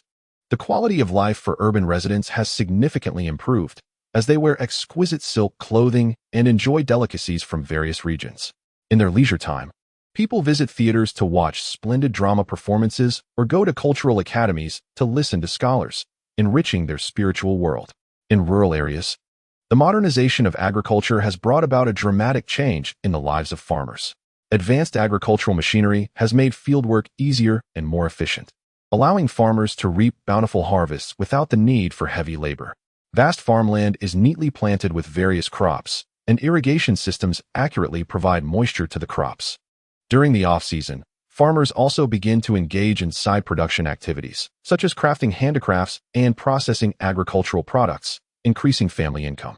The roads between villages are wide and smooth, facilitating the transportation of agricultural products and the movement of villagers.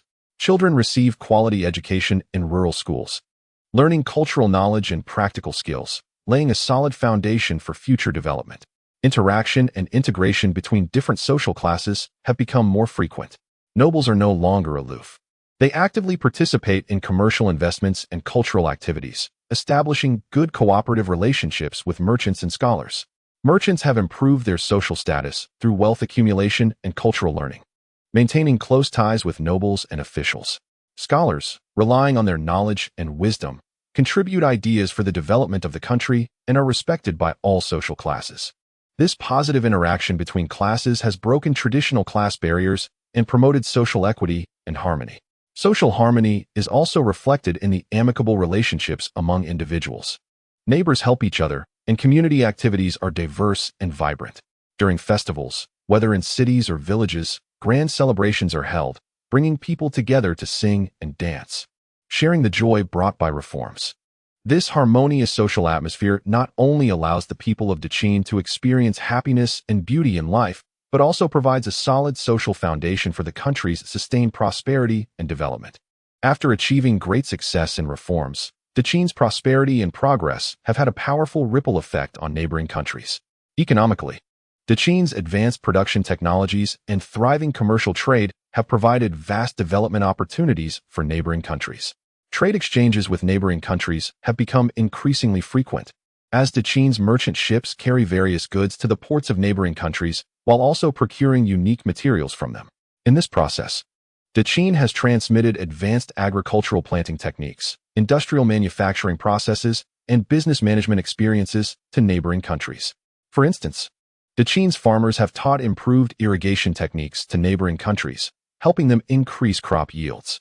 Craftsmen from Dechin have set up workshops in neighboring countries, teaching locals advanced skills in pottery making, silk weaving, and more, promoting the development of local handicrafts. Neighboring countries have begun to emulate Dechin, developing their own commercial trade, establishing their market systems, and strengthening economic ties with the outside world, gradually integrating into the economic trade network led by Dechin. Politically, Dechin's democratic rule of law and clean, efficient political system have become a model for neighboring countries to learn from. Various countries have sent envoys to Dechin to study its political system and governance experiences, drawing lessons from Dechin's deliberative political system, legal framework, and integrity supervision mechanisms. Some countries have begun reforming their political systems, attempting to expand channels for citizen participation in politics, improve laws and regulations, and strengthen oversight and management of officials. Dechin has also actively sent political advisors to neighboring countries to assist in adjusting and optimizing their political systems, promoting political stability and development in neighboring countries. and enhancing the overall level of political civilization in the region. Culturally, Qing's unique and rich culture has been widely disseminated in neighboring countries, evoking strong cultural resonance. Qing's literary works, art forms, and philosophical ideas are highly favored by the people of neighboring countries. Countries are learning the language and script of the Great Qing and translating its classic works. The music, dance, drama, and other artistic performances of the Great Qing are touring neighboring countries and receiving a warm welcome. At the same time, the cultural education concepts of the Great Qing have also influenced neighboring countries, leading many to value cultural education, establish schools, and disseminate knowledge. Cultural exchanges between the Great Qing and neighboring countries have become increasingly frequent, promoting mutual understanding and integration between different cultures, forming a regional cultural circle centered around Great Qing culture and enriching the connotation of regional culture. Driven by the influence of the Great Qing, neighboring countries have made significant progress in economic, political, and cultural aspects, greatly enhancing the overall development level of the region, tightening the connections between countries, and jointly moving towards a prosperous development path. Although the Great Qing has achieved remarkable accomplishments after reforms and has had a positive impact on neighboring countries, some new emerging challenges have gradually surfaced with the development of the times. In the economic field, with the continuous expansion of trade, the Great Qing faces issues of international trade friction. Some countries, in order to protect their domestic industries, have set trade barriers against Great Qing goods, increased tariffs, and restricted import quantities. This has caused certain impacts on Great Qing's export trade, with some export-dependent industries facing overproduction and declining profits. At the same time, with the rapid development of the domestic economy, issues of resource shortages have also begun to emerge, with demand for some key resources increasing while domestic resource reserves are gradually unable to meet the demand. Politically, with the rise in international influence, the Great Qing has taken on more responsibilities in international affairs, facing complex international relations and diplomatic pressures. Some countries harbor concerns about the rise of the Great Qing and attempt to weaken its influence through various means, tarnishing its image in international public opinion and provoking regional instability. In addition, with the development of domestic democratic politics, the public's expectations for political participation have increased, demanding higher efficiency and transparency in government decision-making. Culturally, as Great Qing culture spreads globally, it has also encountered some cultural conflicts. Different countries and regions have their own unique cultural traditions and values, and some areas have shown resistance to the acceptance of Great Qing culture, believing that its dissemination will impact local cultures. Concurrently, domestically, with the development of cultural diversity, some negative cultural phenomena have also emerged, such as the rise of vulgar artistic works and a resurgence of superstitious beliefs affecting social ethics. In response to these emerging challenges, Lin Yu quickly adjusted and upgraded reforms.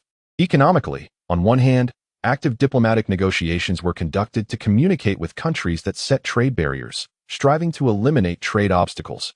On the other hand, investments in domestic resource exploration and development were increased, seeking new resource reserves, promoting industrial upgrades, improving resource utilization efficiency, and developing resource-saving industries. At the same time, enterprises were encouraged to expand domestic markets, reducing reliance on exports. Politically, diplomatic public relations were strengthened, showcasing the Great Qing's peaceful rise and responsible great power image to the world through international conferences and cultural exchanges, resolving misunderstandings and smears internationally. Domestically, further optimization of political decision-making processes was undertaken to improve government work efficiency and strengthen information disclosure, meeting the public's demand for political transparency. Culturally, greater emphasis was placed on cultural respect and integration during cultural dissemination, adjusting cultural communication strategies according to the cultural characteristics of different countries and regions to promote mutual understanding of cultures. Domestically, cultural market regulation was strengthened, firmly cracking down on negative cultural phenomena, promoting excellent traditional culture, and guiding the healthy development of the cultural industry. Through these adjustments and upgrades of reforms, the Great Qing strives to respond to emerging challenges and maintain the country's continuous prosperity and stable development. Lin Yu's strategies to address emerging challenges in the economic field were quickly implemented and gradually yielded significant results. In response to international trade friction, The Great Qin's diplomatic mission actively engaged in negotiations with relevant countries. Diplomats, with their exceptional diplomatic wisdom and firm stance, explain the importance of trade liberalization for the economic development of both sides. After multiple rounds of arduous negotiations, some countries gradually recognized the benefits of maintaining good trade relations with the Great Qin and began to lower trade barriers. For example, in trade negotiations with a Western country, the Great Qin presented economic growth data resulting from bilateral trade, including increased job opportunities and prosperity in related industries, ultimately persuading the country to lift some unreasonable tariff restrictions and restore normal trade for certain goods. Meanwhile, the Great Qin strengthened trade cooperation with other friendly countries, expanding new trading partners and markets, further reducing reliance on individual countries that set trade barriers. In addressing resource shortages, the Great Qin increased investment in resource exploration, organizing specialized exploration teams to conduct comprehensive resource surveys in undeveloped domestic areas using advanced exploration technologies. After relentless efforts, rich mineral resources were discovered in remote northwestern regions, providing new resource guarantees for the country's industrial development. Simultaneously, the government vigorously promoted industrial upgrades, encouraging enterprises to adopt advanced production technologies and processes to improve resource utilization efficiency. For instance, in the smelting industry, new smelting technologies were promoted, significantly increasing utilization rates and reducing resource waste. Furthermore, resource-saving industries were actively developed, such as promoting the manufacturing of new energy vehicles and emphasizing the recycling of raw materials and handicrafts. The development of these industries not only effectively alleviated the pressure of resource shortages, but also injected new vitality into economic development. Through the implementation of a series of economic response strategies, the Great Qin's economy gradually overcame the difficulties brought by emerging challenges, with export trade gradually recovering and maintaining stable growth, while the domestic industrial structure was further optimized, enhancing the sustainability of economic development.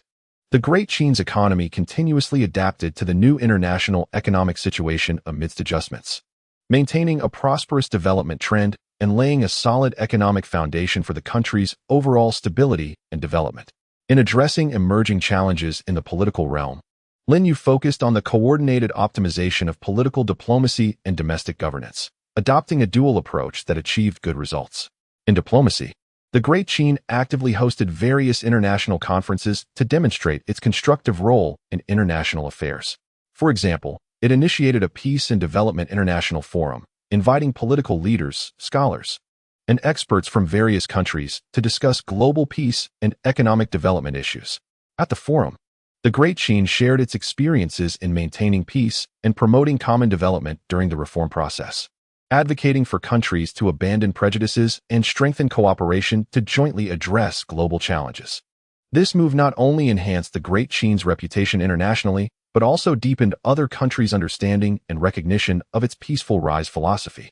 Simultaneously, through cultural exchange activities, such as hosting a Great Qin Culture Week, it showcased the rich and diverse culture of the Great Qin and spread its spirit of friendliness and inclusiveness, effectively resolving misunderstandings and smears against the Great Qin in some countries. In domestic governance, Lin Yu focused on optimizing political decision-making processes. A dedicated policy research institution was established to conduct in-depth research and analysis before policy formulation, extensively soliciting opinions from all sectors to ensure the scientificity and rationality of policies. For instance, when formulating a major policy on infrastructure development, the Policy Research Institution conducted detailed surveys on the geographical environments and economic development needs of different regions nationwide, organizing multiple rounds of discussions with experts, scholars, local officials, and representatives of the public, resulting in a policy that aligned with the national overall development strategy while fully considering local practical situations. Meanwhile, government information disclosure was strengthened, promptly informing the public of the government's decision-making processes, execution status, and financial income and expenditure through official announcements and dedicated government transparency venues, thereby improving the transparency of government work. This series of measures not only improved the government's decision-making efficiency and credibility, but also met the people's demands for political participation and oversight, further consolidating the foundation of domestic political stability. through the coordinated optimization of political diplomacy and domestic governance. Qin established a more positive and responsible image as a major power internationally, effectively responding to complex international relations and diplomatic pressures. Domestically, it created a more democratic and efficient political environment, enhancing the people's trust and support for the government. This collaborative governance model provided strong support for Qin's continued development in the face of a complex and changing international situation. In response to emerging challenges in the cultural field, Lin Yu vigorously promoted cultural integration and purification, allowing Qin culture to maintain its unique characteristics while better adapting to globalization and leading cultural trends. In promoting cultural integration, Qin emphasized local adaptation in the process of cultural dissemination. It carefully adjusted cultural dissemination strategies according to the cultural characteristics of different countries and regions. When spreading Qin culture to some Eastern countries with rich cultural traditions, it focused on finding points of resonance with local cultures, using traditional cultural exchanges as a starting point. For example, it compared and merged Qin's philosophical ideas with local Confucian and Taoist thoughts, promoting mutual understanding and learning through academic seminars and cultural lectures. In communicating with countries that have significant differences from Western culture, more intuitive forms such as artistic performances and technological demonstrations were used to showcase the charm of Qin culture. For instance, large-scale Qin art exhibitions were held to display exquisite paintings, sculptures, and advanced technological inventions, allowing Western audiences to more directly experience the uniqueness of Qin culture. Through these targeted cultural dissemination methods, Qin culture gained broader acceptance and recognition in different countries and regions, promoting the pluralistic integration of cultures. In terms of cultural purification, Qin strengthened the regulation of the cultural market. It established specialized regulatory agencies for the cultural market and formulated strict review standards for cultural products. Comprehensive reviews were conducted on artistic works and cultural activities, resolutely resisting vulgarity and superstition. Once cultural products that did not meet the standards were discovered, immediate rectification or prohibition was ordered. At the same time, it vigorously promoted excellent traditional culture, enhancing the public's understanding and inheritance of Qin's values through school education and social advocacy.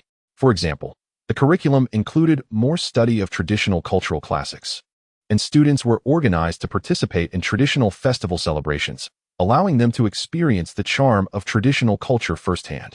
Socially, through official media and cultural venues, Qin's historical heroes and moral models were promoted, guiding social trends positively.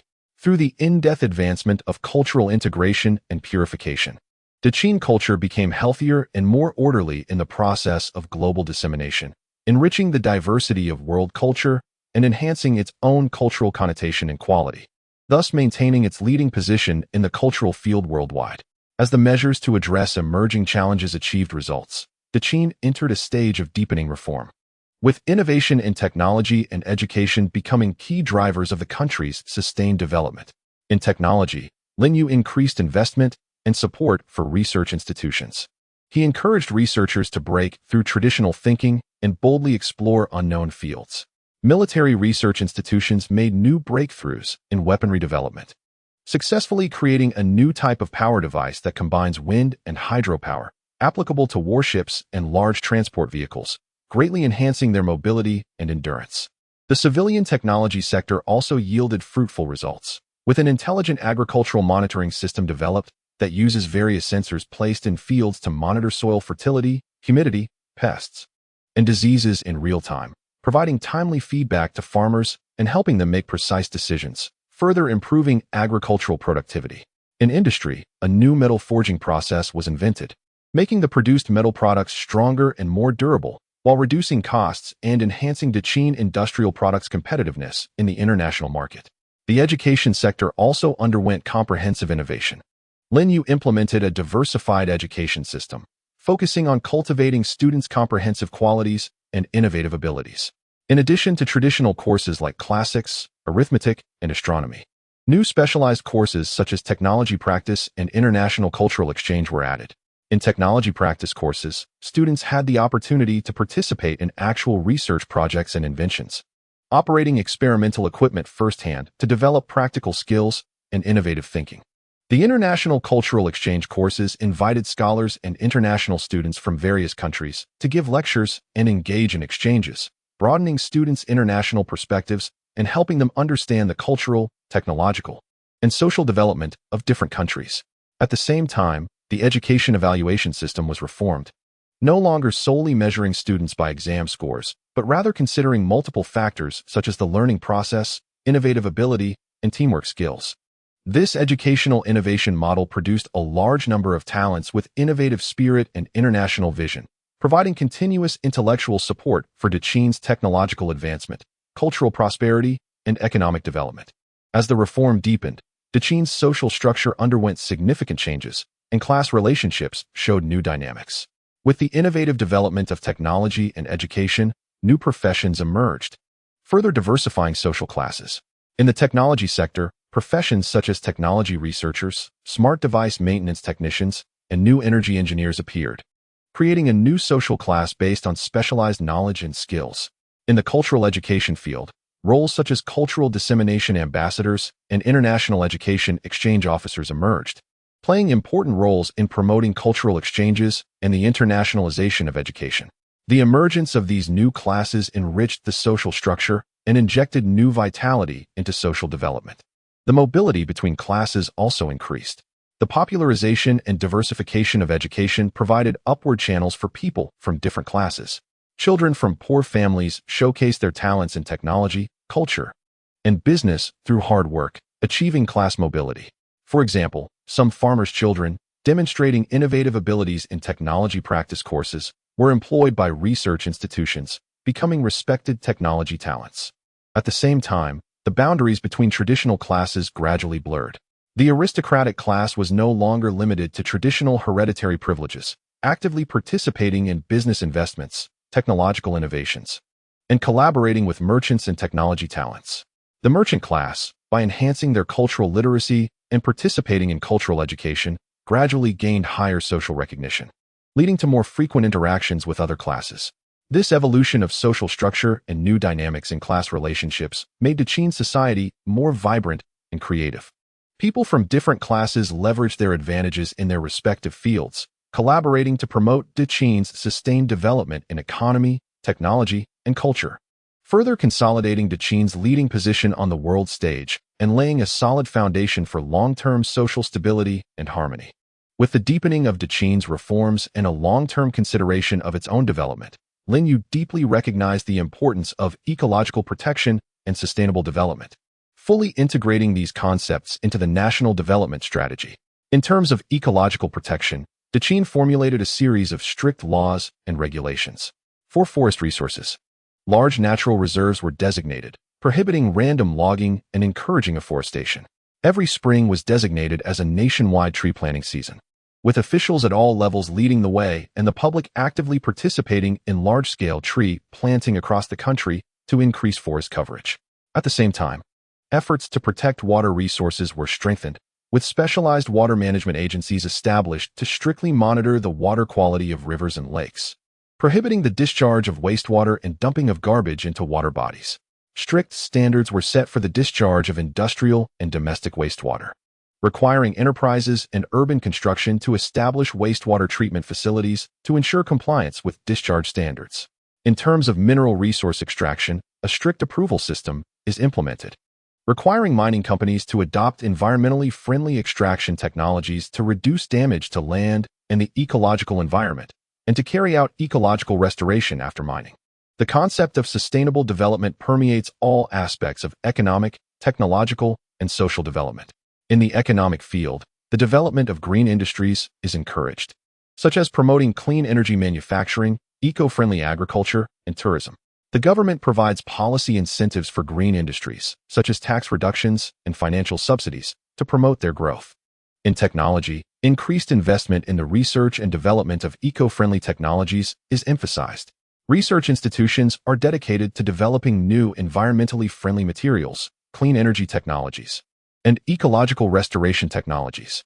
For example, a biodegradable material made from plant fibers has been developed and widely used in packaging, construction, and other industries, reducing environmental pollution. In social development, education, and publicity are used to raise public awareness of environmental protection and sustainable development concepts. Ecological protection courses are offered in schools to impart knowledge about environmental protection and sustainable development principles to students. In society, public notices and official media campaigns guide citizens to develop habits of resource conservation and environmental protection. By integrating ecological protection and sustainable development concepts into all aspects of national development, Daqin achieves harmonious coexistence between humans and nature while pursuing economic prosperity, technological progress, and social development, laying a solid foundation for the long-term stability of the country and the well-being of future generations. After years of reform, Daqin has achieved remarkable accomplishments. Lin Yu is keenly aware of the importance of passing on these achievements, and he carefully plans for Daqin's future, envisioning a grand blueprint.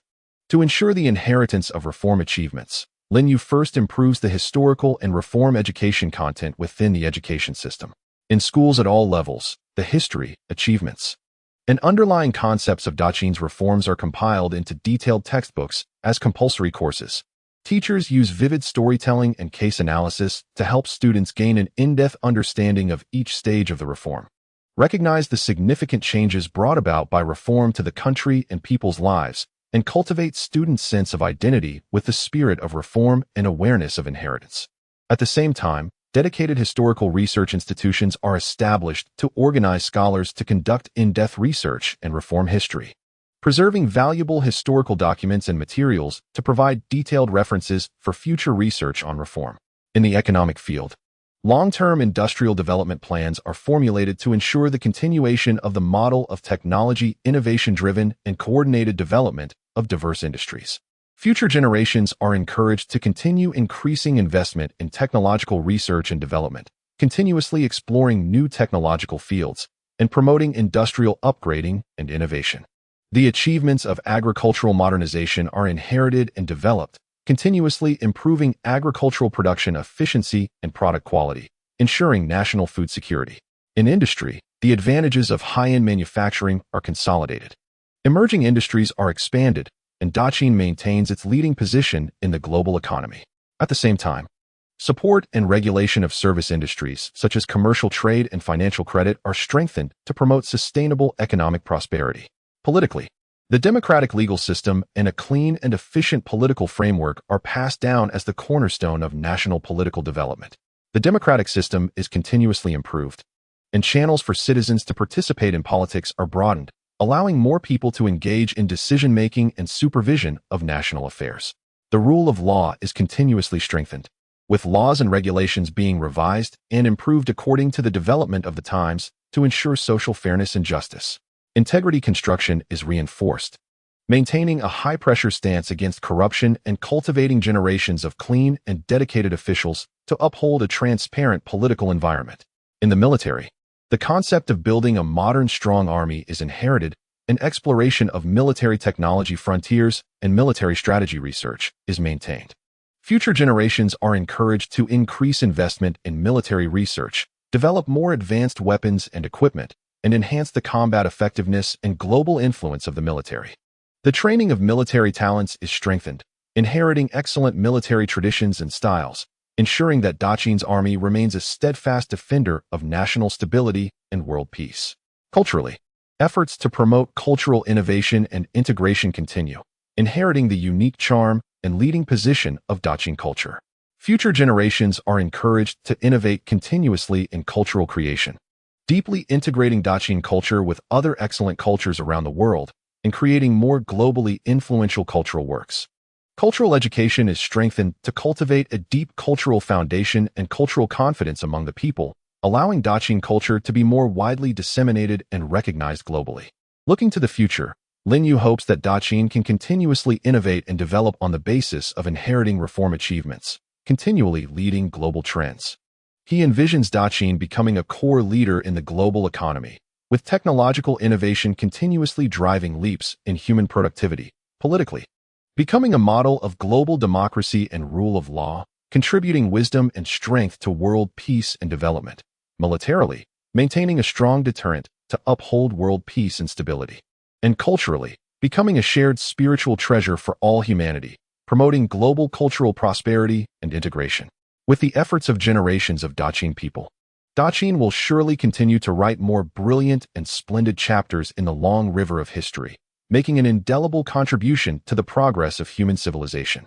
As the achievements of Daqin's reforms continue to be consolidated and inherited, cross-cultural exchange and cooperation have taken on an increasingly important position in Daqin's development strategy, and Linyu actively promotes its expansion and deepening. In terms of cultural exchange, Daqin has further strengthened cultural interaction with various countries. Not only does it continue to hold a variety of cultural activities in major cities around the world, but it also actively invites cultural groups, artists, and scholars from various countries to visit Daqin for exchanges. For example, the World Cultural Arts Festival invites art groups from around the world to gather in Daqin to showcase their unique music, dance, drama, and other art forms. This not only allows Daqin citizens to experience the cultural charm of various countries up close, but also provides Daqin artists with opportunities to exchange and learn from international peers, promoting cultural diversity, integration, and innovation. At the same time, Daqin's cultural envoys delve deeper into grassroots communities in various countries, conducting cultural dissemination activities, such as holding cultural lectures in local schools and showcasing traditional skills in communities, allowing Daqin culture to be more widely integrated into the daily lives of people in various countries. In terms of educational cooperation, Daqin's educational exchange programs with various countries are continuously enriched and deepened. Not only is the scale of student exchanges expanding, but the fields of cooperation and education are also becoming more diverse, covering all stages from basic education to higher education, as well as multiple disciplines from humanities and social sciences to natural sciences.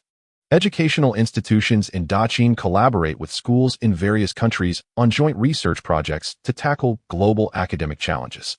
For example, in the field of astronomy, Daqin collaborates with a research team from a Western country to jointly observe and study celestial phenomena, sharing research data and results, promoting the development of the field of astronomy. Additionally, teacher exchange and training programs are implemented, with outstanding Daqin teachers going abroad to share teaching experiences, while foreign education experts are invited to Daqin to share advanced educational concepts and teaching methods, enhancing the overall educational level of Daqin. In the fields of economic trade and technological cross-cultural cooperation, fruitful results have also been achieved. Daqin's business delegations frequently visit various countries to actively expand trade cooperation projects, maintaining advantages not only in traditional trade areas such as silk, porcelain, and tea, but also in emerging industries such as new energy products and high-tech equipment. In technology, Daqin has established long-term stable cooperative relationships with research institutions in various countries, jointly carrying out scientific research and development projects. For example, in the field of environmental protection technology, collaboration with neighboring countries has led to the joint development of new wastewater treatment technologies and air pollution control equipment, promoting ecological environmental protection and sustainable development in the region. Through these expansions and deepening of cross-cultural exchanges and cooperation, Daqin's connections with countries around the world have become closer, and while promoting its own development, it has also made positive contributions to global cultural prosperity, educational progress, economic development, and technological innovation. As the influence of the Great Qin on the international stage continues to rise, it demonstrates a proactive attitude in taking on the responsibilities of a major power in the face of global challenges. In the field of ecological environment, global climate change, resource scarcity, and environmental pollution issues are becoming increasingly severe. The Great Qin actively shares and collaborates with various countries, leveraging its accumulated experience and technology in ecological protection and sustainable development. The ecological expert team from the Great Qin travels to different countries to assist in formulating ecological protection plans and sustainable development strategies. For example, it provides water-saving irrigation technologies and desert management experiences to countries in arid regions, helping them improve their ecological environment and enhance water resource utilization efficiency. Internationally, the Great Qin advocates for the establishment of a global ecological protection cooperation mechanism and regularly holds ecological environment forums for countries to jointly discuss solutions and measures to tackle global ecological issues. At the same time, the Great Qin increases its investment in environmental protection technology research and development, sharing its research outcomes with other countries. such as promoting new clean energy technologies to help reduce dependence on traditional fossil fuels and lower carbon emissions. In terms of disease prevention and control, when a global pandemic breaks out, the Great Qin takes swift action. On one hand, it organizes top domestic medical experts and healthcare teams to study the transmission patterns, pathological characteristics, and treatment methods of the epidemic.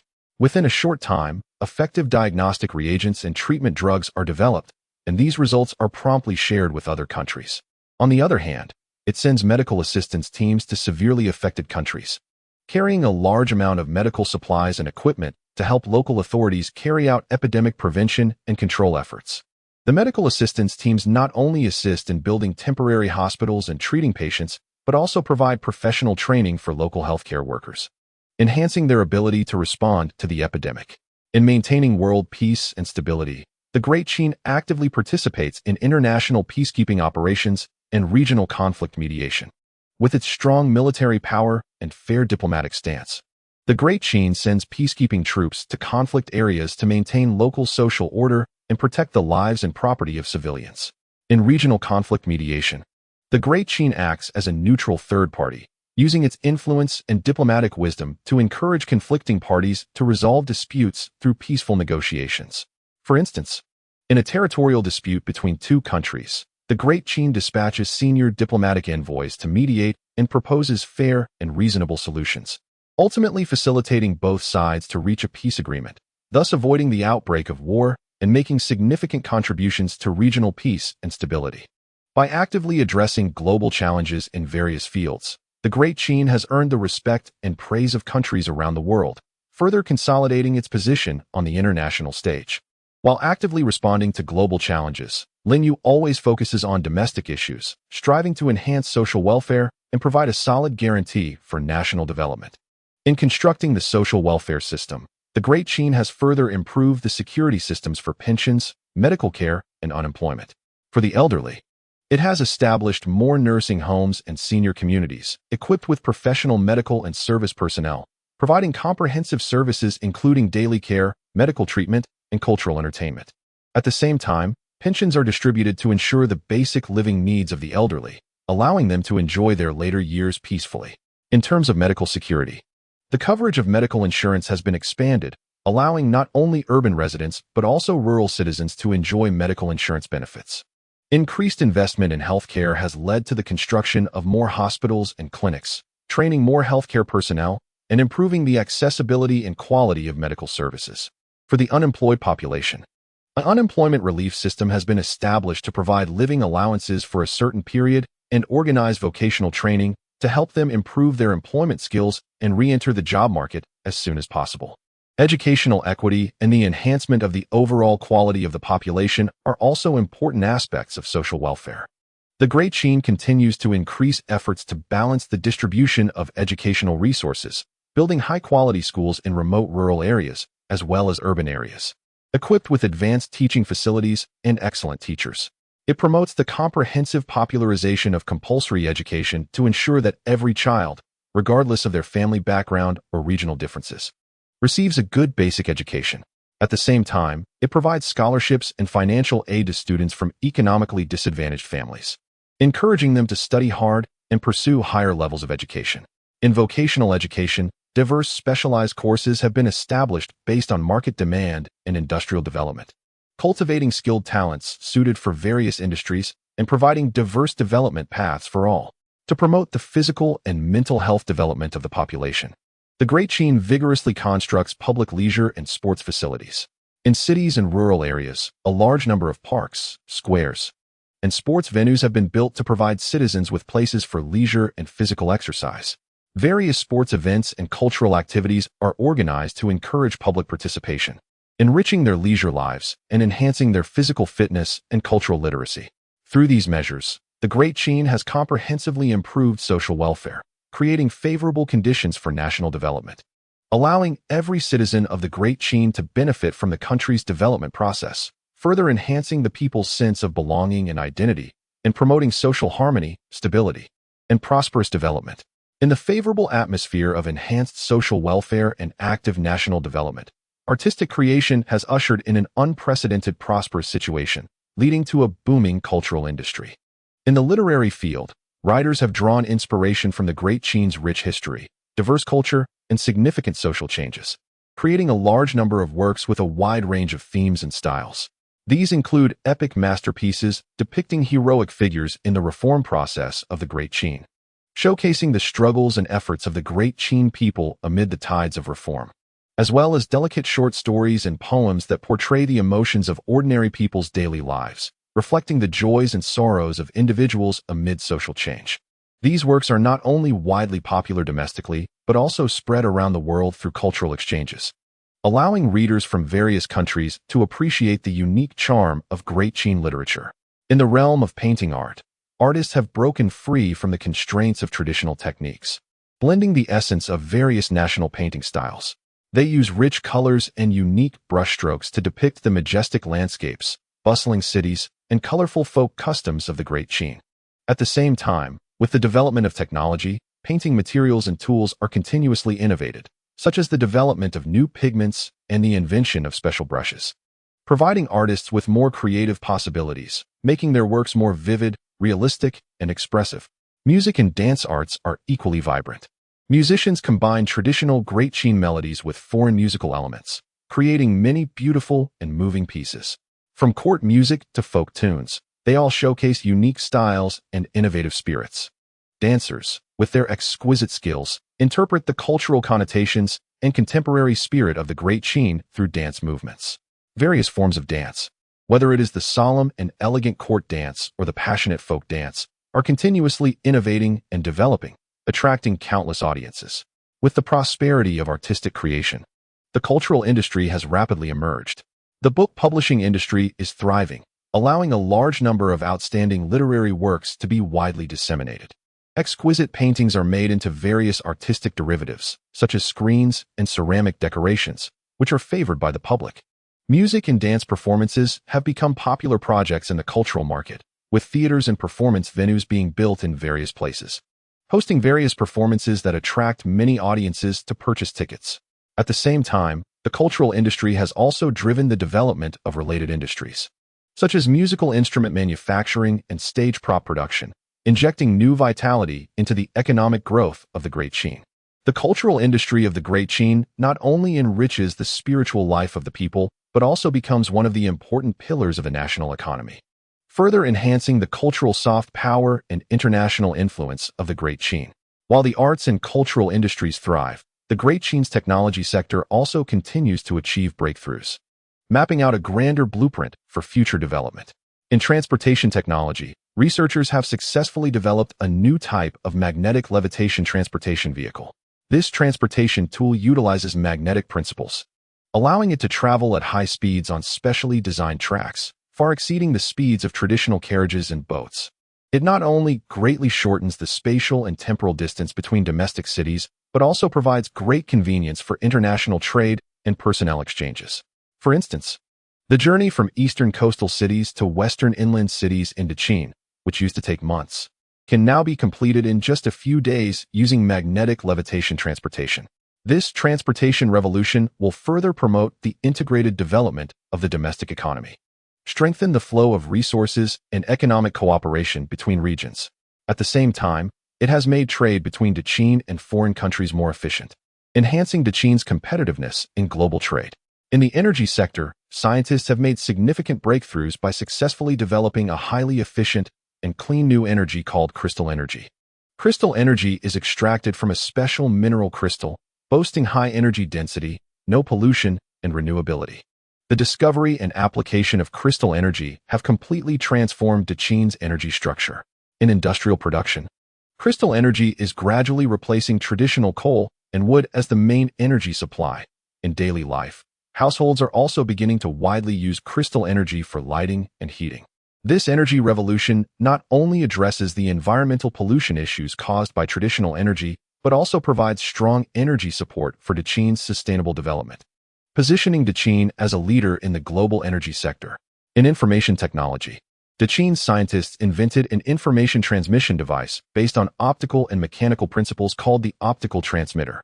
The optical transmitter can quickly and accurately transmit information through the reflection and refraction of light, A national optical transmission network has been established, allowing real-time transmission of text, images, and other information between cities and important regions via optical transmitters.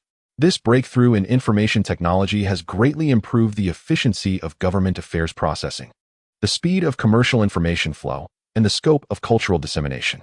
For example, government policy documents can be instantly conveyed to various locations. Merchants can promptly understand market dynamics, and cultural works can rapidly spread across the country and even worldwide. Looking to the future, based on these technological breakthroughs, Dachine plans to further expand into the field of interstellar exploration, leveraging its advantages in materials science, energy technology, and information technology. It is preparing to build spacecraft capable of interstellar navigation.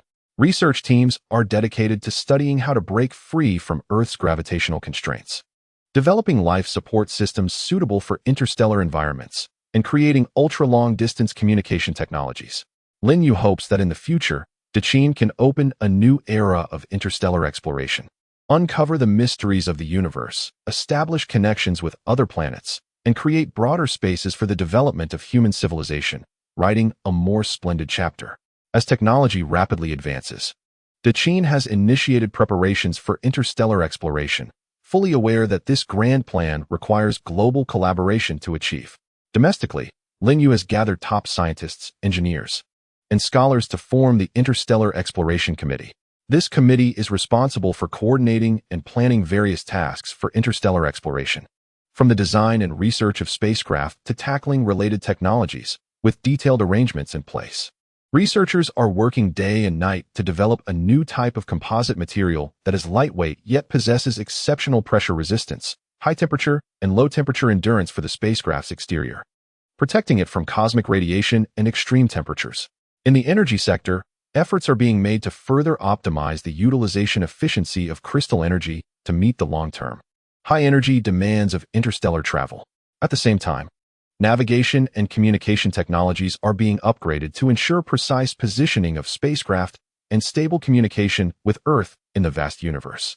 To achieve global collaboration, Dachine actively engages in communication and exchanges with various countries. An international forum on interstellar exploration has been held, inviting technology elites and government representatives from different countries to gather in Dachine. At the forum, Dachine shared its breakthroughs in technology and initial ideas for interstellar exploration, sparking great interest among the participating countries. Many countries expressed their willingness to participate in this grand plan and jointly explore the mysteries of the universe. Subsequently, Dachine signed a series of cooperation agreements with various countries, clarifying the division of labor and collaboration methods in interstellar exploration.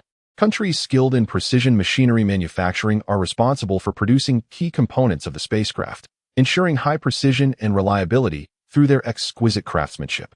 Countries with a deep accumulation in astronomical research undertake further observation and study of celestial bodies, providing scientific basis for the spacecraft's navigation routes.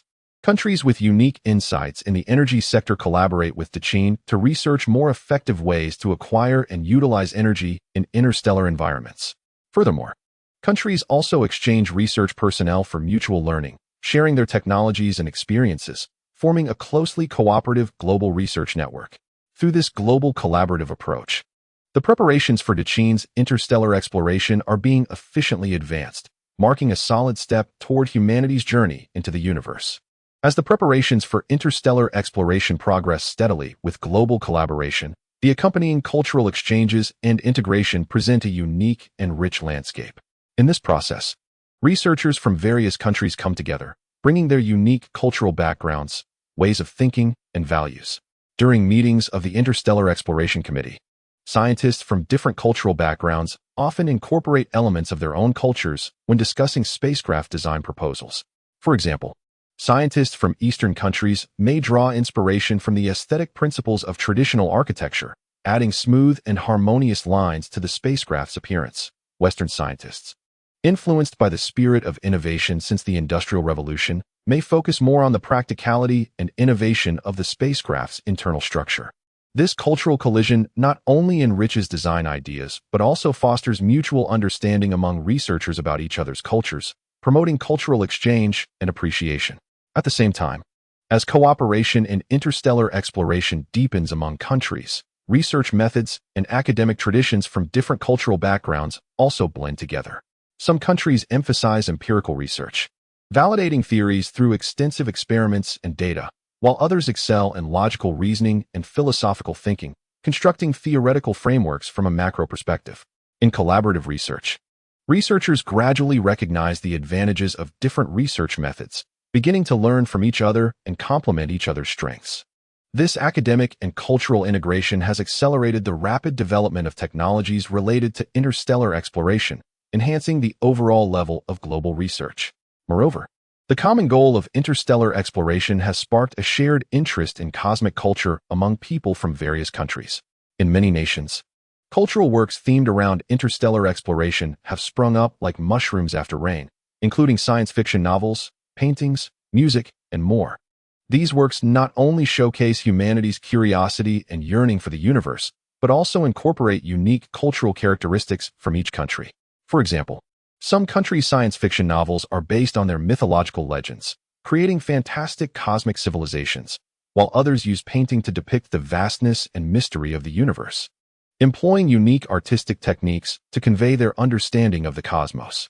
These cultural works spread across countries, further promoting cultural exchange and integration, allowing global citizens to form a spiritual resonance that transcends borders and cultural differences in their shared exploration of the universe.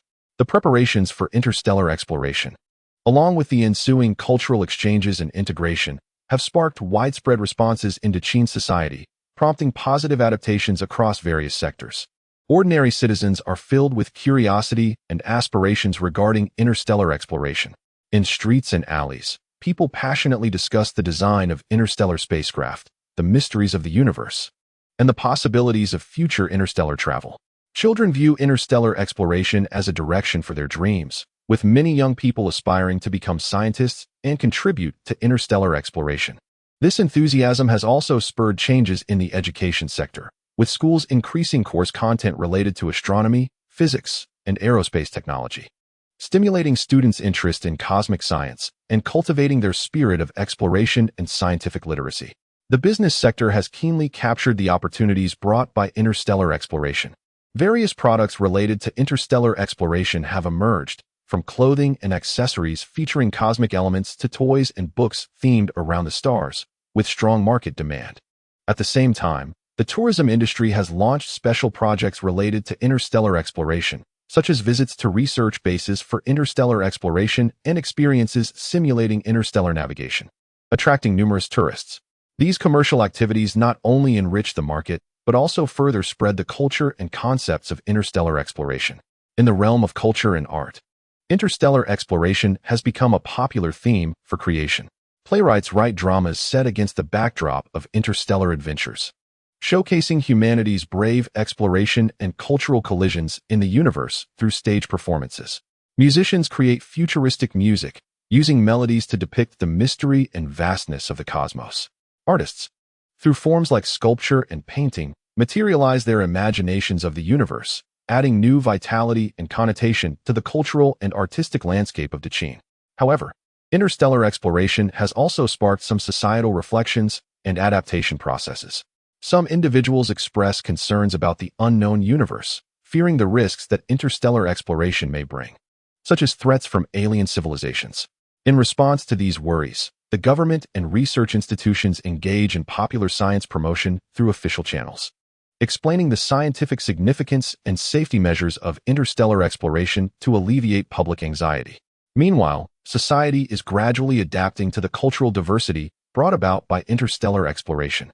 The influx of researchers and cultural works from different cultural backgrounds encourages the people of Dachine to be more open and inclusive, learning to appreciate and accept different cultural concepts and lifestyles, further enriching the cultural connotation and spiritual outlook of Dachine society.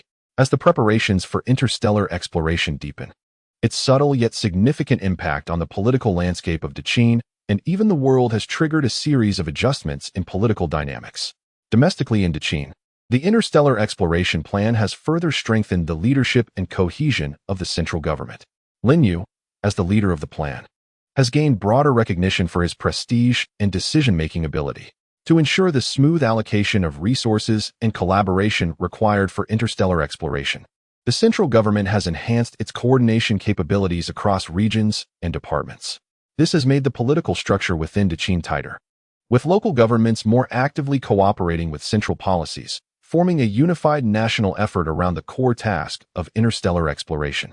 On the international level, interstellar exploration has become a new field for countries to strengthen cooperation and competition. On one hand, countries have enhanced cooperation in various areas such as technology, economy, and culture based on the common goal of exploring the universe.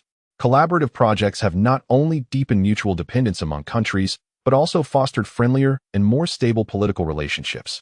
For example, countries involved in interstellar exploration collaboration have become more proactive in trade policies and diplomatic communications, reducing friction and disagreements. On the other hand, interstellar exploration has also sparked a certain degree of competition. Countries aim to take a leading position in this cutting-edge field to gain more technological achievements and international influence. This competition is primarily reflected in the speed of technological research and development, the quality of talent training, and the voice in interstellar exploration projects. To stand out in the competition, countries have increased their investment in research and development and implemented favorable policies to attract and train top scientific talent. On the international political stage, countries are engaged in strategic maneuvering around interstellar exploration-related issues, striving to play a larger role in the formulation of exploration rules and resource allocation. To balance the relationship between cooperation and competition, the international community has gradually formed a new political consultation mechanism. Countries engage in regular high-level meetings and multilateral negotiations to discuss the development direction of interstellar exploration, cooperation frameworks, and benefit distribution.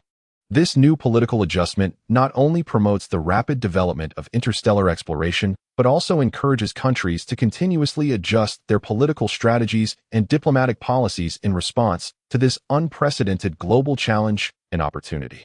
After years of hard work, the preparations for Dachine's interstellar exploration have achieved a series of impressive preliminary results, laying a solid foundation for future interstellar journeys. In the field of spacecraft development, research teams have successfully produced experimental models of interstellar spacecraft. These models utilize new composite materials, boasting excellent pressure resistance, heat resistance, and radiation resistance. Through multiple simulations of space environments, the stability and reliability of the spacecraft under extreme conditions have been verified. Meanwhile, significant breakthroughs have been made in energy systems, with crystal energy technology further optimized to provide continuous and powerful energy for the spacecraft. The new crystal energy reactor is not only smaller and has a higher energy density, but also significantly enhances safety, effectively addressing the energy challenges of interstellar navigation. Navigation and communication technologies have also seen qualitative leaps. The developed high-precision navigation system, aided by precise observations of celestial bodies and complex algorithms, can provide accurate positioning and route planning for spacecraft in the universe. The communication system, based on optical transmission technology, has been improved to achieve stable and high-speed data transmission over ultra-long distances, ensuring smooth real-time communication between the spacecraft and the Earth Control Center. In terms of global collaboration, cooperation among countries is becoming increasingly close. Through joint research projects, countries have achieved numerous results in fields such as astronomy, physics, and materials science. These results not only apply to interstellar exploration, but also promote overall global technological progress. At the same time, countries have established good talent exchange mechanisms, cultivating a group of top scientific talents with international perspectives and cross-cultural collaboration abilities. Looking to the future, Dachine's interstellar exploration plan is filled with infinite possibilities. According to the plan, after completing a series of experiments and validations, manned interstellar flight missions will gradually commence. At that time, Dachine's astronauts will board advanced interstellar spacecraft, heading into the vast universe to explore unknown planets, ushering in a new era of human interstellar exploration. With the deepening of interstellar exploration, new resources and life forms are expected to be discovered, bringing unprecedented opportunities for the development of human civilization. At the same time, interstellar exploration will further promote the exchange and integration of technology, culture, and economy across the globe, driving human society towards a more prosperous and progressive new era. Lin Yu and all the people of Daqin are filled with confidence in the future of interstellar exploration, looking forward to writing a magnificent chapter belonging to humanity on the stage of the universe. Chapter 4. Undercurrents rising since Lin Yu implemented reforms. Daqin appears to be thriving on the surface, yet beneath the court, a current of discontent is quietly surging. In a seemingly ordinary residence in Xianyang City, the lights are dim. Several figures sit together, their expressions grave. At the forefront is a former high-ranking general from the old Qin army, known as Li Tong, a subordinate of Wang Ben. He furrows his brow and speaks in a low voice. The reforms that the emperor is pushing seem prosperous, but in reality, they have disrupted our original order. Beside him, a wealthy merchant dressed in a luxurious robe but with a grim expression agrees. Indeed, the commercial reforms have caused severe losses for those of us who profited from the old trade model. The new market regulations and tax policies are practically cutting off our financial lifelines. Another descendant from the old Six Kingdoms, named Han Chi, sneers and says, "Humph. This is just the beginning." He is also heavily suppressing our old noble class and limiting our influence. This reform is clearly targeted at us. Li Tong's eyes flicker as he slowly says, "We cannot sit idly by. Now that the emperor is focusing all his energy on reform, we can take this opportunity to plan." Han Chi eagerly asks, "What do you have in mind?" Li Tong leans closer to the group, lowering his voice. "We should first reach out to various dissatisfied factions regarding the reform, including officials whose interests have been harmed by the reforms, old nobles, and dissatisfied commoners. At the same time, we need to connect with some discontented generals on the borders, offering them substantial benefits to ensure they can support us at critical moments." The wealthy merchant said with some concern, "This is a grave crime of rebellion. If we fail, we will all face eternal damnation." Li Tong patted his shoulder and said, "Fortune comes from danger. If we do not act now, we will eventually be consumed by the tide of reform." The others fell silent for a moment and then nodded in agreement, and a secret plot began to unfold. After receiving his orders, Han Chi started to secretly connect with the former officials of the Six States. Using his identity and connections from the old families of the Six States, he quietly navigated among the various factions. In the old land of Zhao, Han Chi found a former noble named Zhao Ping. Zhao Ping was once a grandson of the Zhao royal family and had long harbored thoughts of restoring his country after the Qin destroyed Zhao.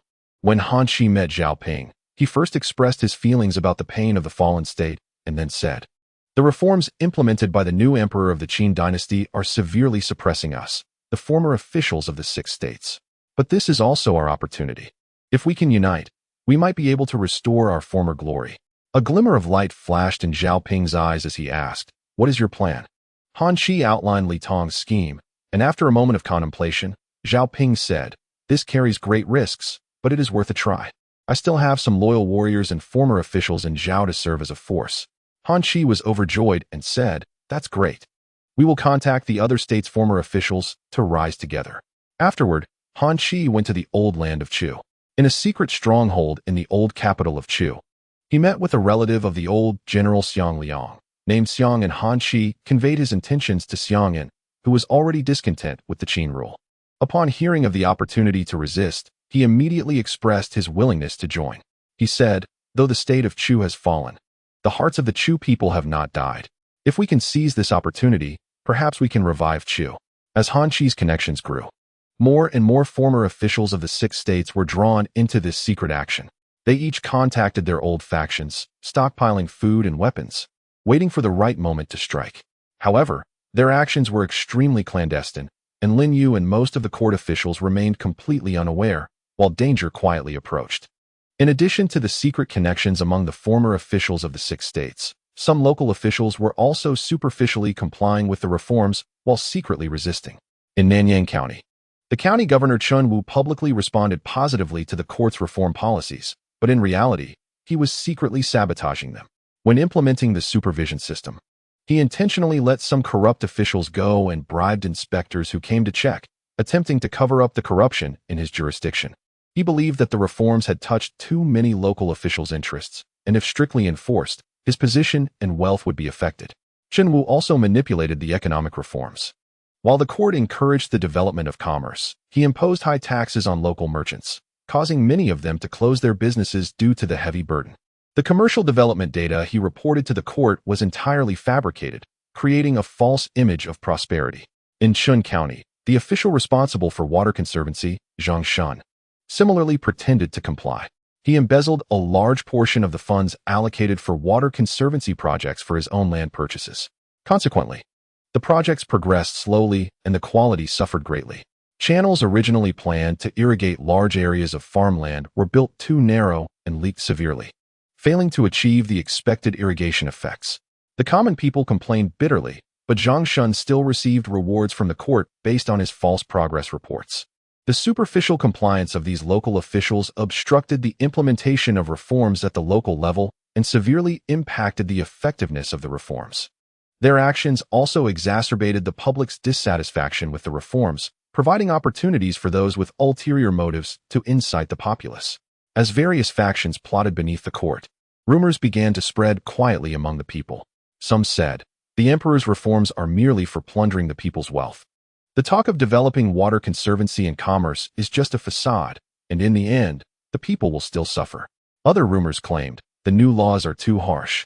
If the common people make even a small mistake, they will be imprisoned, and life will become unbearable. These rumors rapidly spread through the streets and fields, leaving the people anxious. Some malicious individuals even exaggerated the rumors. In the marketplace of Xianyang, a vegetable vendor mysteriously told those around him, "Have you heard? The emperor plans to seize all the grain from across the country and transport it to the border, leaving us common folks to starve." The surrounding people showed worried expressions upon hearing this. The spread of these rumors made the already doubtful populace even more dissatisfied with the reforms. Some began to complain about the changes to their lives brought by the reforms, and their trust in the government gradually diminished. Meanwhile, those secretly plotting against the reforms were using these rumors to further stir public sentiment, attempting to win the populace over to their side and create public support for their actions.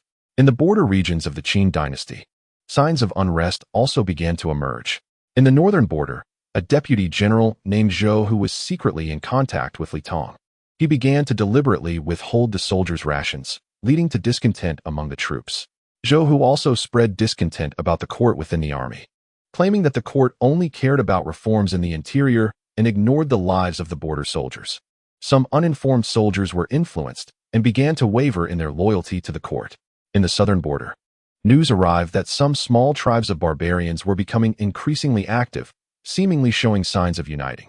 However, the general responsible for the southern border's defense did not strengthen precautions. Instead, he treated the court's military orders with indifference. Some speculated that there might be other forces secretly driving the movements of these barbarian tribes, and the inaction of the border general made the situation even more delicate. Although these border movements had not yet coalesced into a large-scale rebellion, they acted like ticking time bombs, potentially triggering a larger crisis at any moment. The court's understanding of these situations was still very limited, and Lin Yu was facing a severe test without fully realizing the seriousness of this crisis. Despite the undercurrents beneath the court, the upper court still presented a facade of false prosperity. During the morning court, the ministers all reported on the achievements brought by the reforms. Li Si smiled and said, "Your Majesty, the commercial reforms have yielded significant results. Tax revenues have greatly increased, and the market is thriving." The minister responsible for water conservancy also reported, "Your Majesty, the water conservancy projects are progressing smoothly, and many farmlands have been irrigated. This year is sure to be a year of abundant harvest." As Lin Yu listened to the minister's reports, he felt a sense of satisfaction but was unaware of the many false elements hidden behind these reports. The Right Chancellor Feng Quji also chimed in, "Your Majesty is wise. The reforms have made our Qin prosperous, and given time, we will be even more flourishing." Lin Yu looked at the ministers and said, "You all have worked hard. The current situation of the reforms cannot be separated from your efforts. However, we must not let our guard down. We still need to pay attention to the progress of the reforms to ensure that all policies truly benefit the people." The ministers all knelt and agreed. After the court adjourned, Lin Yu returned to his palace. Although he was pleased with the results of the reforms, he felt a sense of unease. He always felt that something had been overlooked, but he could not pinpoint what it was. This inexplicable anxiety weighed on his heart like a stone, prompting him to reassess the situation regarding the reforms. Lin Yu's unease was not without reason. Just as he began to have doubts, his spies planted among the people sent him urgent intelligence. The spy wrote in the intelligence, "Your Majesty, Recently, there have been numerous rumors circulating among the people, all aimed at disparaging the reforms, claiming that the reforms are acts of plundering the people's wealth, causing great anxiety among the populace. There are also signs indicating that there may be forces secretly promoting these rumors. Upon reading the intelligence, Lin Yu's expression immediately turned grave. He realized that the reforms might face tremendous pressure from public opinion. Shortly after, more news arrived from the spies, Your Majesty, in Nanyang County, Qin County, and other areas. Officials are superficially complying with the reforms while secretly resisting. Corruption remains severe, and the reform policies have not been genuinely implemented, leading to widespread complaints among the people. Lin Yu slammed the table and shouted angrily, "These officials dare to be so audacious." He was well aware that the inaction and corruption of local officials not only undermined the achievements of the reforms, but also caused the common people to lose trust in the court. Subsequently, intelligence regarding unrest in the border regions began to arrive one after another. Lin Yu looked at the reports sent by the spies and understood that the Great Qin was facing a severe crisis. Hidden enemies began to surface on the road to reform, and he had to quickly come up with countermeasures. Otherwise, the grand undertaking of reform might be destroyed in an instant. Faced with the numerous pieces of information sent by the spies, Lin Yu quickly began to contemplate strategies. He first summoned several trusted ministers, including Li Si, to discuss how to address the rumors circulating among the people. Lin Yu said, "Currently, the rumors among the populace are misleading and seriously affecting the foundation of public support for the reforms. We must take measures quickly to clarify the facts and stabilize public sentiment." After pondering for a moment, Li Si replied, "Your Majesty, we can issue an official announcement through official channels, detailing the purposes, measures of the reforms, and the benefits they bring to the people, so that the populace can understand the truth. At the same time, we should send officials to various regions to promote the reforms and answer the people's questions." Lin Yu nodded in agreement, saying, "We shall proceed as the Chancellor suggests." Additionally, those who deliberately spread rumors must be dealt with severely to correct the public's perception. Then, Lin Yu addressed the issue of local officials who were complying on the surface but disobeying in reality. Officials in Nanyang County, Qin County, and other places dare to deceive the court and must be severely punished. Chancellor Li, you are responsible for selecting reliable individuals to investigate these counties thoroughly for the illegal actions of the officials involved and bring those implicated to justice. Li Si accepted the order, saying, "Your Majesty, rest assured, I will not fail in my mission." Regarding the unrest at the borders, Lin Yu stated, "The border is the nation's shield, and we cannot afford any mistakes. Swiftly dispatch capable generals to the northern and southern borders to ascertain the situation and strengthen defenses. If any general dares to neglect their duty, they shall face military law." The ministers all accepted their orders, and Lin Yu hoped that through these initial measures, he could temporarily stabilize the situation and buy time for a comprehensive response to the crisis. After receiving the order, Li Si quickly launched a covert investigation. He selected a group of loyal, reliable, and capable officials to form an investigative team.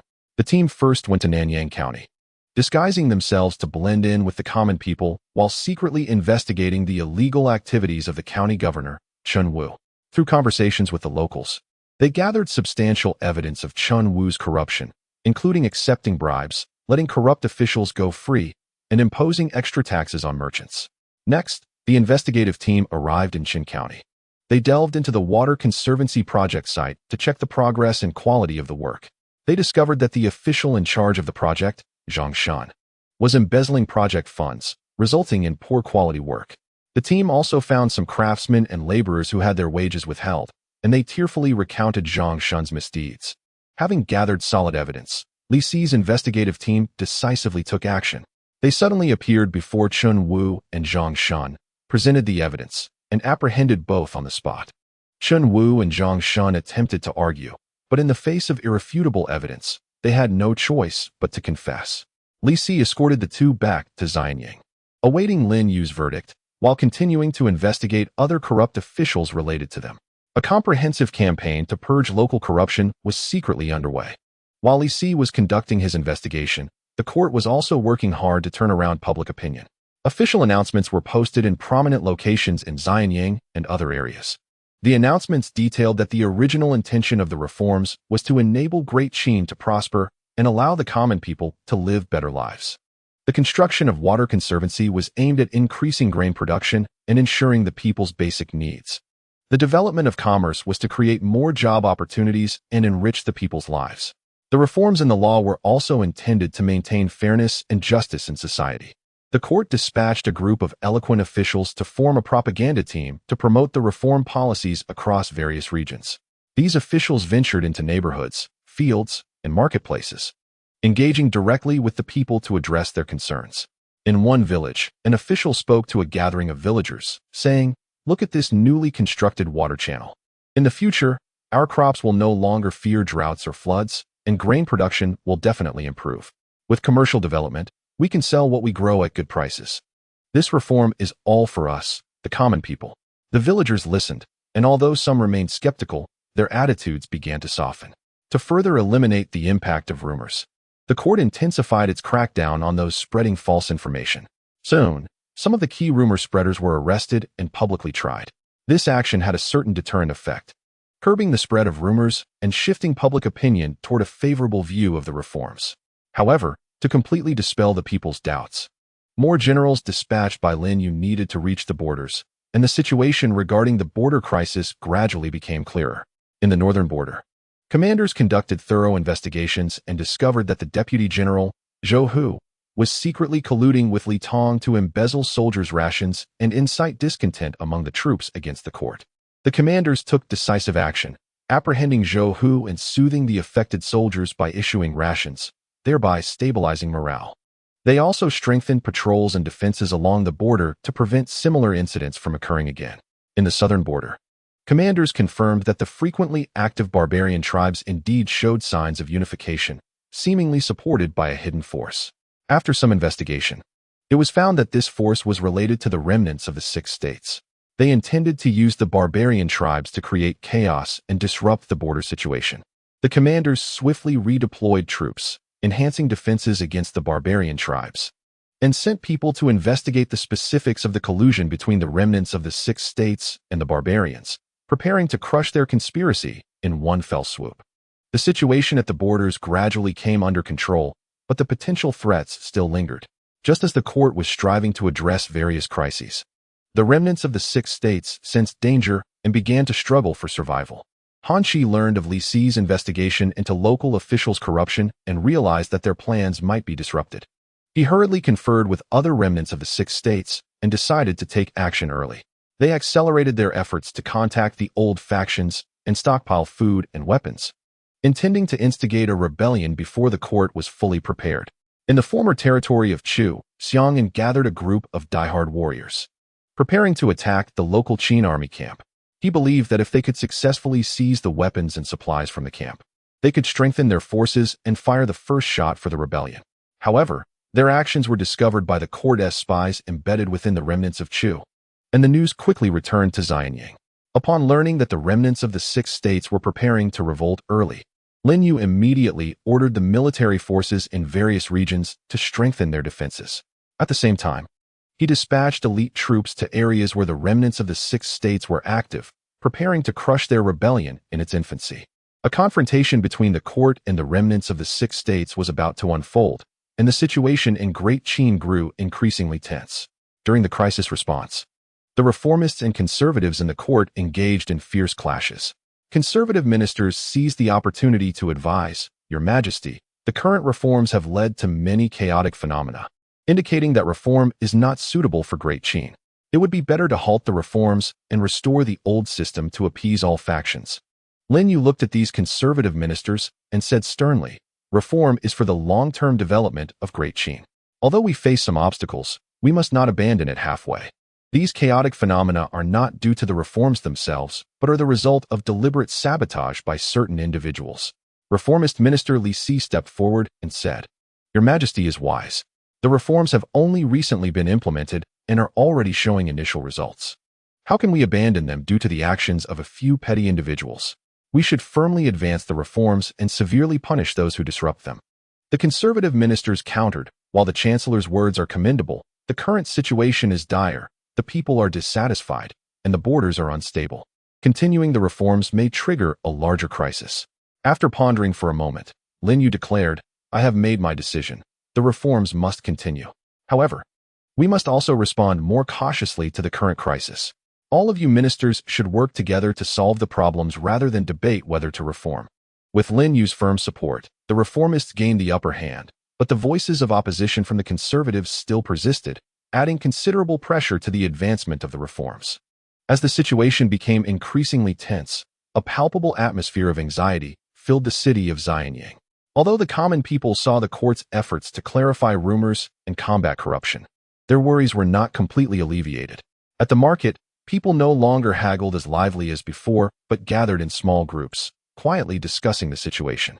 Shop owners were also filled with concern, fearing that worsening conditions would affect their businesses. Within the palace, guards intensified their patrols, and the atmosphere was serious. Lin Yu worked day and night, discussing countermeasures with ministers.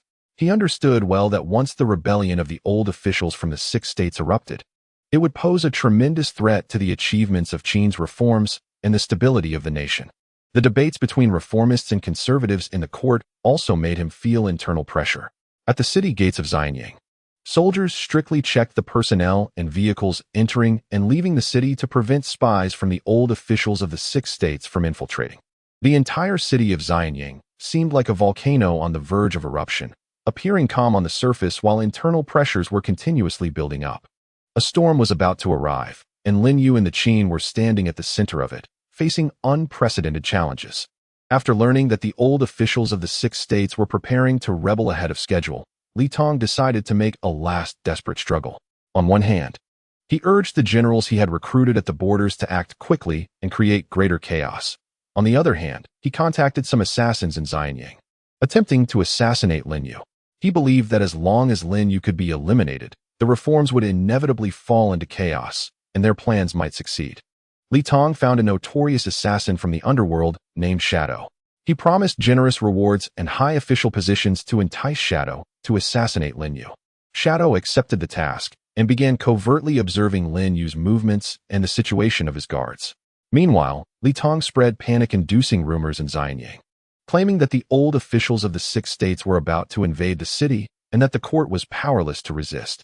This made the citizens of Xianyang even more anxious, with some timid ones even starting to pack their belongings in preparation to flee the city. Li Tong attempted to disrupt the order in Xianyang through this method, creating opportunities for Shadow's assassination attempt. Although Lin Yu was in a dire crisis, his keen insight allowed him to detect Li Tong's conspiracy. From the intelligence sent by his spies, he discovered clues linking Li Tong with the assassin. Lin Yu knew that his safety was crucial. If anything happened to him, the reforms would surely fail. Therefore, he discreetly strengthened his guard, placing the most elite imperial guards around him. At the same time, he set a trap by deliberately releasing false information that he would inspect a palace outside the city on a certain date. In response to the panic rumors spread by Li Tong, Lin Yu ordered the court to intensify its efforts to refute them. An official statement was released through official channels, claiming that everything was a deliberate attempt to stir up trouble and that the court had control over the situation, assuring that the rebellion of the old officials would be swiftly quelled. Additionally, he arranged for troops to patrol the main streets of Xianyang to stabilize public sentiment. Lin Yu also dispatched a secret force to investigate Li Tong's influence and operational plans within Xianyang, preparing to capture Li Tong and his accomplices at the opportune moment. Just as Lin Yu was preparing to counter Li Tong's conspiracy, the rebellion of the old officials from the 6 states finally erupted. In the territory of the former Chu state, Xiong'an led the assassins he had gathered and some incited civilians to launch an attack on the local Qin army barracks. The Qin army was well prepared, and both sides engaged in fierce combat. Although Xiong'an's forces were highly motivated, they largely lacked formal military training, while the Qin army was well-trained and well-equipped. After a fierce battle, Xiong'an's forces gradually found themselves at a disadvantage. Meanwhile, in the territories of Zhao, Wei, and other states, the old officials also initiated small-scale rebellions. They attacked local government offices, seizing grain and weapons, but these rebellions faced strong resistance from the local Qin army. Although the old officials were aggressive, their hasty actions, lack of unified command, and meticulous planning prevented the rebellion from spreading on a large scale. However, the outbreak of these rebellions still caused panic among the local populace, and social order was disrupted to some extent. Upon learning of the rebellion's outbreak, Lin Yu immediately ordered the Qin army in various regions to quell the uprisings swiftly and restore local stability as soon as possible. The Qin army encountered numerous difficulties during the suppression process. Some rebel areas had complex terrains that complicated the Qin army's movements and operations. For example, in mountainous regions, the old officials leveraged their familiarity with the terrain to set ambushes, attacking the Qin army's supply convoys and small patrol units. The Qin army had to advance cautiously, spending more time and effort to eliminate the rebels. Moreover, some civilians were swayed by rumors and did not cooperate with the Qin army's suppression efforts. They feared that the Qin army would take the opportunity to oppress the common people, so they avoided inquiries and requests for assistance from the Qin soldiers. This hindered the Qin army's ability to gather intelligence and supplies, affecting the efficiency of the suppression operation. Additionally, the old officials employed guerrilla tactics, dispersing across various locations, avoiding direct large-scale confrontations with the Qin army, and occasionally launching surprise attacks before quickly withdrawing. This made it difficult for the Qin army to concentrate its forces to annihilate them, increasing the difficulty of quelling the rebellion. However, the commanders of the Qin army did not flinch. They adjusted their combat strategies based on the actual situation, striving to overcome these challenges and resolutely execute their suppression tasks. Just as the rebellion of the old officials broke out, Lin Yu's trap came into play.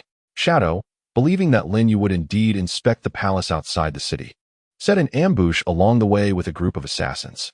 However, when Lin Yu's convoy appeared, a large number of imperial guards suddenly emerged, surrounding Shadow and his men. Shadow realized he had fallen into a trap, but it was too late. After a fierce battle, Shadow and his assassins were all annihilated.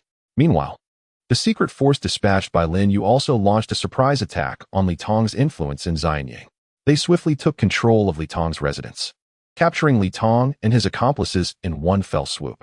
Li Tong attempted to resist, but he was powerless against the formidable Qin army. Ultimately, Li Tong was captured alive, and his conspiracy was thoroughly exposed and dismantled.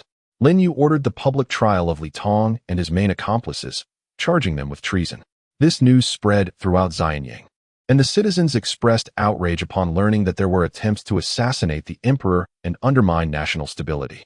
Lin Yu seized this opportunity to once again emphasize the importance of reform and the court's determination to maintain stability, calming the public sentiment in Xianying. While quelling Li Tong's conspiracy and responding to the rebellion of the old officials, the reformists, with Lin Yu's support, firmly advanced the reforms and made some adjustments based on the current situation. Reformist ministers like Li Si recognized that there were indeed some issues in the execution of the reforms that needed further refinement.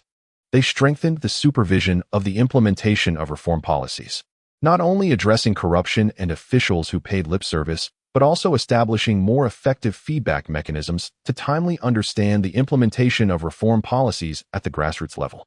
In terms of economic reform, adjustments were made to the tax policies in response to issues arising in commercial reforms, such as the heavy burdens faced by some merchants. Tax rates for some small and medium-sized merchants were appropriately lowered to encourage them to continue their operations, while simultaneously enhancing market regulation to prevent market chaos. In cultural reform, efforts were intensified to promote reform ideas by writing easy-to-understand books and organizing cultural activities. The aim was to deepen the public's understanding of the significance and purpose of the reforms, thereby enhancing their sense of identification with the reforms. The reformists hoped that through these adjustments, the reforms would better align with actual conditions, reduce resistance, and continue to push the Qin dynasty towards prosperity and strength. With Lin Yu successfully countering Li Tong's conspiracy and achieving initial victories in quelling the rebellion of the old officials from the 6 states, the attitude of the conservatives underwent a subtle shift. Some conservative ministers who were originally firmly opposed to reform began to reflect on their positions after witnessing Lin Yu's decisive decisions in the face of crisis and the reformists' ability to handle the situation. They realized that while reform had caused some issues, they were not insurmountable, and the positive impacts of reform were gradually becoming apparent. One conservative minister proactively advised in court, saying, "Your Majesty, I previously had many misunderstandings about reform. It seems that you and the reformist ministers have indeed made great efforts for the stability and development of the Qin. I am willing to follow your arrangements and contribute to the reform." Other conservative ministers echoed this sentiment. Lin Yu felt a sense of relief at the change in attitude among the conservatives. He knew that uniting the various forces in the court was crucial for the continued advancement of reform and the stability of the nation. He told the conservative ministers, "I am very pleased that you can recognize this. The road to reform is inherently difficult and requires us to work together. I hope you can cooperate with the reformist ministers in the future and jointly strive for the future of the Qin." The relationship between conservatives and reformists gradually eased, forming a more united force in the court. After experiencing a series of events, public attitudes toward reform became polarized. Some citizens, seeing the court's proactive measures in addressing the crisis and the tangible benefits brought by reform, such as improved irrigation facilities leading to bountiful harvests and increased job opportunities from commercial development, began to genuinely recognize reform. They actively cooperated with the court's policies and became staunch supporters of reform. However, there remained a portion of the populace, especially those in areas heavily influenced by the rebellion of the remnants of the 6 states and rumors, who remained skeptical about reform. They worried that similar crises might occur again and questioned whether reform could provide them with long-term stability in their lives. In response to this situation, the court intensified its outreach and guidance efforts in these areas, dispatching more officials to engage in face-to-face communication with citizens, listen to their concerns, and explain the reform policies in detail. At the same time, the court increased investments in livelihood projects in these regions, such as building more roads, schools, and hospitals, allowing citizens to tangibly feel the benefits of reform. Through these efforts, the court gradually guided those who were doubtful to change their attitudes and support reform. After successfully addressing the rebellion of the remnants of the 6 states, the situation along the border was further consolidated and developed. In the northern border, the Qin army strengthened the construction of defensive works in the border areas, building more fortifications and beacon towers, and enhancing its ability to guard against external enemies such as the Xiongnu. At the same time, the border troops were reorganized, selecting capable and loyal commanders, strengthening military training, and improving combat effectiveness. In the southern border, after quelling the rebellion caused by the collusion between the remnants of the 6 states and local barbarian tribes, the Qin army engaged in peace talks with the local tribes. The court dispatched envoys to express a friendly attitude towards the tribes, promising that as long as they no longer colluded with the remnants of the 6 states, the court would grant them certain trade privileges and technical support. Some tribes, seeing the court's sincerity, expressed their willingness to coexist peacefully with the Qin. Subsequently, trade exchanges were initiated between the two sides, promoting economic development in the border areas. And the situation gradually stabilized, providing a stable external environment for the Qin's reform and development. After undergoing this crisis, the Qin's reform not only did not stagnate, but was instead deepened and expanded. In politics, Lin Yu further improved the supervision system. In addition to overseeing officials for corruption and hypocrisy, he also strengthened the oversight of the decision-making processes of officials to ensure their decisions aligned with the interests of the state and the people. At the same time, he expanded the scope of official selection, not only choosing talents from the nobility and scholar official class, but also emphasizing the selection of capable individuals from the common people to inject new vitality into reform. In the economic sector, reforms further deepened. Investments in agricultural technology were increased, encouraging farmers to adopt new planting techniques and tools to improve agricultural productivity. In commerce, a unified national market standard was established to promote the circulation of goods and the development of trade. Efforts were also made to actively expand overseas trade, dispatching merchant fleets to further afield to establish trade relations with other countries, opening new avenues for the Qin's economic development. Cultural reforms also expanded, promoting unified literacy education nationwide to enhance the cultural level of the populace. At the same time, cultural innovation was encouraged, with various cultural competitions held to stimulate the cultural creativity of the people, making the Qin's culture more prosperous and flourishing. As the reform deepened and expanded, the power structure in the court underwent subtle reshaping. The capabilities and determination displayed by the reformists during the crisis further expanded their influence in the court. Core reformist ministers like Li Si gained more trust and support from Lin Yu due to their outstanding performance in quelling the rebellion, stabilizing the situation, and promoting reform adjustments. They gained greater say in decision-making processes, allowing them to implement reform policies more smoothly. Meanwhile, the original conservatives, after their attitude shift, gradually integrated into the reform process. They no longer opposed reform outright, but began to collaborate with the reformists in certain areas. This cooperation led to a power dynamic in the court that was no longer characterized by obvious opposition, but gradually leaned towards mutual collaboration to jointly advance reform. In addition, to balance various forces, Lin Yu intentionally promoted some young officials who had performed excellently during the crisis. These officials not only recognized the reform ideals, but also possessed innovative spirit and practical abilities. Their rise injected new elements into the court's power structure, making it more diversified and providing broader support for the continued advancement of reform. During the deepening of reform, local governance also underwent comprehensive optimization and strengthening. Addressing the previous issues of local officials' hypocrisy and corruption, which hindered the implementation of reform policies, Lin Yu overhauled the assessment system for local officials.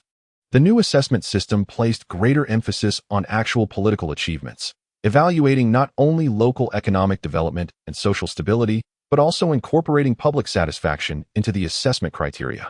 Officials who performed well in assessments were rewarded generously and given promotion opportunities, while those who failed to meet standards and had serious issues were decisively dismissed and investigated. To enhance the governance capabilities of local officials, the court also regularly held training sessions for them, inviting experienced officials, scholars, and experts to impart governance experiences and explain reform policies and relevant laws and regulations. Through this training, local officials significantly improved their professional levels, enabling them to better understand and implement the court's reform policies.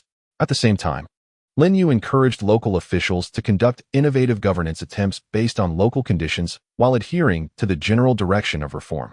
For instance, some local officials, when developing the local economy, introduced industry development models with local characteristics, leveraging local resources, which yielded good results. These optimization and strengthening measures made local governance more effective, providing a strong guarantee for the smooth implementation of reform at the local level. With the continuous advancement of reform, the economy of the Qin ushered in a new scene of recovery and prosperity. In agriculture, with the widespread application of new planting techniques and tools, grain production saw a significant increase. Large areas of farmland, which previously had low yields, achieved bountiful harvests after adopting improved irrigation techniques and high-quality seeds. Farmers' incomes increased, and their living standards significantly improved.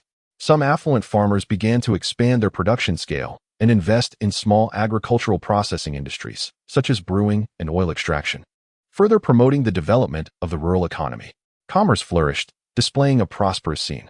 The establishment of a nationally unified market standard has made the circulation of goods smoother, allowing local specialty products to be quickly transported to other regions for sale. Commercial streets in cities are becoming increasingly prosperous, with numerous shops and a wide variety of goods. The status of merchants has also been further elevated, with more and more people engaging in commercial activities. The expansion of overseas trade has brought new opportunities for the commercial development of the Qin dynasty. Qin silk, porcelain, tea, and other products are highly favored in the international market, leading to a significant influx of wealth into the country. Handicrafts have also made great strides. Artisans have achieved numerous breakthroughs in technological innovation, producing higher quality and more exquisite products.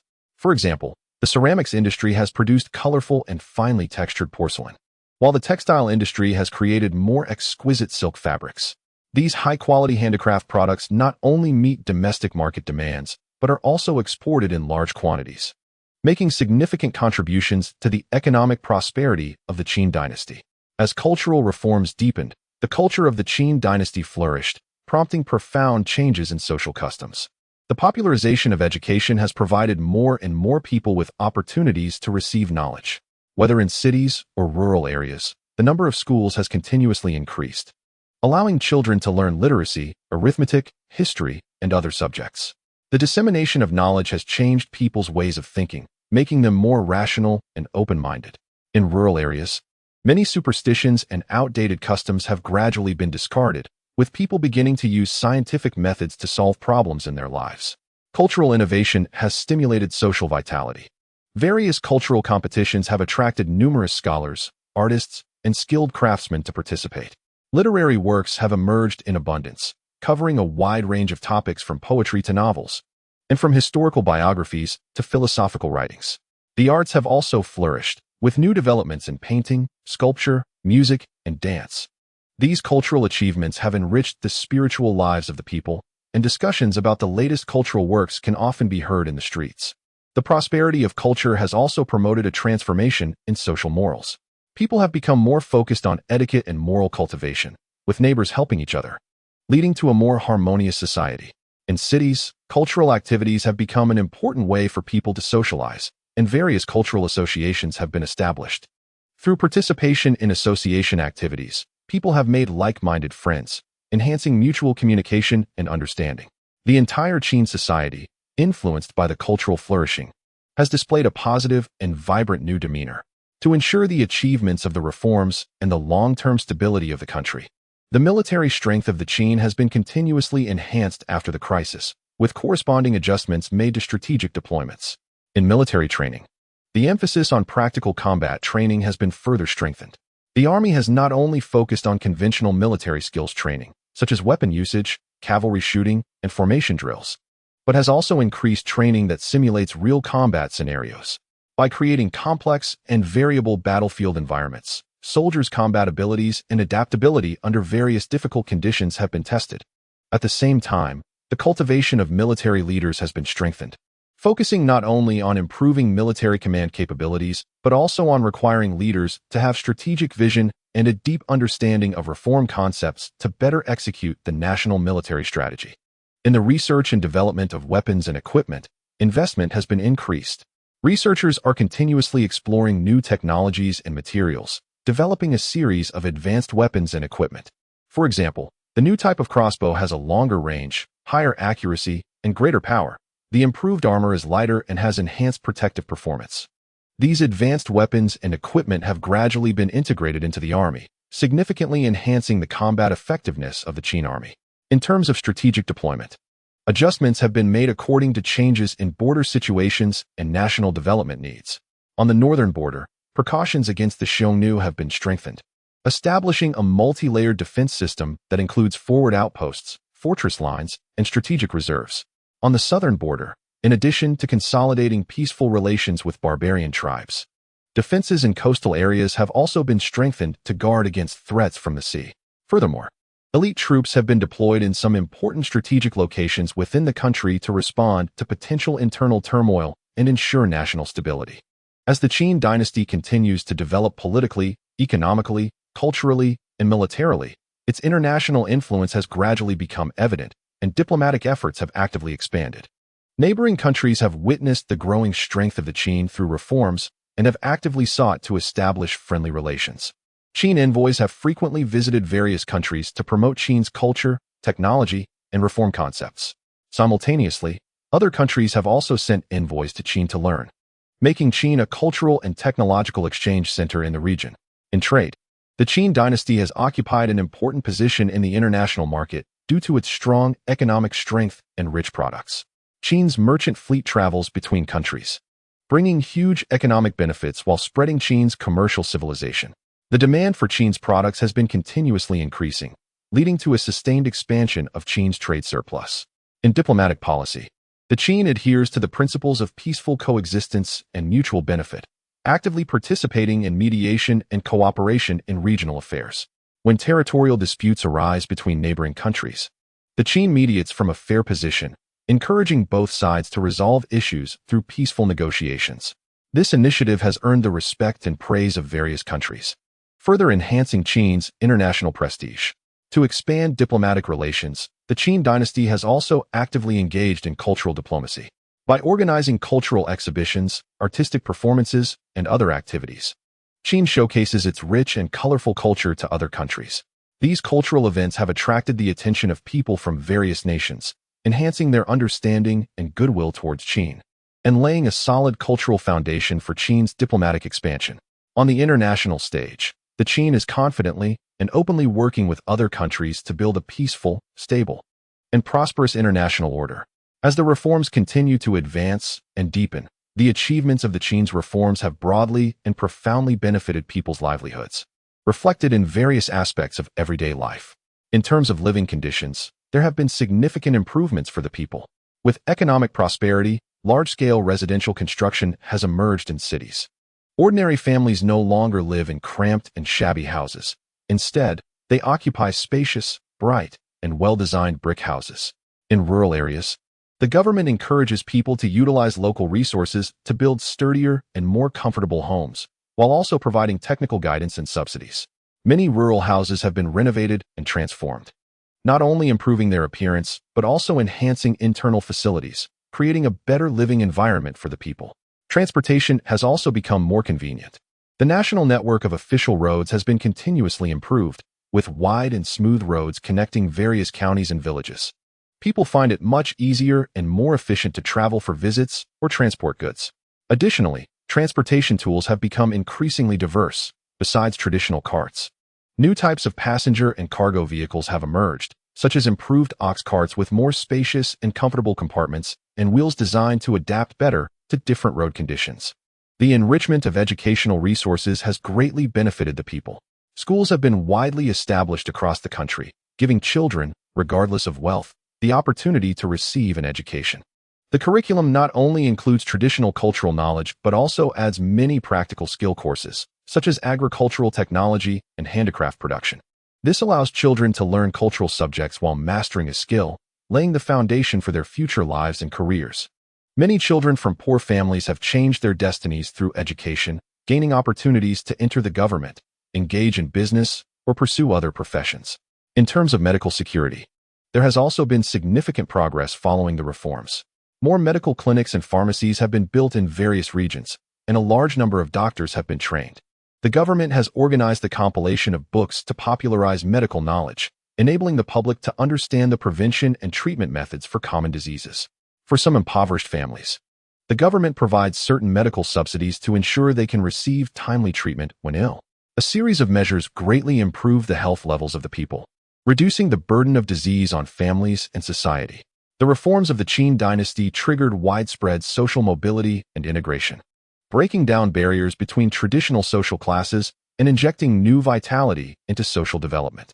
Before the reforms, social classes were relatively rigid, with clear distinctions between nobles, commoners, and slaves.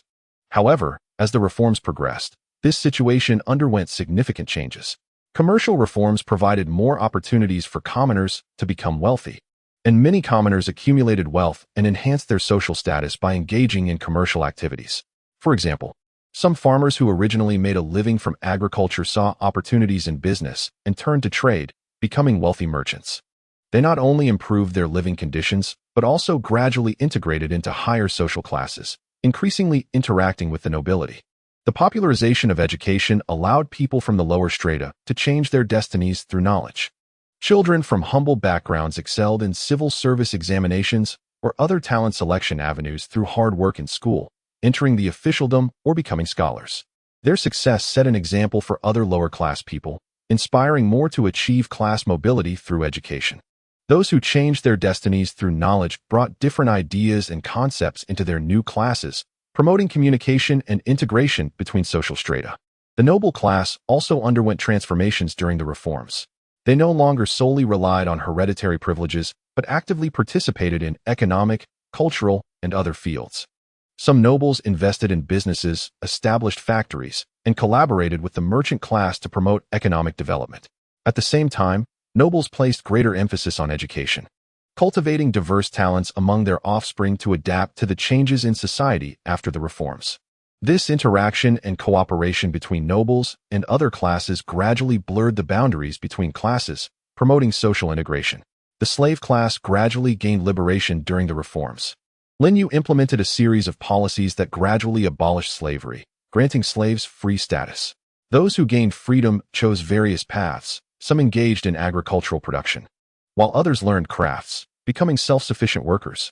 They integrated into various social strata, further enriching the composition of social classes and promoting societal development and progress. Cultural inheritance and innovation played a crucial role in the reforms of the Qin dynasty, significantly enhancing social cohesion. In terms of cultural inheritance, the government placed great importance on the protection and promotion of Qin's long history and traditional culture. Scholars were organized to systematically compile and annotate ancient texts, ensuring that these precious cultural heritages could be passed down to future generations. Simultaneously, traditional cultural education was emphasized in schools. teaching classic cultural knowledge from the children's Enlightenment stage to cultivate their sense of identity and pride in their national culture. For example, children learned classic works such as the Book of Songs and Book of Documents from a young age, understanding the historical anecdotes, etiquette, and morals of the Qin dynasty, embedding the genes of traditional culture into their blood. Cultural innovation brought new vitality and appeal to society. The encouragement of innovation in the cultural and artistic fields led to the emergence of various novel cultural forms. Literary creation was no longer limited to traditional genres and themes, with many excellent works reflecting real life and showcasing the reform's landscape. Artistic performances also became more diverse, integrating cultural characteristics from various regions, such as incorporating elements of ethnic minority dances into dance performances and using new instruments and playing techniques in music. These innovative cultural works and performances were beloved by the people, enriching their spiritual lives and inspiring a love and pursuit of culture among the populace. The combination of cultural inheritance and innovation allowed the people of Qin to find a sense of belonging within a shared cultural atmosphere. Whether it was the celebration of traditional festivals or the hosting of new cultural activities, these events became significant occasions for uniting the populace. During traditional festivals like the Spring Festival and the Mid-Autumn Festival, people held grand celebrations according to traditional customs while also integrating new cultural elements, such as including performances reflecting the achievements of the reforms in Spring Festival gala activities. This organic combination of cultural inheritance and innovation strengthened emotional connections among the people, leading them to identify more with their identity as Qin people, thereby greatly enhancing social cohesion and laying a solid cultural foundation for the stability and development of the state. In the reform process of the Qin dynasty, local and central governments closely collaborated, achieving coordinated development and jointly advancing the reform efforts. The central government, as the leading force of the reforms, formulated comprehensive and systematic reform policies, from adjustments to political systems, economic reform measures, to development plans for cultural education. Careful layouts were made. For example, in economic reforms, the central government issued unified commercial regulations, tax policies, and agricultural support plans, pointing the way for national economic development. Additionally, the central government established dedicated reform institutions to strengthen the overall coordination of the reform process, ensuring that various policies could be implemented in an orderly manner. Local governments actively responded to the central government's call for reform, flexibly implementing reform policies based on local realities. Each locality fully utilized its advantages to devise development strategies that aligned with local characteristics. In resource-rich areas, local governments increased the development and management of resource industries such as mining and forestry, achieving rational resource utilization while adhering to central environmental protection policies, thus promoting local economic development. In culturally rich regions, local governments vigorously developed cultural tourism, restored historical sites, and organized cultural festivals, both inheriting and promoting local culture while driving local economic growth. To ensure alignment between local and central governments in the reforms, the central government established effective supervision and communication mechanisms. On one hand, it dispatched supervisory officials to various places to inspect the implementation of reform policies, promptly identifying and correcting deviations occurring during execution. On the other hand, local officials were encouraged to actively provide feedback to the central government regarding problems and suggestions encountered during the reforms. Local officials maintained close communication with the central government through regular memorial reports and presentations in the capital. Based on the feedback from localities, the central government adjusted and refined reform policies, making them more aligned with actual situations. Through this coordinated development model between local and central governments, the reforms of the Qin dynasty were smoothly advanced nationwide, achieving overall prosperity and development for the state.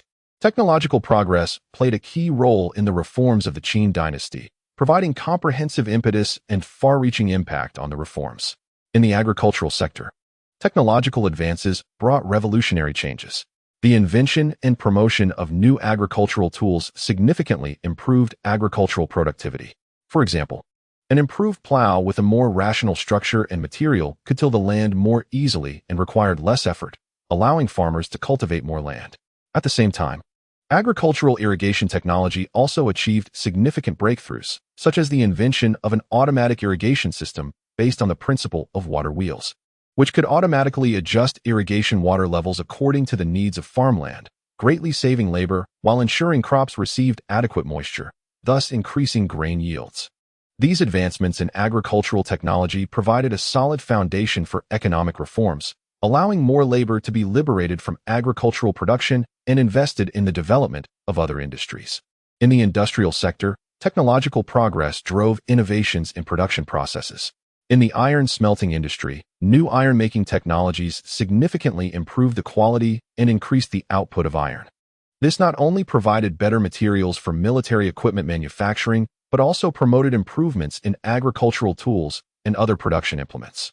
In the textile industry, new textile machinery was invented, increasing the speed and quality of textile production, making products like silk more exquisite and more competitive in both domestic and international markets.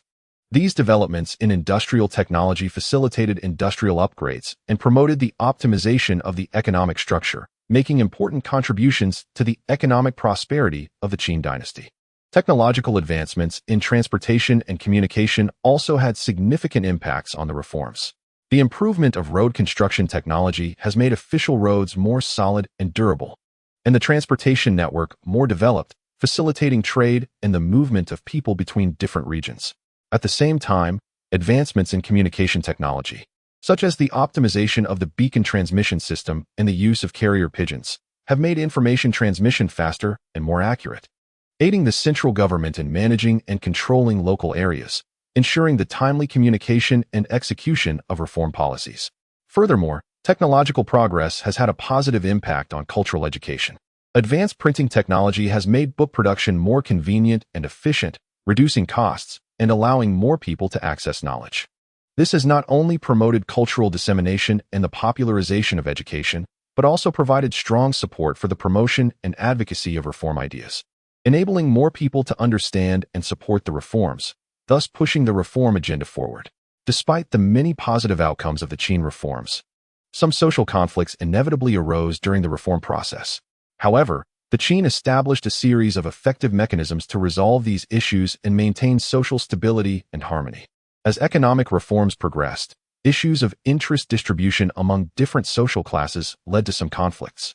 For example, the development of commerce allowed the merchant class to rapidly accumulate wealth, while some farmers, due to the limitations of agricultural production, experienced slower income growth, leading to a widening wealth gap and dissatisfaction among some farmers. In response to this conflict, the government implemented a series of adjustment measures. On one hand, it increased support for agriculture, providing subsidies and promoting advanced agricultural techniques to improve agricultural productivity and increase farmers' income. On the other hand, it strengthened the regulation of commerce, using taxes and other means to moderate excessive profits of merchants and allocate part of the tax revenue for improving people's livelihoods and supporting agricultural development. During the reform process, conflicts also arose between new and old ideas. The cultural reform promoted the liberation of thought and innovation, which clashed with some traditional views.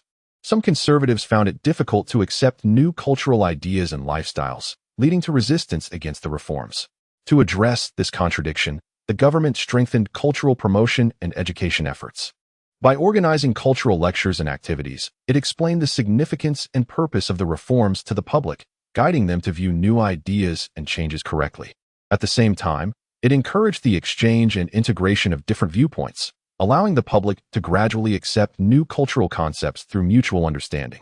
Conflicts also emerged between local and central authorities in policy implementation during the reform process. Occasionally, local governments, due to their own interests or misunderstandings of policies, failed to implement central reform policies properly or deviated from them. To resolve this issue, the central government established strict supervision mechanisms and communication channels.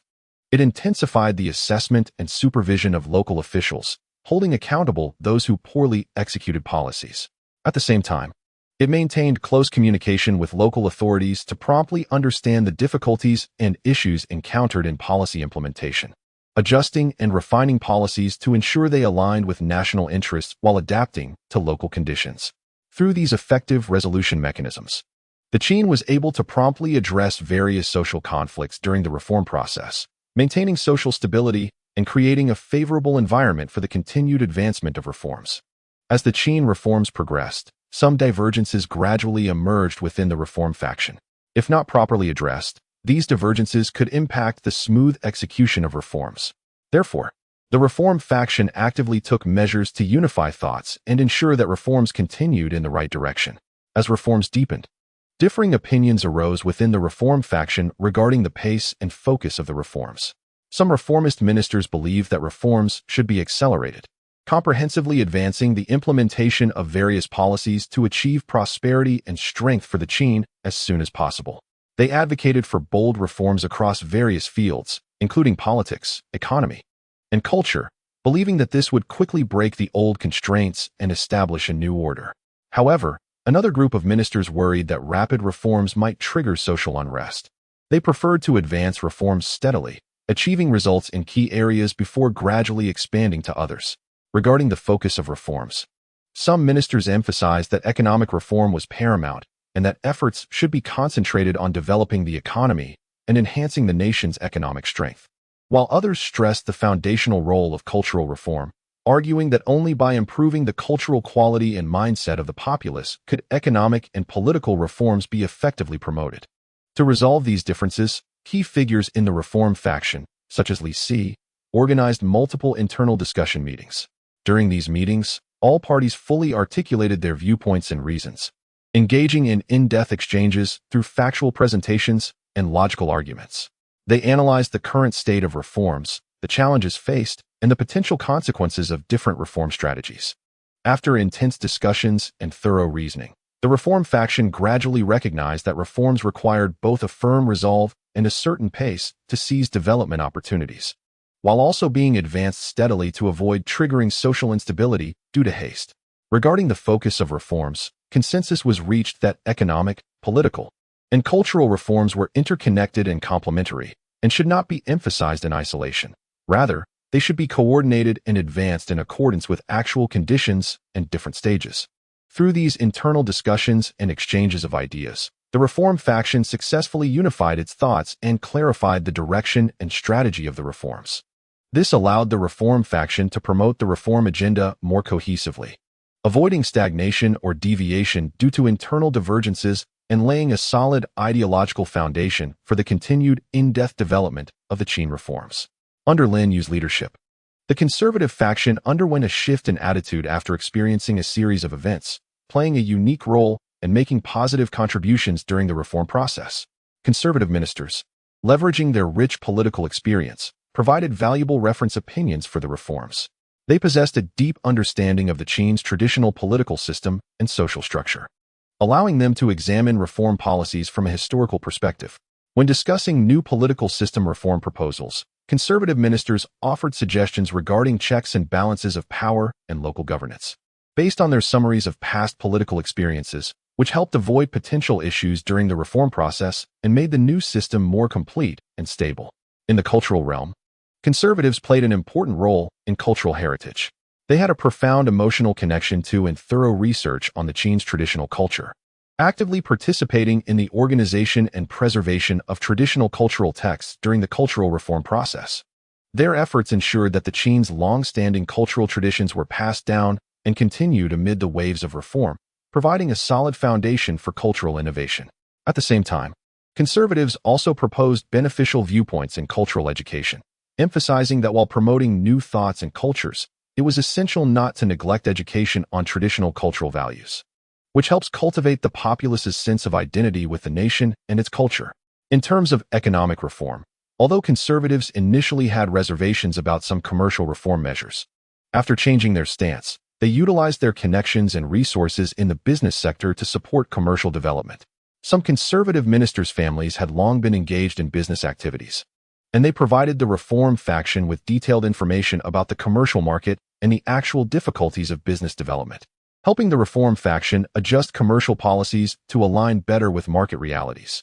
Additionally, conservatives played a positive role in stabilizing the socio-economic order, using their influence in society to reassure merchants who felt uneasy due to the reforms, encouraging them to actively participate in the reforms, which facilitated the smooth progress of commercial reforms.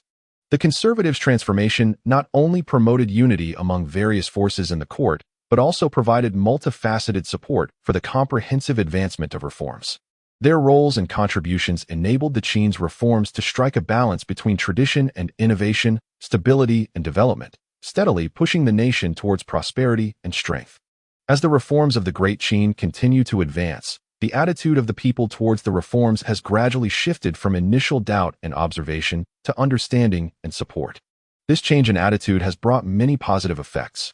In terms of economic development, the people actively engaged in various economic activities brought about by the reforms. In agriculture, believing that the reform policies supporting agriculture would yield better returns, farmers became more proactive in adopting new planting techniques and agricultural tools.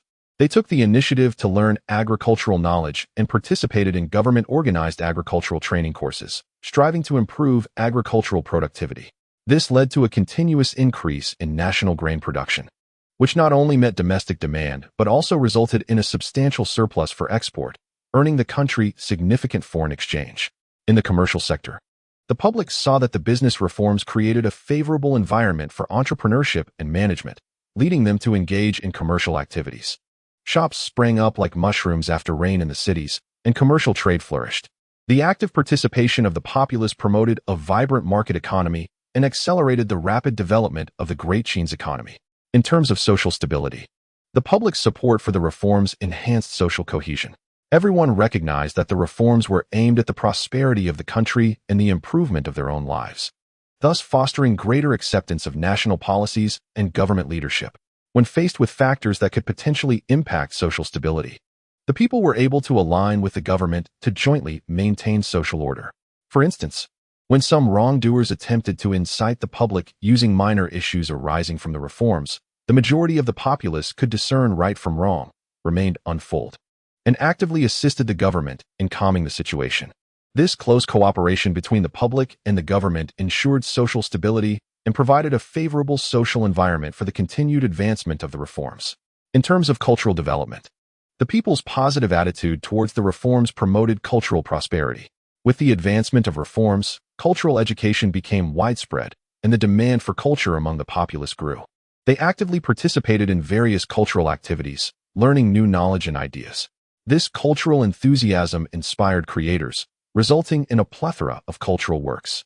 At the same time, the public's emphasis on cultural inheritance and innovation continuously increased, as they actively engaged in the protection and transmission of traditional culture while also being open to new cultural concepts and artistic forms, allowing Great Qin culture to innovate and develop on the basis of tradition, showcasing vibrant vitality.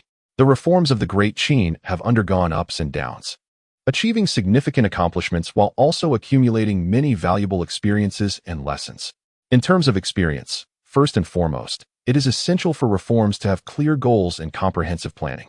At the beginning of the reforms, Lin Yu established the goal of making Great Qin prosperous and stable, and developed a comprehensive reform plan covering various fields such as politics, economy, culture, and military based on this goal.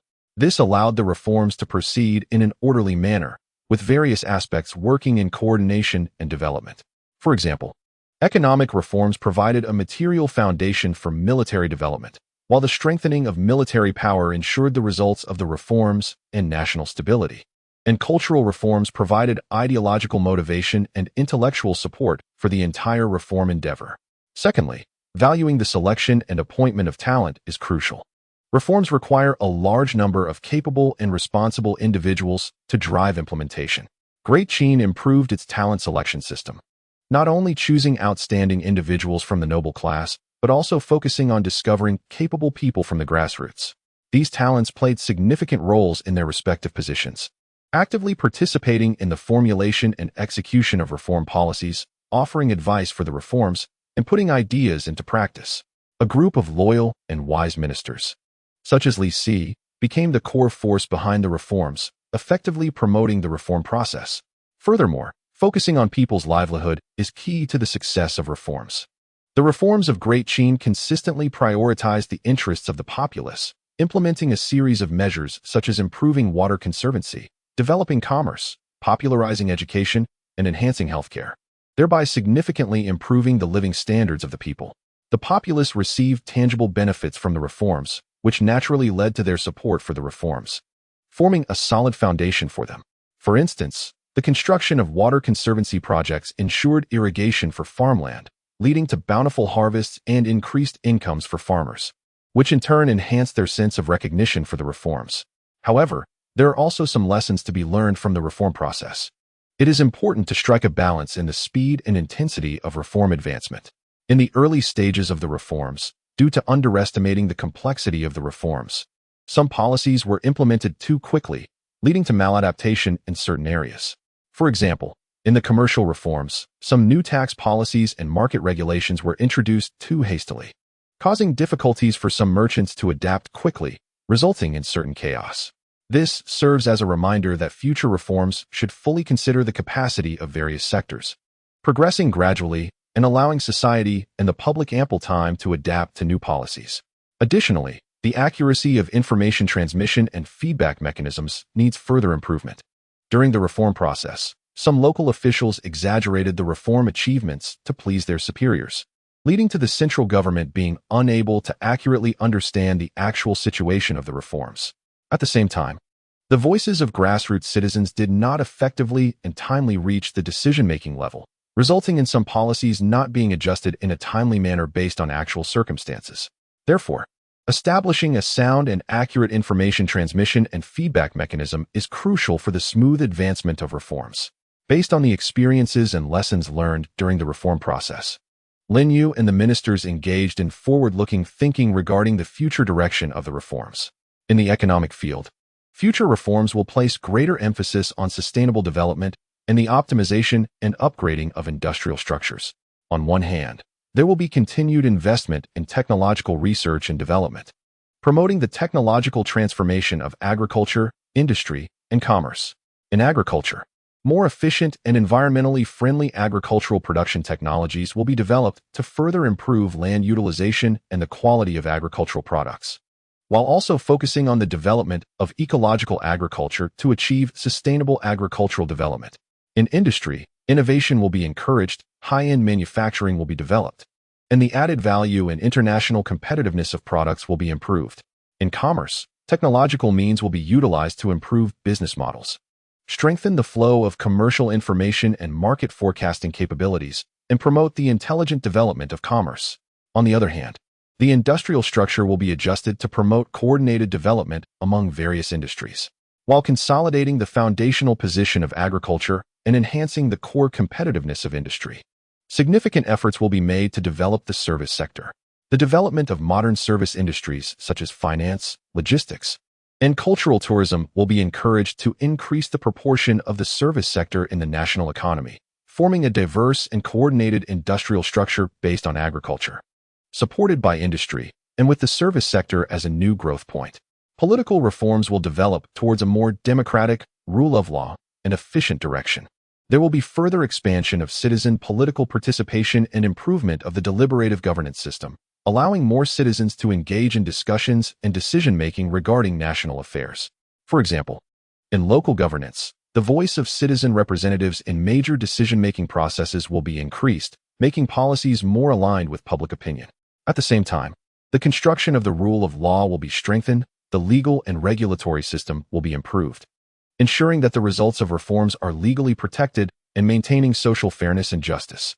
Additionally, the administrative efficiency of the government will be improved, processes will be simplified, bureaucratism will be reduced, and a more efficient administrative management system will be established to better serve the reforms and national development. Cultural reforms will strive to create a culturally influential Great Qin. Cultural education will be strengthened, enhancing the cultural literacy of citizens from basic to higher education. Emphasis will be placed on cultivating innovative cultural talents, encouraging cultural innovation, and producing more culturally impactful works with international influence. At the same time, efforts will be made to promote the international dissemination of Great Qin culture through cultural exchange activities and cultural industry exports, allowing Great Qin culture to reach the world and enhancing the country's cultural soft power. Military reforms will focus on enhancing the modernization level of the military and its ability to respond to diverse security threats. Continuous investment in military technology research and development will be made to develop more advanced weaponry, such as further optimizing existing crossbows and armor, and exploring the development of new types of weapons, such as long-range attack weapons made from special materials. The training of military personnel will be strengthened, focusing not only on cultivating military command talents, but also on developing military technology talents and military strategic research talents.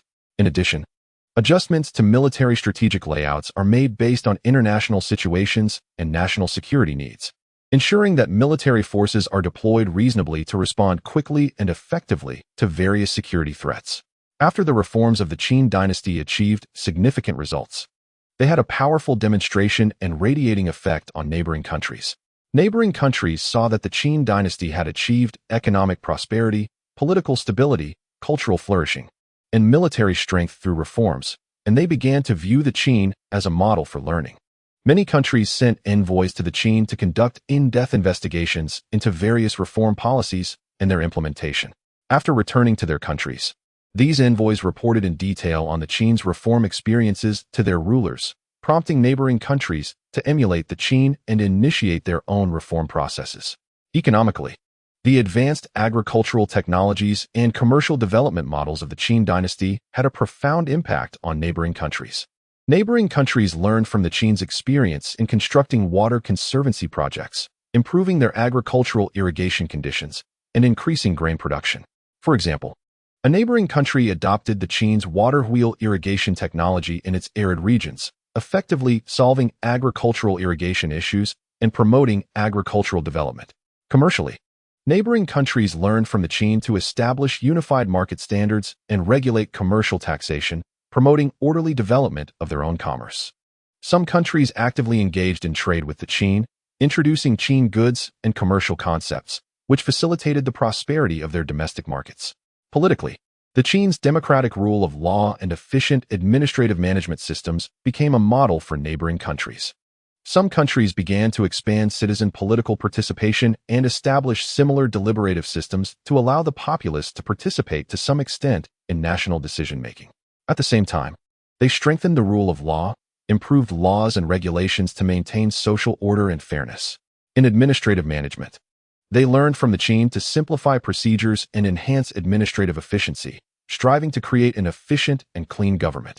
Culturally, the rich and diverse culture of the Qin and its advanced educational concepts also had a radiating effect on neighboring countries. Neighboring countries sent students to the Qin to study cultural knowledge and advanced ideas. Qin literature, art, philosophy, and other cultural elements spread widely in neighboring countries, influencing local cultural creation and thought concepts. For instance, after Qin poetry and painting arts were introduced to a country, local literary and artistic creators were inspired to produce works that blended their national characteristics with elements of Qin culture. At the same time, neighboring countries adopted the Qin's educational system to establish schools, promote cultural education, and improve the quality of their citizens. Militarily, the powerful military strength and advanced military technology of the Qin made neighboring countries realize the importance of military reform. Some countries learned from the Qin to strengthen military training and develop advanced weaponry, enhancing their military combat capabilities. They sent military personnel to the Qin to study military strategies and tactics, introducing Qin military technologies, such as improved weapon manufacturing techniques. Through these learnings and adaptations, the military strength of neighboring countries was enhanced to a certain extent, leading to some changes in the regional military landscape.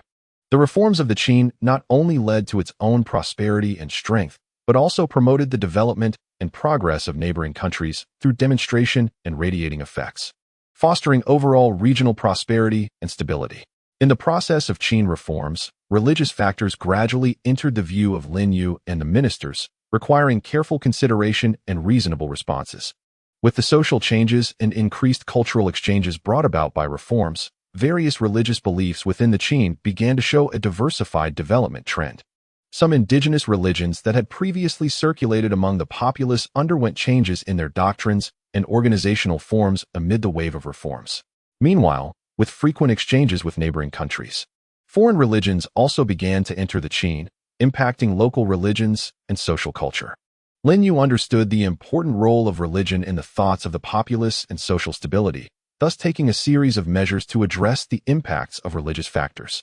First, the basic principle of religious freedom was established, but but it was emphasized that religious activities must be conducted within the bounds of the law. The government set up a dedicated religious management institution responsible for supervising various religious organizations and activities. This institution conducted regular inspections of religious sites to ensure that religious activities were legal and compliant, preventing anyone from using religion to engage in illegal activities that disrupt social order. For indigenous religions, the government adopted a guiding and normative strategy. It encouraged religious organizations to interpret their doctrines in ways that align with the development of the times and social progress, allowing them to better integrate with reform concepts. For example, some indigenous religions, under government guidance, incorporated values such as hard work for wealth and mutual assistance advocated by reforms into their teachings, guiding followers to actively support and participate in reforms. At the same time, the government supported indigenous religious organizations and cultural activities, such as religious cultural exhibitions and charitable activities, promoting the exchange and integration of religious culture with social culture. In response to the influx of foreign religions, the government maintained an open yet vigilant attitude. On one hand, it welcomed positive and beneficial cultural elements and ideas from foreign religions, promoting cultural diversity. For instance, some philosophical ideas and artistic expressions from foreign religions enriched the cultural connotation of the Qing. On the other hand, it closely monitored the dissemination dynamics of foreign religions to prevent negative impacts on the Qing's traditional culture, social order, and national security.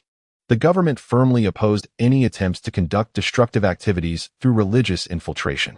Through these considerations and responses to religious factors, the Qing ensured the freedom of religious belief for its people while maintaining social stability and the inheritance and development of culture, ensuring that reforms could proceed smoothly in a harmonious religious environment. The reforms of the Qing were like a storm of ideas, triggering widespread and profound changes in thought concepts that had far-reaching impacts on all aspects of society. In terms of traditional concepts, the reforms broke many outdated constraints. The previously strict hierarchical notions gradually loosened under the impact of reforms. Under the old system, there existed a vast chasm between the nobility and the commoners, with nobles enjoying many privileges while commoners faced numerous restrictions. However, a series of policies implemented by reforms, such as equal educational opportunities and the opening of commercial activities, provided commoners with the chance to change their fate and elevate their social status through their own efforts. This led people to gradually recognize that individual value and achievement should not solely depend on birth, but more on one's abilities and efforts. This shift in perspective stimulated the enthusiasm and creativity of all social classes, injecting new vitality into societal development. In terms of economic concepts, reforms prompted a shift from traditional agrarian-centric views to a greater emphasis on commerce and diversified economic development.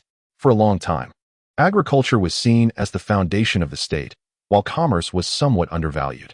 However, the flourishing development of commerce during the reforms revealed its vital role in promoting economic prosperity, increasing employment, and advancing social progress. Increasingly, people began to engage in commercial activities, and the social status of merchants gradually rose. Simultaneously, people's understanding of economic development became more comprehensive, recognizing the interdependence of agriculture, industry, and commerce and the need for coordinated development to achieve national prosperity and strength. Cultural concepts also underwent significant changes. Reforms encouraged cultural innovation and the exchange and integration of diverse cultures, allowing people to move beyond traditional cultural models and singular cultural concepts. Literary creation shifted from focusing on form and classical inheritance to paying more attention to real life and social change, resulting in a plethora of works reflecting the spirit of the times and the lives of the common people. The arts actively absorbed different artistic styles and expressions from both domestic and foreign sources, presenting a flourishing scene of diversity. People's tolerance for different cultures significantly increased, and they became more willing to accept new ideas and concepts. This open and inclusive cultural perspective promoted the prosperity and development of culture, enhancing the connotation and influence of Qing culture. The transformation of these ideas had a positive and far-reaching impact on the society of the Qing dynasty. It promoted social progress and development, providing the ideological impetus for the continuous advancement of reforms. In this new atmosphere of ideas, people became more proactive in participating in the reform efforts, daring to innovate and break through. injecting a continuous stream of vitality into the development of the Qin in various fields such as politics, economy, and culture, making Qin society vibrant and full of unprecedented vigor. The reforms of the Qin were like a sharp blade reshaping society, deeply adjusting and reconstructing the social class structure. Before the reforms, the class structure of Qin society was relatively rigid, primarily divided into nobles, commoners, and slaves.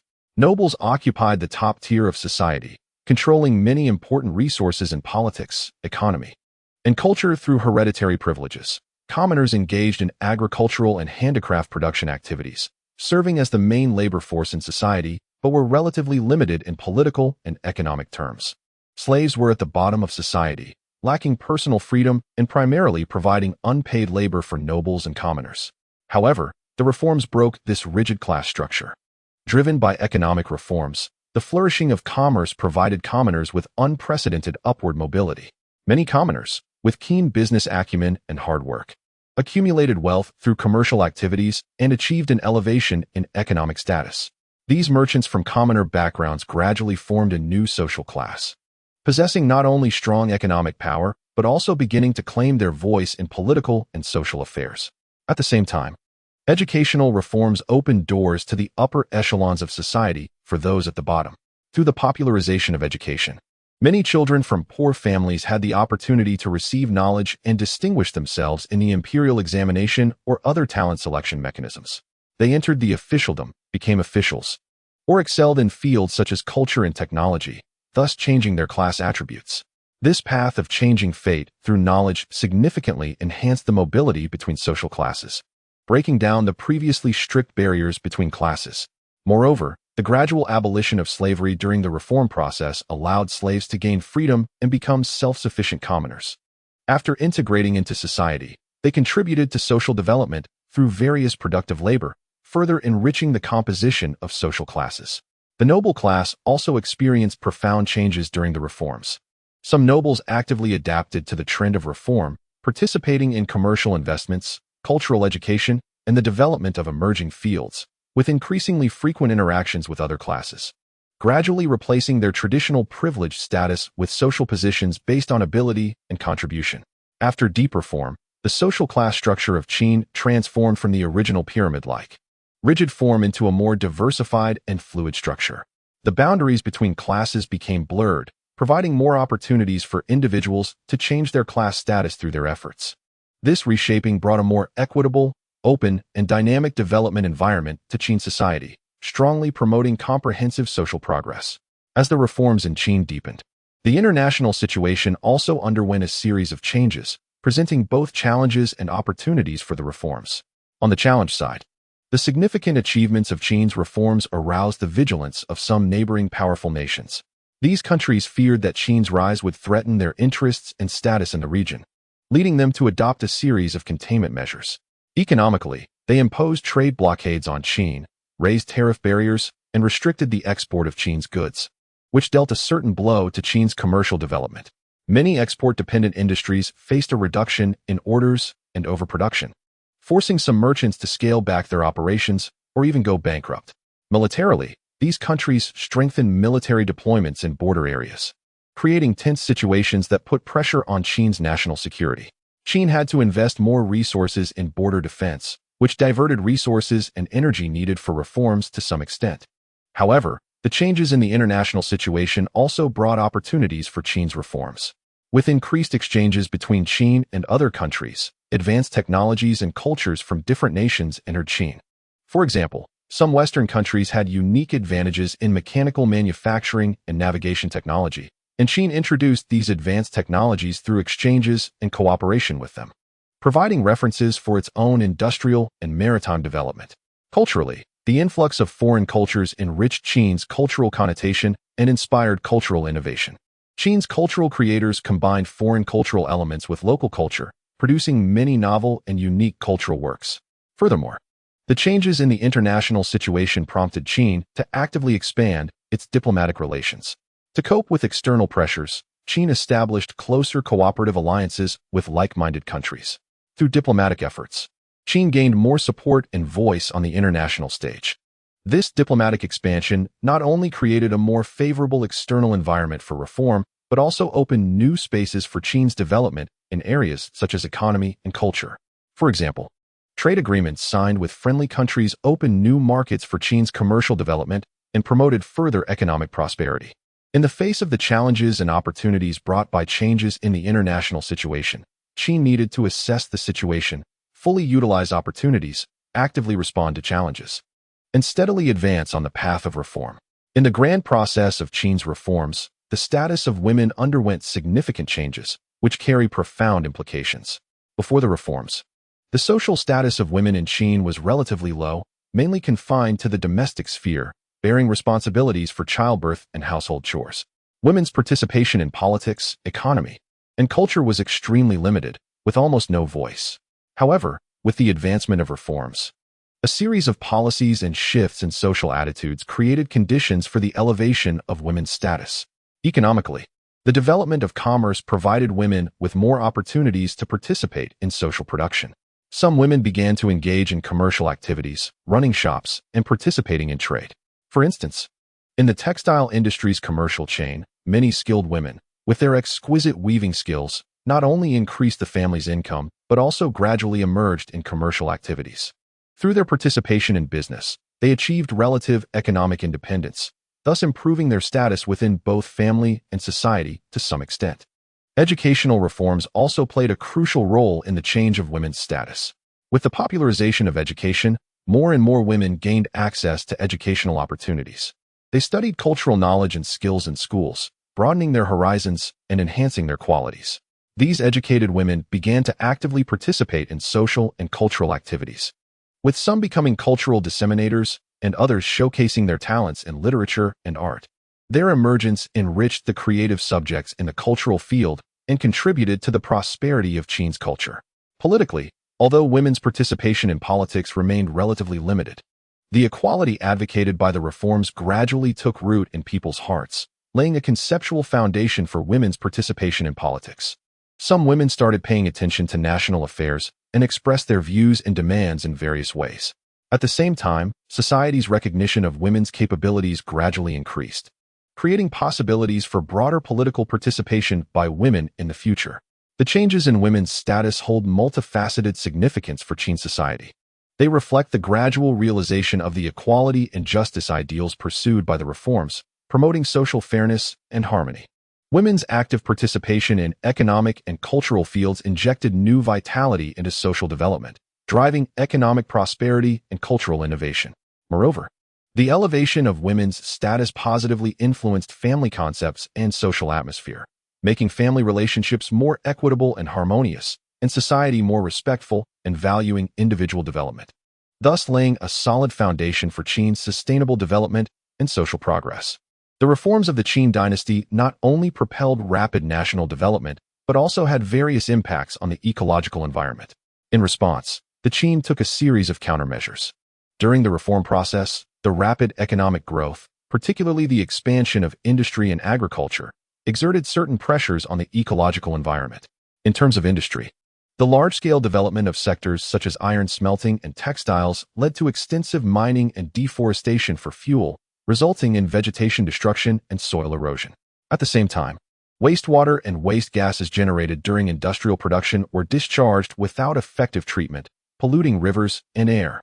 In agriculture, the pursuit of higher grain yields led to the reclamation of vast tracts of wasteland, disrupting the original ecological balance, damaging habitats of some wildlife, and affecting biodiversity. To address these ecological issues, the Qin formulated and implemented a series of countermeasures. At the legal and regulatory level, strict environmental protection laws were enacted. These laws clearly defined restrictions on mining and deforestation, requiring ecological restoration after mining activities and imposing severe penalties for illegal logging. For industrial pollution, stringent emission standards were established, mandating that enterprises treat wastewater and waste gases before discharge. Enterprises that violated these regulations would face hefty fines or even shutdowns. In resource management, efforts were intensified to plan and manage forests, water resources, and land resources rationally. Large areas were designated as nature reserves to protect the habitats of rare plants and animals and maintain biodiversity. Water resources were allocated and monitored uniformly to ensure their rational use and protection. At the same time, sustainable agricultural development models were promoted, encouraging farmers to adopt ecological agricultural techniques such as crop rotation and intercropping, thereby reducing excessive land reclamation and dependence on fertilizers and pesticides. In terms of public awareness and education, extensive campaigns for ecological and environmental protection were launched through various channels such as official media and school education. The public was educated about ecological protection, raising environmental awareness among citizens. Special environmental protection courses were set up in schools to cultivate students' environmental consciousness, fostering a strong societal atmosphere of collective participation in environmental protection. Furthermore, the Qin actively encouraged technological innovation and the development of environmental protection technologies and clean energy. Significant funding was allocated to support research institutions in developing new wastewater and waste gas treatment technologies, as well as clean energy sources like solar and wind power. Through these efforts, the Qin aimed to minimize ecological damage while pursuing reform and development, striving to achieve a balance between economic growth and ecological protection. After achieving a series of significant results in the reforms and entering a consolidation phase, some potential risks remained, prompting the Qin to take corresponding preventive measures. One potential risk is the sustainability of the implementation of reform policies. Over time, some officials may develop complacency, leading to weakened enforcement of reform policies. Some previously effective policies may fail to continue functioning due to inadequate implementation, affecting the consolidation of reform achievements. For instance, in economic reforms, if supportive policies for business are not consistently and strictly enforced, it may lead to renewed difficulties for commercial development. Another potential risk is the backlash from vested interest groups. Although the reforms have been successful, some groups that benefited under the old system may attempt to restore the old regime to regain their benefits. They may employ various means, such as spreading anti-reform sentiments in the court or inciting local dissatisfaction with reforms, to disrupt the consolidation of reform results. Changes in the external environment also pose a significant risk. Neighboring countries may take more aggressive hostile actions out of jealousy towards the Qin's prosperity, such as waging war or strengthening trade blockades. This not only threatens the Qin's national security, but could also severely damage the reform achievements, hindering economic development and plunging social order into chaos. In response to these potential risks, the Qin adopted a series of preventive measures. In terms of policy implementation, a strict supervision and assessment mechanism was established. Daily supervision of officials was strengthened, and regular assessments of their implementation of reform policies were conducted. Officials who failed to enforce policies effectively faced serious accountability, with severe cases resulting in dismissal and investigation. Simultaneously, regular reviews and adjustments of reform policies were conducted to ensure their adaptability and effectiveness. To guard against vested interest groups, on one hand, ideological education was strengthened, promoting the significance and achievements of reforms to help more people understand that reforms align with the long-term interests of the country and the populace, thus reducing the influence of vested interests. On the other hand, close attention was paid to their movements, and any actions aimed at undermining reforms were met with legal measures to safeguard reform achievements and social stability. In addressing external risks, the Qin further strengthened military construction and enhanced the combat effectiveness of its armed forces. Military strategic layouts were optimized, and border defenses were reinforced to improve early warning and response capabilities to external threats. Diplomatically, efforts were made to establish friendly cooperative relationships with neighboring countries and resolve disputes through diplomatic channels to avoid war. In trade, efforts were made to diversify trading partners and reduce reliance on trade with individual countries, ensuring stable economic development. After a series of arduous reform processes, the Qin stands at a new historical starting point, with the subsequent development of reforms crucial to its future direction as a grand vision for the future gradually unfolds. In the economic sector, reforms will continue to deepen, developing towards greater diversification and sophistication. Agriculture will achieve further modernization, utilizing advanced technological means such as automated irrigation systems and intelligent agricultural monitoring equipment to realize precision agriculture, enhance the quality and yield of agricultural products, and ensure national food security. In industry, investments in high-tech industries will increase, focusing on advanced manufacturing sectors such as precision machinery manufacturing and new materials research and development, thereby boosting the competitiveness of Qin industrial products in the international market. Commerce will flourish even more, as ongoing advancements in transportation and communication technology facilitate further integration of domestic markets, creating a larger and more efficient commercial network. Meanwhile, overseas trade will continue to expand, with Qin merchant ships venturing into more distant seas and establishing trade relations with more countries, positioning Qin as an important global trade hub. Politically, the construction of democracy and the rule of law will be continuously improved. Citizens' political participation will further increase, and the deliberative system will mature, allowing the public to engage more effectively in decision-making and supervision of national affairs. The rule of law system will become more robust, covering all aspects of social life, safeguarding citizens' rights, and upholding social fairness and justice. The government will continue to enhance its own construction, improving administrative efficiency and fostering a clean, efficient, service-oriented government that provides strong political support for economic and social development. In the cultural realm, a more splendid prosperity is anticipated. The popularization of education will further elevate national quality, cultivating more talents with innovative spirit and international perspective. Cultural innovation will remain vibrant, with literature, art, philosophy, and other fields continuously producing works and thoughts of global influence. Qin culture will actively reach out to the world, showcasing its unique charm through cultural exchanges and cultural industry exports, enhancing Qin's cultural soft power. In military terms, the Qin will continue to maintain a strong military presence to ensure national security and the fruits of reform.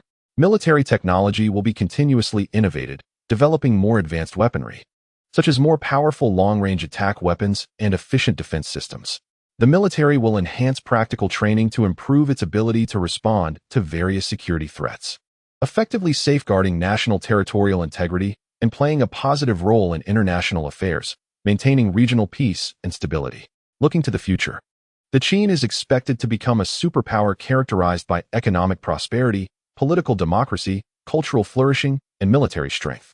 On the global stage, the Great Qin will adopt an open, inclusive, and cooperative posture to jointly promote the progress and development of human civilization with various countries, writing a glorious chapter belonging to Great Qin and even all of humanity, making outstanding contributions to world peace and prosperity. As reforms enter a new stage, the diversification of the Great Qin economy continues to deepen and expand, with various industries exhibiting more vigorous innovative vitality and collaborative progress. The agricultural sector has undergone comprehensive upgrades, in addition to continuously optimizing planting techniques and irrigation systems. It has vigorously developed the deep processing industry for agricultural products. Numerous large-scale processing plants have been established across the country, turning harvested grains into various refined foods, with fruits processed into dried fruits and jams, and livestock products into meat and dairy products. These deep processed products not only significantly enhance added value, but also extend the shelf life of agricultural products, facilitating long-distance transportation and sales. At the same time, ecological agriculture and agritourism have emerged. In some picturesque and ecologically sound rural areas, farmers utilize pastoral scenery and agricultural activities to develop rural tourism projects, attracting urban residents to experience farming life and taste home-cooked meals, achieving an organic integration of agriculture and tourism, and opening new avenues for farmers to increase their income. Industrial development is moving towards high-end and intelligent manufacturing. In the field of precision machinery manufacturing, craftsmen are constantly improving processes, producing machinery with higher precision and more stable performance. Widely applied in agriculture, industrial manufacturing, and transportation. For example, new textile machinery has greatly improved the production efficiency and quality of textiles, making Great Qin's silk and cotton products more competitive in the international market. Significant breakthroughs have been made in the research and development of new materials, with scientists developing various lightweight, high-strength, and corrosion-resistant materials for use in construction, weapon manufacturing, and other industries. At the same time, intelligent concepts have begun to be introduced into industrial production, achieving precise control and automated operations in the production process through various sensors and automated control systems set up on production lines, greatly improving production efficiency and reducing labor costs. Commercial prosperity has reached new heights. The domestic commercial network has been further optimized, and road construction has been continuously improved. Official roads are not only wider and flatter but also extended to more remote areas, making the circulation of goods more convenient and efficient. The logistics industry is thriving, with specialized freight companies emerging, boasting large transport fleets and efficient distribution systems capable of delivering goods quickly and accurately across the country. In cities, commercial districts are continuously expanding and upgrading, with not only traditional markets and shops, but also comprehensive commercial centers integrating shopping, dining, and entertainment to meet the diverse consumption needs of the people.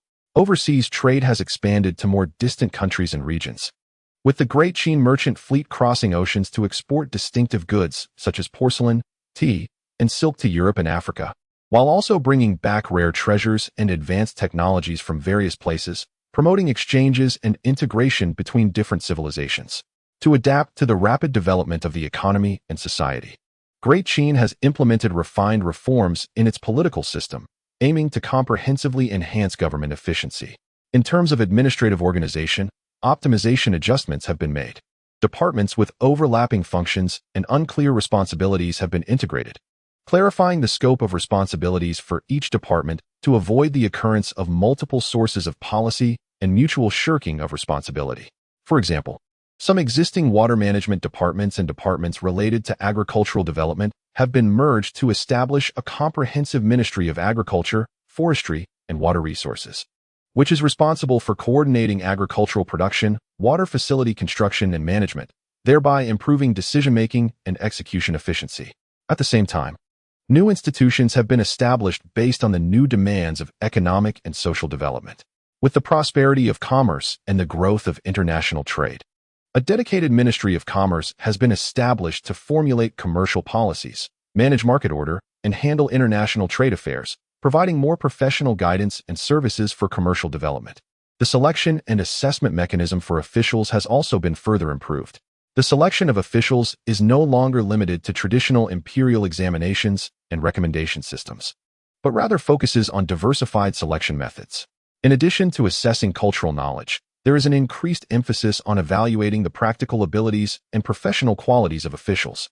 For economic management officials, emphasis is placed on assessing their understanding and execution capabilities regarding economic policies and market analysis abilities. For judicial officials, emphasis is placed on assessing their legal expertise and ability to make fair judgments. In terms of assessment, a more scientific and comprehensive evaluation system has been established, focusing not only on the work performance of officials, but also on their character and integrity. Regular assessments of officials' work performance are conducted, with promotions and rewards for outstanding and honest officials, while those who perform poorly or engage in corruption are severely punished, forming a good incentive and restraint mechanism. The transparency of government affairs and mechanisms for public participation have also been strengthened. The government has set up public bulletin boards in various locations and regularly issues official bulletins to promptly disclose policies, regulations, government activities, and fiscal revenues and expenditures to the public, allowing people to fully understand government work. At the same time, channels for public participation in politics have been further broadened, encouraging citizens to provide opinions and suggestions on government work. In the process of formulating major policies, public opinions are widely solicited through hearings and opinion surveys, making policies more in line with public sentiment and closer to reality. Furthermore, citizens can also report illegal and disciplinary actions of officials through specially established reporting channels, enhancing the transparency and credibility of government work. Great Chine culture, driven by innovation, demonstrates strong vitality, with its influence continuously expanding both domestically and internationally. In the field of literary creation, a flourishing scene of diverse expressions has emerged. Writers have freed themselves from the constraints of traditional literary forms and subjects, creating more diverse styles. In addition to traditional poetry and prose, long novels have gradually risen, showcasing the changes in Great Chine society and the varied lives of its people through rich plots and vivid character portrayals. Some writers have delved into the lives of ordinary people, crafting many works that reflect the struggles of grassroots individuals, which are beloved by a wide readership. At the same time, the dissemination of literary works has undergone transformation. With advances in printing technology, the cost of book printing has decreased, and circulation has significantly increased, allowing more people to access various literary works. Additionally, folk storytellers have adapted literary works into lively and interesting stories, performing in tea houses and markets, further expanding the reach and influence of literary works. Innovations in the arts have also yielded fruitful results. Painting art has integrated various painting techniques and styles from different countries, with richer and bolder use of colors and broader themes. In addition to traditional landscapes and portraiture, many works depicting urban landscapes and commercial activities reflecting the characteristics of the times have emerged. Sculpture art has continuously innovated in materials and forms of expression, using new materials to create sculptures with more three-dimensionality and artistic appeal. These works are not only placed in palaces and temples, but have also started appearing in city squares and streets, becoming part of the urban cultural landscape. Music and dance arts have also seen new developments, with musicians blending elements of folk music from various regions with court music to create many melodious and rhythmic new pieces. Dancers have choreographed diverse styles of dance based on new music, incorporating more emotional expression and innovative body language in their performances. Whether it is the solemn and elegant court dances or the passionate folk dances, they attract large audiences and become important carriers of cultural exchange and dissemination. Great Qing culture is rapidly expanding its influence internationally through various channels. With the development of overseas trade, Great Qing's cultural products such as books, paintings, and porcelain are being exported in large quantities to various countries. These products not only have practical value, but also carry the cultural connotations of Great Qing, allowing people from different countries to directly experience the charm of Great Qing culture. At the same time, the Great Qing actively dispatched cultural envoys to visit various countries, holding cultural exhibitions, artistic performances, and other activities to showcase its achievements in literature, art, technology, and more. Countries also sent students to Great Qing to learn cultural knowledge and advanced technology, and upon their return, they spread Great Qing's culture, promoting its dissemination and exchange in various nations, continuously enhancing its international influence, and becoming an important force in global cultural exchange and integration. In response to the complex and changing international situation and to ensure the long-term stability of the nation and the results of reforms, Great Qing accelerated its military modernization transformation and optimized its strategic layout. Military technology innovation became the core driving force of modernization transformation. In weaponry and equipment research and development, a series of breakthrough advancements were achieved. The manufacturing technology of bows and crossbows reached new heights, with new crossbows not only having a longer range, but also significantly improved accuracy. By enhancing the materials of the crossbow arms and the tension of the bowstring, the effective range can reach hundreds of meters while maintaining a high hit rate even at longer distances. Simultaneously, advanced gunpowder weapons were developed, such as fireballs and cannons, which possess powerful lethality on the battlefield and have altered traditional warfare models. In military communication technology, a rapid communication system based on signal flags and fireworks was invented, capable of quickly transmitting military information over a wide area, greatly enhancing the command system's response speed and operational efficiency.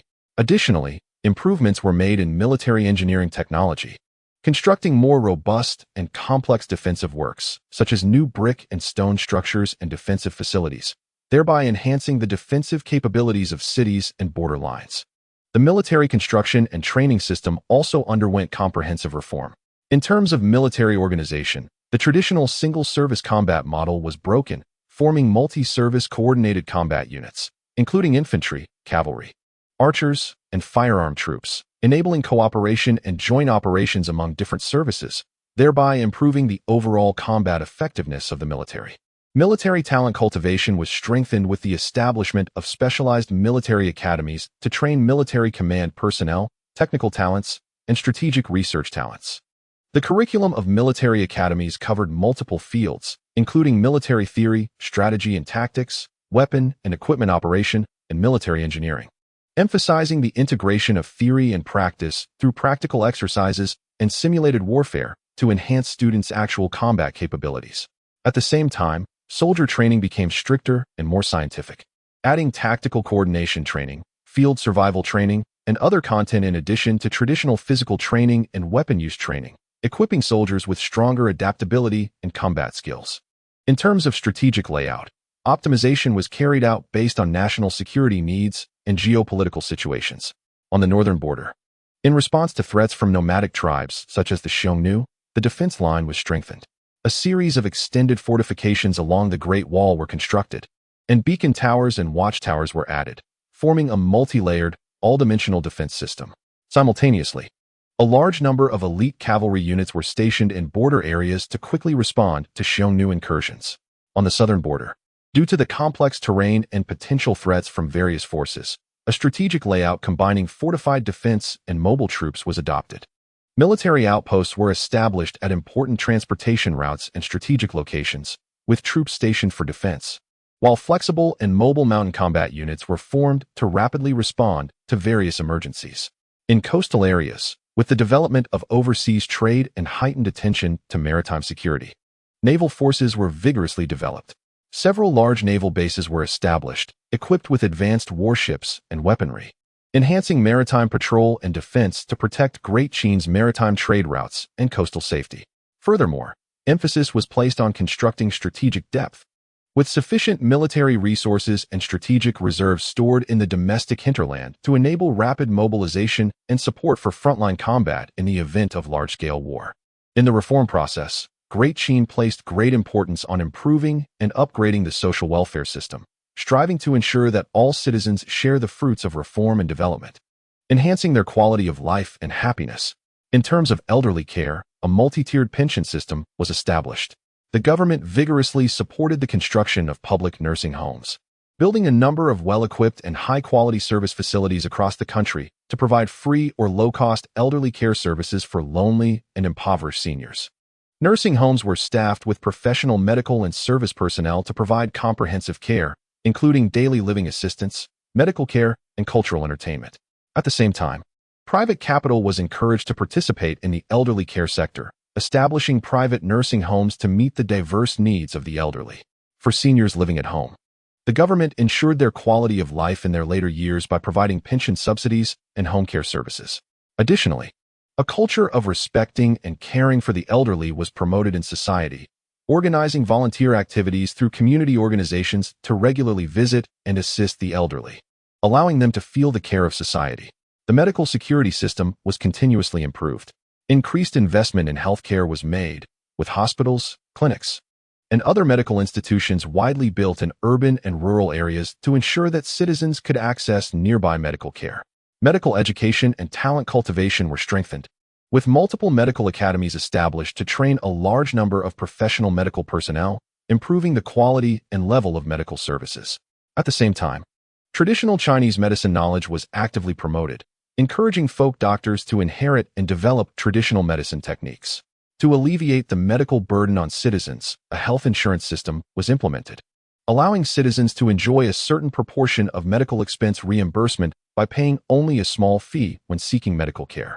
For impoverished families and patients with special diseases, the government also provided additional medical assistance to ensure timely and effective treatment. In terms of employment and unemployment security, proactive policy measures were taken. With the diversified development of the economy, a large number of job opportunities were created, and the government provided services such as vocational training and employment guidance to help citizens enhance their employment skills and adapt to the demands of different industries. For unemployed individuals, an unemployment relief system was established to provide them with a living subsidy for a certain period, ensuring their basic livelihood. Additionally, unemployed individuals were actively organized to participate in re-employment training, with various skill training classes offered based on market demand, such as handicraft production, business management, and agricultural technology, helping them quickly acquire new skills and return to the workforce. Furthermore, the government encouraged enterprises to hire unemployed individuals by providing tax incentives and financial subsidies to companies that employed a certain number of unemployed workers. In terms of housing security, efforts were made to improve citizens' living conditions. In cities, the government implemented an affordable housing construction plan, building a large number of low-rent and economically affordable houses to rent or sell at lower prices to low-income families, solving their housing difficulties. At the same time, supervision of the real estate market was strengthened, speculative behavior in housing was cracked down on, housing prices stabilized, and a healthy development of the real estate market was ensured. In rural areas, the government encouraged farmers to utilize local resources and government provided technical support to upgrade their original housing, improving safety and comfort. Additionally, pilot projects for new rural construction were launched in some areas, planning and building new rural communities with complete infrastructure and public service facilities to improve the living environment and conditions in rural areas. With the rapid development of Great Qin society, the demand for talent has become increasingly diversified and advanced, prompting a comprehensive reform of the education system and adjustments to talent cultivation strategies. In terms of education system reform, unprecedented emphasis was placed on preschool education. Kindergartens were established across various regions to provide early childhood education.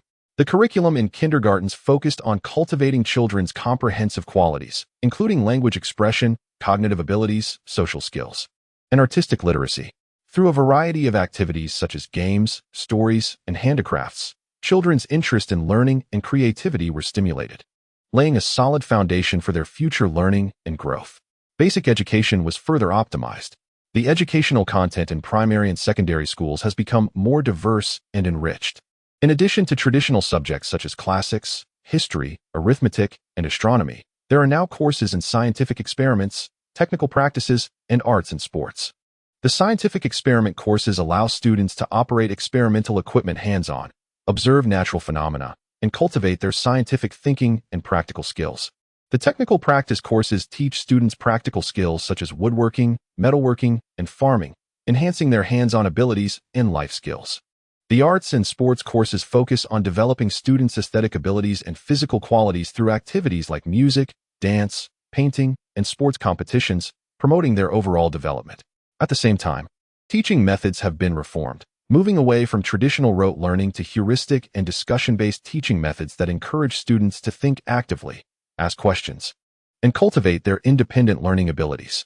Higher education has moved towards specialization and internationalization.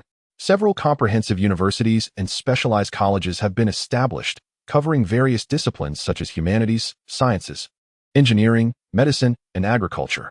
Universities emphasize academic research and the cultivation of professional talents, with top scholars and experts teaching in various fields. Students are encouraged to participate in research projects and academic exchange activities to develop their innovative capabilities and academic literacy. Additionally, there is a proactive approach to international educational exchange and cooperation, establishing extensive connections with universities in various countries, facilitating the exchange of students and visiting scholars. Students from Daqin have the opportunity to study advanced knowledge and technology abroad, while foreign students can come to Daqin to experience its profound culture and learn advanced academic achievements, promoting the exchange and integration of different cultures and academic fields. In terms of talent cultivation strategy adjustments, there is a greater emphasis on developing applied and innovative talents that meet the demands of economic and social development. In response to the modernization of agriculture, a group of agricultural talents who master advanced agricultural technologies and management knowledge has been cultivated. They can promote advanced planting and breeding technologies and lead the industrialization of agriculture.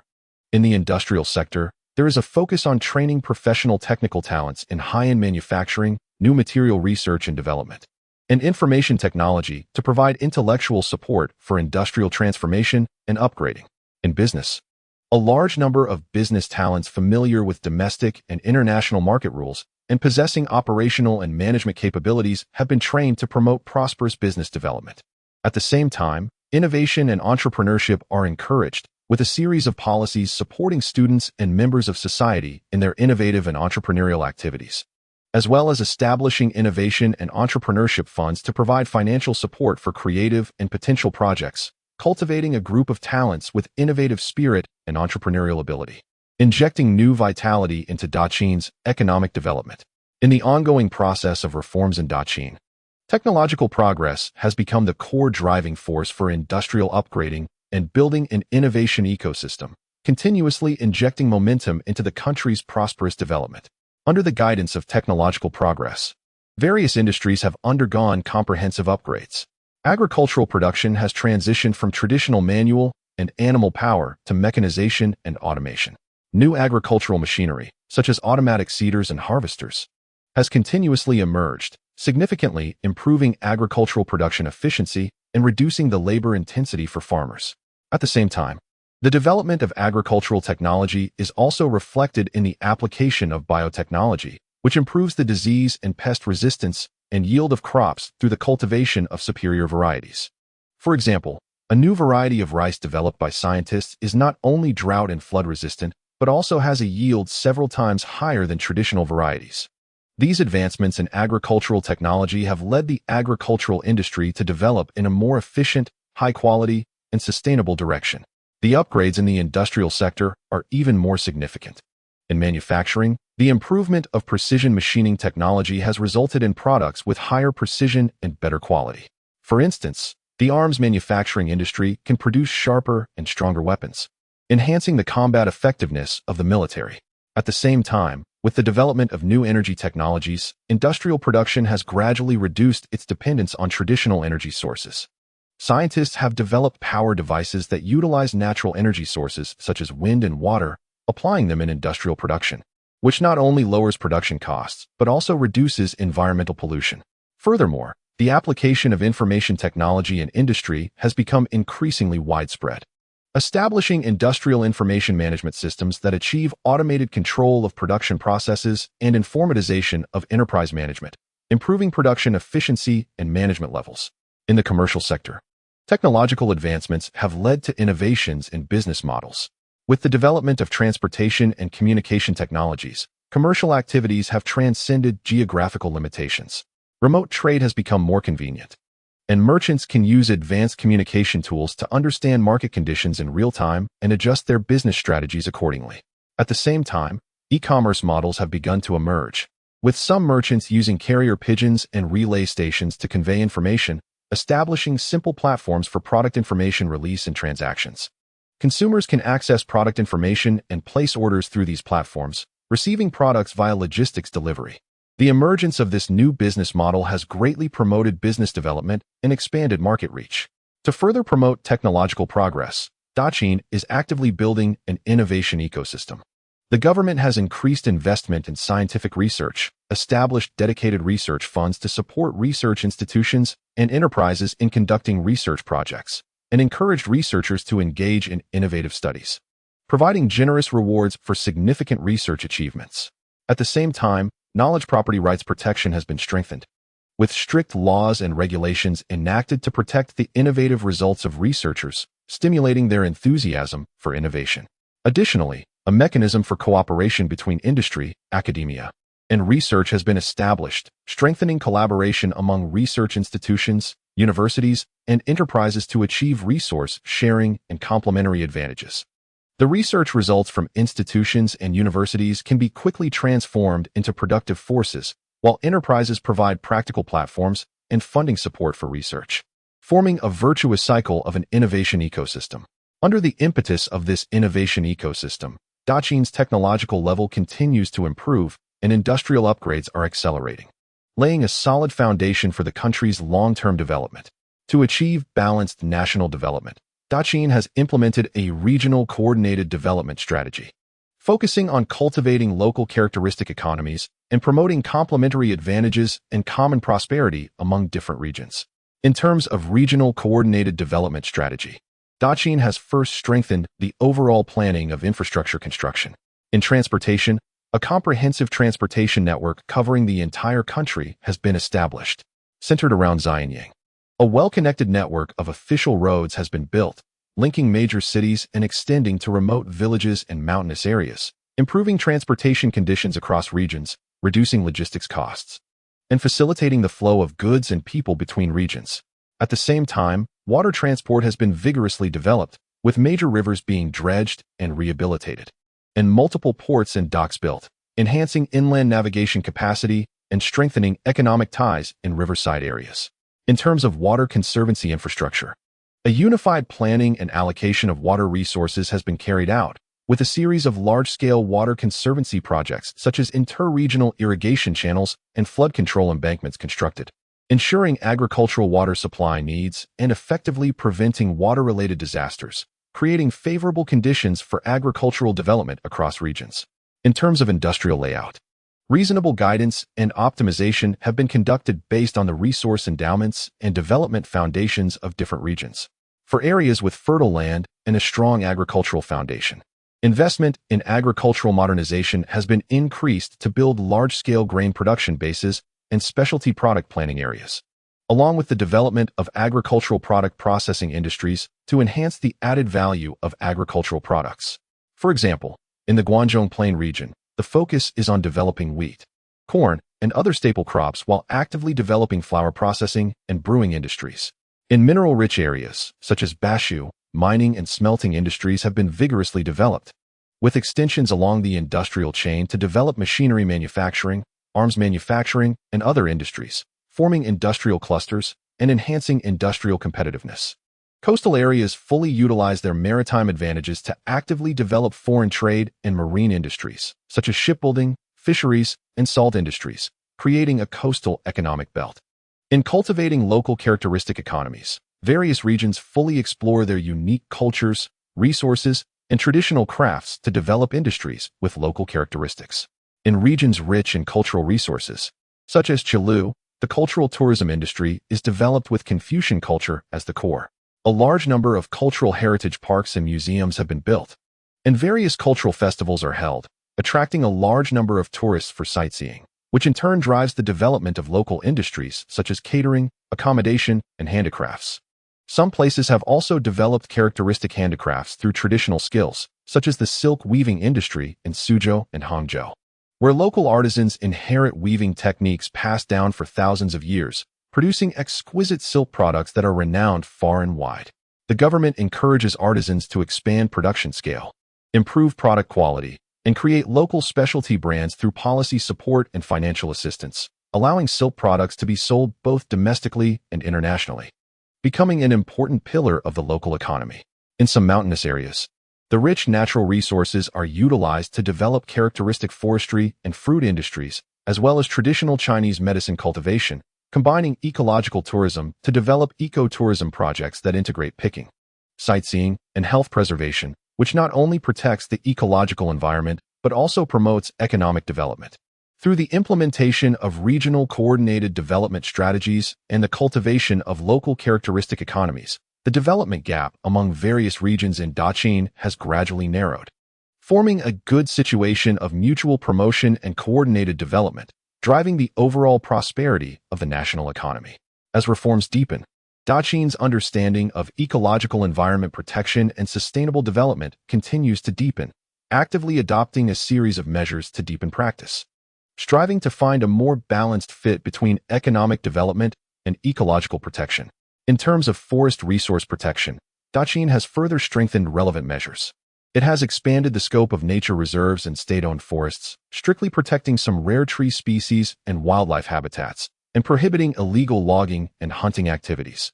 At the same time, large-scale afforestation activities are promoted, encouraging the public to plant trees on barren mountains, along roads, and around villages.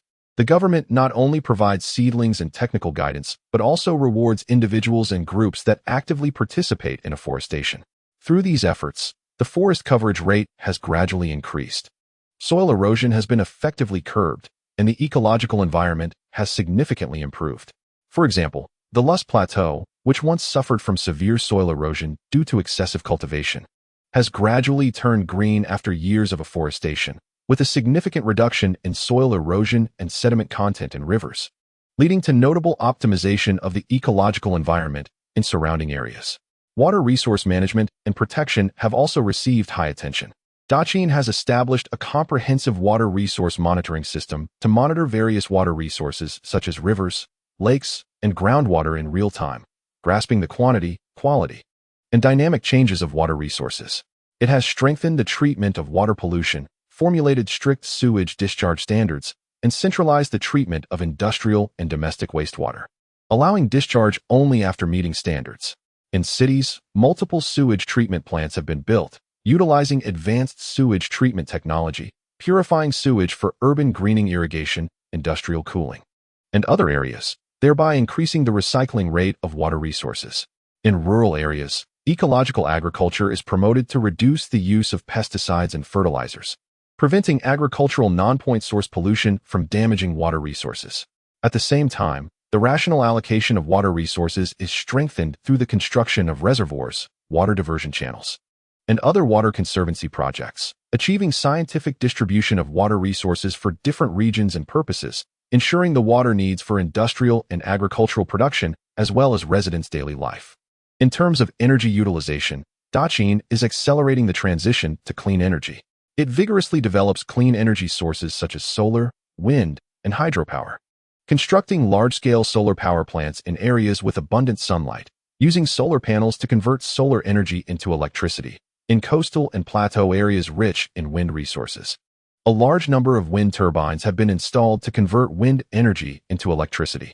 At the same time, the development and utilization of hydropower resources are further optimized, with some rivers undergoing stepwise development and the construction of hydropower stations to improve hydropower generation efficiency. The widespread application of these clean energy sources not only reduces dependence on traditional energy sources such as coal and wood, lowers carbon emissions, but also provides sustainable energy support for economic development. In addition, Daqin has strengthened energy management, promoting energy-saving technologies and equipment, encouraging enterprises and residents to save energy and improve energy utilization efficiency. In terms of sustainable development practices, Daqin actively promotes the development of green industries. In the agricultural sector, it vigorously promotes ecological agricultural models, encouraging farmers to adopt green production methods such as organic fertilizers and biological pest control to produce green and organic agricultural products, thus improving the quality and market competitiveness of agricultural products. In the industrial sector, it guides enterprises to undergo green transformation, adopting environmentally friendly production processes and equipment to reduce pollutant emissions during production. Some high-pollution and high-energy consuming enterprises are rectified or shut down, promoting the industrial structure to develop in a green, low-carbon, and circular direction. At the same time, a circular economy is actively developed, establishing a number of resource recycling enterprises to classify and recycle industrial waste and household garbage, achieving maximized resource utilization and reducing waste pollution to the environment. Through these deepened practices in ecological environment protection and sustainable development, Daqin has not only achieved continuous economic development, but also better protected the ecological environment, leaving a legacy of green mountains and clear waters for future generations. As the achievements of Daqin's reforms continue to flourish, its international influence is expanding, and the results of the reforms are beginning to be widely disseminated. Meanwhile, a concept similar to a community with a shared future for mankind is initially emerging in exchanges and cooperation. The reform achievements of Daqin have attracted the attention of many countries, with envoys from various nations coming to learn from Daqin's successful experiences in politics, economy, culture, and technology. Politically, many countries draw on Daqin's advanced administrative management system and the concept of democratic rule of law. They learn from Daqin's practices in establishing an efficient and clean government, optimizing their own administrative structures, strengthening official assessments and supervision, and enhancing governmental governance capabilities. In the economic field, Daqin's diversified industrial development model, prosperous trade, and advanced agricultural technologies have greatly benefited various countries. Some countries have introduced Daqin's agricultural irrigation technology and new farming tools, improving their agricultural production efficiency. They have also learned Daqin's business management model, promoting the development of their own commerce. Culturally, Daqin's rich and diverse literature and arts, advanced educational concepts, and cultural innovation achievements have been widely disseminated internationally. International students who study in Daqin bring back Daqin's culture to their home countries, promoting the prosperity and development of their own cultures.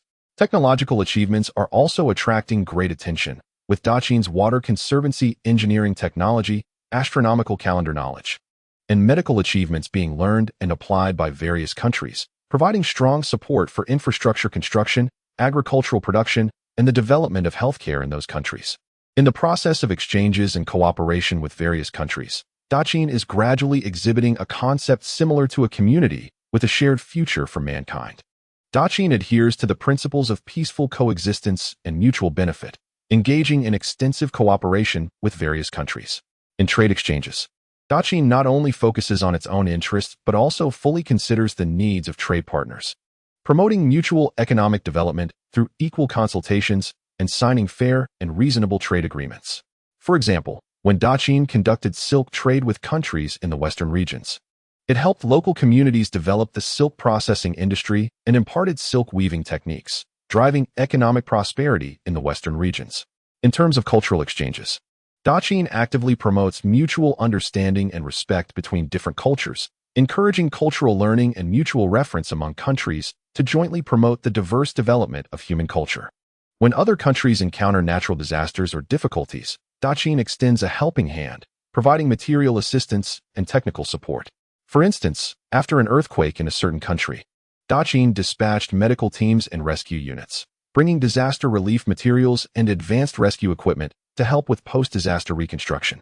This concept of mutual assistance and common development demonstrated in exchanges and cooperation, although not yet formed into a systematic theory, has initially reflected the connotation of the community with a shared future for mankind, laying the foundation for building a more harmonious and prosperous international order.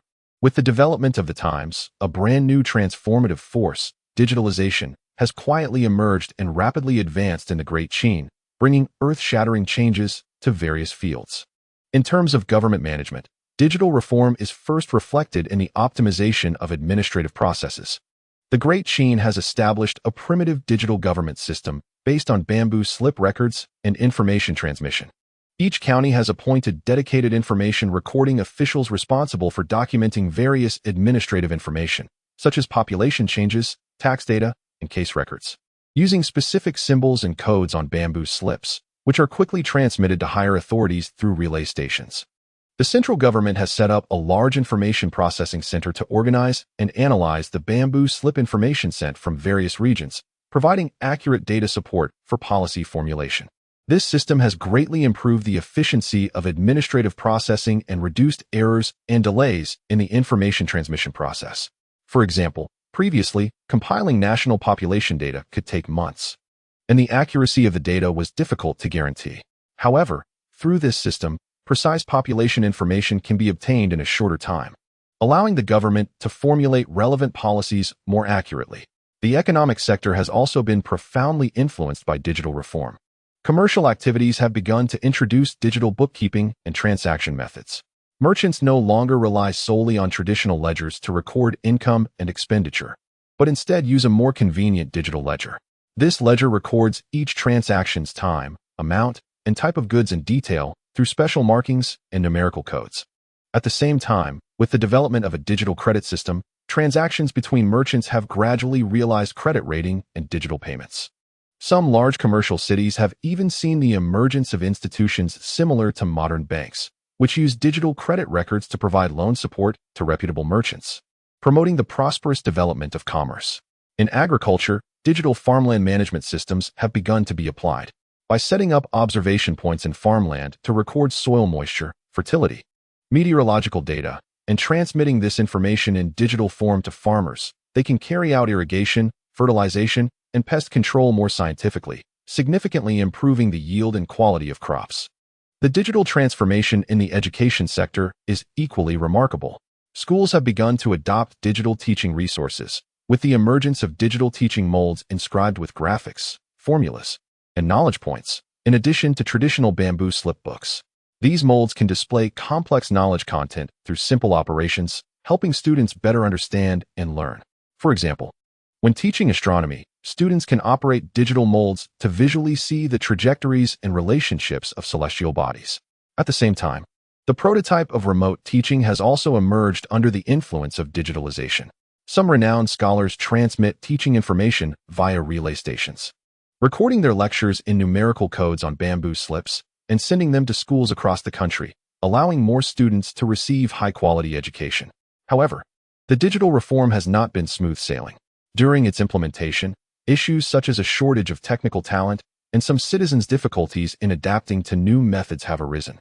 To address these challenges, the Great Qin government has established specialized digital technology training institutions to cultivate professionals, while also conducting publicity and training activities nationwide to help citizens familiarize themselves with and master digital methods and tools. ensuring that digital reform can proceed smoothly and inject new momentum into the continued development of the Great Qin. Amid the wave of digital reform in the Great Qin, virtual reality technology has emerged as a powerful force, gradually integrating into various aspects of daily life and bringing unprecedented experiences and changes. In the entertainment sector, virtual reality technology has created entirely new forms of entertainment.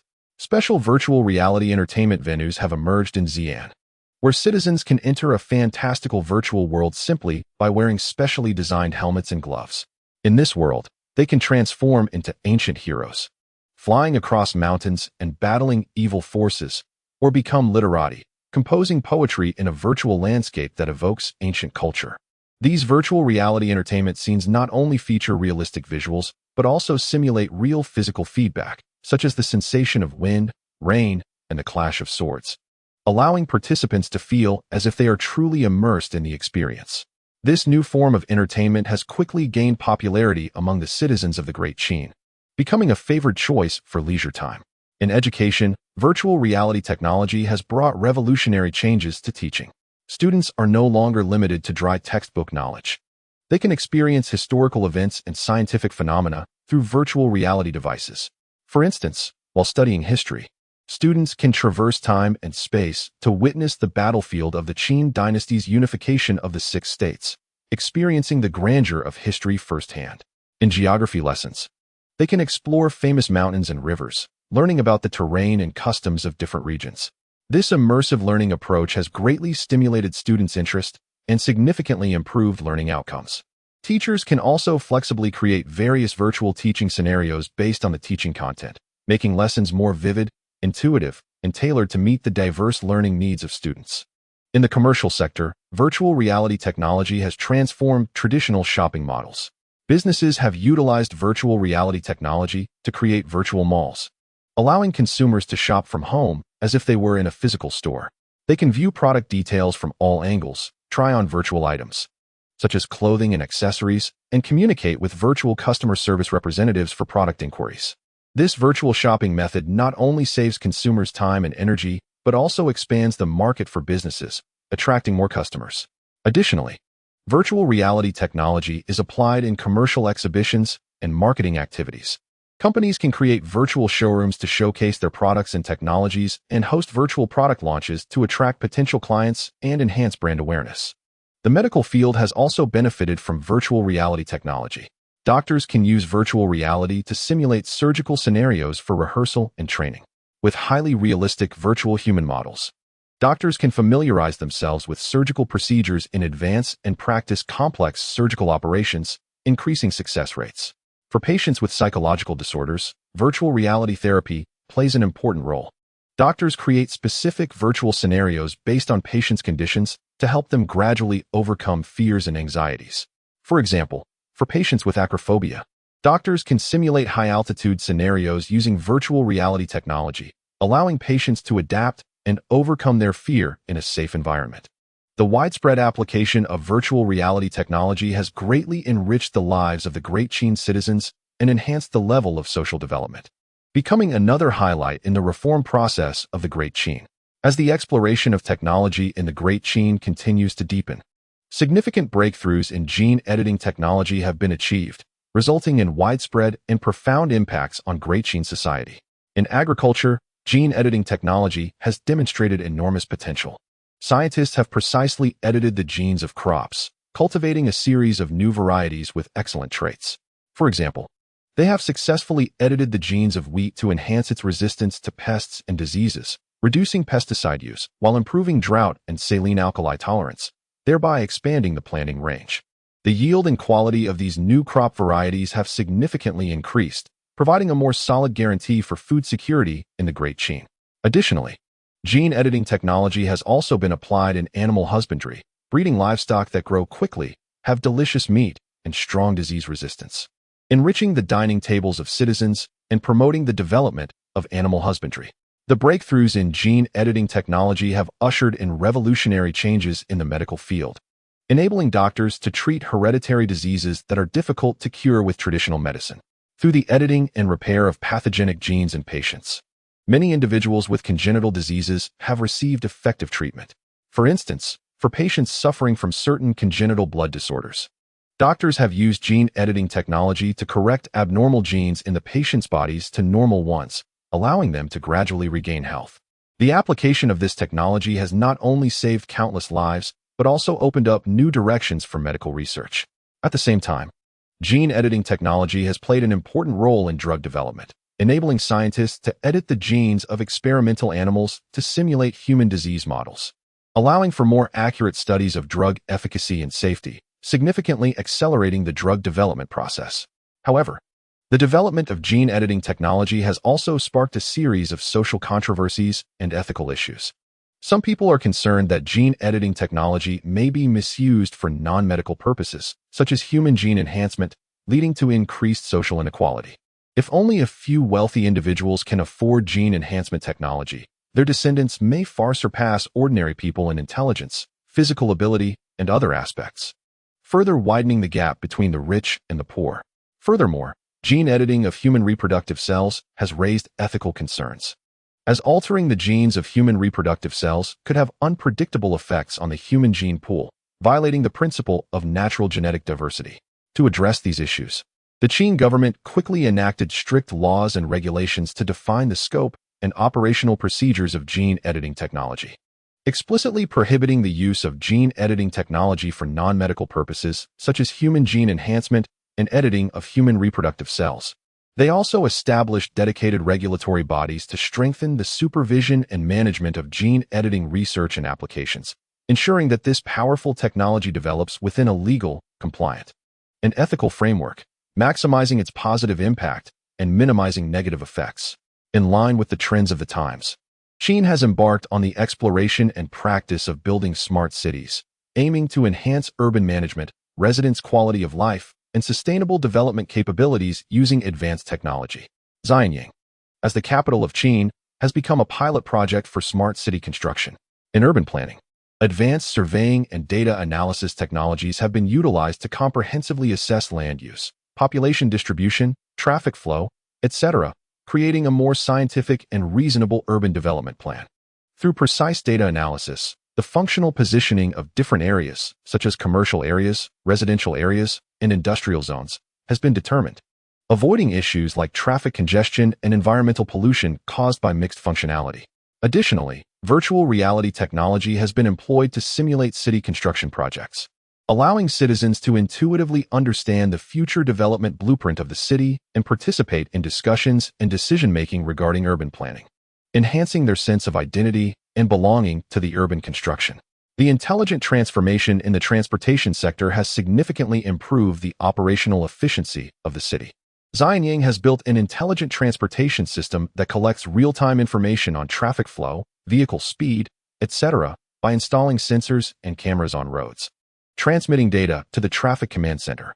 The command center uses big data analysis technology to monitor and predict traffic conditions in real time, automatically adjusting traffic light durations through an intelligent signal system to optimize traffic flow, reduce vehicle waiting times, and alleviate traffic congestion.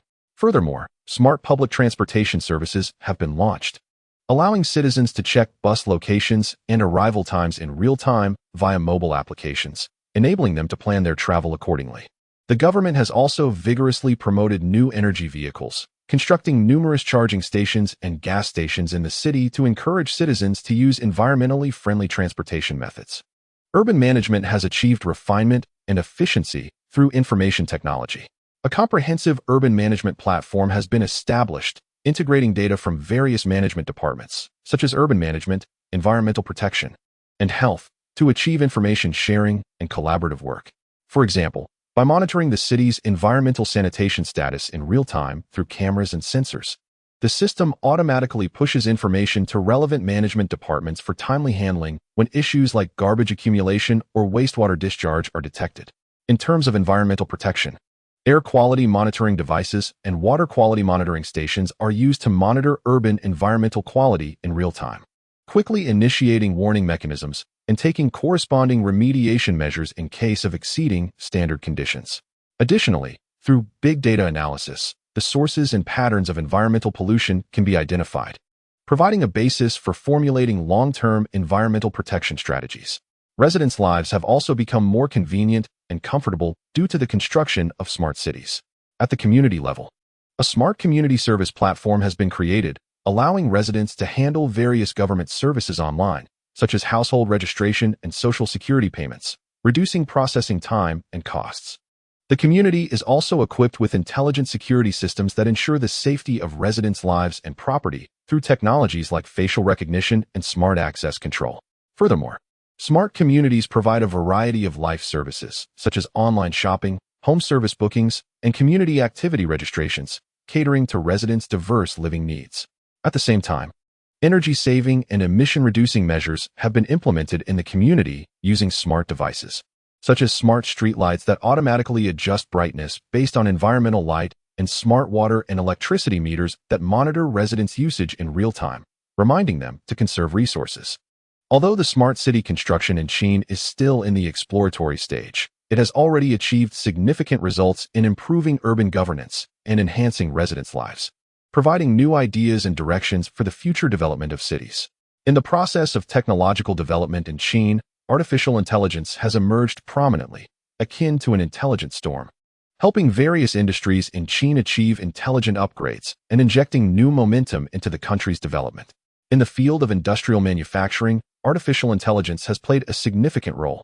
Factories have introduced smart robots that can precisely complete various complex production tasks according to preset programs and instructions. From parts processing to product assembly, smart robots not only improve production efficiency, but also greatly enhance product quality. For example, in weapon manufacturing factories, smart robots can create weapons like swords and knives with extremely high precision, ensuring that each weapon meets high-quality standards. At the same time, artificial intelligence systems can monitor the operational status of production equipment in real time, analyzing equipment data to predict malfunctions in advance, allowing for timely maintenance and avoiding production halts caused by equipment failures, thereby reducing production costs. Furthermore, artificial intelligence is also applied to optimize production processes, identifying the most reasonable production flows and resource allocation plans through deep learning of production data, improving production efficiency and resource utilization. Agricultural production is also advancing towards intelligence driven by artificial intelligence. Smart agricultural monitoring systems utilize sensors, drones, and other devices to collect real-time information on soil moisture, nutrient content, meteorological data, etc., and analyze it using artificial intelligence algorithms to provide farmers with precise planting recommendations. For instance, when the system detects a lack of water in the soil, it automatically activates irrigation equipment when signs of disease or pests are detected in crops. The system promptly issues warnings and provides corresponding prevention and control plans.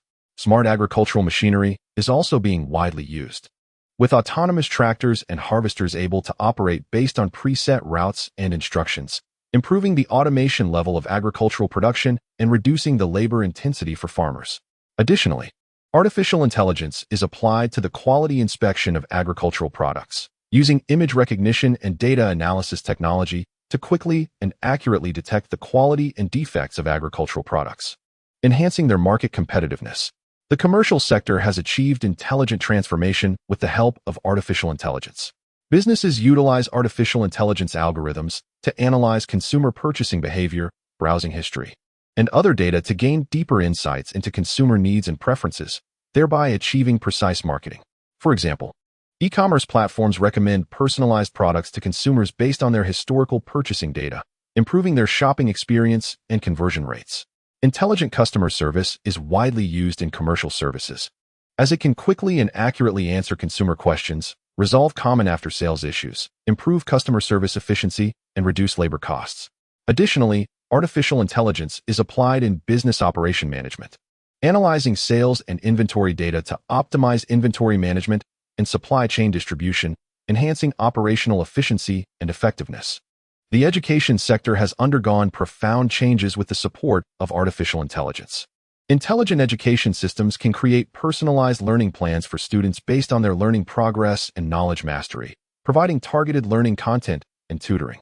For example, when students encounter difficulties during their learning process, intelligent education systems can assist them through video explanations and online QA, Automated grading systems for homework and exams significantly lightened the workload of teachers, improving grading efficiency and accuracy. At the same time, artificial intelligence is also utilized for the integration and sharing of educational resources. Through online education platforms, students can access high-quality educational resources from across the country, breaking geographical limitations and promoting educational equity. The extensive application of artificial intelligence across various industries in Daqin has driven the intelligent upgrade of these sectors, improving production efficiency, service quality, and innovation capabilities, thus bringing significant opportunities and transformations to the economic and social development of Daqin. With the continuous exploration of technology, quantum computing has made breakthrough progress in Daqin, akin to a technological revolution, bringing unprecedented leaps in various fields. In the research field, quantum computing demonstrates unparalleled advantages. Complex scientific calculations that previously required vast amounts of time and resources become effortless with quantum computers.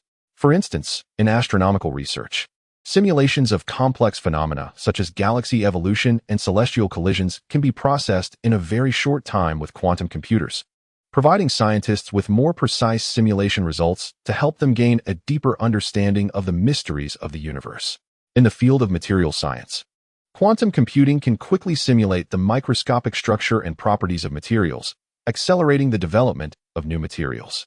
Scientists use quantum computers to predict the electrical and mechanical properties of materials, allowing for the targeted design and synthesis of new materials with specific functions, such as more efficient solar cell materials and super tough construction materials.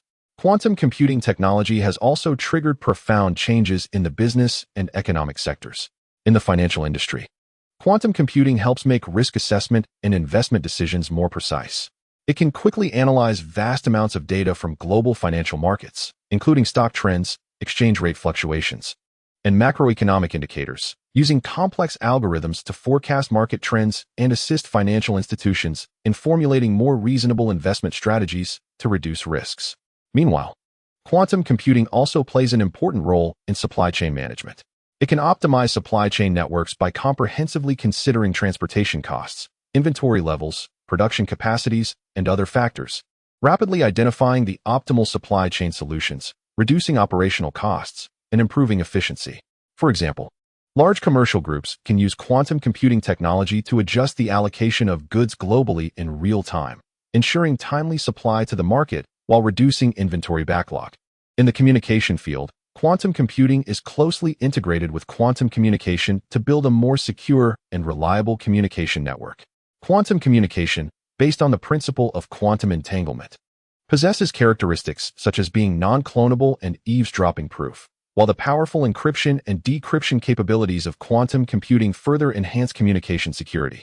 Government departments, military institutions, and important commercial organizations in Daqin have adopted quantum communication technology for transmitting confidential information. For instance, in military command, leaders use quantum communication systems to issue operational orders, ensuring absolute security of information during transmission and preventing interception and tampering by adversaries. Additionally, quantum computing enhances the transmission efficiency of communication networks, allowing large volumes of data to be transmitted quickly and stably, meeting the increasing communication demands of society. However, the development of quantum computing technology also brings some challenges. On one hand, the research and maintenance costs of quantum computers are extremely high, requiring a large number of professionals and advanced equipment. The Daqin government has increased investment in related research projects, established dedicated quantum computing research institutions, and trained professional talent teams to promote the continuous development of quantum computing technology. On the other hand, as quantum computing capabilities improve, traditional encryption algorithms face the risk of being compromised. In response, cryptography experts in Daqin are actively researching new encryption algorithms based on quantum properties to address this potential threat and ensure information security. In summary, quantum computing technology has brought significant technological leaps to Daqin, while also prompting Daqin to actively respond to new challenges at various levels to fully leverage the potential of this cutting-edge technology. In the ongoing development process of Daqin, a far-reaching new energy revolution has emerged, quickly spreading its influence to all corners of society and profoundly changing Daqin's energy landscape and development model. This new energy revolution focuses on the large-scale development and utilization of renewable energy sources such as solar energy, wind energy, hydropower, and biomass energy. In terms of solar energy utilization, numerous solar collection devices have emerged across Daqing. Rooftops in cities and fields in rural areas are filled with neatly arranged solar panels, which act as energy collectors, efficiently converting sunlight into electricity. This electricity not only meets the daily energy needs of residents, but also provides some energy support for industrial production. For example, some small workshops have begun using solar power, reducing reliance on traditional energy sources and lowering production costs. At the same time, solar water heaters have become widely used, allowing people to heat water using solar energy for daily activities such as bathing and heating, greatly improving convenience and comfort in life. The development and utilization of wind energy are also thriving in Daqing. In coastal areas and plateaus rich in wind resources, large wind turbines stand like giants, turning in the wind. The electricity generated by these wind turbines is transmitted through the power grid to various locations, adding significant strength to Daqing's energy supply. The government encourages the construction of large wind farms in these areas, which not only promotes local economic development, but also creates numerous job opportunities. From the construction and maintenance of wind farms to related technology research and development, absorbing a large workforce. Additionally, the widespread application of wind energy helps reduce the extraction and use of traditional energy sources like coal, lowering environmental pollution and improving air quality, making Daqing's skies bluer and its environment more livable. The development of hydropower has deepened further, with Daqing focusing not only on traditional large-scale hydropower projects, but also on the construction of small hydropower stations. Numerous small hydropower stations have been built in tributaries of rivers and mountain streams, adapted to local conditions. Although these small hydropower stations are modest in scale, they are widely distributed and can effectively convert the energy of flowing water into electricity, providing stable power supply to surrounding villages and mountainous areas. This not only solves the electricity access issues in remote areas, but also promotes local economic development, such as driving the rise of small-scale rural industries and increasing farmers' income levels. The utilization of biomass energy has also gradually become a highlight in the new energy sector. Researchers in Daqing have developed a series of technologies for biomass power generation and the production of biofuels. By processing agricultural straw, forestry waste, and other biomass materials, they can be converted into electricity or fuels like bioethanol and biodiesel. These biofuels can be used in transportation, partially replacing traditional fossil fuels, reducing exhaust emissions, and lowering environmental pollution. Meanwhile, the development of biomass energy has also stimulated the growth of related industrial chains, such as biomass collection, processing, and transportation, creating more economic value and job opportunities for society. The new energy revolution has a comprehensive impact on Daqing. On the economic front, the rise of the new energy industry has driven the development of a series of related industries, creating new economic growth points and promoting the optimization and upgrading of the economic structure. Environmentally, it has significantly reduced dependence on traditional fossil fuels, lowered carbon emissions and pollutants, improved the ecological environment, and promoted sustainable development. Socially, the widespread application of new energy has enhanced the stability and reliability of energy supply, particularly bringing light and development opportunities to remote areas, fostering social equity and harmony. In summary, the new energy revolution is leading Daqing towards a cleaner, more efficient, and sustainable future. On what seemed like an ordinary day, a strange light appeared in the sky of Daqing as a massive alien spaceship slowly descended. From that moment on, Daqing began a new chapter in contact with extraterrestrial civilizations, experiencing a wonderful journey of integration and transformation as Daqing culture collided with alien cultures. During the initial contact with extraterrestrial civilization, the people of Daqing were filled with curiosity and awe. The highly advanced technology, unique artistic expressions, and distinct social systems exhibited by the alien civilization had a profound impact on the people of Daqing. Likewise, Daqing's long-standing and brilliant historical culture attracted the attention of the alien civilization. This mutual attraction prompted both sides to engage in deep cultural exchanges.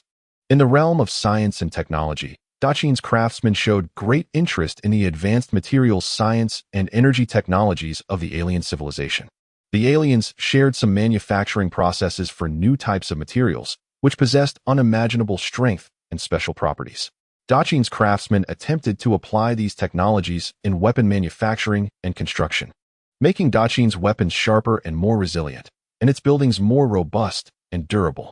At the same time, Dacian's traditional mechanical manufacturing techniques intrigued the alien civilization.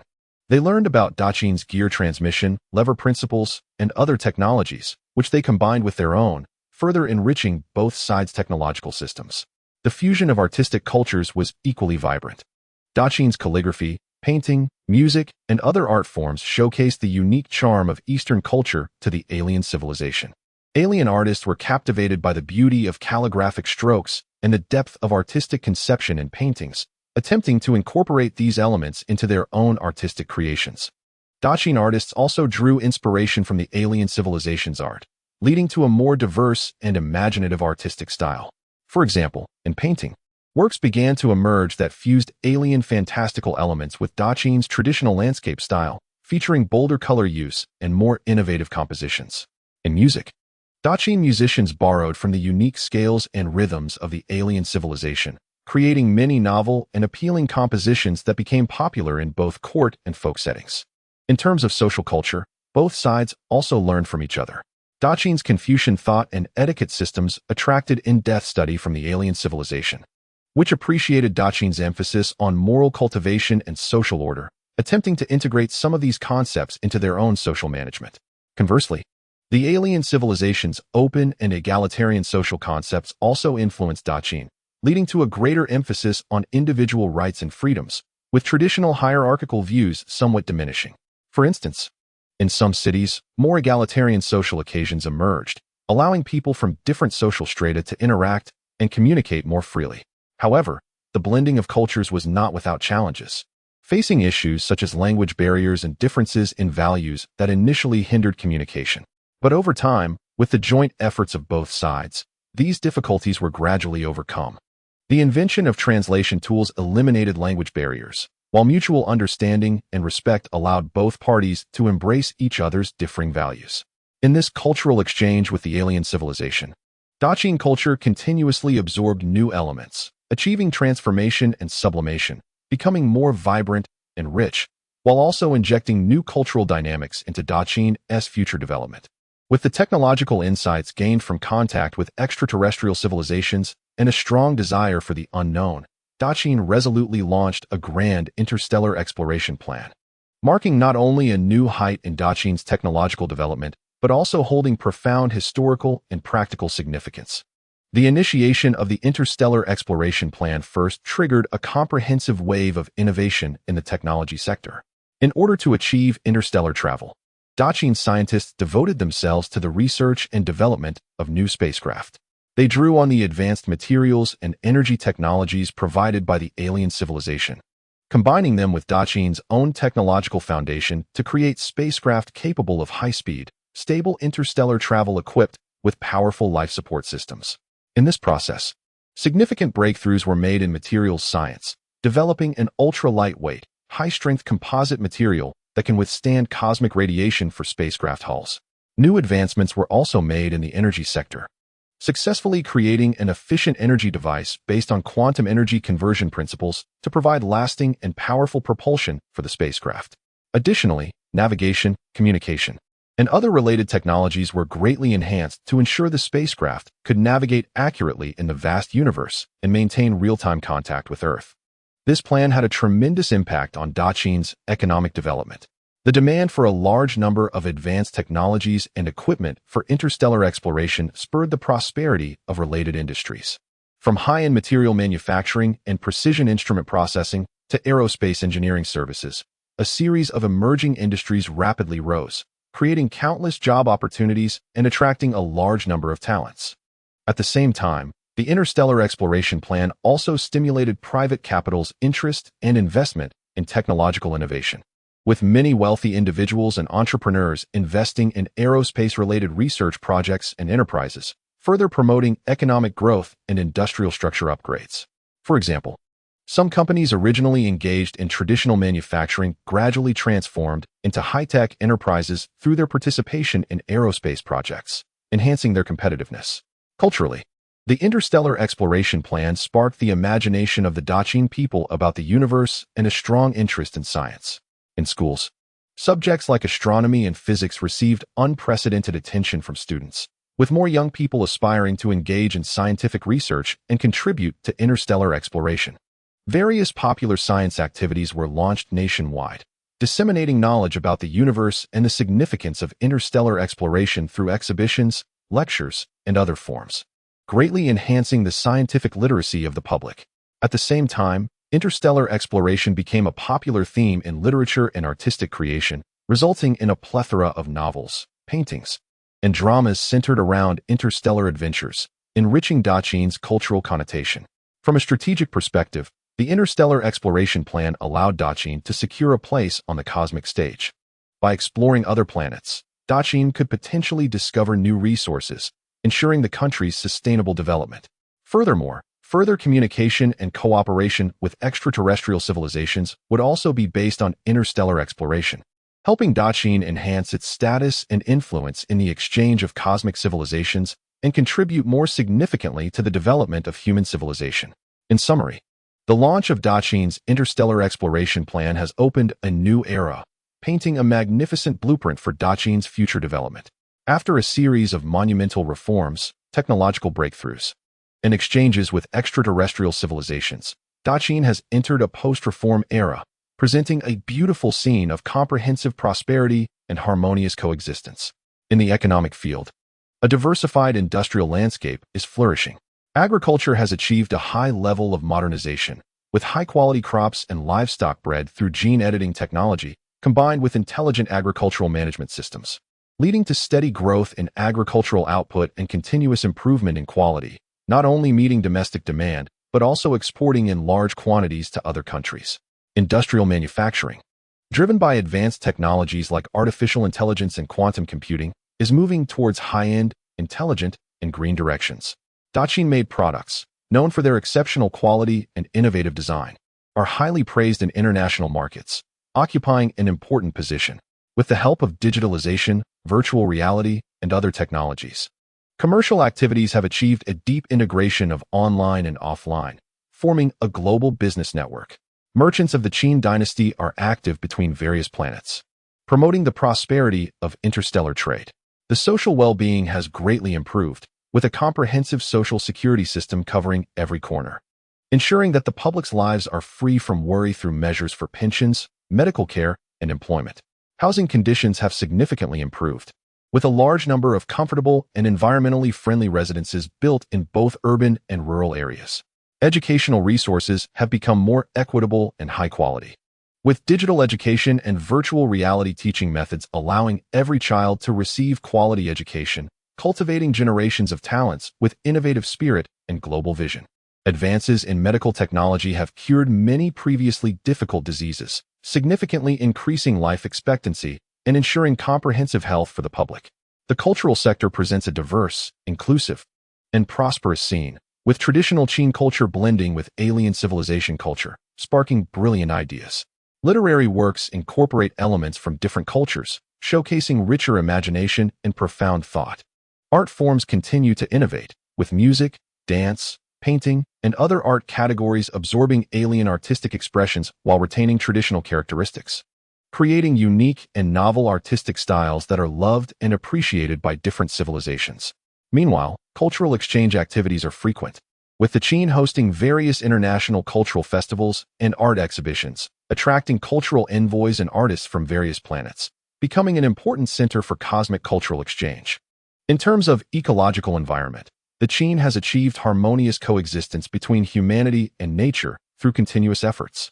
The widespread application of new energy has reduced reliance on traditional energy sources and lowered environmental pollution. Strict ecological protection policies and advanced environmental protection technologies ensure the health and stability of ecosystems such as forests, rivers, and air. Cities are filled with shade from trees and fragrant flowers, while rural areas boast beautiful pastoral scenery, with ecological tourism becoming a popular industry, allowing people to enjoy the benefits of economic development while fully appreciating the beauty of nature. In international relations, the Qin, with its strong technological strength, prosperous economy, and inclusive culture, has become an important member of cosmic civilization. It has established extensive, friendly cooperative relations with other planetary civilizations, jointly conducting interstellar exploration, technological research and development, and cultural exchanges. The Qin actively advocates the concepts of peace, cooperation, and win-win outcomes, playing a constructive role in cosmic affairs and making significant contributions to maintaining peace and development in the universe. In summary, in the post-reform era, the Qin has achieved remarkable accomplishments in various aspects, realizing comprehensive prosperity and harmonious coexistence, becoming a brilliant pearl in cosmic civilization. Chapter 5. Insight into opportunities. Lin Yu sat in the study of the Xianyang Palace, surrounded by reports sent from various places. The candlelight flickered, reflecting his furrowed brow. Recently, he felt an inexplicable unease, as if a dark current was surging beneath the land of the Qin. A spy quietly entered the study, kneeling on one knee, and whispered, "Your Majesty, recently in Xianyang City, some suspicious individuals have been discovered. They often gather in groups at lively places like taverns and inns, speaking cautiously as if plotting something." Lin Yu's eyes narrowed, and he asked, "Have you been able to ascertain their origins?" The spy shook his head, not yet clarified. These individuals are very cautious and disguise their identities well. However, from observations, they seem to be spending money lavishly, unlike ordinary citizens. Lin Yu pondered for a moment and instructed, "Continue to monitor closely and ensure you uncover their backgrounds and intentions." The spy complied and left. Lin Yu stood up and paced back and forth in the study. He knew well that, while the Qin appeared calm on the surface, internal contradictions were complex. Although the remnants of the 6 states had been conquered by the Qin, the fire of restoration in their hearts may never have been extinguished. Moreover, within the court, the struggle between reformists and conservatives had never ceased. What connection did these suspicious individuals have with either side, or was there another force behind them? Meanwhile, in a hidden courtyard in Xianyang City, several men in black were gathered together.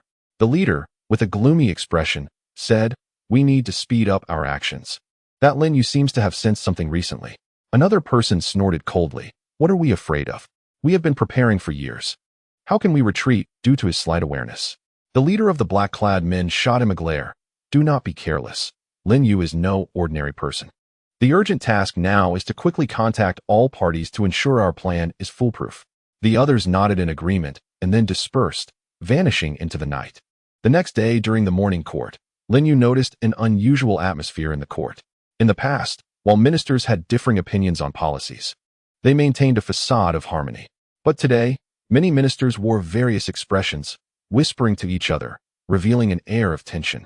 Li Si was the first to step forward and said, "Your Majesty, I have recently heard many rumors circulating among the people, saying that the foundation of the Qin is unstable and the remnants of the 6 states are about to return. Such rumors are misleading and may incite unrest. I hope Your Majesty will order a thorough investigation." Before Lin Yu could respond, the conservative minister Wang Bin stood up and said, "Your Majesty, these rumors may not be without basis. The reforms being implemented have touched too many interests and may have caused dissatisfaction among some, leading to deliberate chaos." Lin Yu's heart stirred. Wang Bin's words seemed to criticize the reforms for causing chaos, but in reality, they were an opportunity to suppress the reformists. He calmly asked, "What do you think should be done, Minister Wang?" Wang Bin cupped his hands and said, "Your Majesty, the current plan should be to temporarily pause the reforms to soothe various factions, and once the situation stabilizes, we can reconsider." Li Si immediately retorted, "Minister Wang's words are incorrect. Reform is the foundation of the Qin's prosperity. How can we abandon it due to a few rumors? Moreover, these rumors may have been deliberately created by someone to disrupt the reform agenda." The court was instantly divided into 2 factions, with reformists and conservatives arguing fiercely. Lin Yu understood that behind this argument lay a deeper conspiracy. He raised his hand to signal for silence and said, "Reform is my determination and cannot be shaken. As for the rumors, I will send people to investigate thoroughly and root out the mastermind behind it. All ministers need not argue. We must unite to ensure the stability of the Qin." After the court adjourned, Lin Yu kept Li Si behind. Lin Yu said, "Minister Li, what do you think about today's court affairs?" Li Si frowned and said, "Your Majesty, I believe there must be a force behind this stirring the pot. They are using rumors to incite discord in the court, attempting to disrupt the reform plans. However, it is still unclear who this force is." Lin Yu nodded. I feel the same. You should secretly send people to investigate and see if you can find any clues. Also, closely monitor the movements of the ministers in the court, especially those who suddenly change their attitudes. Li Si took his leave, and Lin Yu watched his retreating figure, silently contemplating that this crisis might be more complicated than he imagined. A few days later, the spy reported again that during the surveillance of those suspicious individuals, a secret letter had been intercepted. Lin Yu unfolded the letter, which had a hasty handwriting, stating, "On the night of the full moon, at the foot of Mount Li, the old factions will gather to discuss important matters." Lin Yu's heart tightened at the mention of old factions, which likely referred to the remnants of the Six States. It seemed they were about to take significant action. Lin Yu immediately summoned his trusted generals to discuss countermeasures. General Meng Yi said, "Your Majesty, since we know the time and place of their meeting, why not take this opportunity to capture them all?" Lin Yu shook his head. "We cannot act recklessly. This letter may be a trap. They might have deliberately allowed us to intercept it to lure us in. Moreover, we do not know the scale of their meeting or their specific plans. Acting hastily could lead to mistakes." Another general, Zhang Han, said, "What Your Majesty says is correct. We can first secretly send people to the foot of Mount Li to ascertain their details before making a decision." Lin Yu adopted Zhang Han's suggestion, selecting a group of elite shadow guards and ordering them to go ahead to the foot of Mount Li to lie in wait and gather intelligence. At the same time, he strengthened the defenses of Xianyang City to prevent the enemy from feigning an attack elsewhere. The shadow guards received their orders and departed, while Lin Yu anxiously awaited news in the palace. He knew that this battle was crucial to the future of the Qin dynasty. If not handled properly, it could lead to its irreversible downfall. On the night of the full moon, the area at the foot of Mount Li was eerily quiet. The shadow guards lay in ambush, closely watching for any movement. Soon, a group of dark figures converged from all directions, numbering around several hundred. These individuals gathered in a hidden valley, led by a man dressed in a black robe.